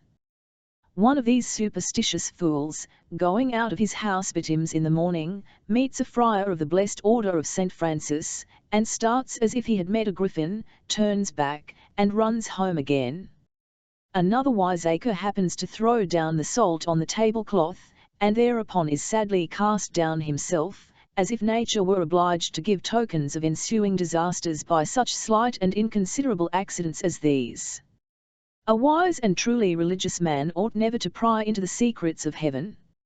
Scipio, landing in Africa, stumbled and fell down as he leaped ashore. Presently his soldiers took this for an ill omen, but he, embracing the earth, cried, "Ill have thee fast, Africa, thou shalt not escape me." Thus discoursing, they got into a wood quite out of the road, and on a sudden Don Quixote, before he knew where he was, found himself entangled in some nets of green thread, that were spread across among the trees. Not being able to imagine what it was, certainly, Sancho, cried he, this adventure of the nets must be one of the most unaccountable that can be imagined. Let me die, now, if this be not a stratagem of the evil-minded necromancers that haunt me, to stop my way. With that the knight put briskly forwards, resolving to break through, but in the very moment there sprung from behind the trees two most beautiful shepherdesses, at least they appeared to be so by their habits, only with this difference, that they were richly dressed in gold brocade. Their flowing hair hung down about their shoulders in curls as charming as the sun's golden rays, and circled on their brows with garlands of green baize and red flower gentle interwoven. As for their age, it seemed not less than 15, nor more than 18 years. This unexpected vision dazzled and amazed Sancho, and surprised Don Quixote, till at last one of the shepherdesses, opening her coral lips, "Hold, sir," she cried, "pray do not tear those nets which we have spread here, not to offend you, but to divert ourselves, and because it is likely you will inquire why they are spread here, and who we are, I shall tell you in few words. About 2 leagues from this place lies a village, where there are many people of quality and good estates. Among these several have made up a company to come and take their diversion in this place, which is one of the most delightful in these parts. To this purpose we design to set up a new Arcadia. The young men have put on the habit of shepherds, and ladies the dress of shepherdesses. We have got 2 eclogues by heart, one out of the famous Garcilaso, and the other out of Camoens, the most excellent Portuguese poet, though we have not yet repeated them, for yesterday was but the first day of our coming hither. We have pitched some tents among the trees, near the banks of a large brook that waters all these meadows. And last night we spread these nets, to catch such simple birds as our calls should allure into the snare. Now, sir, if you please to afford us your company, you shall be made very welcome, and handsomely entertained, for we are all disposed to pass the time agreeably. Truly, fair lady, answered Don Quixote, applaud the design of your entertainment, and return you thanks for your obliging offers, assuring you, that if it lies in my power to serve you, you may depend on my obedience to your commands, for my profession is the very reverse of ingratitude, and aims at doing good to all persons, especially those of your merit and condition, so that were these nets spread over the surface of the whole earth, I would seek out a passage throughout new worlds. Rather than I would break the smallest thread that conduces to your pastime, and that you may give some credit to this seeming exaggeration, know, that he who makes this promise is no less than Don Quixote de la Mancha, if ever such a name has reached your ears. Oh, my dear, cried the other shepherdess, what good fortune is this? You see this gentleman before us, I must tell you he is the most valiant, the most loving, and the most complaisant person in the world, if the history of his exploits, already in print, does not deceive us. I have read it, and I hold a wager, that honest fellow there by him is one Sancho Panza, his squire, the most comical creature that ever was. You have hit it, quoth Sancho, that very squire you wot of, and there is my lord and master, the aforesaid Don Quixote de la Mancha. Oh pray, my dear, said the other, let us entreat him to stay, our father and our brothers will be mighty glad of it. I have heard of his valour and his merit, as much as you now tell me, and what is more, they say he is the most constant and faithful lover in the world, and that his mistress, whom they call Dulcinea del Toboso, bears the prize from all the beauties in Spain. It is not without justice, said Don Quixote, if your peerless charms do not dispute with her that glory. But, ladies, I beseech you do not endeavour to detain me, for the indispensable duties of my profession will not suffer me to rest in one place. At the same time came the brother of one of the shepherdesses, clad like a shepherd, but in a dress as splendid and gay as those of the young ladies. They told him that the gentleman whom he saw with them was the valorous Don Quixote de la Mancha, and that other Sancho Panza, his squire, of whom he had read the history. The gallant shepherd, having saluted him, begged of him so earnestly to grant them his company to their tents, that Don Quixote was forced to comply, and go with them. About the same time the nets were drawn and filled with divers little birds, who being deceived by the colour of the snare, fell into the danger they would have avoided. Above 30 persons, all gaily dressed like shepherds and shepherdesses, got together there, and being informed who Don Quixote and his squire were, they were not a little pleased, for they were already no strangers to his history. In short, they carried them to their tents, where they found a sumptuous entertainment ready. They obliged the knight to take the place of honour, and while they sat at table, there was not one that did not gaze on him, and wonder at so strange a figure. At last, the cloth being removed, Don Quixote with a great deal of gravity, lifting up his voice, of all the sins that men commit, said he, none, in my opinion, is so great as ingratitude, though some think pride a greater, and I ground my assertion on this, that hell is said to be full of the ungrateful. Ever since I had the use of reason, I have employed my utmost endeavours to avoid this crime, and if I am not able to repay the benefits I receive in their kind, at least I am not wanting in real intentions of making suitable returns, and if that be not sufficient, I make my acknowledgments as public as I can, for he that proclaims the kindnesses he has received, shows his disposition to repay them if he could, and those that receive are generally inferior to those that give. The Supreme Being, that is infinitely above all things, bestows his blessings on us so much beyond the capacity of all other benefactors, that all the acknowledgments we can make can never hold proportion with his goodness. However, a thankful mind in some measure supplies its want of power, with healthy desires and unfeigned expressions of a sense of gratitude and respect. I am in this condition, as to the civilities I have been treated with here, for I am unable to make an acknowledgment equal to the kindnesses I have received. I shall, therefore, only offer you what is within the narrow limits of my own abilities, which is to maintain, for 2 whole days together, in the middle of the road that leads to Saragossa, that these ladies here, disguised in the habits of shepherdesses, are the fairest and most courteous damsels in the world, excepting only the peerless Dulcinea del Toboso, sole mistress of my thoughts, without offence to all that hear me, be it spoken. Here Sancho, who had all the while given ear to his master's compliment, thought fit to put in a word or two.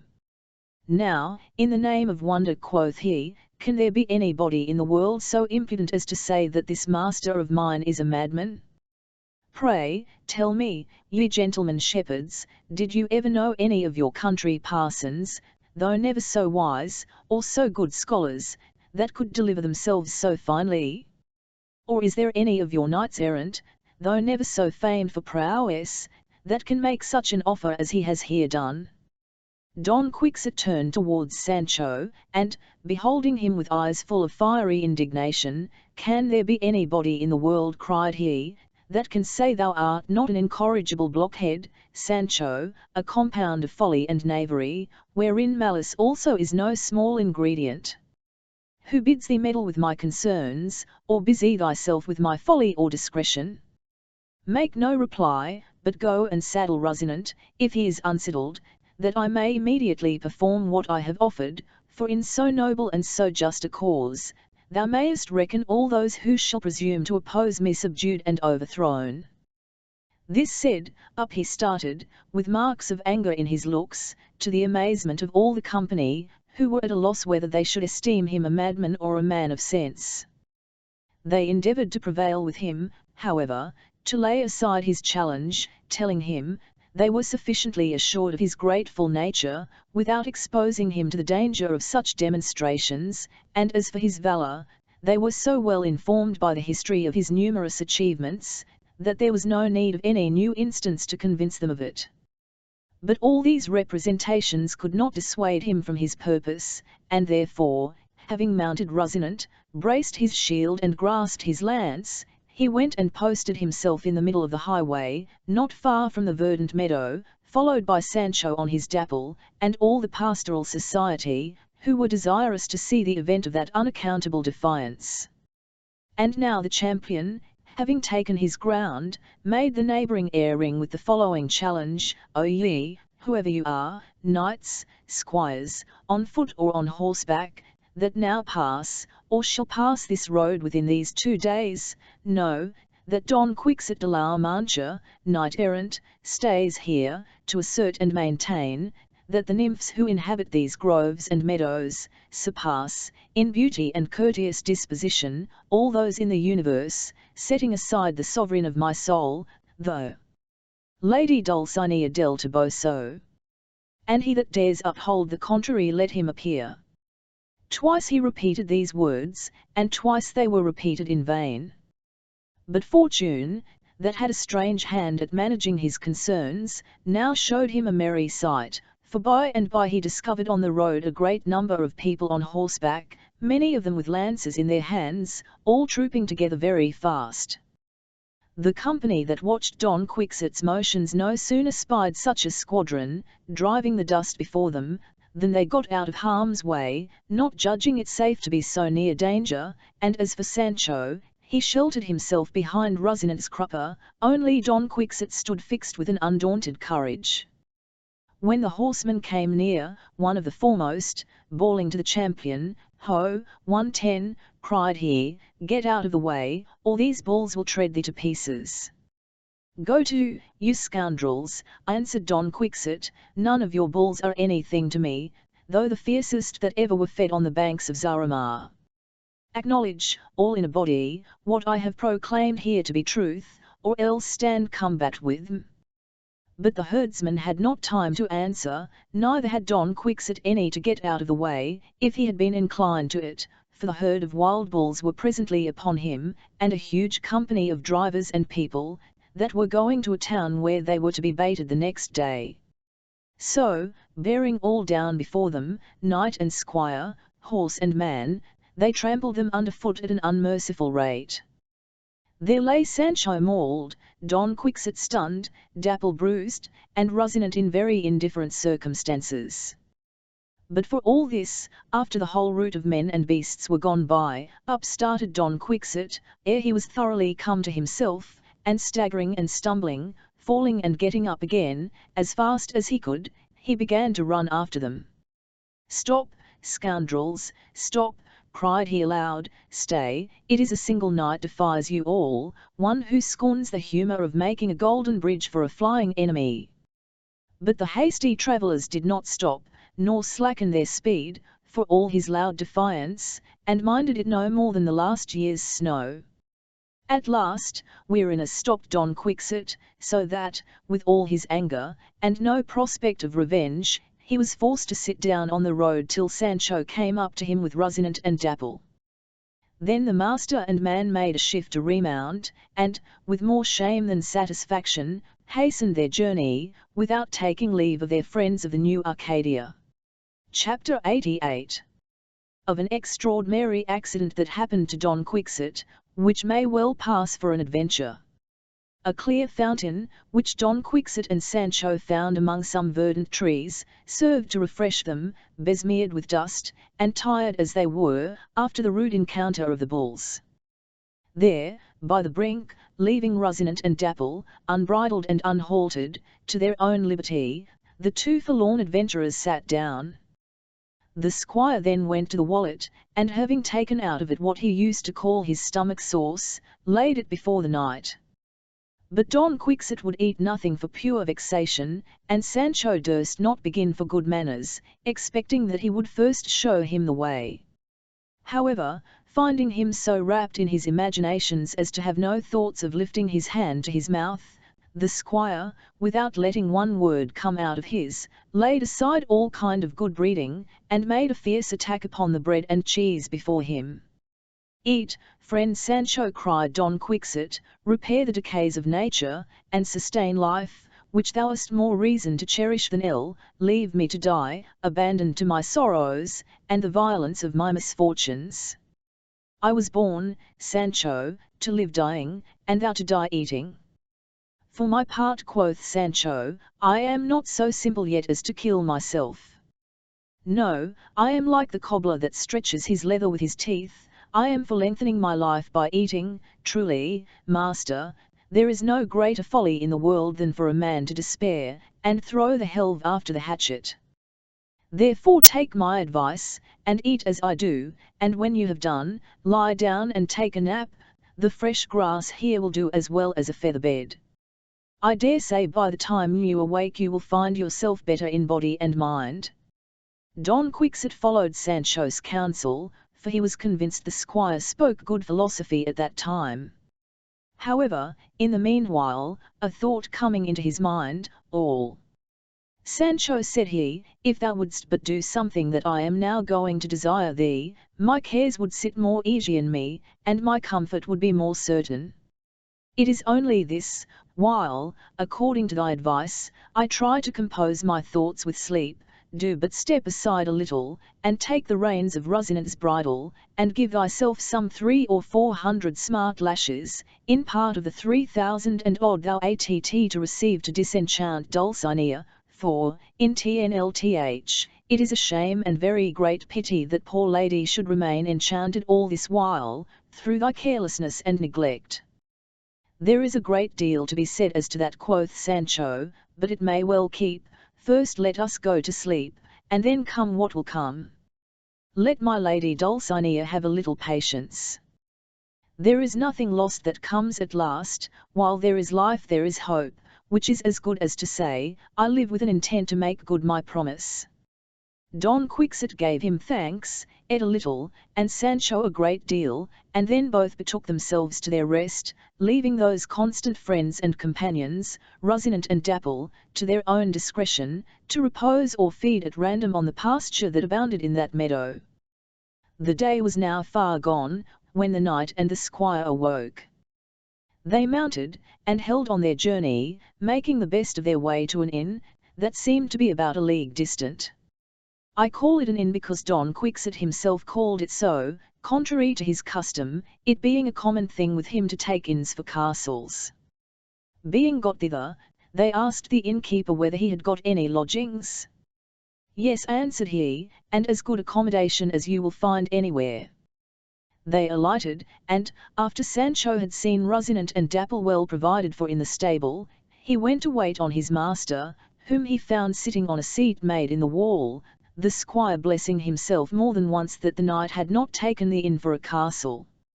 Supper time approaching, Don Quixote retired to his apartment, and Sancho, staying with his host, asked him what he had to give them for supper.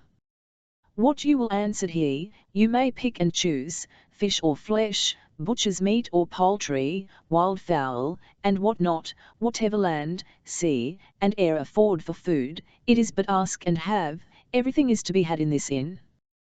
There is no need of all this, quoth Sancho, a couple of roasted chickens will do our business, for my master has a nice stomach, and eats but little, and, as for me, I am none of your unreasonable trenchermen. As for chickens, replied the innkeeper, truly we have none, for the kites have devoured them. Why, then, quoth Sancho, roast us a good handsome pullet, with eggs, so it be young and tender. A pullet, master, answered the host, sent above 50 yesterday to the city to sell, but, setting aside pullets, you may have anything else. Why, then, quoth Sancho, even give us a good joint of veal or kid.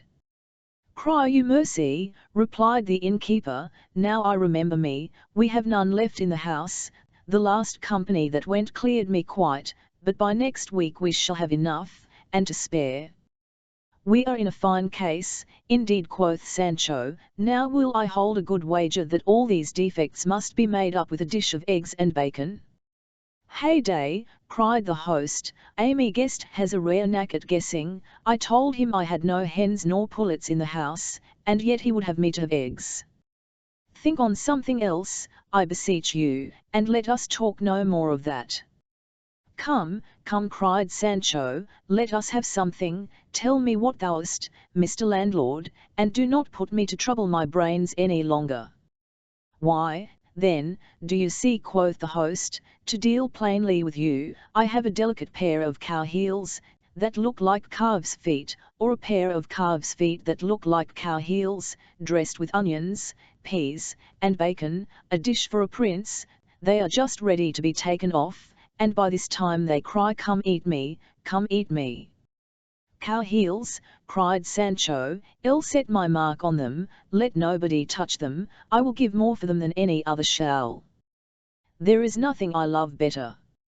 Nobody else shall have them, answered the host, you need not fear, for all the guests I have in the house, besides yourselves, are persons of quality, that carry their steward, their cook, and their provisions along with them.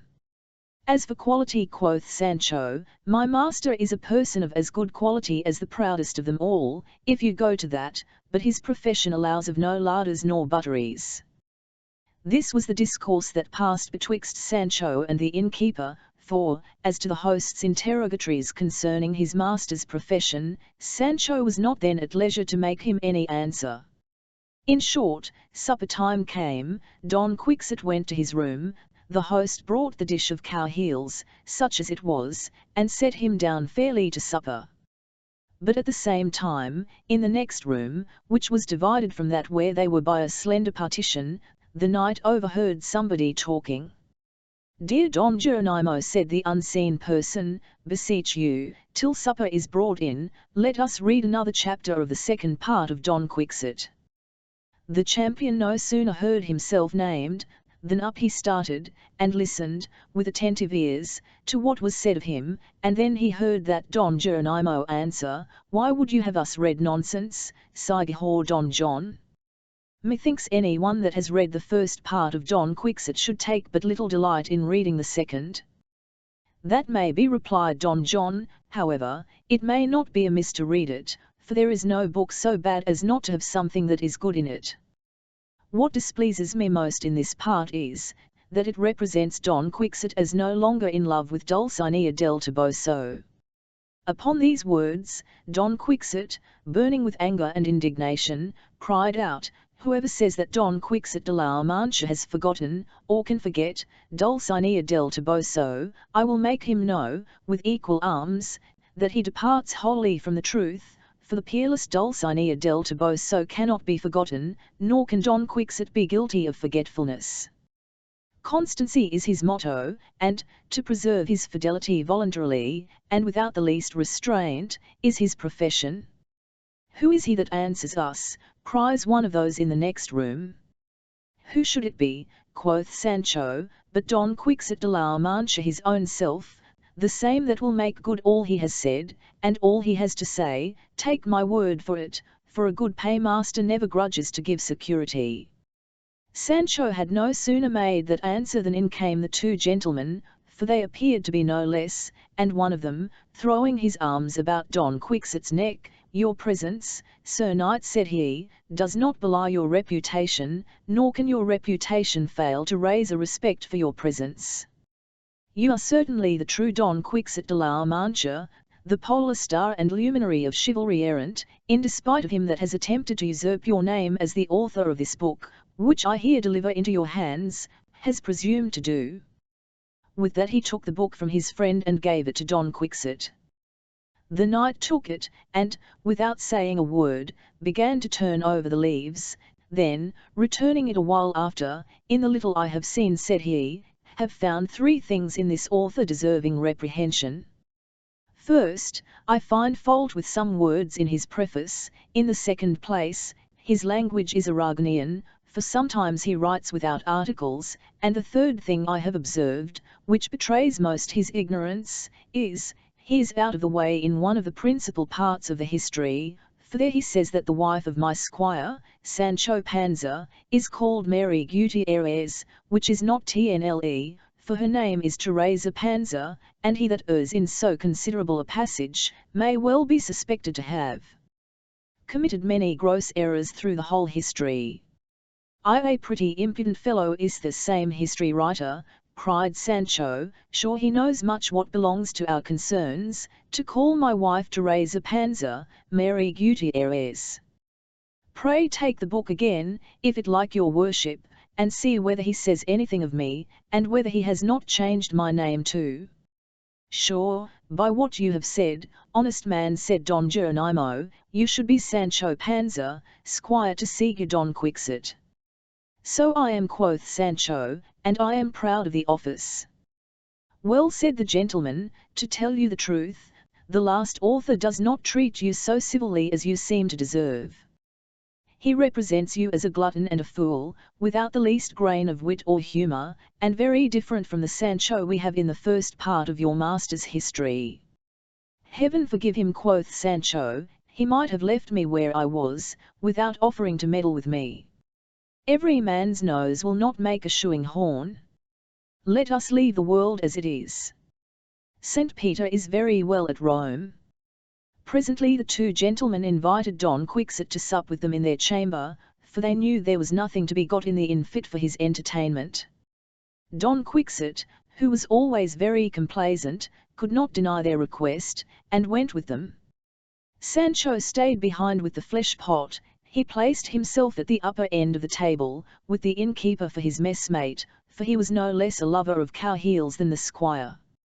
While Don Quixote was at supper with the gentlemen, Don John asked him when he heard of the lady Dulcinea del Toboso, and whether she still retained a grateful sense of the love and constancy of Señor Don Quixote.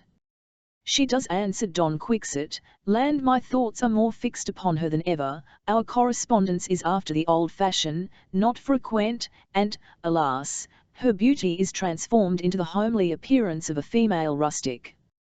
And with that he repeated the story of her enchantment, with what had befallen him in the cavern of Montesinos, and the means that the sage Merlin had prescribed to free her from enchantment.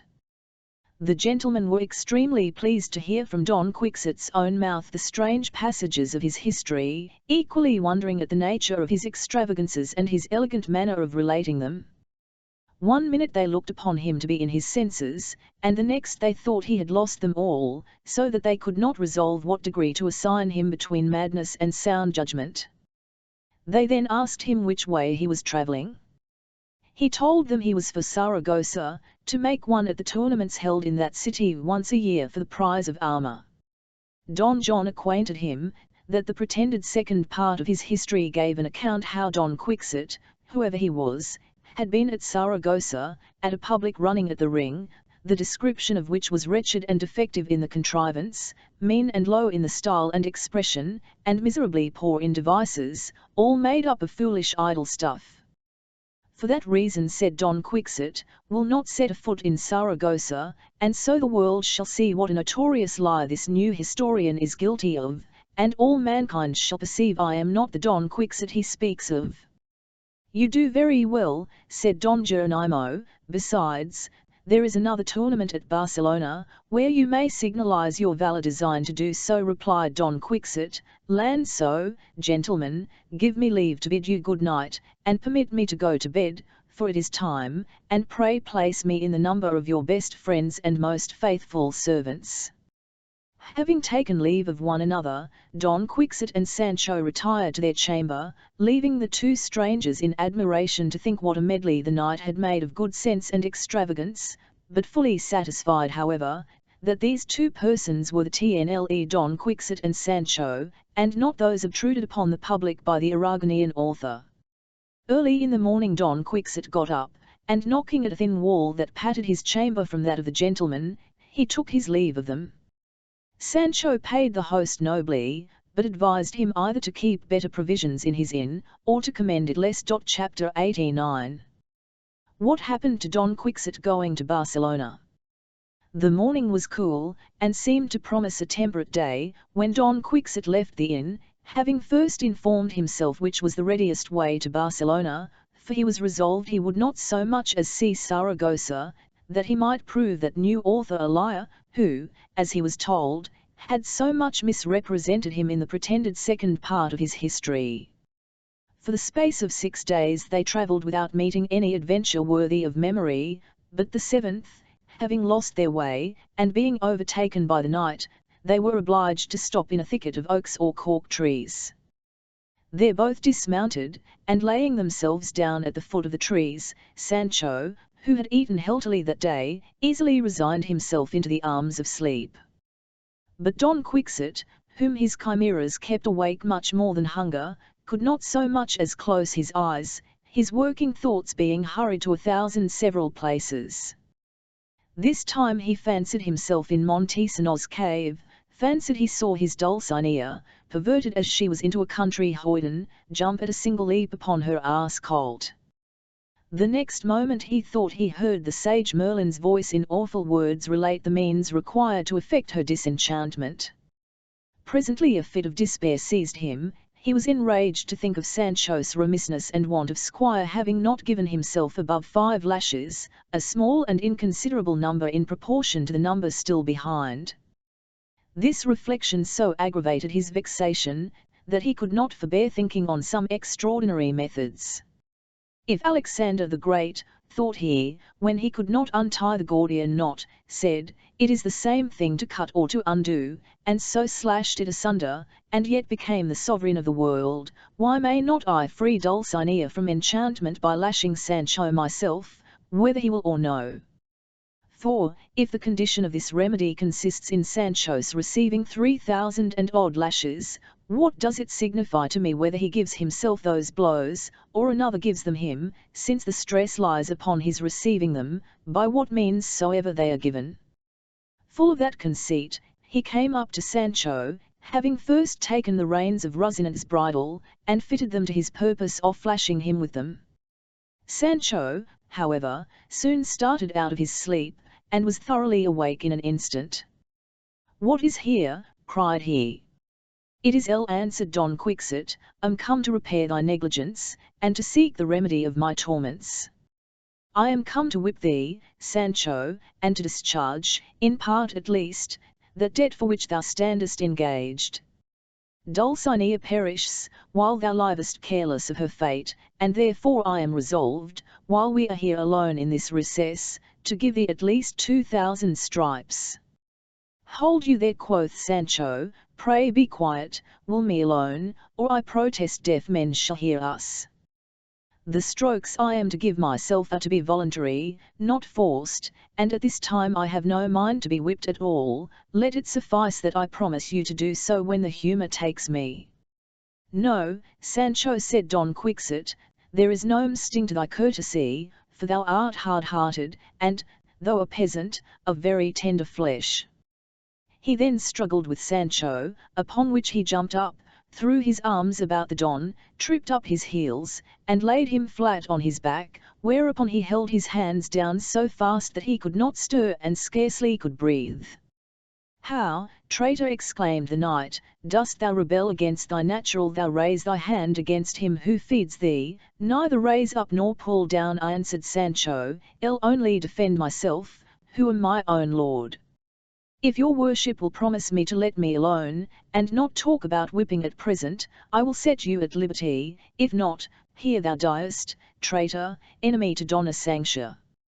Don Quixote gave him the promise he desired, and swore by the life of his best thoughts he would not touch a hair of his garment, but leave the whipping entirely to his own discretion. Sancho now removed to another place, and, as he was going to lay himself under another tree, he thought something touched his head, and, reaching up his hands, he felt a couple of dangling feet, with hose and shoes. Trembling with fear, he moved on a little further, but was incommoded by other legs, upon which he called to his master for help. Don Quixote went up to him, and asked him what was the matter, when Sancho told him that all the trees were full of men's feet and legs. Don Quixote felt them, and immediately guessed the cause. He said, "Be not afraid, Sancho, doubtless these are the legs of robbers and banditti, who have been punished for their crimes, for here the officers of justice hang them by scores at a time, when they can lay hold of them, and, from this circumstance, I conclude we are no far from Barcelona." In TNLTH, Don Quixote was right in his conjecture, for when day began to dawn, they plainly saw that the legs they had felt in the dark belonged to the bodies of thieves. But if they were alarmed at these dead banditti, how much more were they disturbed at being suddenly surrounded by more than 40 of their living comrades, who commanded them to stand, and not to move till their captain came up. Don Quixote was on foot, his horse unbridled, his lance leaning against a tree at some short. Being defenceless, he thought it best to cross his hands, hang down his head, and reserve himself for better occasions. The robbers, however, were not idle, but immediately fell to work upon Dapple, and, in a trice, emptied both wallet and cloak bag. Fortunately for Sancho, he had secured the crowns given him by the Duke, with his other money, in a belt which he wore about his waist. Nevertheless they would not have escaped the searching eyes of these good people, who spare not even what is hid between the flesh and the skin, had they not been checked by the arrival of their captain. His age seemed to be about 34, his body was robust, his stature tall, his visage austere, and his complexion swarthy. He was mounted upon a powerful steed, clad in a coat of steel, and his belt was stuck round with pistols. Observing that his squires, for so they call men of their vocation, were about to rifle Sancho, he commanded them to forbear, and was instantly obeyed, and thus the girdle escaped. He wondered to see a lance standing against a tree, a target on the ground, and Don Quixote in armour and pensive, with the most sad and melancholy countenance that sadness itself could frame. Going up to the knight, he said, "Be not so dejected, good sir, for you are not fallen into the hands of a cruel Osiris, but into those of rogue Guinart, who has more of compassion in his nature than cruelty." "My dejection," answered Don Quixote, "is not on account of having fallen into your hands, O valorous rogue, whose fame extends over the whole earth, but for my negligence in having suffered myself to be surprised by your soldiers, contrary to the bounden duty of a knight-errant, which requires that I should be continually on the alert, and, at all hours, my own sentinel, for, let me tell you, illustrious rogue, had they met me on horseback, with my lance and my target, they would have found it no very easy task to make me yield." "No, sir, I am Don Quixote de la Mancha, he with whose exploits the whole globe resounds." Roqueginart presently perceived Don Quixote's infirmity, and that it had in it more of madness than valour, and, though he had sometimes heard his name mentioned, he always thought that what had been said of him was a fiction, conceiving that such a character could not exist. He was therefore delighted with this meeting, as he might now know, from his own observation, what degree of credit was really due to the reports in circulation. "Be not concerned," said Roque, addressing himself to Don Quixote, "nor tax fortune with unkindness. By thus stumbling, you may chance to stand more firmly than ever, for heaven, by strange and circuitous ways, incomprehensible to men, is wont to raise the fallen, and enrich the needy." Don Quixote was about to return his thanks for this courteous reception, when suddenly a noise was heard near them, like the trampling of many horses, but it was caused by one only, upon which came, at full speed, a youth, seemingly about 20 years of age, clad in green damask edged with gold lace, trousers, and a loose coat, his hat cocked in the Walloon fashion, with boots, spurs, dagger, and gold-hilt sword, a small carabine in his hand, and a brace of pistols by his side.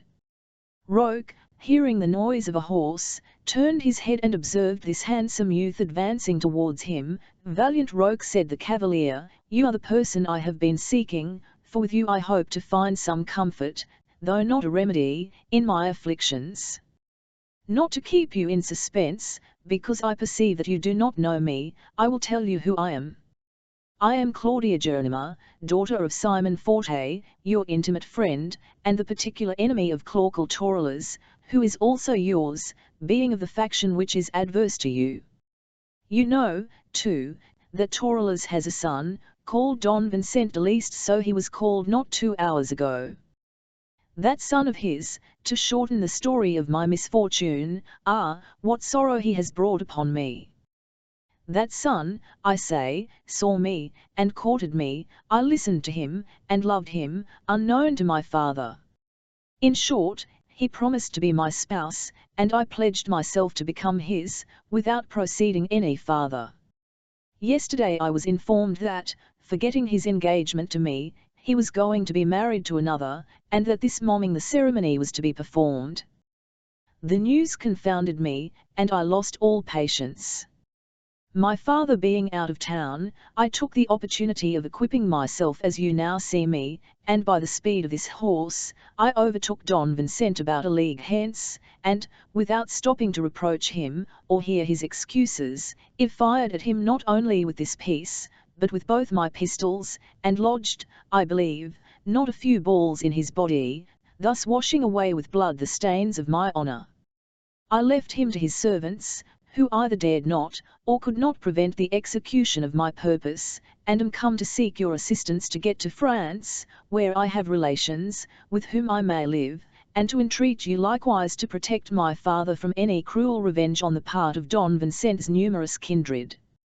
Roque was struck with the gallantry, bravery, figure, and also the adventure of the beautiful Claudia, and said to her, "Come, madam, and let us first be assured of your enemy's death, and then we will consider what is proper to be done for you." So, after commanding his squires to restore to Sancho all they had taken from Dapple, and likewise to retire to the place where they had lodged the night before, he went off immediately with Claudia at full speed, in quest of the wounded or dead Don Vincent. They presently arrived at the place where Claudia had overtaken him, and found nothing there except the blood which had been newly spilt, but, looking round, at a considerable distance they saw some persons ascending a hill, and concluded, as indeed it proved, that it was Don Vincent, being conveyed by his servants, either to a doctor or his grave. They instantly pushed forward to overtake them, which they soon effected, and found Don Vincent in the arms of his servants, entreating them, in a low and feeble voice, to let him die in that place, for he could no longer endure the pain of his wounds. Claudia and Roque, throwing themselves from their horses, drew near. The servants were startled at the appearance of Roque, and Claudia was troubled at the sight of Don Vincent, when, divided between tenderness and resentment, she approached him, and, taking hold of his hand, said, had you but given me this hand, according to our contract, you would not have been reduced to this extremity." The wounded cavalier opened his almost closed eyes, and, recognizing Claudia, he said, "Perceive, fair and mistaken lady, that it is to your hand I owe my punishment unmerited by me, for neither in thought nor deed could I offend you." "Is it not true," then said Claudia, "that, this very morning, you were going to be married to Leonora, daughter of the rich Balfastro?" "No, certainly," answered Don Vincent, "my evil fortune must have borne you that news, to excite your jealousy to bereave me of life, but since I leave it in your arms, I esteem myself happy, and, to assure you of this TNLTH, take my hand, and, if you are willing, receive me for your husband, for I can now give you no other satisfaction for the injury which you imagine you have received." Claudia pressed his hand, and such was the anguish of her heart that she swooned away upon the bloody bosom of Don Vincent, and at the same moment he was seized with a mortal paroxysm. Roque was confounded, and knew not what to do. The servants ran for water, with which they sprinkled their faces. Claudia recovered, but Don Vincent was left in the sleep of death. When Claudia was convinced that her beloved husband no longer breathed, she rent the air with her groans, and pierced the skies with her lamentations. She tore her hair, scattered it in the wind, and, with her own merciless hands, wounded and disfigured her face, with every other demonstration of grief, distraction, and despair. "Rash and cruel woman," she exclaimed, "with what facility wert thou moved to this evil deed? O maddening sting of jealousy, how deadly thy effects! O my dear husband, whose love for me hath given thee a cold grave!" So piteous, indeed, were the lamentations of Claudia, that they forced tears even from the eyes of Roque, where they were seldom or never seen before. The servants wept and lamented. Claudia was recovered from one fainting fit, only to fall into another, and all around was a scene of sorrow. At length Roque Guinart ordered the attendants to take up the body of Don Vincent, and convey it to the town where his father dwelt, which was not far distant, that it might be there interred. Claudia told Roque that it was her determination to retire to a nunnery, of which her aunt was abbess, there to spend what remained of her wretched life, looking to heavenly nuptials and an eternal spouse. Roque applauded her good design, offering to conduct her wherever it was her desire to go, and to defend her father against the relatives of Don Vincent, or any one who should offer violence to him.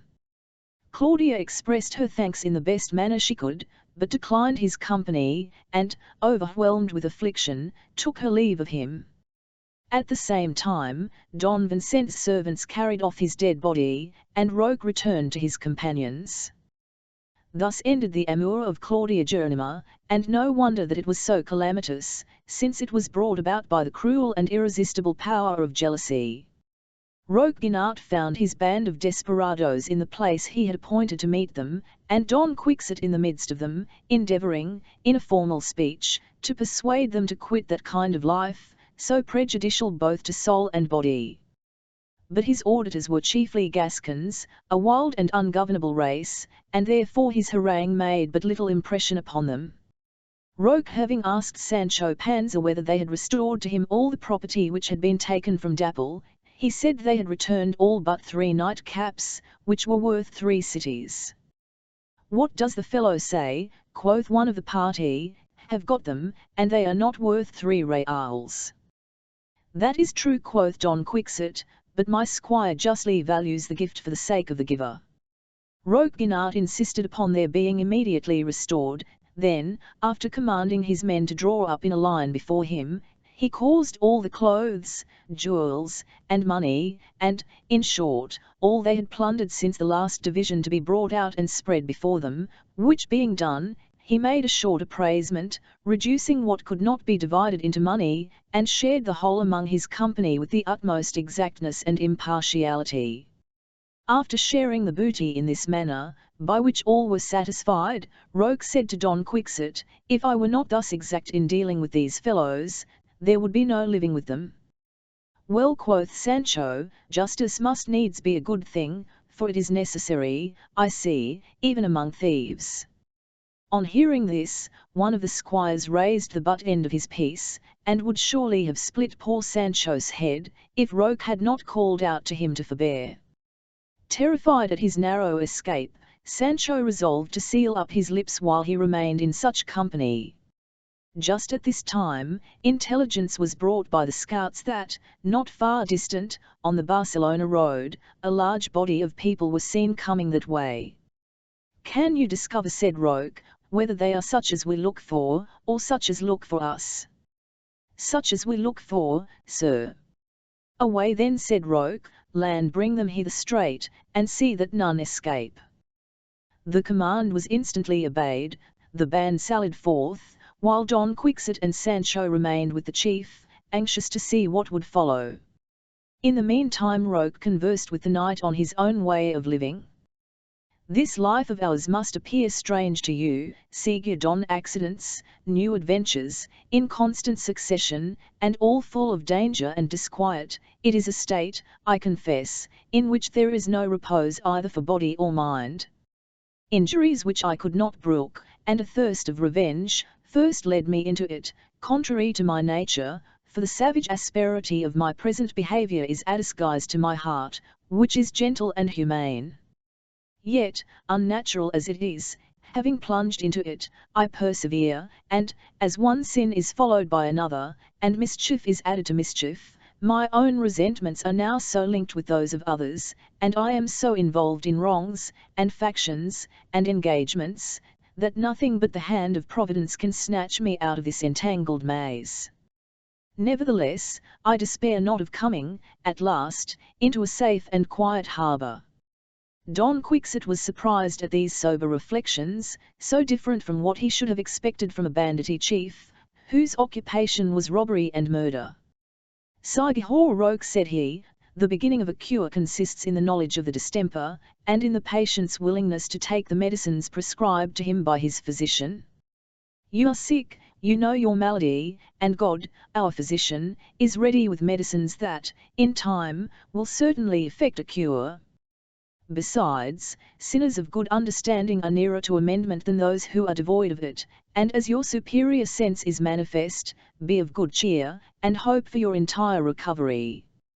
If, in this desirable work, you would take the shortest way, and at once enter that of your salvation, come with me, and I will teach you to be knight-errant, a profession, it is TNTE, full of labours and disasters, but which, being placed to the account of penance, will not fail to lead you to honour and felicity."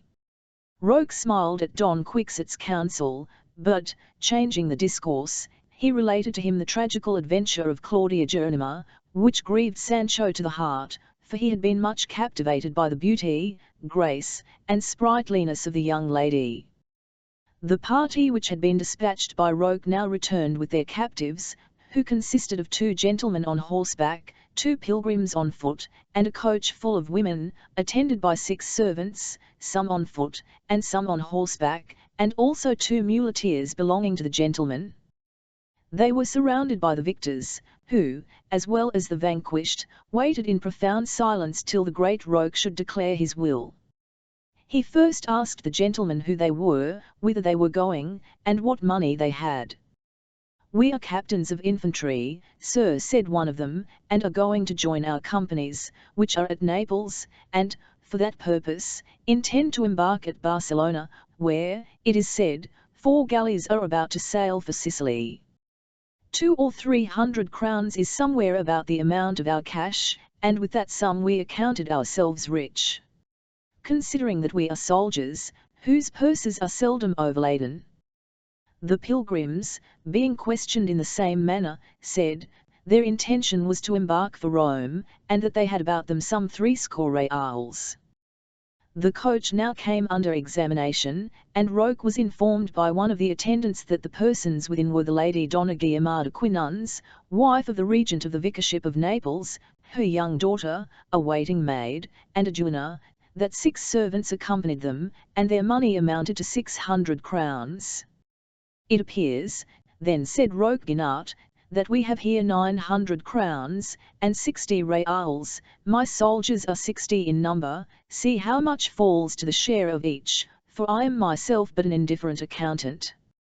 His armed ruffians, on hearing this, cried out, "Long live Roque Guinart, in spite of the dogs that seek his ruin!" But the officers looked chopfallen, the Lady Regent much dejected, and the pilgrims nothing pleased at witnessing this confiscation of their effects. Roque held them a while in suspense, and, turning to the captains, he said, "Pray, gentlemen, do me the favour to lend me 60 crowns, and you, Lady Regent, 80, as a slight perquisite which these honest gentlemen of mine expect, for the abbot must eat that sings for his meat, and you may then depart, and prosecute your journey without molestation, being secured by a pass which I will give you, in case of your meeting with any other of my people, who are dispersed about this part of the country, for it is not a practice with me to molest soldiers, and I should be loath, madam, to be found wanting in respect to the fair sex, especially to ladies of your quality." The captains were liberal in their acknowledgments to Roque for his courtesy and moderation in having generously left them a part of their money, and Donna Guiomar de Quinons would have thrown herself out of the coach to kiss the feet and hands of the great Roque, but he would not suffer it, and entreated her pardon for the injury he was forced to do them, in compliance with the duties of an office which his evil fortune had imposed on him. The lady then ordered the 80 crowns to be immediately paid to him, as her share of the assessment. The captains had already dispersed their quota, and the pilgrims were proceeding to offer their little all, when Roque told them to wait. Then, turning to his men, he said, "Of these crowns 2 fall to each man's share, and 20 remain. Let 10 be given to these pilgrims, and the other 10 to this honest squire, that in relating his travels, he may have cause to speak well of us." Then, producing his writing implements, with which he was always provided, he gave them a pass, directed to the chiefs of his several parties, and, taking his leave, he dismissed them, all admiring his generosity, his gallantry, and extraordinary conduct, and looking upon him rather as an Alexander the Great than a notorious robber. On the departure of the travellers, one of Roque's men seemed disposed to murmur, saying, in his Catalonian dialect, "This captain of ours is wondrous charitable, and would do better among friars than with those of our trade, but, if he must be giving, let it be with his own." The wretch spoke not so low but that Roque overheard him, and, drawing his sword, he almost cleft his head in two, saying, "Thus I chastise the mutinous." The rest were silent and overawed, such was their obedience to his authority. Roque then withdrew a little, and wrote a letter to a friend at Barcelona, to inform him that he had with him the famous Don Quixote de la Mancha, of whom so much had been reported, and that, being on his way to Barcelona, he might be sure to see him there on the approaching festival of Street John the Baptist, parading the Strand, armed at all points, mounted on his steed Rocinante, and attended by his squire Sancho Panza, upon an ass, adding that he had found him wonderfully sagacious and entertaining. He also desired him to give notice of this to his friends the Naira, that they might be diverted with the night, and enjoy a pleasure which he thought too good for his enemies the Cardales, though he feared it was impossible to prevent their coming in for a share of what all the world must know and be delighted with. He dispatched this epistle by one of his troop, who, changing the habit of his vocation for that of a peasant, entered the city, and delivered it as directed. Chapter 90. Of what befell Don Quixote at his entrance into Barcelona, with other events more true than ingenious. 3 days and 3 nights Don Quixote sojourned with the great Roque, and, had he remained with him 300 years, in such a mode of life he might still have found new matter for observation and wonder. Here they sleep, there they eat, sometimes flying from they know not what, at others lying in wait for they know not whom, often forced to steal their nap standing, and every moment liable to be roused. Roque passed the nights apart from his followers, making no man privy to his lodgings, for the numerous proclamations which the Viceroy of Barcelona had published against him, setting a price upon his head, kept him in continual apprehension of surprise, and even of the treachery of his own followers, making his life irksome and wretched beyond measure. Roque, Don Quixote, and Sancho, attended by 6 squires, set out for Barcelona, and taking the most secret and unfrequented ways, at night reached the strand on the eve of St. John. Roque now embraced the knight and the squire, giving to Sancho the promised 10 crowns, and thus they pained, with many friendly expressions and 1,000 offers of service on both sides. Roque returned back, and Don Quixote remained there on horseback, waiting for daybreak, and it was not long before the beautiful Aurora appeared in the golden balconies of the east, cheering the flowery fields, while, at the same time, the ears were regaled with the sound of numerous kettle drnns and jingling morris bells, mixed with the noise of horsemen coming out of the city. Aurora now retired, and the glorious sun gradually rising, at length appeared broad as an ample shield on the verge of the horizon. Don Quixote and Sancho now beheld the sea, which, to them, was a wondrous novelty, and seemed so boundless and so vast that the lakes of Ruidera, which they had seen in La Mancha, could not be compared to it. They saw the galleys too, lying at anchor near the shore, which, on removing their awnings, appeared covered with flags and pennants all flickering in the wind, and kissing the surface of the water. Within them was heard the sound of trumpets, hautboys, and other martial instruments, that filled the air with sweet and cheering harmony. Presently the vessels were put in motion, and on the calm sea began a counterfeit engagement. At the same time a numerous body of cavaliers in gorgeous liveries and nobly mounted, issued from the city and performed corresponding movements on shore. Cannon were discharged on board the galleys, which were answered by those on the ramparts, and thus the air was rent by mimic thunder. The cheerful sea, the serene sky, only now and then obscured by the smoke of the artillery, seemed to exhilarate and gladden every heart. Sancho wondered that the bulky monsters which he saw moving on the water should have so many legs, and while his master stood in silent astonishment at the marvellous scene before him, the body of gay cavaliers came galloping up towards him, shouting in the Moorish manner, and one of them, the person to whom Roque had written, came forward and said, "Welcome to our city, the mirror, the beacon, and polar star of knight-errantry. Welcome, I say, O valorous Don Quixote de la Mancha, not the spurious, the fictitious, the apocryphal one, lately sent amongst us in lying histories, but the true, the legitimate, the genuine Quixote of Cid Jaime Benengeli, the flower of historians." Don Quixote answered not a word, nor did the cavaliers wait for any answer, but, wheeling round with all their followers, they began to curvet in a circle about Don Quixote, who, turning to Sancho, said, "These people seem to know us well, Sancho. I dare engage they have read our history, and even that of the Aragonese lately printed." The gentleman who spoke to Don Quixote again addressed him, saying, "Be pleased, Señor Don Quixote, to accompany us, for we are all the intimate and devoted friends of Roque Guinart." To which Don Quixote replied, "If courtesy beget courtesy, yours, good sir, springs from that of the great Roque. Conduct me whither you please, for I am wholly at your disposal." The gentleman answered in expressions no less polite, and enclosing him in the midst of them, they all proceeded to the sound of martial music towards the city, until they reached their conductor's house, which was large and handsome, declaring the owner to be a man of wealth and consideration. Chapter 91. Of the adventure of the enchanted head, with other trifling matters that must not be omitted. The name of Don Quixote's present host was Don Antonio Moreno. He was rich, sensible, and good-humoured, and being cheerfully disposed, with such an inmate he soon began to consider how he might extract amusement from his whimsical infirmity, but without offence to his guest, for the jest that gives pain is no jest, nor is that lawful pastime which inflicts an injury. Having prevailed upon the knight to take off his armour, he led him to a balcony at the front of his house, and there in his straight chamois doublet, which has already been mentioned, exposed him to the populace, who stood gazing at him as if he had been some strange baboon. The gay cavaliers again appeared and paraded before him, as in compliment to him alone, and not in honour of that day's festival. Sancho was highly delighted to find so unexpectedly what he fancied to be another Camacho's wedding, another house like that of Don Diego de Miranda, and another duke's castle.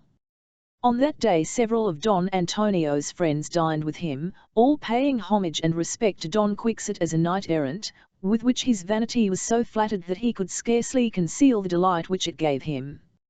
And such was the power of Sancho's wit that every servant of the house, and indeed all who heard him, hung as it were upon his lips.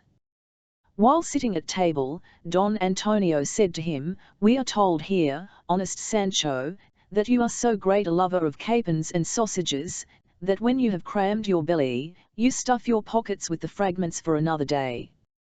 'Tis not true, an't please your worship, I am not so filthy, nor am I a glutton, as my master Don Quixote here present can bear witness, for he knows we have often lived day after day, a whole week together, upon a handful of acorns or hazel nuts. It is true, I own, that if they give me a heifer, I make haste with a halter. My way is, to take things as I find them, and eat what comes to hand, and whoever has said that I am given to greediness, take my word for it, he is very much out, and I would tell my mind in another manner, but for the respect due to the honourable beards here at table. In truth, gentlemen, said Don Quixote, the fidelity of my squire and his cleanliness in eating deserve to be recorded on plates of brass, to remain an eternal memorial for ages to come. I confess that, when in great want of food, he may appear somewhat ravenous, eating fast and chewing on both sides of his mouth, but as for cleanliness, he is therein most punctilious, and when he was a governor, such was his nicety in eating that he would take up grapes, and even the grains of a pomegranate, with the point of a fork. How, quoth Don Antonio, has Sancho been a governor? Yes, I have, replied Sancho, and of an island called Barataria. 10 days I governed it at my own will and pleasure, but I paid for it in sleepless nights, and learned to hate with all my heart the trade of governing, and made such haste to leave it, that I fell into a pit, which I thought would be my grave, but I escaped alive out of it by a miracle. Hereupon Don Quixote related minutely all the circumstances of Sancho's government, to the great entertainment of the hearers. The dinner being ended, Don Quixote was led by his host into a distant apartment, in which there was no other furniture than a small table, apparently of jasper, supported by a pillar of the same, and upon it was placed a bust, seemingly of bronze, the effigy of some high personage. After taking a turn or two in the room, Don Antonio said, "Señor Don Quixote, now that we are alone, I will make known to you one of the most extraordinary circumstances, or rather I should say, one of the greatest wonders imaginable, upon condition that what I shall communicate be deposited in the inmost recesses of secrecy." "It shall be there buried," answered Don Quixote. "Land to be more secure, I will cover it with a tombstone. Besides, I would have you know, Señor Don Antonio," for by this time he had learned his name, "that you are addressing one who, though he has ears to hear, has no tongue to betray, so that if it please you to deposit it in my breast, be assured it is plunged into the abyss of silence." "Am satisfied," said Don Antonio, "and confiding in your promise, I will at once raise your astonishment, and disburden my own breast of a secret which I have long borne with pain, from the want of some person worthy to be made a confidant in matters which are not to be revealed to everybody." Thus having, by his long preamble, strongly excited Don Quixote's curiosity, Don Antonio made him examine carefully the brazen head, the table, and the jasper pedestal upon which it stood. He then said, "Know, Sire Don Quixote, that this extraordinary bust is the production of one of the greatest enchanters or wizards that ever existed. He was, I believe, a Polander, and a disciple of the famous Quixote, of whom so many wonders are related. He was here in my house, and for the reward of 1,000 crowns fabricated this head for me, which has the virtue and probity of answering to every question that is put to it.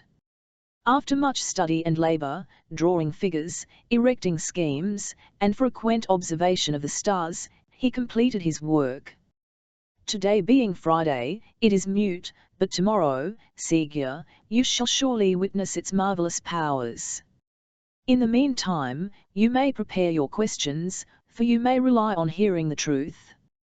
Don Quixote was much astonished at what he heard, and could scarcely credit Don Antonio's relation, but, considering how soon he should be satisfied, he was content to suspend his opinion, and expressed his acknowledgments to Don Antonio for so great a proof of his favour. Then leaving the chamber, and carefully locking the door, they both returned to the saloon, where the rest of the company were diverting themselves with Sancho's account of his master's adventures. The same evening they carried Don Quixote abroad to take the air, mounted on a large, easy-paced mule, with handsome furniture, himself unarmed, and with a long wrapping coat of tawny-coloured cloth, so warm that it would have put even frost into a sweat.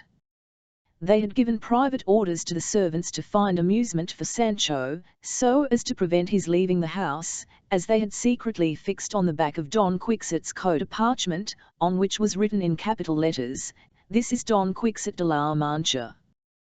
They had no sooner set out than the parchment attracted the eyes of the passengers, and the inscription being read aloud, Don Quixote heard his name so frequently repeated, that coming to Don Antonio with much complacency, he said, "I low grate the prerogative of knight-errantry, since its professors are known and renowned over the whole earth. Observe, Signor Don Antonio, even the very boys of this city know me, although they never could have seen me before." "It is very true, Signor Don Quixote," answered Don Antonio, "for as fire is discovered by its own light, so is virtue by its own excellence, and no renown equals in splendour that which is acquired by the profession of arms." As Don Quixote thus rode along amidst the applause of the people, a Castilian, who had read the label on his back, exclaimed, "What! Don Quixote de la Mancha! How hast thou got here alive after the many drubbings and bastings thou hast received? Mad indeed thou art! Had thy folly been confined to thyself, the mischief had been less, but thou hast the property of converting into fools and madmen all that keep thee company, witness these gentlemen here, thy present associates. Get home, blockhead, to thy wife and children, look after thy house, and leave these fooleries that eat into thy brain and skim off the cream of thy understanding." "Go, friend," said Don Antonio, "look after your own business, and give your advice where it is required. Signor Don Quixote is wise, and we his friends know what we are doing. Virtue demands our homage wherever it is found. Begone, therefore, in an evil hour, nor meddle where you are not called." "Truly," answered the Castilian, "your worship is in the right, for to give that lunatic advice, is to kick against the pricks. Yet am I grieved that the good sense which he is said to have, should run to waste, and be lost in the mire of knight-errantry. And may the evil hour, as your worship said, overtake me and all my generation, if ever you catch me giving advice again to anybody, asked or not asked, though I were to live to the age of Methuselah." So saying, the adviser went his way, but the rabble still pressing upon them to read the inscription, Don Antonio contrived to have it removed, that they might proceed without interruption. The next day, Don Antonio determined to make experiment of the enchanted head, and for that purpose, the knight and squire, the two mischievous ladies, who had been invited by Don Antonio's lady to sleep there that night, and two other friends, were conducted to the chamber in which the head was placed. After locking the door, Don Antonio proceeded to explain to them the properties of the miraculous bust, of which, he said, he should for the first time make trial, but laid them all under an injunction of secrecy. The artifice was known only to the two gentlemen, who, had they not been apprised of it, would have been no less astonished than the rest at so ingenious a contrivance. The first who approached the head was Don Antonio himself, who whispered in its ear, not so low but he was overheard by all, "Tell me," said he, "thou wondrous head, by the virtue inherent in thee, what are my present thoughts?" The head, in a distinct and intelligible voice, though without moving the lips, answered, "I am no judge of thoughts." They were all astonished at the voice, being sensible nobody was in the room to answer. "How many of us are there in the room?" said Don Antonio again. The voice answered, in the same key, "Thou, and thy wife, two of thy friends, and two of hers, a famous knight, called Don Quixote de la Mancha, and his squire Sancho Panza. Now their astonishment was greater than before, and the hair of some of them stood on end with amazement. "It is enough," said Don Antonio, stepping aside, "I'm convinced it was no impostor sold thee to me, sage, miraculous head. Now, let somebody else try their fortunes." As women are generally most curious and inquisitive, one of the dancing ladies, venturing up to it, "Tell me, head," said she, "what shall I do to be truly beautiful?" "Be honest," answered the head. "Have done," replied the lady. Her companion then came on, and with the same curiosity, "Would know," said she, "whether my husband loves me or no." The head answered, "Observe his usage, and that will tell thee." "Truly," said the married lady to herself, as she withdrew, "that question was needless, for, indeed, a man's actions are the surest tokens of the dispositions of his mind." Don Antonio's lady asked the next question. "I do not well know what to ask thee," said she, "only tell me whether I shall long enjoy the company of my dear husband." "Thou shalt," answered the head, "for his healthy constitution and temperance promise length of days, while those who live too fast are not like to live long." Next came Don Quixote. "Tell me, thou oracle," said he, "was what I reported of my adventures in Montesinos' cave a dream or reality? Will Sancho my squire fulfil his promise, and scourge himself effectually? And shall Dulcinea be disenchanted?" "As for the adventures in the cave," answered the head, "there is much to be said, they have something of both. Sancho's whipping shall go on but leisurely, however, Dulcinea shall at last be really freed from enchantment." "That is all I desire to know," said Don Quixote, "for the whole stress of my good fortune depends on Dulcinea's disenchantment." Then Sancho made the last application. "If it please you, Mr. Head," quoth he, "shall I chance to have another government? Shall I ever get clear of this starving squireanting? And shall I ever see my own fireside again?"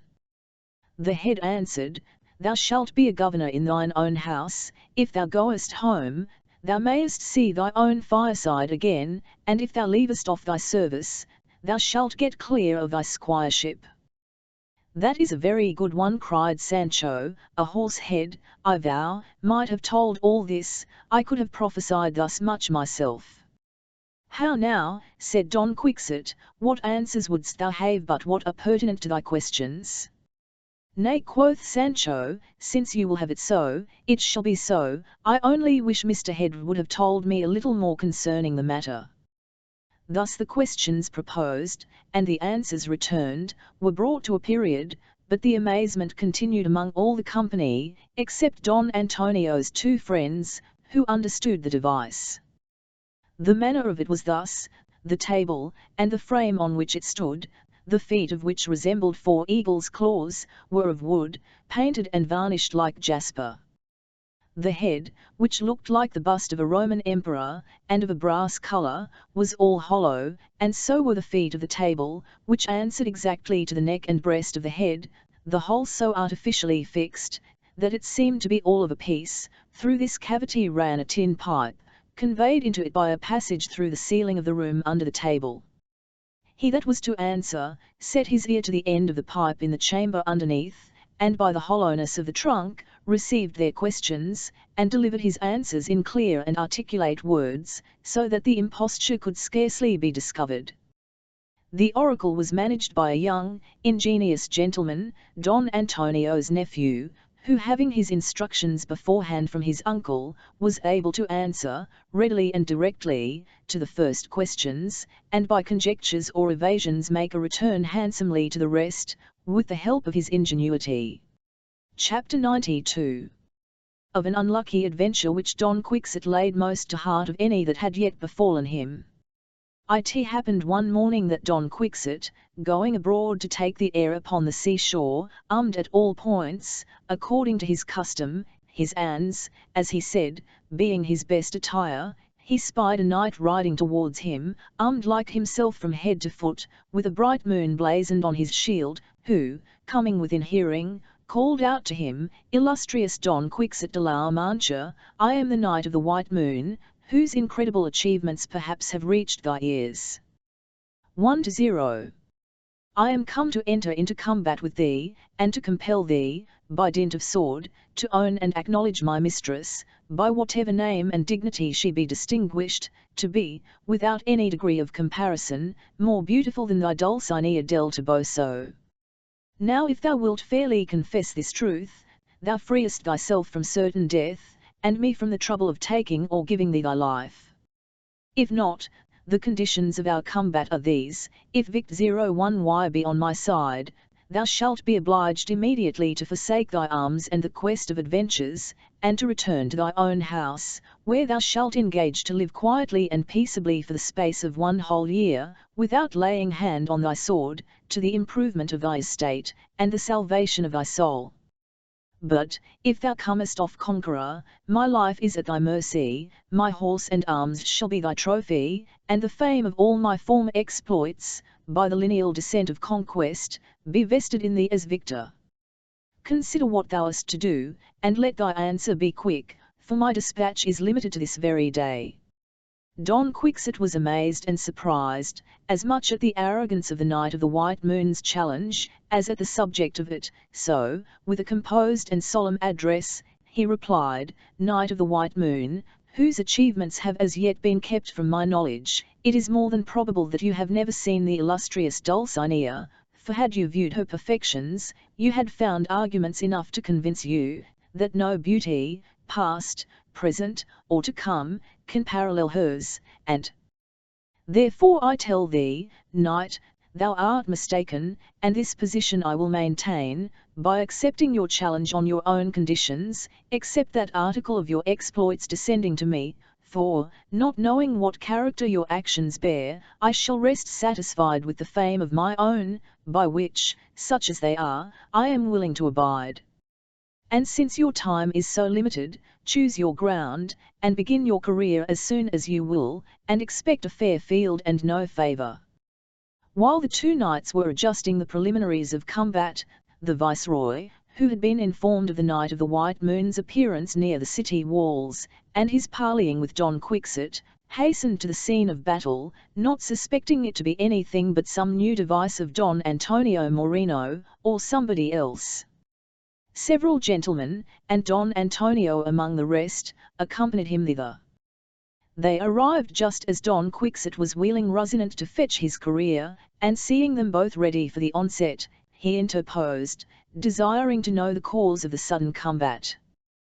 The Knight of the White Moon told him, there was a lady in the case, and briefly repeated to his Excellency what passed between him and Don Quixote. The Viceroy whispered Don Antonio, and asked him whether he knew that Knight of the White Moon, and whether their combat was not some jocular device to impose upon Don Quixote. Don Antonio answered positively, that he neither knew the knight, nor whether the combat were in jest or earnest. This put the Viceroy to some doubt whether he should not prevent their engagement, but being at last persuaded that it must be a jest at the bottom, he withdrew. "Valorous knights," said he, "if there be no medium between confession and death, but Don Quixote be still resolved to deny, and you, the Knight of the White Moon, as obstinately to urge, I have no more to say, the field is free, and so proceed." The knights made their compliments to the Viceroy, and Don Quixote, making some short ejaculations to heaven and his lady, as he always used upon these occasions, began his career, without either sound of trumpet or any other signal. His adversary was no less forward, for setting spurs to his horse, which was much the swifter, he met Don Quixote so forcibly, before he had run half his career, that without making use of his lance, which it is thought he lifted up on purpose, he overthrew the Knight of La Mancha and Rocinante, both coming to the ground with a terrible fall. The Knight of the White Moon got immediately upon him, and clapping the point of his lance to his face, "Knight," cried he, "you are vanquished and a dead man, unless you immediately fulfill the conditions of your combat." Don Quixote, bruised and stunned with his fall, without lifting up his beaver, answered in a faint hollow voice, as if he had spoken out of a tomb, Dulcinea del Toboso is the most beautiful woman in the world, and I the most unfortunate knight upon the earth. It were unjust that such perfection should suffer through my weakness. No, pierce my body with thy lance, knight, and let my life expire with my honour. Not so rigorous neither, replied the conqueror, let the fame of the lady Dulcinea remain entire and unblemished, provided the great Don Quixote return home for a year, as we agreed before the combat, I am satisfied. The Viceroy and Don Antonio, with many other gentlemen, were witnesses to all these passages, and particularly to this proposal, to which Don Quixote answered, that upon condition he should be enjoined nothing to the prejudice of Dulcinea, he would, upon the faith of a TNLE knight, be punctual in the performance of everything else. This acknowledgment being made, the Knight of the White Moon turned about his horse, and saluting the Viceroy, rode at a hand gallop into the city, whither Don Antonio followed him, at the Viceroy's request, to find out who he was, if possible. Don Quixote was lifted up, and, upon taking off his helmet, they found him pale, and in a cold sweat. As for Rocinante, he was in so sad a plight, that he could not stir for the present. Then, as for Sancho, he was in so heavy a taking, that he knew not what to do, nor what to say. He was sometimes persuaded he was in a dream, sometimes he fancied this rueful adventure was all witchcraft and enchantment. In short, he found his master discomfited in the face of the world, and bound to good behaviour and to lay aside his arms for a whole year. Now he thought his glory eclipsed, his hopes of greatness vanished into smoke, and his master's promises, like his bones, put out of joint by that terrible fall, which he was afraid had at once crippled Rocinante and his master. At last, the vanquished knight was put into a chair, which the Viceroy had sent for that purpose, and they carried him into town, accompanied likewise by the Viceroy, who had a great curiosity to know who this Knight of the White Moon was, that had left Don Quixote in so sad a condition. Chapter 93, wherein is given an account of the Knight of the White Moon, with other matters. Don Antonio Moreno followed the Knight of the White Moon to his inn, whither he was attended by a rabble of boys. The knight being got to his chamber, where his squire waited to take off his armour, Don Antonio came in, declaring he would not be shaken off till he had discovered who he was. The knight, finding that the gentleman would not leave him, "Sir," said he, "since I lie under no obligation of concealing myself, if you please, while my man disarms me, you shall hear the whole truth of the story. You must know, sir, I am called the bachelor Carrasco, I live in the same town with this Don Quixote, whose unaccountable frenzy has moved all his neighbours, and me among the rest, to endeavour by some means to cure his madness, in order to which, believing that rest and ease would prove the surest remedy, I bethought myself of this present stratagem, and, about 3 months ago, in the equipage of a knight-errant, under the title of the Knight of the Mirrors, I met him on the road, fixed a quarrel upon him, and the conditions of our combat were as you have heard already. But fortune then declared for him, for he unhorsed and vanquished me, and so I was disappointed. He prosecuted his adventures, and I returned home very much hurt with my fall. But willing to retrieve my credit, I have made this second attempt, and now have succeeded, for I know him to be so nicely punctual in whatever his word and honour is engaged for, that he will undoubtedly perform his promise. This, sir, is the sum of the whole story, and I beg the favour of you to conceal me from Don Quixote, that my project may not be ruined a second time, and that the honest gentleman, who is naturally a man of good parts, may recover his understanding." "Oh, sir," replied Don Antonio, "what have you to answer for, in robbing the world of the most diverting folly that ever was exposed among mankind? Consider, sir, that his cure can never benefit the public half so much as his distemper. But I am apt to believe, Sir Bachelor, that his madness is too firmly fixed for your art to remove, and, indeed, I cannot forbear wishing it may be so, for by Don Quixote's cure, we not only lose his good company, but the drolleries and comical humours of Sancho Panza too, which are enough to cure melancholy itself of the spleen. However, I promise to say nothing of the matter, though I confidently believe, sir, your pains will be to no purpose. Carrasco told him, that having succeeded so far, he was obliged to cherish better hopes, and asking Don Antonio if he had any farther service to command him, he took his leave, and packing up his armour on a carriage mule, presently mounted his charging horse, and leaving the city that very day, posted homewards, meeting no adventure on the road worthy a place in this faithful history. Don Antonio gave an account of the discourse he had had with Carrasco to the Viceroy, who was vexed to think that so much pleasant diversion was like to be lost to all those that were acquainted with the Don's exploits. 6 days did Don Quixote keep his bed, very dejected, and full of severe and dismal reflections on his fatal overthrow. Sancho was his comforter, and among his other crumbs of comfort, "My dear master," quoth he, "cheer up, come, pluck up a good heart, and be thankful for coming off no worse. Why, a man has broken his neck with a less fall, and you have not so much as a broken rib. Consider, sir, that they that game must sometimes lose, we must not always look for bacon where we see the hooks. Come, sir, CLY a fig for the doctor, since you will not need him this bout, let us jog home fair and softly, without thinking any more of sauntering up and down, nobody knows whither, in quest of adventures and bloody noses. Why, sir, I am the greatest loser, if you go to that, though it is you that are in the worst pickle.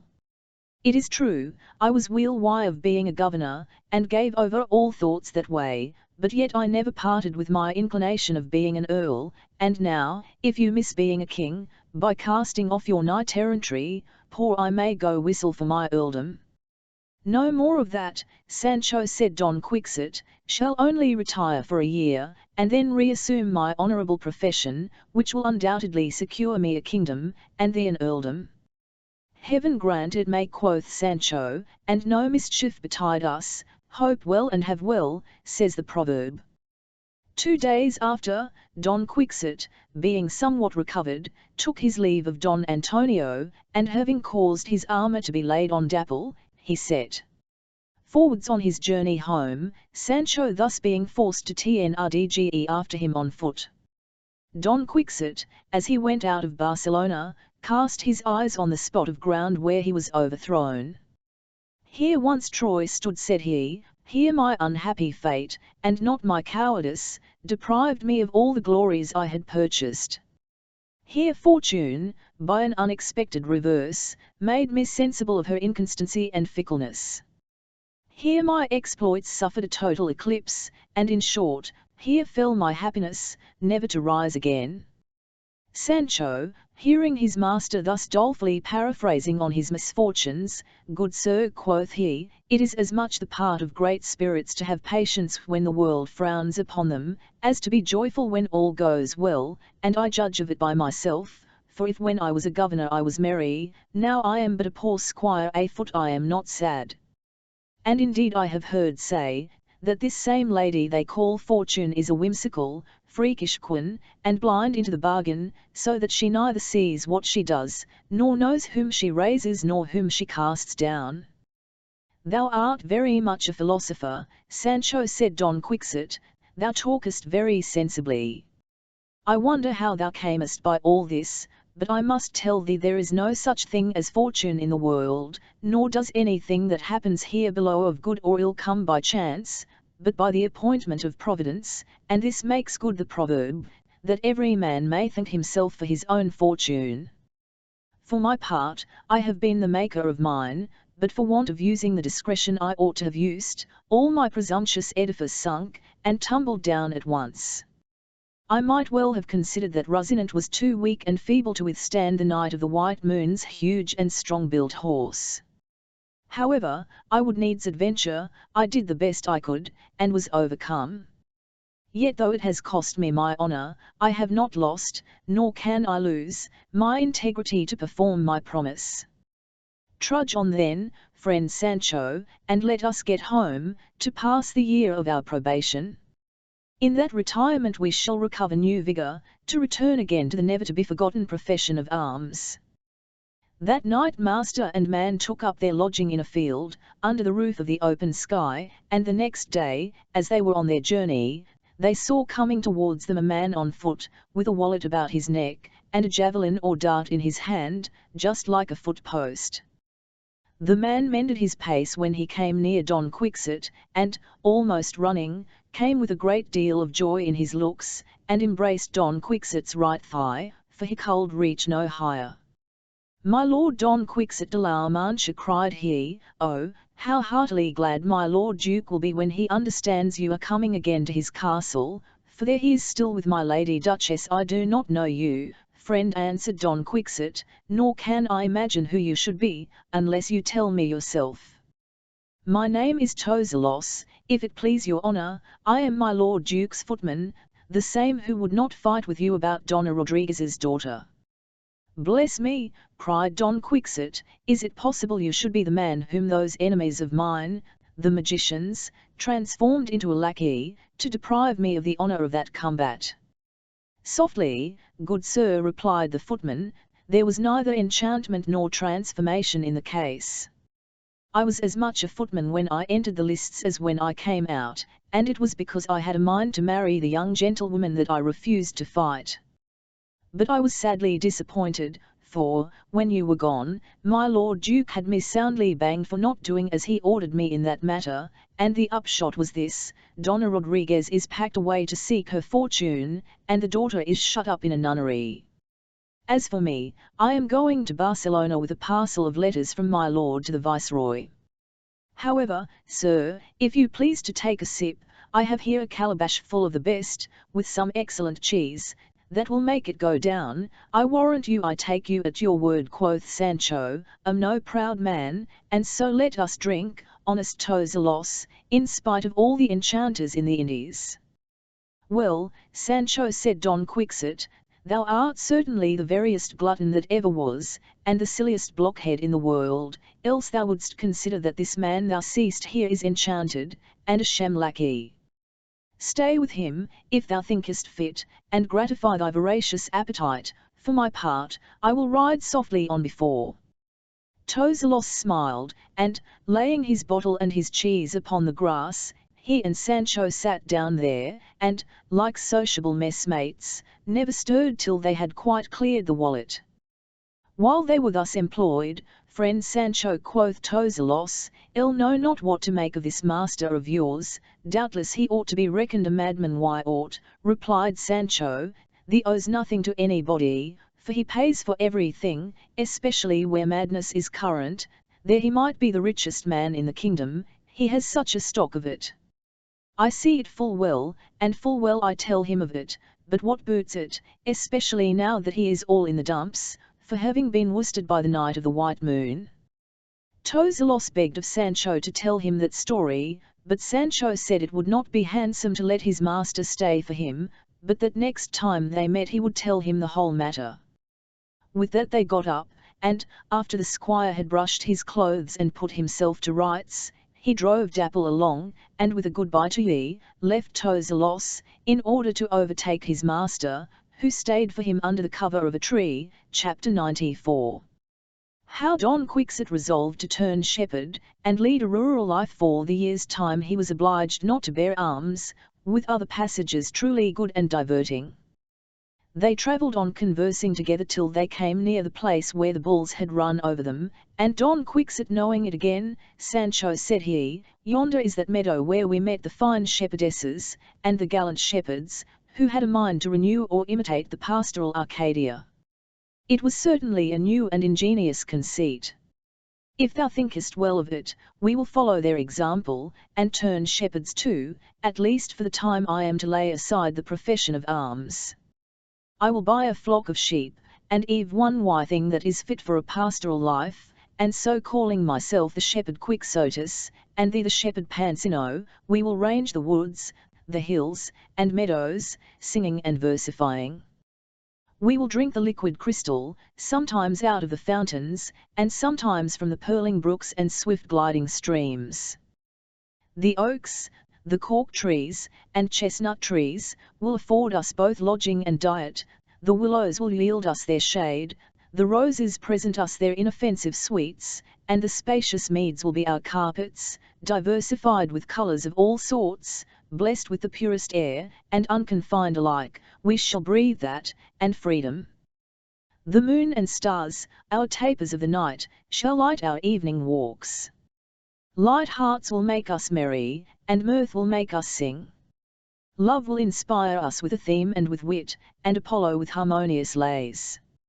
So shall we become famous, not only while we live, but we shall make our loves eternal as our songs. Sure enough, quoth Sancho, this sort of life suits me to a hair, and I fancy that, if the bachelor Samson Carrasco and Master Nicholas have but once a glimpse of it, they will even turn shepherds too. Nay, it is well if the curate does not put in for one among the rest, for he is a notable joker, and merrily inclined. That was well thought on, said Don Quixote, and then, if the bachelor will make one among us, as I doubt not but he will, he may call himself the shepherd Samsonino, or Carrascon, and Master Nicholas Niculoso. For the curate, I do not well know what name we shall give him, unless we should call him the shepherd Curiambro. As for the shepherdesses with whom we must fall in love, we cannot be at a loss to find them names, there are enough for us to pick and choose, and, since my lady's name is not improper for a shepherdess, any more than for a princess, I will not trouble myself to get a better, thou mayest call thine as thou pleasest. For my part, quoth Sancho, do not think of any other name for mine than Tsina, that will fit her full well, and is taken from her Christian name too. So, when I come to mention her in my verses, everybody will know her to be my wife, and commend my honesty as being contented with my own. Bless me, said Don Quixote, what a life shall we lead! What a melody of oaten reeds and Zamora pipes shall we have resounding in the air! What intermixture of tabors, mortice bells, and fiddles! And if to all the different instruments we add the albogues, we shall have all manner of pastoral music. What are the albogues? Quoth Sancho, Tor, I do not remember to have seen or ever heard of them in my life. They are, said Don Quixote, a sort of instruments made of brass plates, rounded like candlesticks, the one shutting into the other, there rises, through the holes or stops, and the trunk or hollow, an odd sound, which, if not very grateful or harmonious, is, however, not altogether disagreeable, but does well enough with the rusticity of the bagpipe or tabor. You must know the word is Moorish, as indeed are all those in our Spanish that begin with al, as Almoesa, Almorza, Alhambra, Alguazil, Alusma, Almacen, Alcanzaya, and the like, which are not very many. And we have also but 3 Moorish words in our tongue that end in I, and they are, Borsiki, Zaquicami, and Maravdi, for, as to Al-Heli and Al-Faqui, they are as well known to be Arabic by their beginning with al, as their ending in I. I could not forbear telling thee so much by the by, thy query about albogue having brought it into my head. There is one thing more that will go a great way towards making us complete in our new kind of life, and that is poetry. Thou knowest I am somewhat given that way, and the bachelor Carrasco is a most accomplished poet, to say nothing of the curate, though I will hold a wager he is a dabbler in it too, and so is Master Nicholas, I dare say, for all your barbers are notable scrapers and songsters. For my part, I will complain of absence, thou shalt celebrate thy own loyalty and constancy. The shepherd Carrascon shall expostulate on his shepherdess's disdain, and the pastor Curiambro choose what subject he likes best, and so all will be managed to our heart's content. But no more at this time, it grows late, let us leave the road a little, and take up our quarters yonder in the fields, tomorrow will be a new day. They did accordingly, and made a slender meal, as little to Sancho's liking as his hard lodging, which brought the hardships of knight-erranting fresh into his thoughts, and made him wish for the better entertainment he had sometimes found, as at Don Diego's, Camacho's, and Don Antonio's houses. But he considered, after all, that it could not be always fair weather, nor was it always foul, so he betook himself to his rest till morning, and his master to the usual exercise of his roving imaginations. Don Quixote, after his first sleep, thought nature sufficiently refreshed, and would not yield to the temptations of a second. Sancho, indeed, did not enjoy a second, but from a different reason.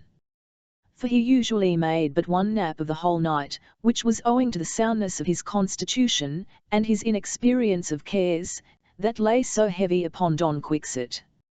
Sancho said the night, after he had pulled the squire till he had waked him too, "I'm amazed at the insensibility of thy temper. Thou art certainly made of marble or brass, thou liest so without either motion or feeling. Thou sleepest while I wake, thou singest while I mourn, and while I am ready to faint for want of sustenance, thou art lazy and unwieldy with mere gluttony. It is the part of a good servant to share in the afflictions of his master. Observe the stillness of the night, and the solitary place we are in.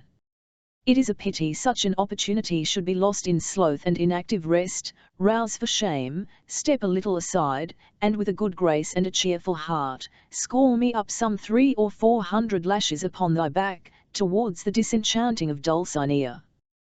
This I make my earnest request, being resolved never to be rough with thee again upon this account, for I must confess thou canst lay a heavy hand on a man upon occasion. When that performance is over, we will pass the remainder of the night in chanting, I of absence, and thou of constancy, and so begin those pastoral exercises which are to be our employment at home." "Sir," answered Sancho, "do you take me for a monk or a friar, that I should start up in the middle of the night, and discipline myself at this rate? Or do you think it such an easy matter to scourge myself one moment, and fall a-singing the next? Look you, sir, say not a word more of this whipping. If the bare brushing of my coat would do you any good, you should not have it, much less the currying of my hide, and so let me go to sleep again." "Obdurate heart," cried Don Quixote, "zero nourishment and favours ill bestowed. Is this my reward for having got thee a government, and my good intentions to get thee an earldom, or an equivalent at least, which I dare engage to do when this year of our obscurity is elapsed? For, in short, post tenebras spero lucem." "That I do not understand," quoth Sancho, "but this I very well know, that I have worst luck of any physician under the cope of heaven. Other doctors kill their patients, and are paid for it too, and yet they are at no further trouble than scrawling 2 or 3 cramped words for some physical slip-slop, which the apothecaries are at all the pains to make up. Now here am ill, that save people from the grave, at the expense of my own hide, pinched, run through with pins, and whipped like a top, and yet never a cross I get by the bargain. But if ever they catch me a-curing anybody in this fashion, unless I have my fee beforehand, may I be served as I have been, for nothing. No money, no cure, say ill." "You are right, Sancho," said Don Quixote, "for my part, had you demanded your fees for disenchanting Dulcinea, you should have received them already, but I am afraid there can be no gratuity proportionable to the greatness of the cure, and therefore I would not have the remedy depend upon a reward, for who knows whether my proffering it, or thy acceptance of it, might hinder the effect of the penance? However, since we have gone so far, we will put it to a trial. Come, Sancho, name your price, and begin. First scourge yourself, then pay yourself out of the money of mine that you have in your custody." Sancho, opening his eyes and ears above a foot wide at this fair offer, leaped presently at the proposal. Sir, now you say something," quoth he, "we'll do it with a jerk now, since you speak so feelingly. I have a wife and children to maintain, sir, and I must mind the main chance. Come, then, how much will you give me by the lash?" "Via your payment," said Don Quixote, "to be answerable to the greatness and merits of the cure. Not all the wealth of Venice, nor the Indian mines, were sufficient to reward thee. But see what cash you have of mine in your hands, and set what price you will on every stripe." "The lashes," quoth Sancho, "are in all 3,300 and odd, of which I have had 5, the rest are to come." Let these 5 go for the odd ones, and let us come to the 3,300.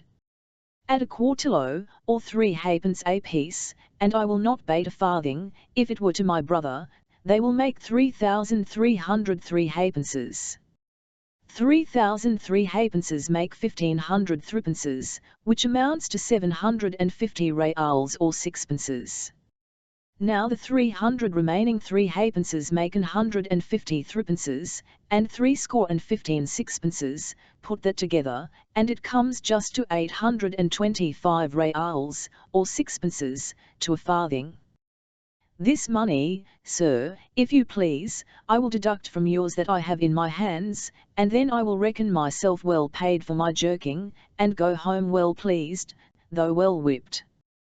But that is nothing, for he must not think to catch fish who is afraid to wet his feet. I need say no more. Now blessings on thy heart, dearest Sancho, cried Don Quixote, my friend. How shall Dulcinea and I be bound to pray for thee, and serve thee while it shall please heaven to continue us on earth? If she recover her former shape and beauty, as now she infallibly must, her misfortune will turn to her felicity, and I shall triumph in my defeat. Speak, dear Sancho, when wilt thou enter upon thy task? And 100 reals more shall be at thy service, as a gratuity for thy being expeditious. "Il will begin this very night," answered Sancho. "Do you but order it so that we may lie in the fields, and you shall see how I will lay about me." Don Quixote longed for night so impatiently, that, like all eager expecting lovers, he fancied Phoebus had broken his chariot wheels, which made the day of so unusual a length. But at last it grew dark, and they went out of the road into a shady wood, where they both alighted, and, being sat down upon the grass, they went to supper upon such provisions as Sancho's wallet afforded. And now, having satisfied himself, he thought it time to satisfy his master, and earn his money.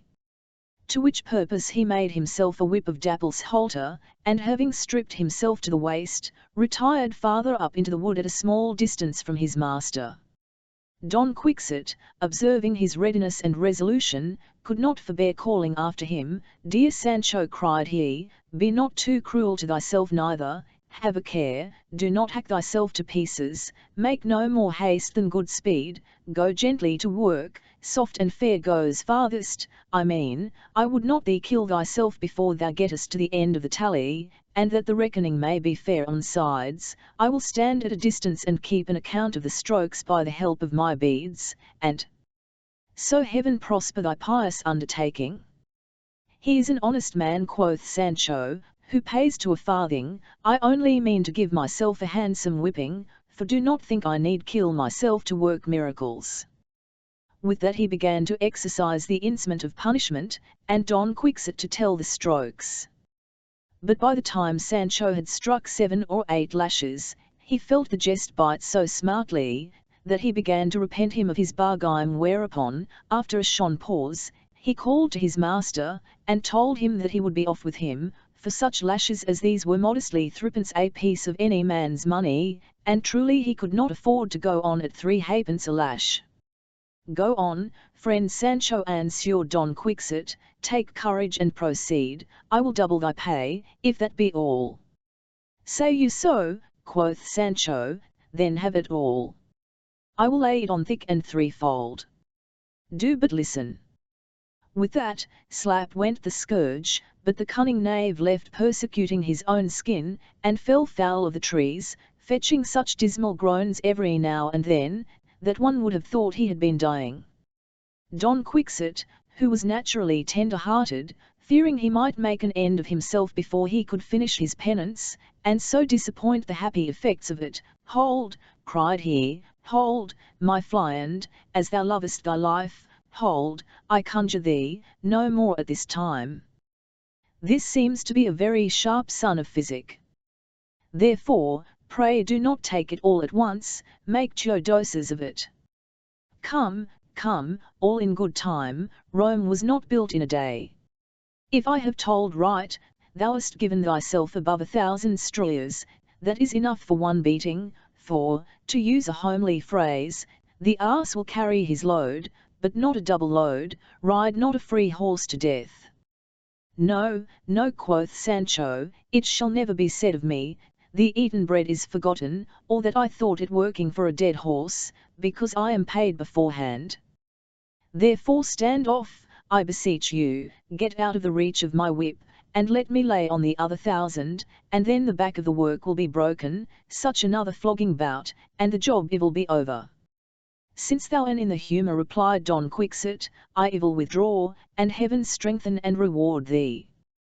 With that, Sancho fell to work afresh, and beginning upon a new score, he lashed the trees at so unconscionable a rate, that he fetched off their skins most unmercifully.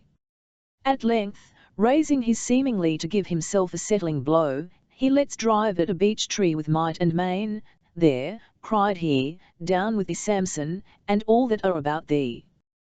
This dismal cry, the sound of the dreadful strokes that attended it, made Don Quixote run presently to his squire, and laying fast hold on the halter, hold, cried he, friend Sancho, stay the fury of thy arm. Dost thou think I will have thy death, and the men of thy wife and children to be laid at my door? Forbid it, fate. Let Dulcinea stay a while, till a better opportunity offer itself. I myself will be contented to live in hopes, that when thou hast recovered new strength, the business may be accomplished to everybody's satisfaction. Well, sir, quoth Sancho, if it be your worship's will and pleasure it should so let it be, quoth I. But, for goodness sake, do so much as throw your cloak over my shoulders, for I know mine to catch cold. We novices are somewhat in danger of that when we first undergo the discipline of flogging. With that Don Quixote took off his cloak from his own shoulders, and putting it over those of Sancho, chose to remain in his doublet, and the crafty squire, being lapped up warm, fell fast asleep, and never stirred till the sun waked him. In the morning they went on their journey, and after 3 hours riding alighted at an inn, for it was allowed by Don Quixote himself to be an inn, and not a castle, with moats, towers, portcullises, and drawbridges, as he commonly fancied, for now the knight was mightily off the romantic pin to what he used to be, as shall be shewn presently at large. He was lodged in a ground room, which, instead of tapestry, was hung with a coarse painted stuff, such as is often seen in villages. One of the pieces had the story of Helen of Troy, when Paris stole her away from her husband-in-laws, but scrawled out after a bungling rate by some wretched dauber or other. Another had the story of Dido and Aeneas, the lady on the top of a tultet, waving a sheet to her auditive guest, who was in a ship at sea, crowding all the sail he could to get from her. Don Quixote made this observation upon the 2 stories, that Helen was not at all displeased at the force put upon her, but rather smiled upon her lover, whereas, on the other side, the fair Dido showed her grief by her tears, which, because they should be seen, the painter had made as big as evil nuts. How unfortunate, said Don Quixote, were these 2 ladies, that they lived not in this age, or rather, how much more unhappy am I, for not having lived in theirs. I would have met and stopped those gentlemen, and saved both Troy and Carthage from destruction. Nay, by the death of Paris alone, all these miseries had been prevented. I will lay you a wager, quoth Sancho, that before we be much older, there will not be an inn, a hedge tavern, a blind victualling house, nor a barber's shop in the country, but will have the story of our little bee and deeds pasted and painted along the walls. But I could wish with all my heart, though, that they may be done by a better hand than the bungling fellow that drew these.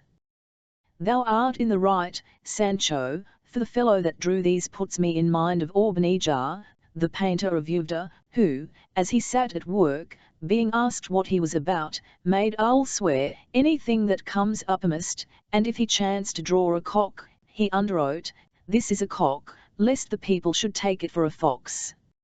Just such a one was he that painted, or that wrote, for they are much the same, the history of this new Don Quixote that has lately peeped out, and ventured to go a-strolling, for his painting or writing is all at random, and anything that comes uppermost. But to come to our own affairs.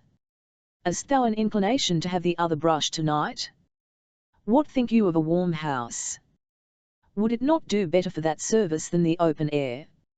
%. Why, truly, quoth Sancho, a whipping is but a whipping, either abroad or within doors, and I could like a close warm place well enough, so it were among trees, for I love trees hugely, do you see, methinks they bear me company, and have a sort of fellow feeling of my sufferings. Now I think on it, said Don Quixote, it shall not be tonight, honest Sancho, you shall home more time to recover, and we will let the rest alone till we get home, it will not be above 2 days at most, even as your worship pleases, answered Sancho, but if I might have my will, it were best making an end of the job, now my hand is in and my blood up. There is nothing like striking while the iron is hot, for delay breeds danger. It is best grinding at the mill before the water is past, ever take while you may have it. A bird in hand is worth 2 in the bush. Now, good Sancho, cried Don Quixote, let alone thy proverbs, if once thou beginnest, I must give thee over. Canst thou not speak as other folks do, and not after such a tedious, roundabout manner? How often have I told thee of this? Mind what I tell you, I am sure you will be the better for it. It is an unlucky trick I have got, replied Sancho, I cannot bring you in 3 words to the purpose without a proverb, nor bring you any proverb but what I think to the purpose, but I will mend, if I can. And so they went on direct towards their own village. Chapter 95. Of the ominous accidents that crossed Don Quixote as he entered his village, with other transactions that illustrate and adorn this memorable history. When they were entering the village, Don Quixote observed little boys contesting together in an adjoining field, and one said to the other, never fret thy gizzard about it, for thou shalt never see her whilst thou hast breath in thy body. Don Quixote overhearing this, Sancho, said he, did you mind the boy's words, thou shalt never see her while thou hast breath in thy body. Well, answered Sancho, and what is the great business, though the boy did say so? How, replied Don Quixote, dost thou not perceive that, applying the words to my affairs, they plainly imply that I shall never see my Dulcinea? Sancho was about to answer again, but was hindered by a full cry of hounds and horsemen pursuing a hare, which was put so hard to her shifts that she came and squatted down for shelter just at Dapple's feet. Immediately Sancho laid hold of her without difficulty, and presented her to Don Quixote, but he, with a dejected look, rehousing the present, cried out aloud, an ill omen, atl ill omen, a hare nuns away, hounds pursue her, and Dulcinea appears not. You are a strange man, quoth Sancho, to regard such trumperies, nay, I have heard you yourself, my dear master, say that all such Christians as trouble their heads with these fortune-telling follies were neither better nor worse than downright numbskulls, so let us even leave these things as we found them, and get home as fast as we can. By this time the Sroxertsmen were come up, and demanding their gun, Don Quixote them their hare. They passed on, and just at their coming into the town they perceived the curate and the bachelor Carrasco, repeating their breviary in a small field adjoining. The curate and the bachelor, presently knowing their old friends, ran to meet them with open arms, and while Don Quixote alighted and returned their embraces, the boys, who are ever so quick-sighted that nothing can escape their eyes, presently spying the ass, came running and flocking about them. Oh, cried they to one another, look you here, boys, here is Gaffer Sancho Panza's ass as fine as a lady, and Don Quixote's beast leaner than ever.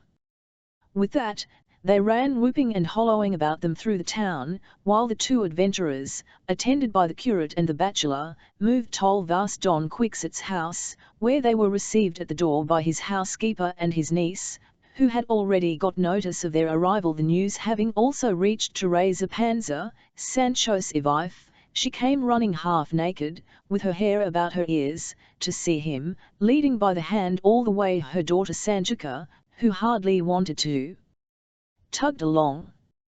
But when she found that her husband a little short of the state of a governor, mercy on me, quoth she, what is the meaning of this, husband? You look as though you had come all the way on foot, and tired off your legs too. Why, you come liker a shark than a governor.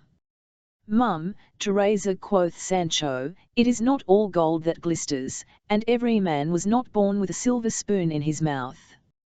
First let us go home, and then I will tell thee wonders. I have taken care of the main chance. Money I have, and I came honestly by it, without wronging anybody. Hast got money, old boy? Nay, then, it is well enough, no matter which way, let it come by or by, it is but what you have done before you. At the same time Sanchica, hugging her father, asked him what he had brought her home, for she had gaped for him as the flowers do for the dew in May. Thus Sancho, leading Dapple by the halter on one side, his wife taking him by the arm on the other, away they went together to his cottage, leaving Don Quixote at his OU.N house, under the care of his niece and housekeeper, with the curate and bachelor to keep him company. Don Quixote took the last aside at once, and, without mincing the matter, gave them an account of his defeat, and the obligation he lay under of being confined to his village for a year, which, like a true knight-errant, he was resolved punctually to observe. He added, that he intended to pass that interval of time in the innocent functions of a pastoral life, and therefore he would immediately commence shepherd, and entertain himself solitarily in fields, and begged, if business of greater importance were not an obstruction, that they would both please to be his companions, assuring them he would furnish them with such a number of sheep as might entitle them to such a profession. He also told them that he had already in a manner fitted them for the undertaking, for he had provided them all with names the most pastoral in the world. They were stmck with amazement at this new strain of folly, but considering it might be a means of keeping him at home, and hoping at the same time that, within the year, he might be cured of his knight-errantry, they came into his pastoral scheme, and, greatly applauding it, freely offered their company in the design. We shall live the most pleasant life imaginable, said Samson Carrasco, for, as everybody knows, I am a most celebrated poet, and I will write pastorals in abundance. Sometimes, I may raise my strain, as occasion offers, to divert us as we range the groves and plains. But one thing, gentlemen, we must not forget, it is absolutely necessary that each of us choose a name for the shepherdess he means to celebrate in his lays, nor must we forget the ceremony used by the shepherds, of writing, carving, notching, or engraving on every tree the names of such shepherdesses, though the bark be ever so hard. You are very much in the right, replied Don Quixote, though, for my part, I need not be at the trouble of devising a name for any imaginary shepherdess, being already captivated by the peerless Dulcinea del Toboso, the nymph of these streams, the ornament of these meads, the primrose of beauty, the cream of gentleness, and, in short, the proper subject of all the praises that hyperbolical eloquence can bestow. We grant all this, said the curate, but we, who cannot pretend to such perfections, must make it our business to find out some shepherdesses of a lower stamp, and be content we shall find enough. I will warrant you, replied Carrasco, and though we meet with none, yet will we give those very names we find in books, such as Phyllis, Amaryllis, Chloe, Diana, Florinda, Chloris, Galatea, and 1,000 more, which are to be disposed of publicly in the open market, and when we have purchased them, they are our own. Besides, if my shepherdess be called Anne, I will name her in my verses Anada, if Frances, I will call her Francina, and if Lucy be her name, then Lucinda shall be my shepherdess, and so and, if Sancho Panza will make one of our fraternity, he may celebrate his wife Teresa by the name of Teresania. Don Quixote could not forbear smiling at the tum given to that name. The curate again applauded his laudable resolution, and repeated his offer of bearing him company all the time that his other employment would allow him, and then they their leave, giving him all the good advice that they thought might conduce to his health and welfare. No were the curate and the bachelor gone, than the housekeeper and niece, though, according to custom, had been listening to all their discourse, came both upon Don Quixote. Bless me, uncle, cried the miss, what is here to do? What new maggot is got into your head? When we thought you were come to stay at home, and live like a sober, honest gentleman in your own house, are you hankering after new inventions, and run gathering after sheep, forsooth?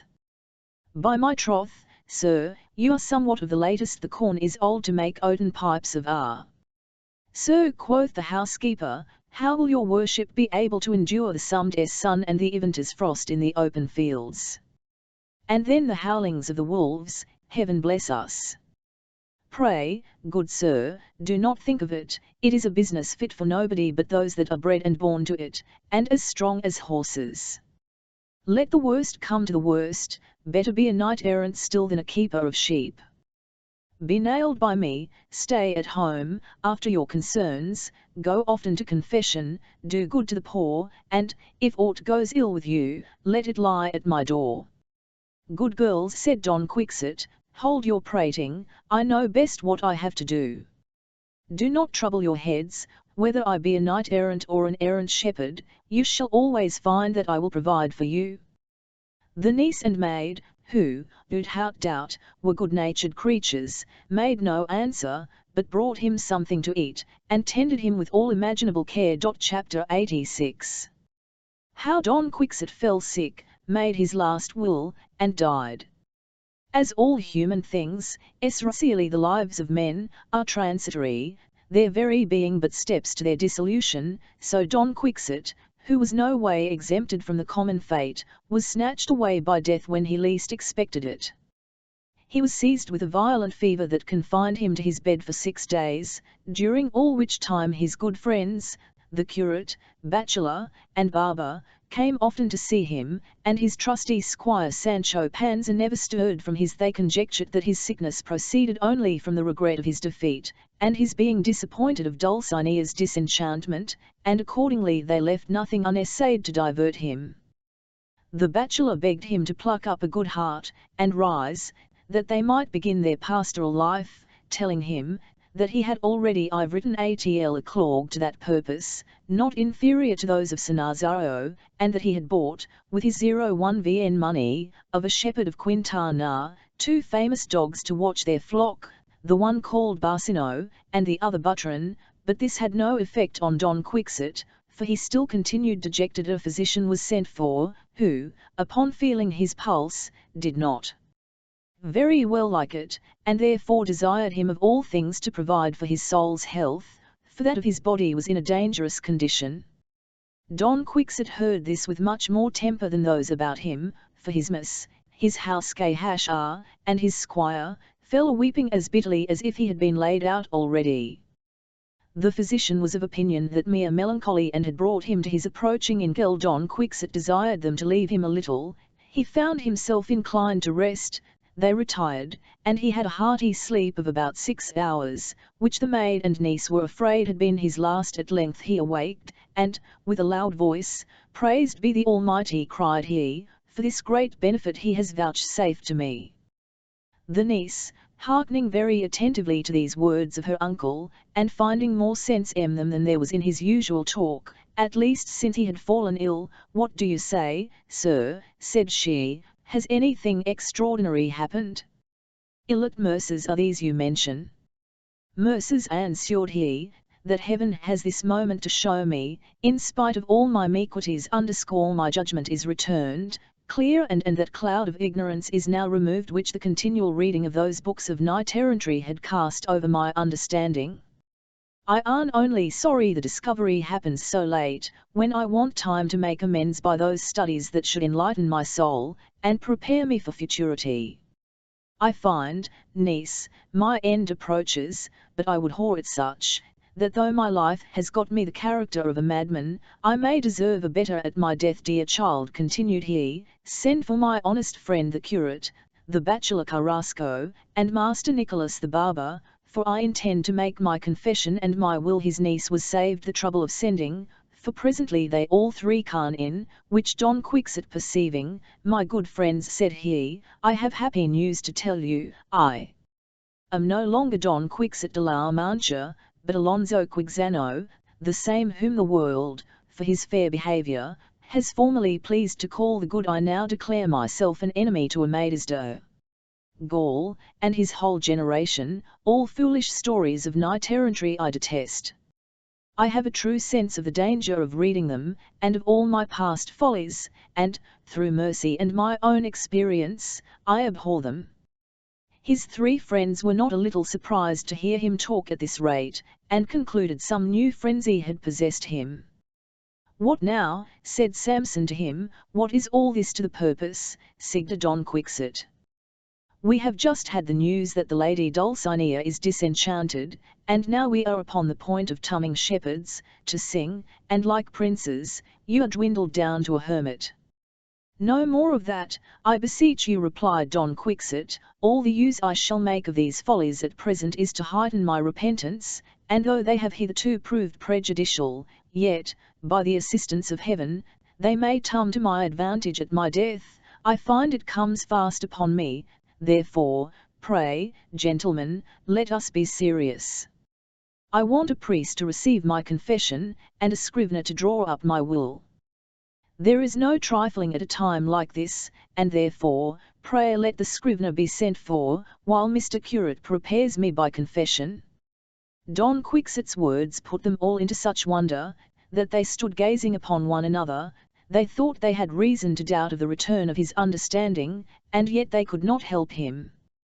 They were also apprehensive he was near the of death, considering the sudden recovery of his intellects, and he delivered himself after that with so much sense, discretion, and piety, and showed himself so resigned to the will of heaven, that they made no scruple to believe him restored to his perfect judgment at last. The curate thereupon cleared the room of all the company but himself and Don Quixote, and then confessed him. In the meantime the bachelor ran for the scrivener, and presently brought him with him, and Sancho Panza, being informed by the bachelor how ill his master was, and finding his niece and house Quixote all in tears, began to make a sad face and fall a-crying. The curate, having heard the sick man's confession, came out and told them that the good Alonso Quixano was very near his end, and certainly in his senses, and therefore they had best go in that he might make his will. These dismal tidings opened the sluices of the housekeepers, the nieces, and the good squire's swollen eyes, so that a whole inundation of tears burst out of those floodgates, and 1,000 sighs from their hearts, for, indeed, either as Alonso Quixano, or as Don Quixote de la Mancha, as it has been observed, the sick gentleman had always showed himself such a good-natured man, and of so agreeable a behaviour, that he was not only beloved by his family, but by every one that knew him.